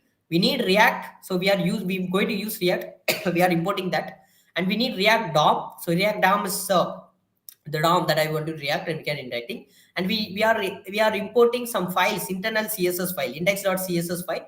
It is inside here. You can see index.css. We are importing that, and where the CSS files are transferred. For example, let us go for this index.css. You can see all the CSS file that we are using for that particular body page. It will be there, right? So now let us go for this JS. Let us see what is the next code. We are importing app from .api. That is fine. It will be there, and don't care about this one and all. Here you can see here const root is equal to React DOM dot create root, and here inside this document dot get element by ID root. Where this ID we are getting? Well, this ID is getting from this public. You can see public index.html. Here we are getting this ID, root ID. Here we are getting, right? So this ID, what we are doing, whatever the change I'm going to make in this index.html, I need to render it in that index.js. I just want to render it in here. That's what we are fetching that ID. And what we are doing, we are creating a root element, and we are rendering inside an app. You can see, don't care about the strict mode and all. You can remove it also, no problem. Like this, you can remove it. You can see what I'm doing, root dot render. So inside this document dot get element by ID, I'm rendering something called as app. What is app? Now you can see what is app. It is imported. The app is imported from the same app.js file. So where is app.js? Let us go here. App.js. Click the app.js. You can able to see they imported something called as logo. Locally logo file they imported, and they imported something called as app.css. So which means some CSS file is added to here. Okay. And here you can see it is a function name, and it is curly braces. Inside it is going to return. You can see curved braces. What it is returning? You can see this. What it is returning? It is returning a simple div. You can see an HTML code, a JavaScript file, HTML code. What is this? JSX. Okay, this is what JSX, and this is called as components. This is called as components. Okay, simply we are importing it, and here here you can see what all are the JS code that we have written. It will be there. For example, here inside this paragraph tag, I remove this, and I'm going to say, hey, I am React. And once you saved it, you can see, hey, I am React, and this logo is coming from the SVG that we imported, right? So this is what it is coming. Now I don't want this. I don't want to render all the things here. What I'm going to do, I just remove it. Okay. So what can I do? I just removed everything. I'm not rendering anything. If I save it, you can see we are getting an error. Now what I'm going to do, let us create a create an folder. The folder is going to be, I say that compo, it's a file. Okay, I just going to say, so folder I want component. Okay, and I just going to paste, I just say component. Inside this folder I want to create, I'm going to say list dot, I can say button dot js, and save it. Okay, so now let us go for this button.js, and let us do how to create a component. Let us do it. So for creating component, we have two ways. One is function based, and another one is going to be what? Class based. We can see the two things. So for that, first you need to import, just say React from React. That's it. Okay, once it is done, then what I want to do, what are the CSS file? I don't want any CSS file, because I will tell you why. Because I just want to create a function. I just copy this function, and I'm going to paste it here. And here you need to tell, you mention this components, the function name is always caps. I just going to mention it as button. Okay, and here what I'm going to do, I just going to create a button. Okay,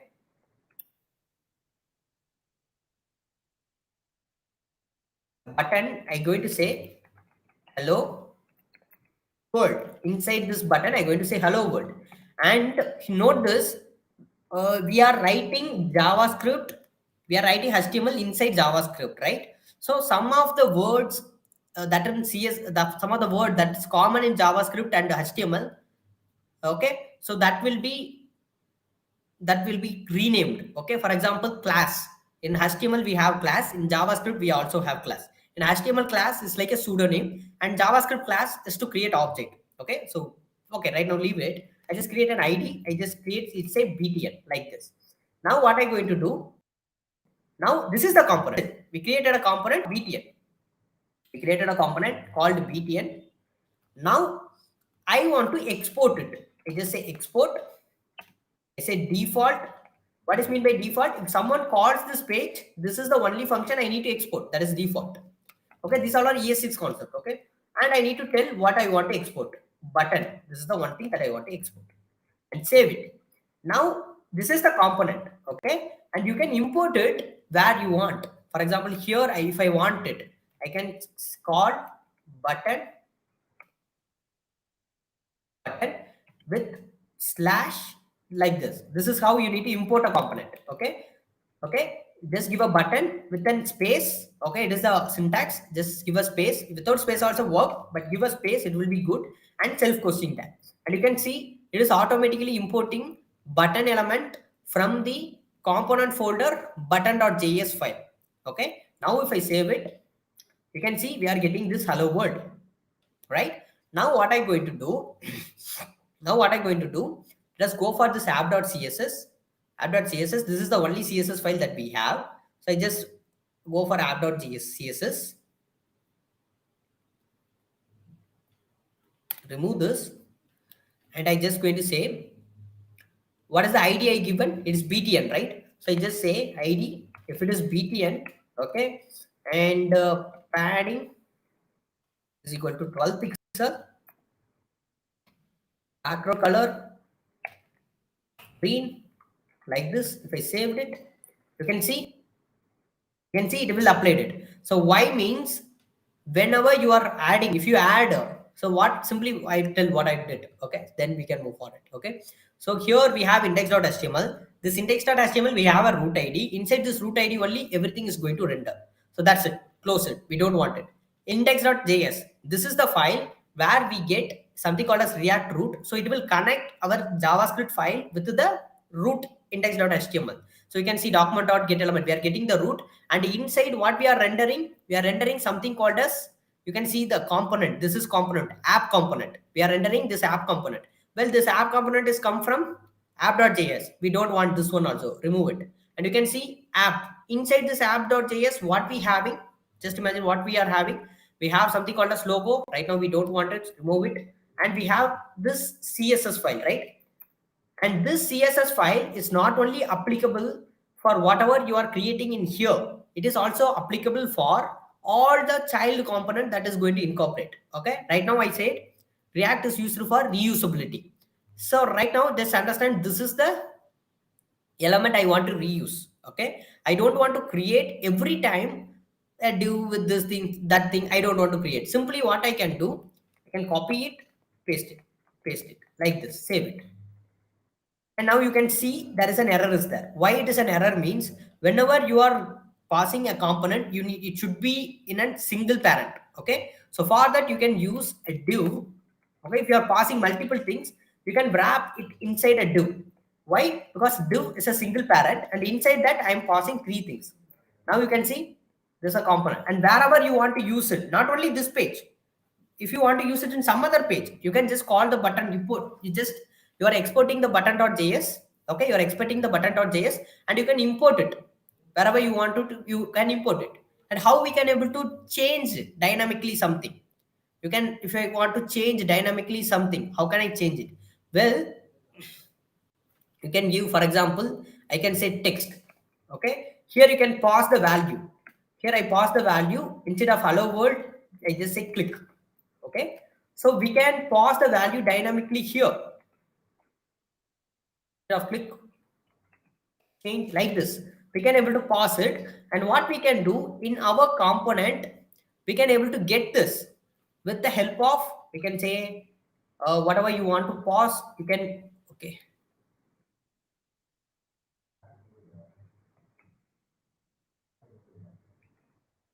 okay, we remove it.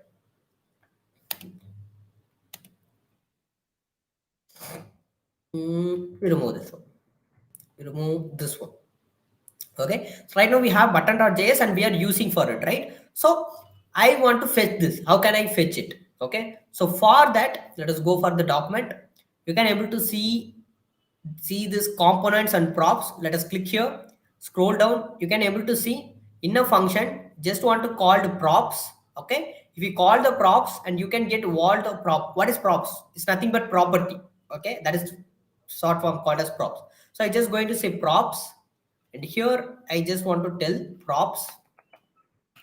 Okay, props, that's it. And here in the console.log, what is props, like this. And let us go for tw.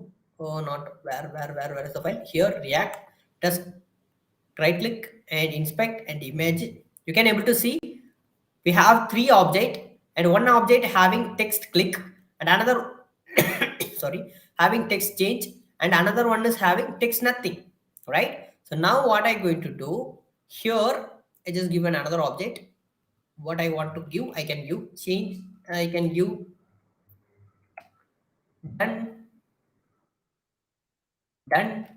Okay, let us go here, and here what I'm going to do, inside this prop we can able to incorporate it. How can we incorporate? Means simply use the dollar sign and this one. So if you use dollar sign and this one, you can see here the documentation, not, oh sorry, not the dollar sign, you just want to use the curly braces, and inside this curly braces you can write the JavaScript code. Okay, so this is JavaScript, you are writing HTML inside it, and inside HTML you are writing again JavaScript. Understand? This is JSX. Okay, here I can say I have props, it is an object, and I want a props name. Now if I save it, go for the React, okay, Okay, let us, okay, let's go here.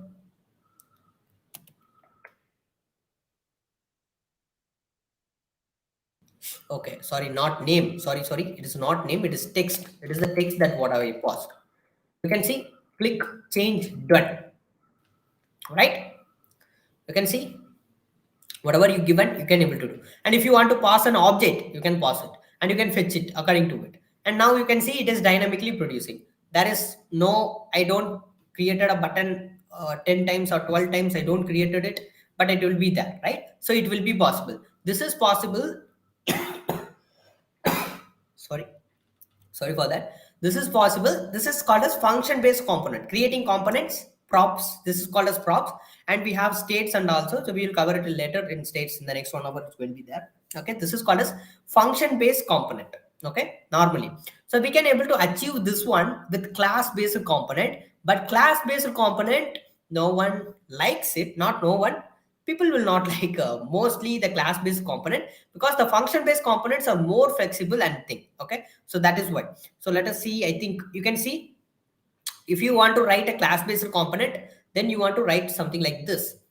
What you want to write, you need to tell class, and you need to tell what is the class name, and it is extended from react dot component. So for that, you need to add the react inside it, and you need to use render, and what you want to render, you need to return it in a console, right? That's what you want to do. So now what I'm going to do, I'm going to create another component.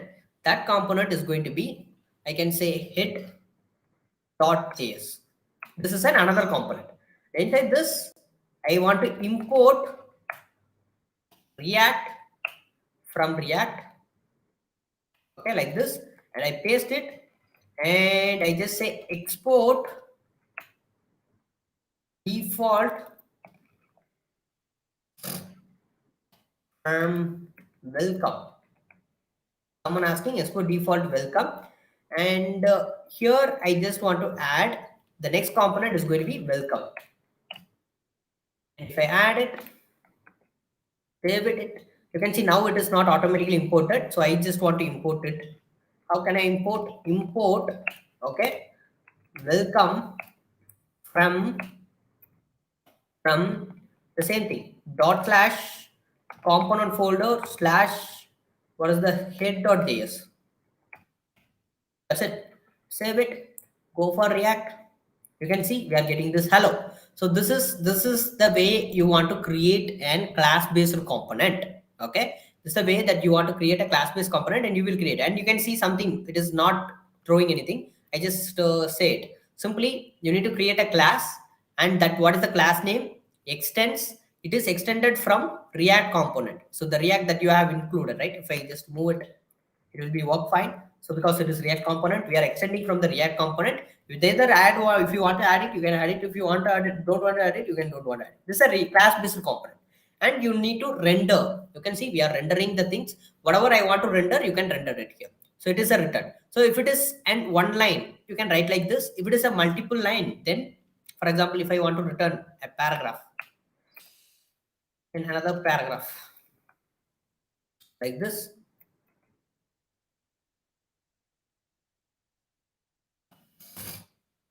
saved it, you can see it is failed. So what you want to do, you need to group it. I just say not this one. What you need to do, the one thing that you want to remember is the JS6, whatever you are returning, it should have only one parent. You can able to return only one parent. So what you need to do, you need to enclose it with a div or something called as fragment. You need to enclose it. So I creating a div, and I just going to paste inside this div all the things. Now if I saved it, you can see it is not working because it is a multi. It is we want to return multi thing. So I'm just going to use this one multi line, and I just saved it. Now you can see this hello world and everything. Okay. So if it is a group, then you can use this one. What you need to render, just give it in a single parent, and you need to give this one, and it will be group. How can I pass props? For example, here I just want to tell what is the name that I'm getting, and paragraph I need to give some other thing. How can I pass it? So simply go here, go for the app.component. Here I just going to say I'm going to say that info equal to, it is an object and it has name. I'm just going to say name, the name of the person, given another name, and I just going to say per paragraph, I just say description, and this description is going to be for I am I love JavaScript. I love JavaScript, like this. Once it is saved, it is showing fail. Let us go here. Okay, so it is here. It is.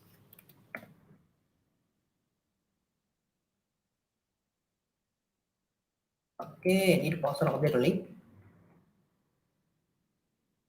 Okay. Let us go here.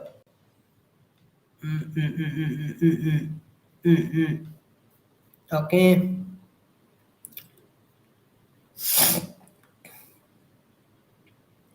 Okay, so what I do, I will pause something like this. Name equal to this instead of object, and I pause this is equal to this. Okay, equal to this. And now if I saved it, go fine, come here. Now I just going to say here you want to fetch it, right? So for fetching things, you need to call props, this dot props, you need to write something like this. This dot props dot and what you want, you need to call it. Okay. So curly braces, you need to say this dot props dot name here. I saved it. Go here. You can say what is the name that we are getting. And for description, you need to say the same thing with the description. You are getting I love those. Fine. So this is a component. And whenever, how many times you want to render, you can render it. And with the dynamic content like this. Like this. And you can change the content. You can just change the content only.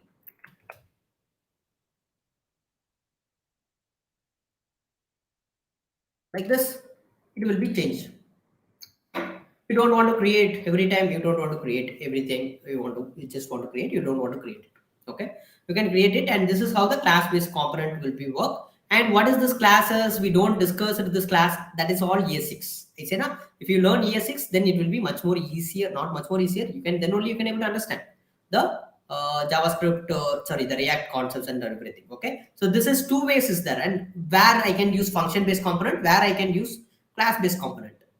You can go with function based component, my suggestion. Okay, so if you go for class based components, you can go for it, no problem with that. Okay, but function based components are more flexible and easy, less syntax, you don't want to worry about anything, it will be very clean. And initially React was class based component. Okay, and their documentation is also in class based component only, but right now they changed the documentation to function based component, and everyone is loves the function based component, and the React team is also working more in function based component. Okay, so that is why we have these function based components under. Okay, so that's it. Okay, so if you have any doubts, you can ask it, because the next 1 hour is going to be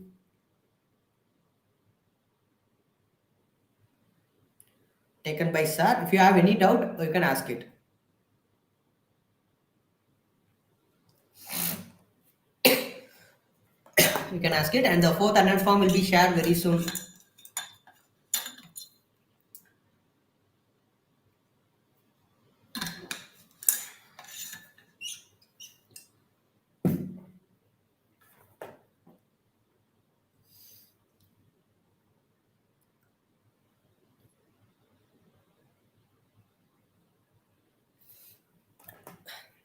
Tell me that it's a long class. I can understand most of the concepts are overwhelming.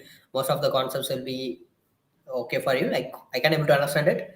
But kudos for who are the people that stay in the call and completing this bootcamp.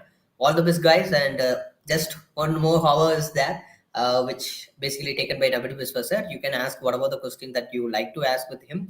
He really help you all. And the certification, it's also provided within Monday evening. It will be provided. And any other doubts you have, apart from whatever doubts you have, you can ask it, because 7 more minutes is there. I'm done with my class. Okay, so the next 1 hour is going to be taken by Nabidu Biswasa, and he will continue with React. Somehow, like what are the basic concepts that we can able to continue. He will continue with that, and once it is done, you can expect the ending of the thing. Okay, so I think you can follow the things. It will be great.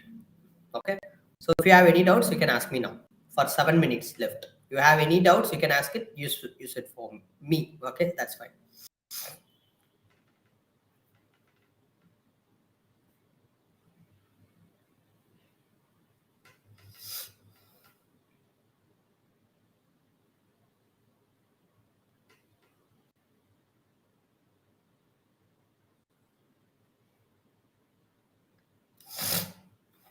Anyone having doubts?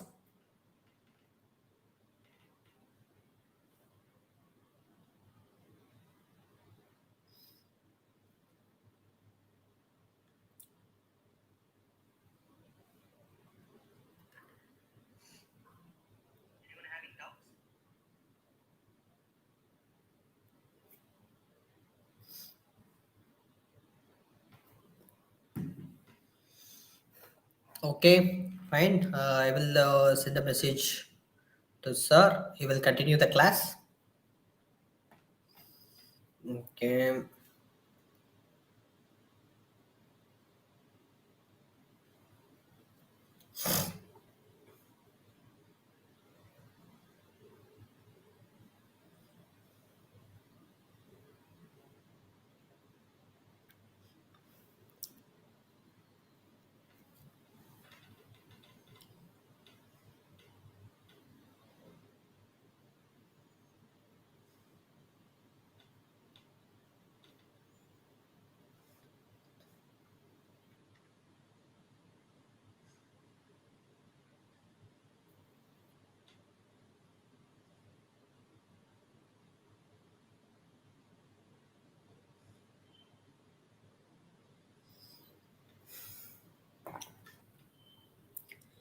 Okay, so whatever the React you want to learn, I can personally suggest first to go for React.js, the documentation.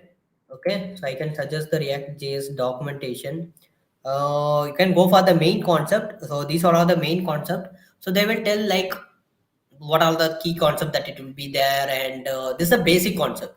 How can work with list and keys, how can we work with forms, how can we work with lifting state up, how can we with composition and inheritance, thinking in React. Some of them not needed. Okay, so we can go with the list and keys, conditional renting, handling events, state and life cycle, components and props. And this is what we have learned, and state and life cycle is what React is, and the changes that we are coming to it. For example, so right now we use the DOM operations, right? So we use the DOM operation like document.getElement by ID and dot inner HTML, and change the text. We do something like that, right? So those things will not needed when it comes to here. Hi, hello all. Okay. So if you have any doubts, you can ask me in the chat box. Okay. Okay, just a minute.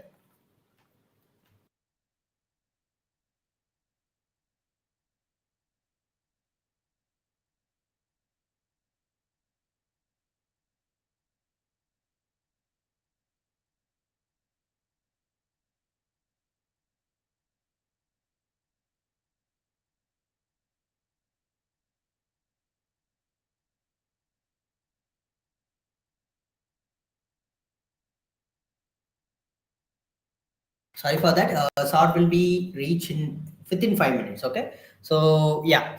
So what is the thing I say? Like, yeah, those things. So I think if I'm not wrong, Yash is the person who asked what is visual DOM, and what is the one thing why React is faster than JavaScript. Like, what does that mean? So because here we are in React, in JavaScript, we need to tell the DOM, right, what to do, what we don't want to do, and what is the thing you need to fetch this element, you need to change this one, and you need to convert this one, right? Able to ask this, but this is possible for the name to display side by side like two columns.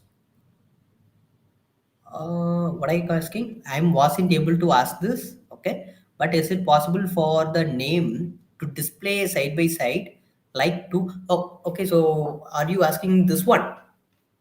This one?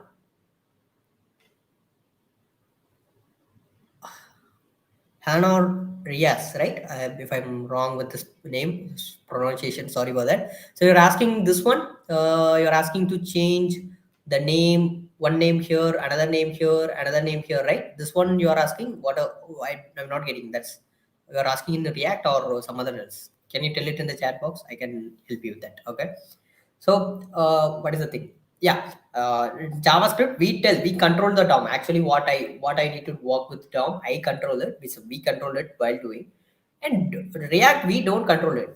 What we will give means, this is my initial stage, and if some interaction has happened, I need to convert my application to this stage. Okay, like animation, video editing. This part, this is the starting point, this is the ending point, and I will add some transition in between that, right? Okay, Hannah, I will change it. Okay, we will add it. Same like that. Here in React, we will tell this is my component. If someone clicks this one, I need to change my component to this. And React will find an optimized way, and it will form a virtual DOM, which means it will have a virtual DOM, it will follows that. Okay, so React will find an optimized way. React will follows an optimized way, and it will find out the way to change it. We don't want to tell, change the inner HTML first, change the style first. We don't want to tell. We just want to tell it what is my next state. That's what, and it will change it automatically. It will go through it. Okay, that's what it will do. Simply, Hafna, this is what is this? These all are comes in separate line. This is because you can see this is h1 and this is paragraph, right? And this is a div tag, right? Each and every div is a block level scope. So what you can do, just give a class name. So here we will give class name. We don't give class because JavaScript we already have class. So I just give class name, and here I just give class name. I can mention it as box, like this. And what I can do, go for your app.css file, and here you can change dot, what name we give, box, right? Box, and I can say that it is going to be, the div is going to be, I can say like what you want it in 2 line, right? So we can use either columns, or I can say like simply, so whatever the CSS you want to apply, you can apply it. For example, I say it's a background color, it is going to be red. You can see all are red. Why it is showing red? Because right now it is block level scope, that is why it is showing red. So now what I'm going to do, I'm going to say with, okay, here before with, display is going to be, instead of inline, I go with inline block. And if I save it, okay, you can able to see something like this. And I just show width is equal to 50%. Okay, and here in the button, I can create and what can we do? Here in the block, we remove this background color like this. And this, why it is coming here? Because this is also an block level scope. That's why it is coming here. So what can I do here? I just give if I give display block, it will become bigger, but fine. I can give display inline block, and save it, and width is equal to 100%. You can see these are all the buttons. Sorry for that, making that. And you can see what I did, each and every box right now. If I give the background color, you can understand each, and if I give the margin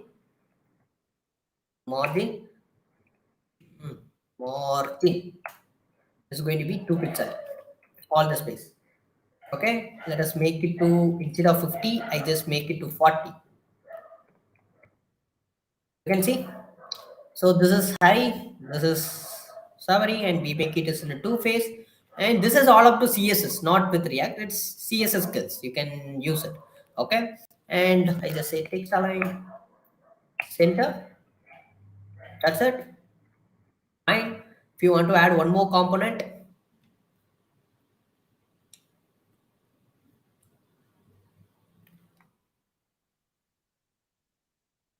that's it. Well, this is all up to CSS. The only thing is, by default, they have a block level scope, right? So because of that, they have a block level scope. So they take over the entire width. So if you make them to inline, it will take the as much as width it want.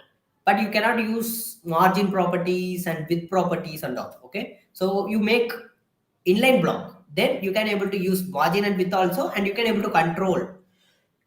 Sorry, and you can able to control also. Okay, that's the one thing. Got it? That's the one thing.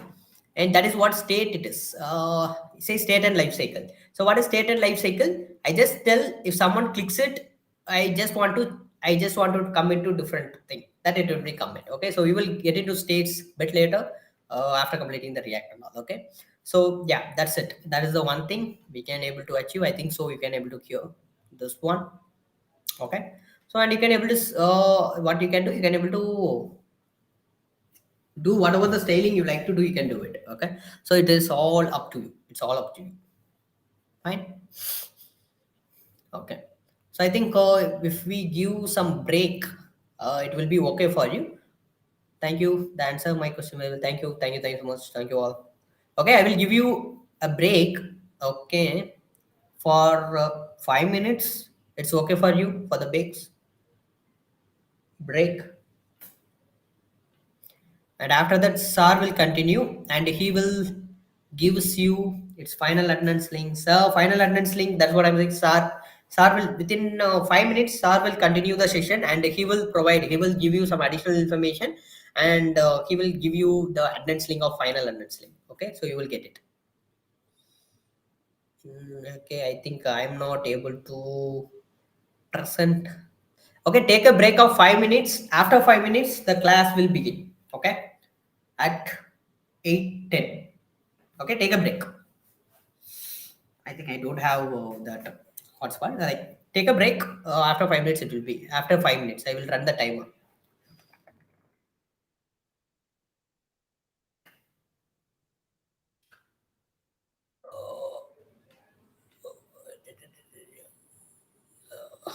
Thank you again. Thank you.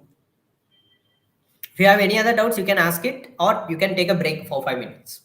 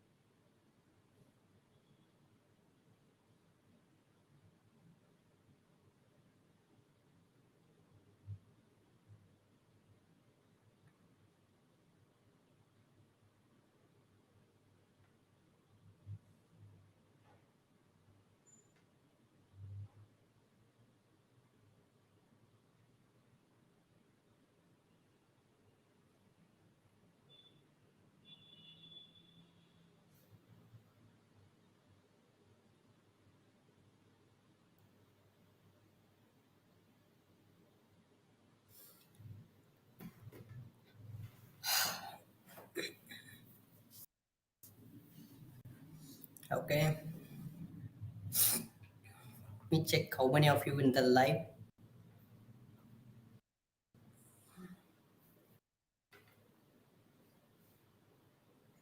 8 into 5. Fine, good.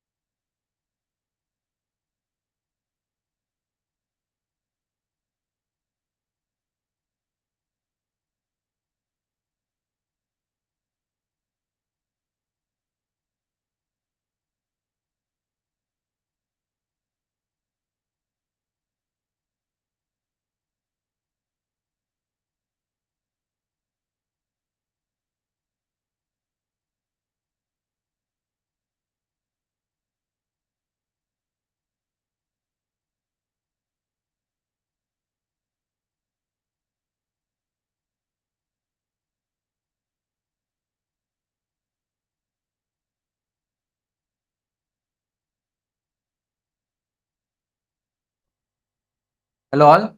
So sorry, I think somehow Hari's streaming got stuck. Okay, so I'm back. So hello all. So I think we have some problem for the past some time. His streaming got stuck. So that is there. And one sec. Okay. Thank you all for being here for such a long time. Okay.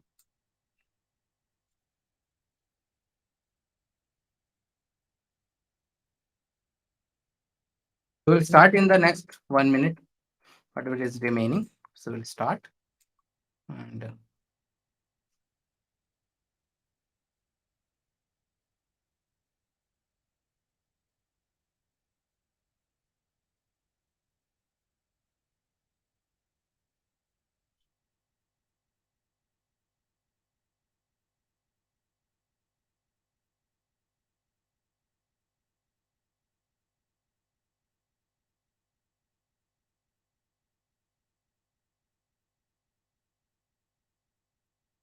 no,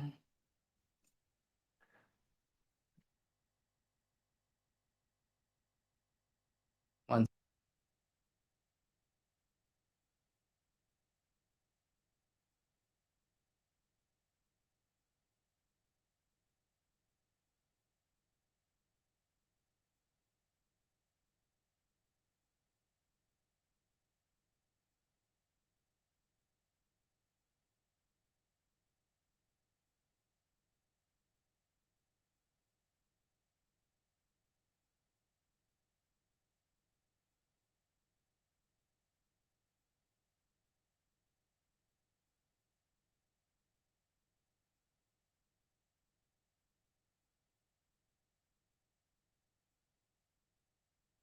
Be able to tell everything. So let us do like I thought that we'll be able to complete all the things, but it is a lot of things. We will not be able to complete all the things. So let us do like Hari had told you all props and props. He have told you props and components. He have told you. So let me tell you the two more most important thing in ClassWiz. Then we are going to do the same thing in a book based also. Okay, this also we are going to do, and that is like the state, and the other thing is your life cycle method. So those things we are going to do. Let me open up some things.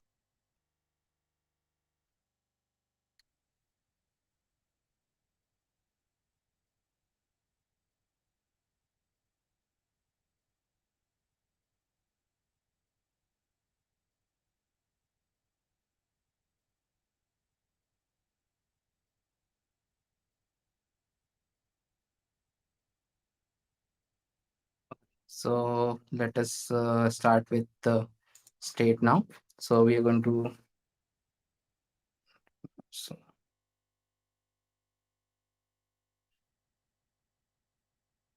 let me see also if someone is studying something. And so thanks for the 7 people who are still there. So that's tells that you are committed. Okay, so where is item? Okay, item is here.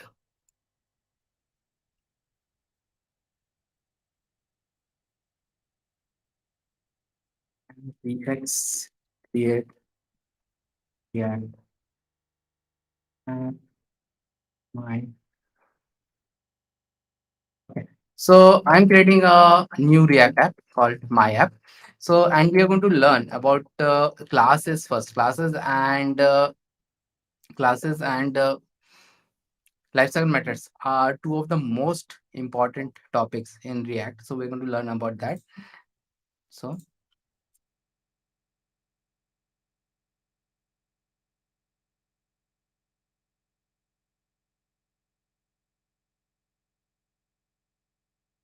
let it done. So state is actually a local state. A state is actually a local state, and we're going to see how to change that local state. Okay, so it's better to directly learn it in the functional, because from 2020 onwards they are in the functional component also. So I will explain both of them together. So the state there also, and there is something known as a use state hook. So I will explain that also. Okay, there. So here, let me go to my app, and here I will do a code and npm start. I will do.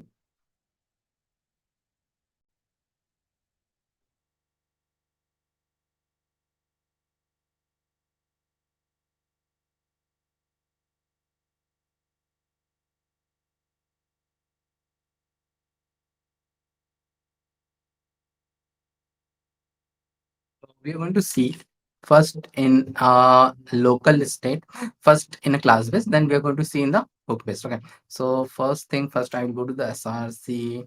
I don't want this console.log to come twice, so I will save it, and then I will make a components here, and the first file which I will going to make is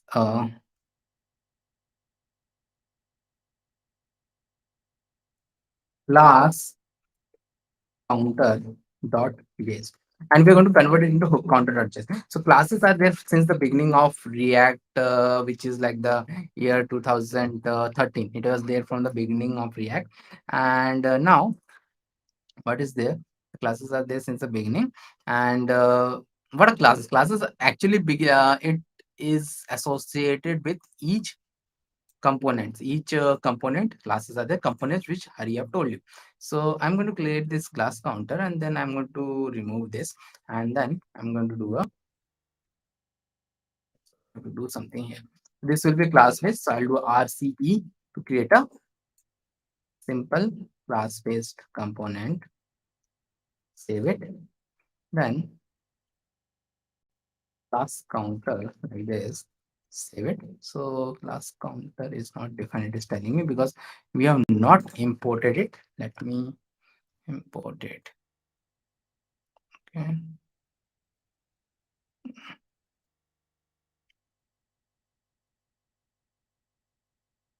Sometimes it doesn't happen.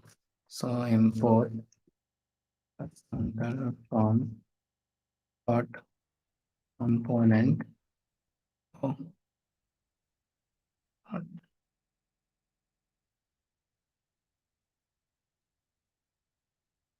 components.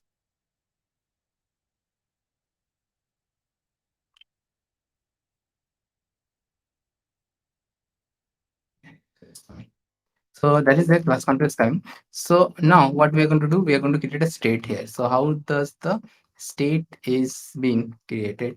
So state is being created in the constructor. State is a local state, as I've told. So in constructor, so I'll start the constructor here, and in constructor you'll see there is something known as this dot state. Okay, so this is how you create a state in a class based component with something known as this dot state.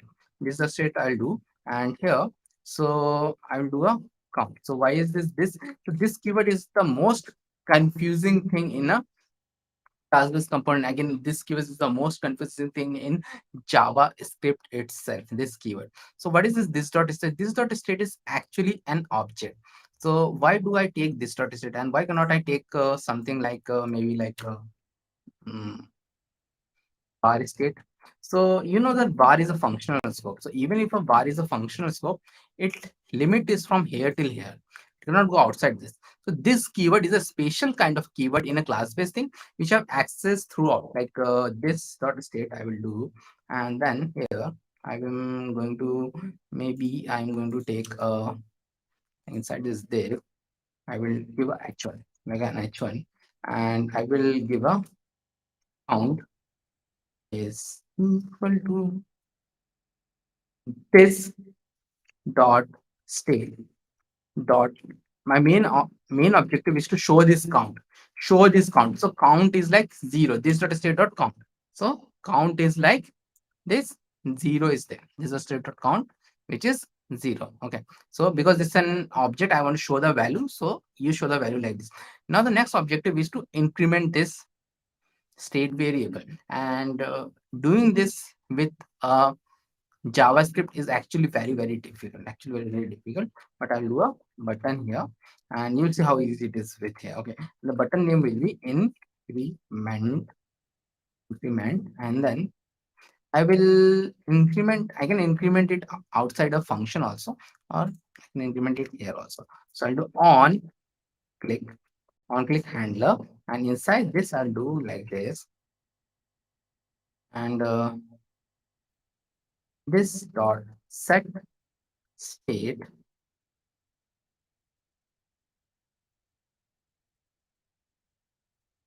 this dot set state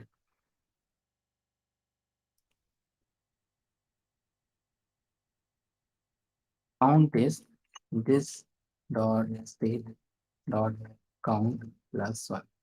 Okay, so why I'm doing it like this? This dot state dot it's an arrow function. This dot state, this dot set state is count is this dot state dot count plus one. Why cannot I do like directly like when this function is run, then this dot state dot count is equal to this dot state dot count plus one. So we have, whenever we update the state, we need something known as a set state. Through set state only we can update the state, because set state has a special thing. It runs this render function again. So I save it, I have increment, and I will click it. See, this is increasing. So this is increasing. So this is how we do it in a class. Where suppose this dot set state through state can be changed only through this dot set state, and it cannot be changed in any other way. It can be changed only through this dot set state only. Okay, so that is there. And I think okay,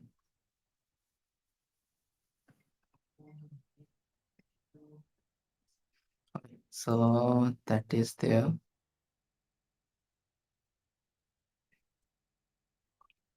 Okay, so now the next thing which we are going to do is like convert this thing into, wait a sec.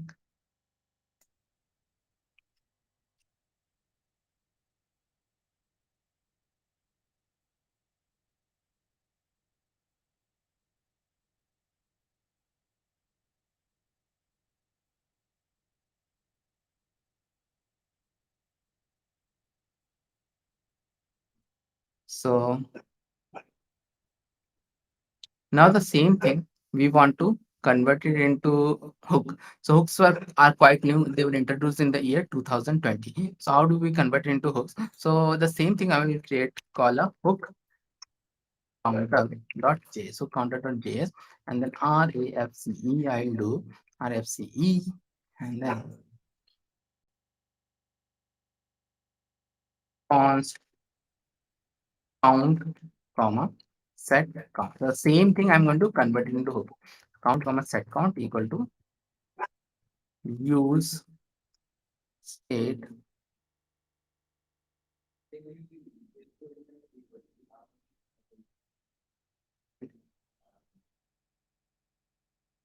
So they were introduced in the 2020. So to make the state and all very easy. So here I'll go and let me open this in a different screen. Okay, so let it like this so that I can change. So how do I change it? Okay, how do I change it? First thing is this count. Count and set count is there. And this is something known as array destruction. Array destruction I'm doing. So see, this count is like equal to this 0. Count is equal to 0. And then we have this set count. Set count is equivalent to actually set state. So let us do this thing. Okay. So I'll do here, I'll do h1, which will have a, let me name it as hook count. Hook count is like again. So again here I don't want any this dot state dot count and all.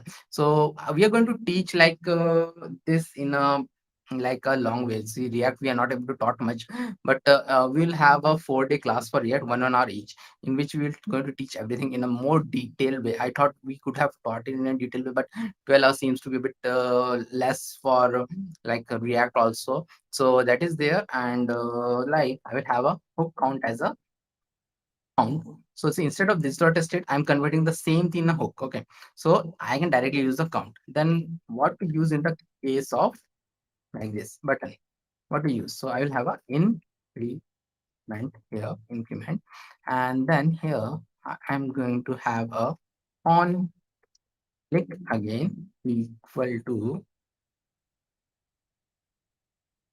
directly like this. Again, arrow function set count is count plus one. Count plus one. Set count is count plus one. I will save it. Set count is count plus one, and then the counter is. And let me copy this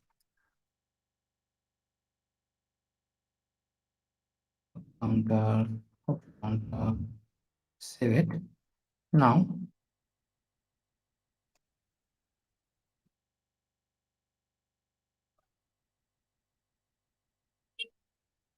let us see whether this one is working.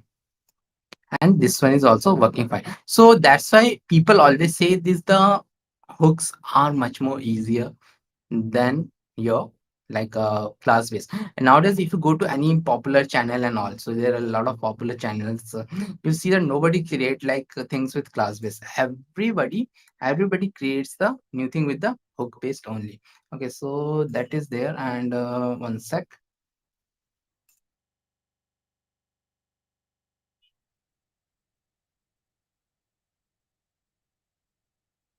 So let me give the final attendance.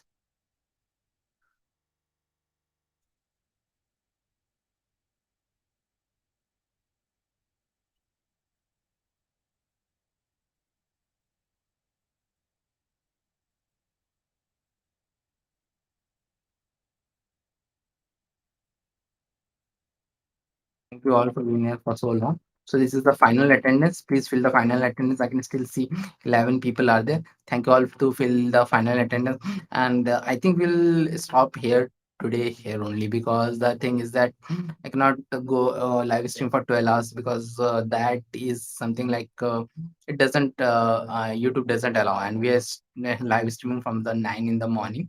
So that is there. And thank you all for asking so nice questions. I think Hari answered then good after doing real and being a modern. Okay, so those things are there. So okay. So thank you all for being here for such a long time. Maybe all of you will definitely get our premium course. Please go to our premium course for free. So you have attended so much, you will get the premium course for free. And that is a order is there in the premium course. The order is there, so you don't have to follow. Like there is an order, so you can follow that order. So that is the main thing. So that is there, you can follow that order and all. So with this thank you all for being here for a long time. And thank you Hari, thank you Mawsam for taking such a nice class.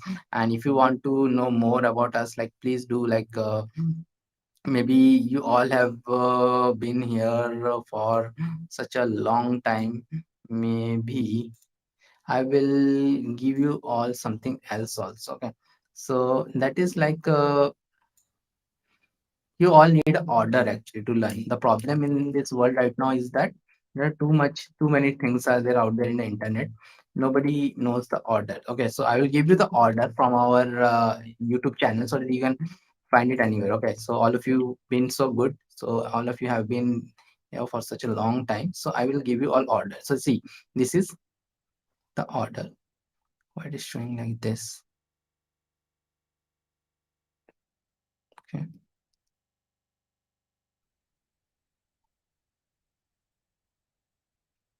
you got it. JavaScript beginners. Okay.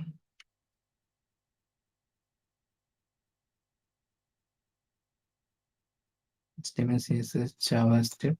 So let me give two at once.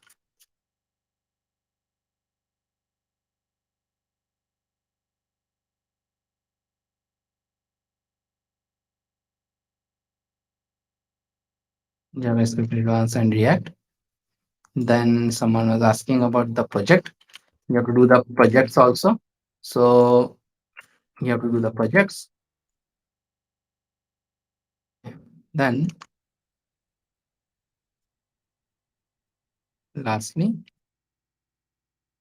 to do Redux and the advanced project. You have to do the advanced project. So I've given you all the complete list. Okay, so that is there, and thank you all for being here for such a long time. Thank you. Hope you have liked this thing, and please do like and subscribe to our channel. Please do tell your friends that we have this weekly thing, once like in every month, and every weekend also we have this 4 hour class. Beside this, every weekdays we have this every day we have a class React. As I've told you, we are going to teach you in very much detail the 4 day class for 4 hours. So today we only have 2 hours, so we are not able to teach completely. So 4 hours we're going to teach completely. Next month it will be there. Okay, so thank you all.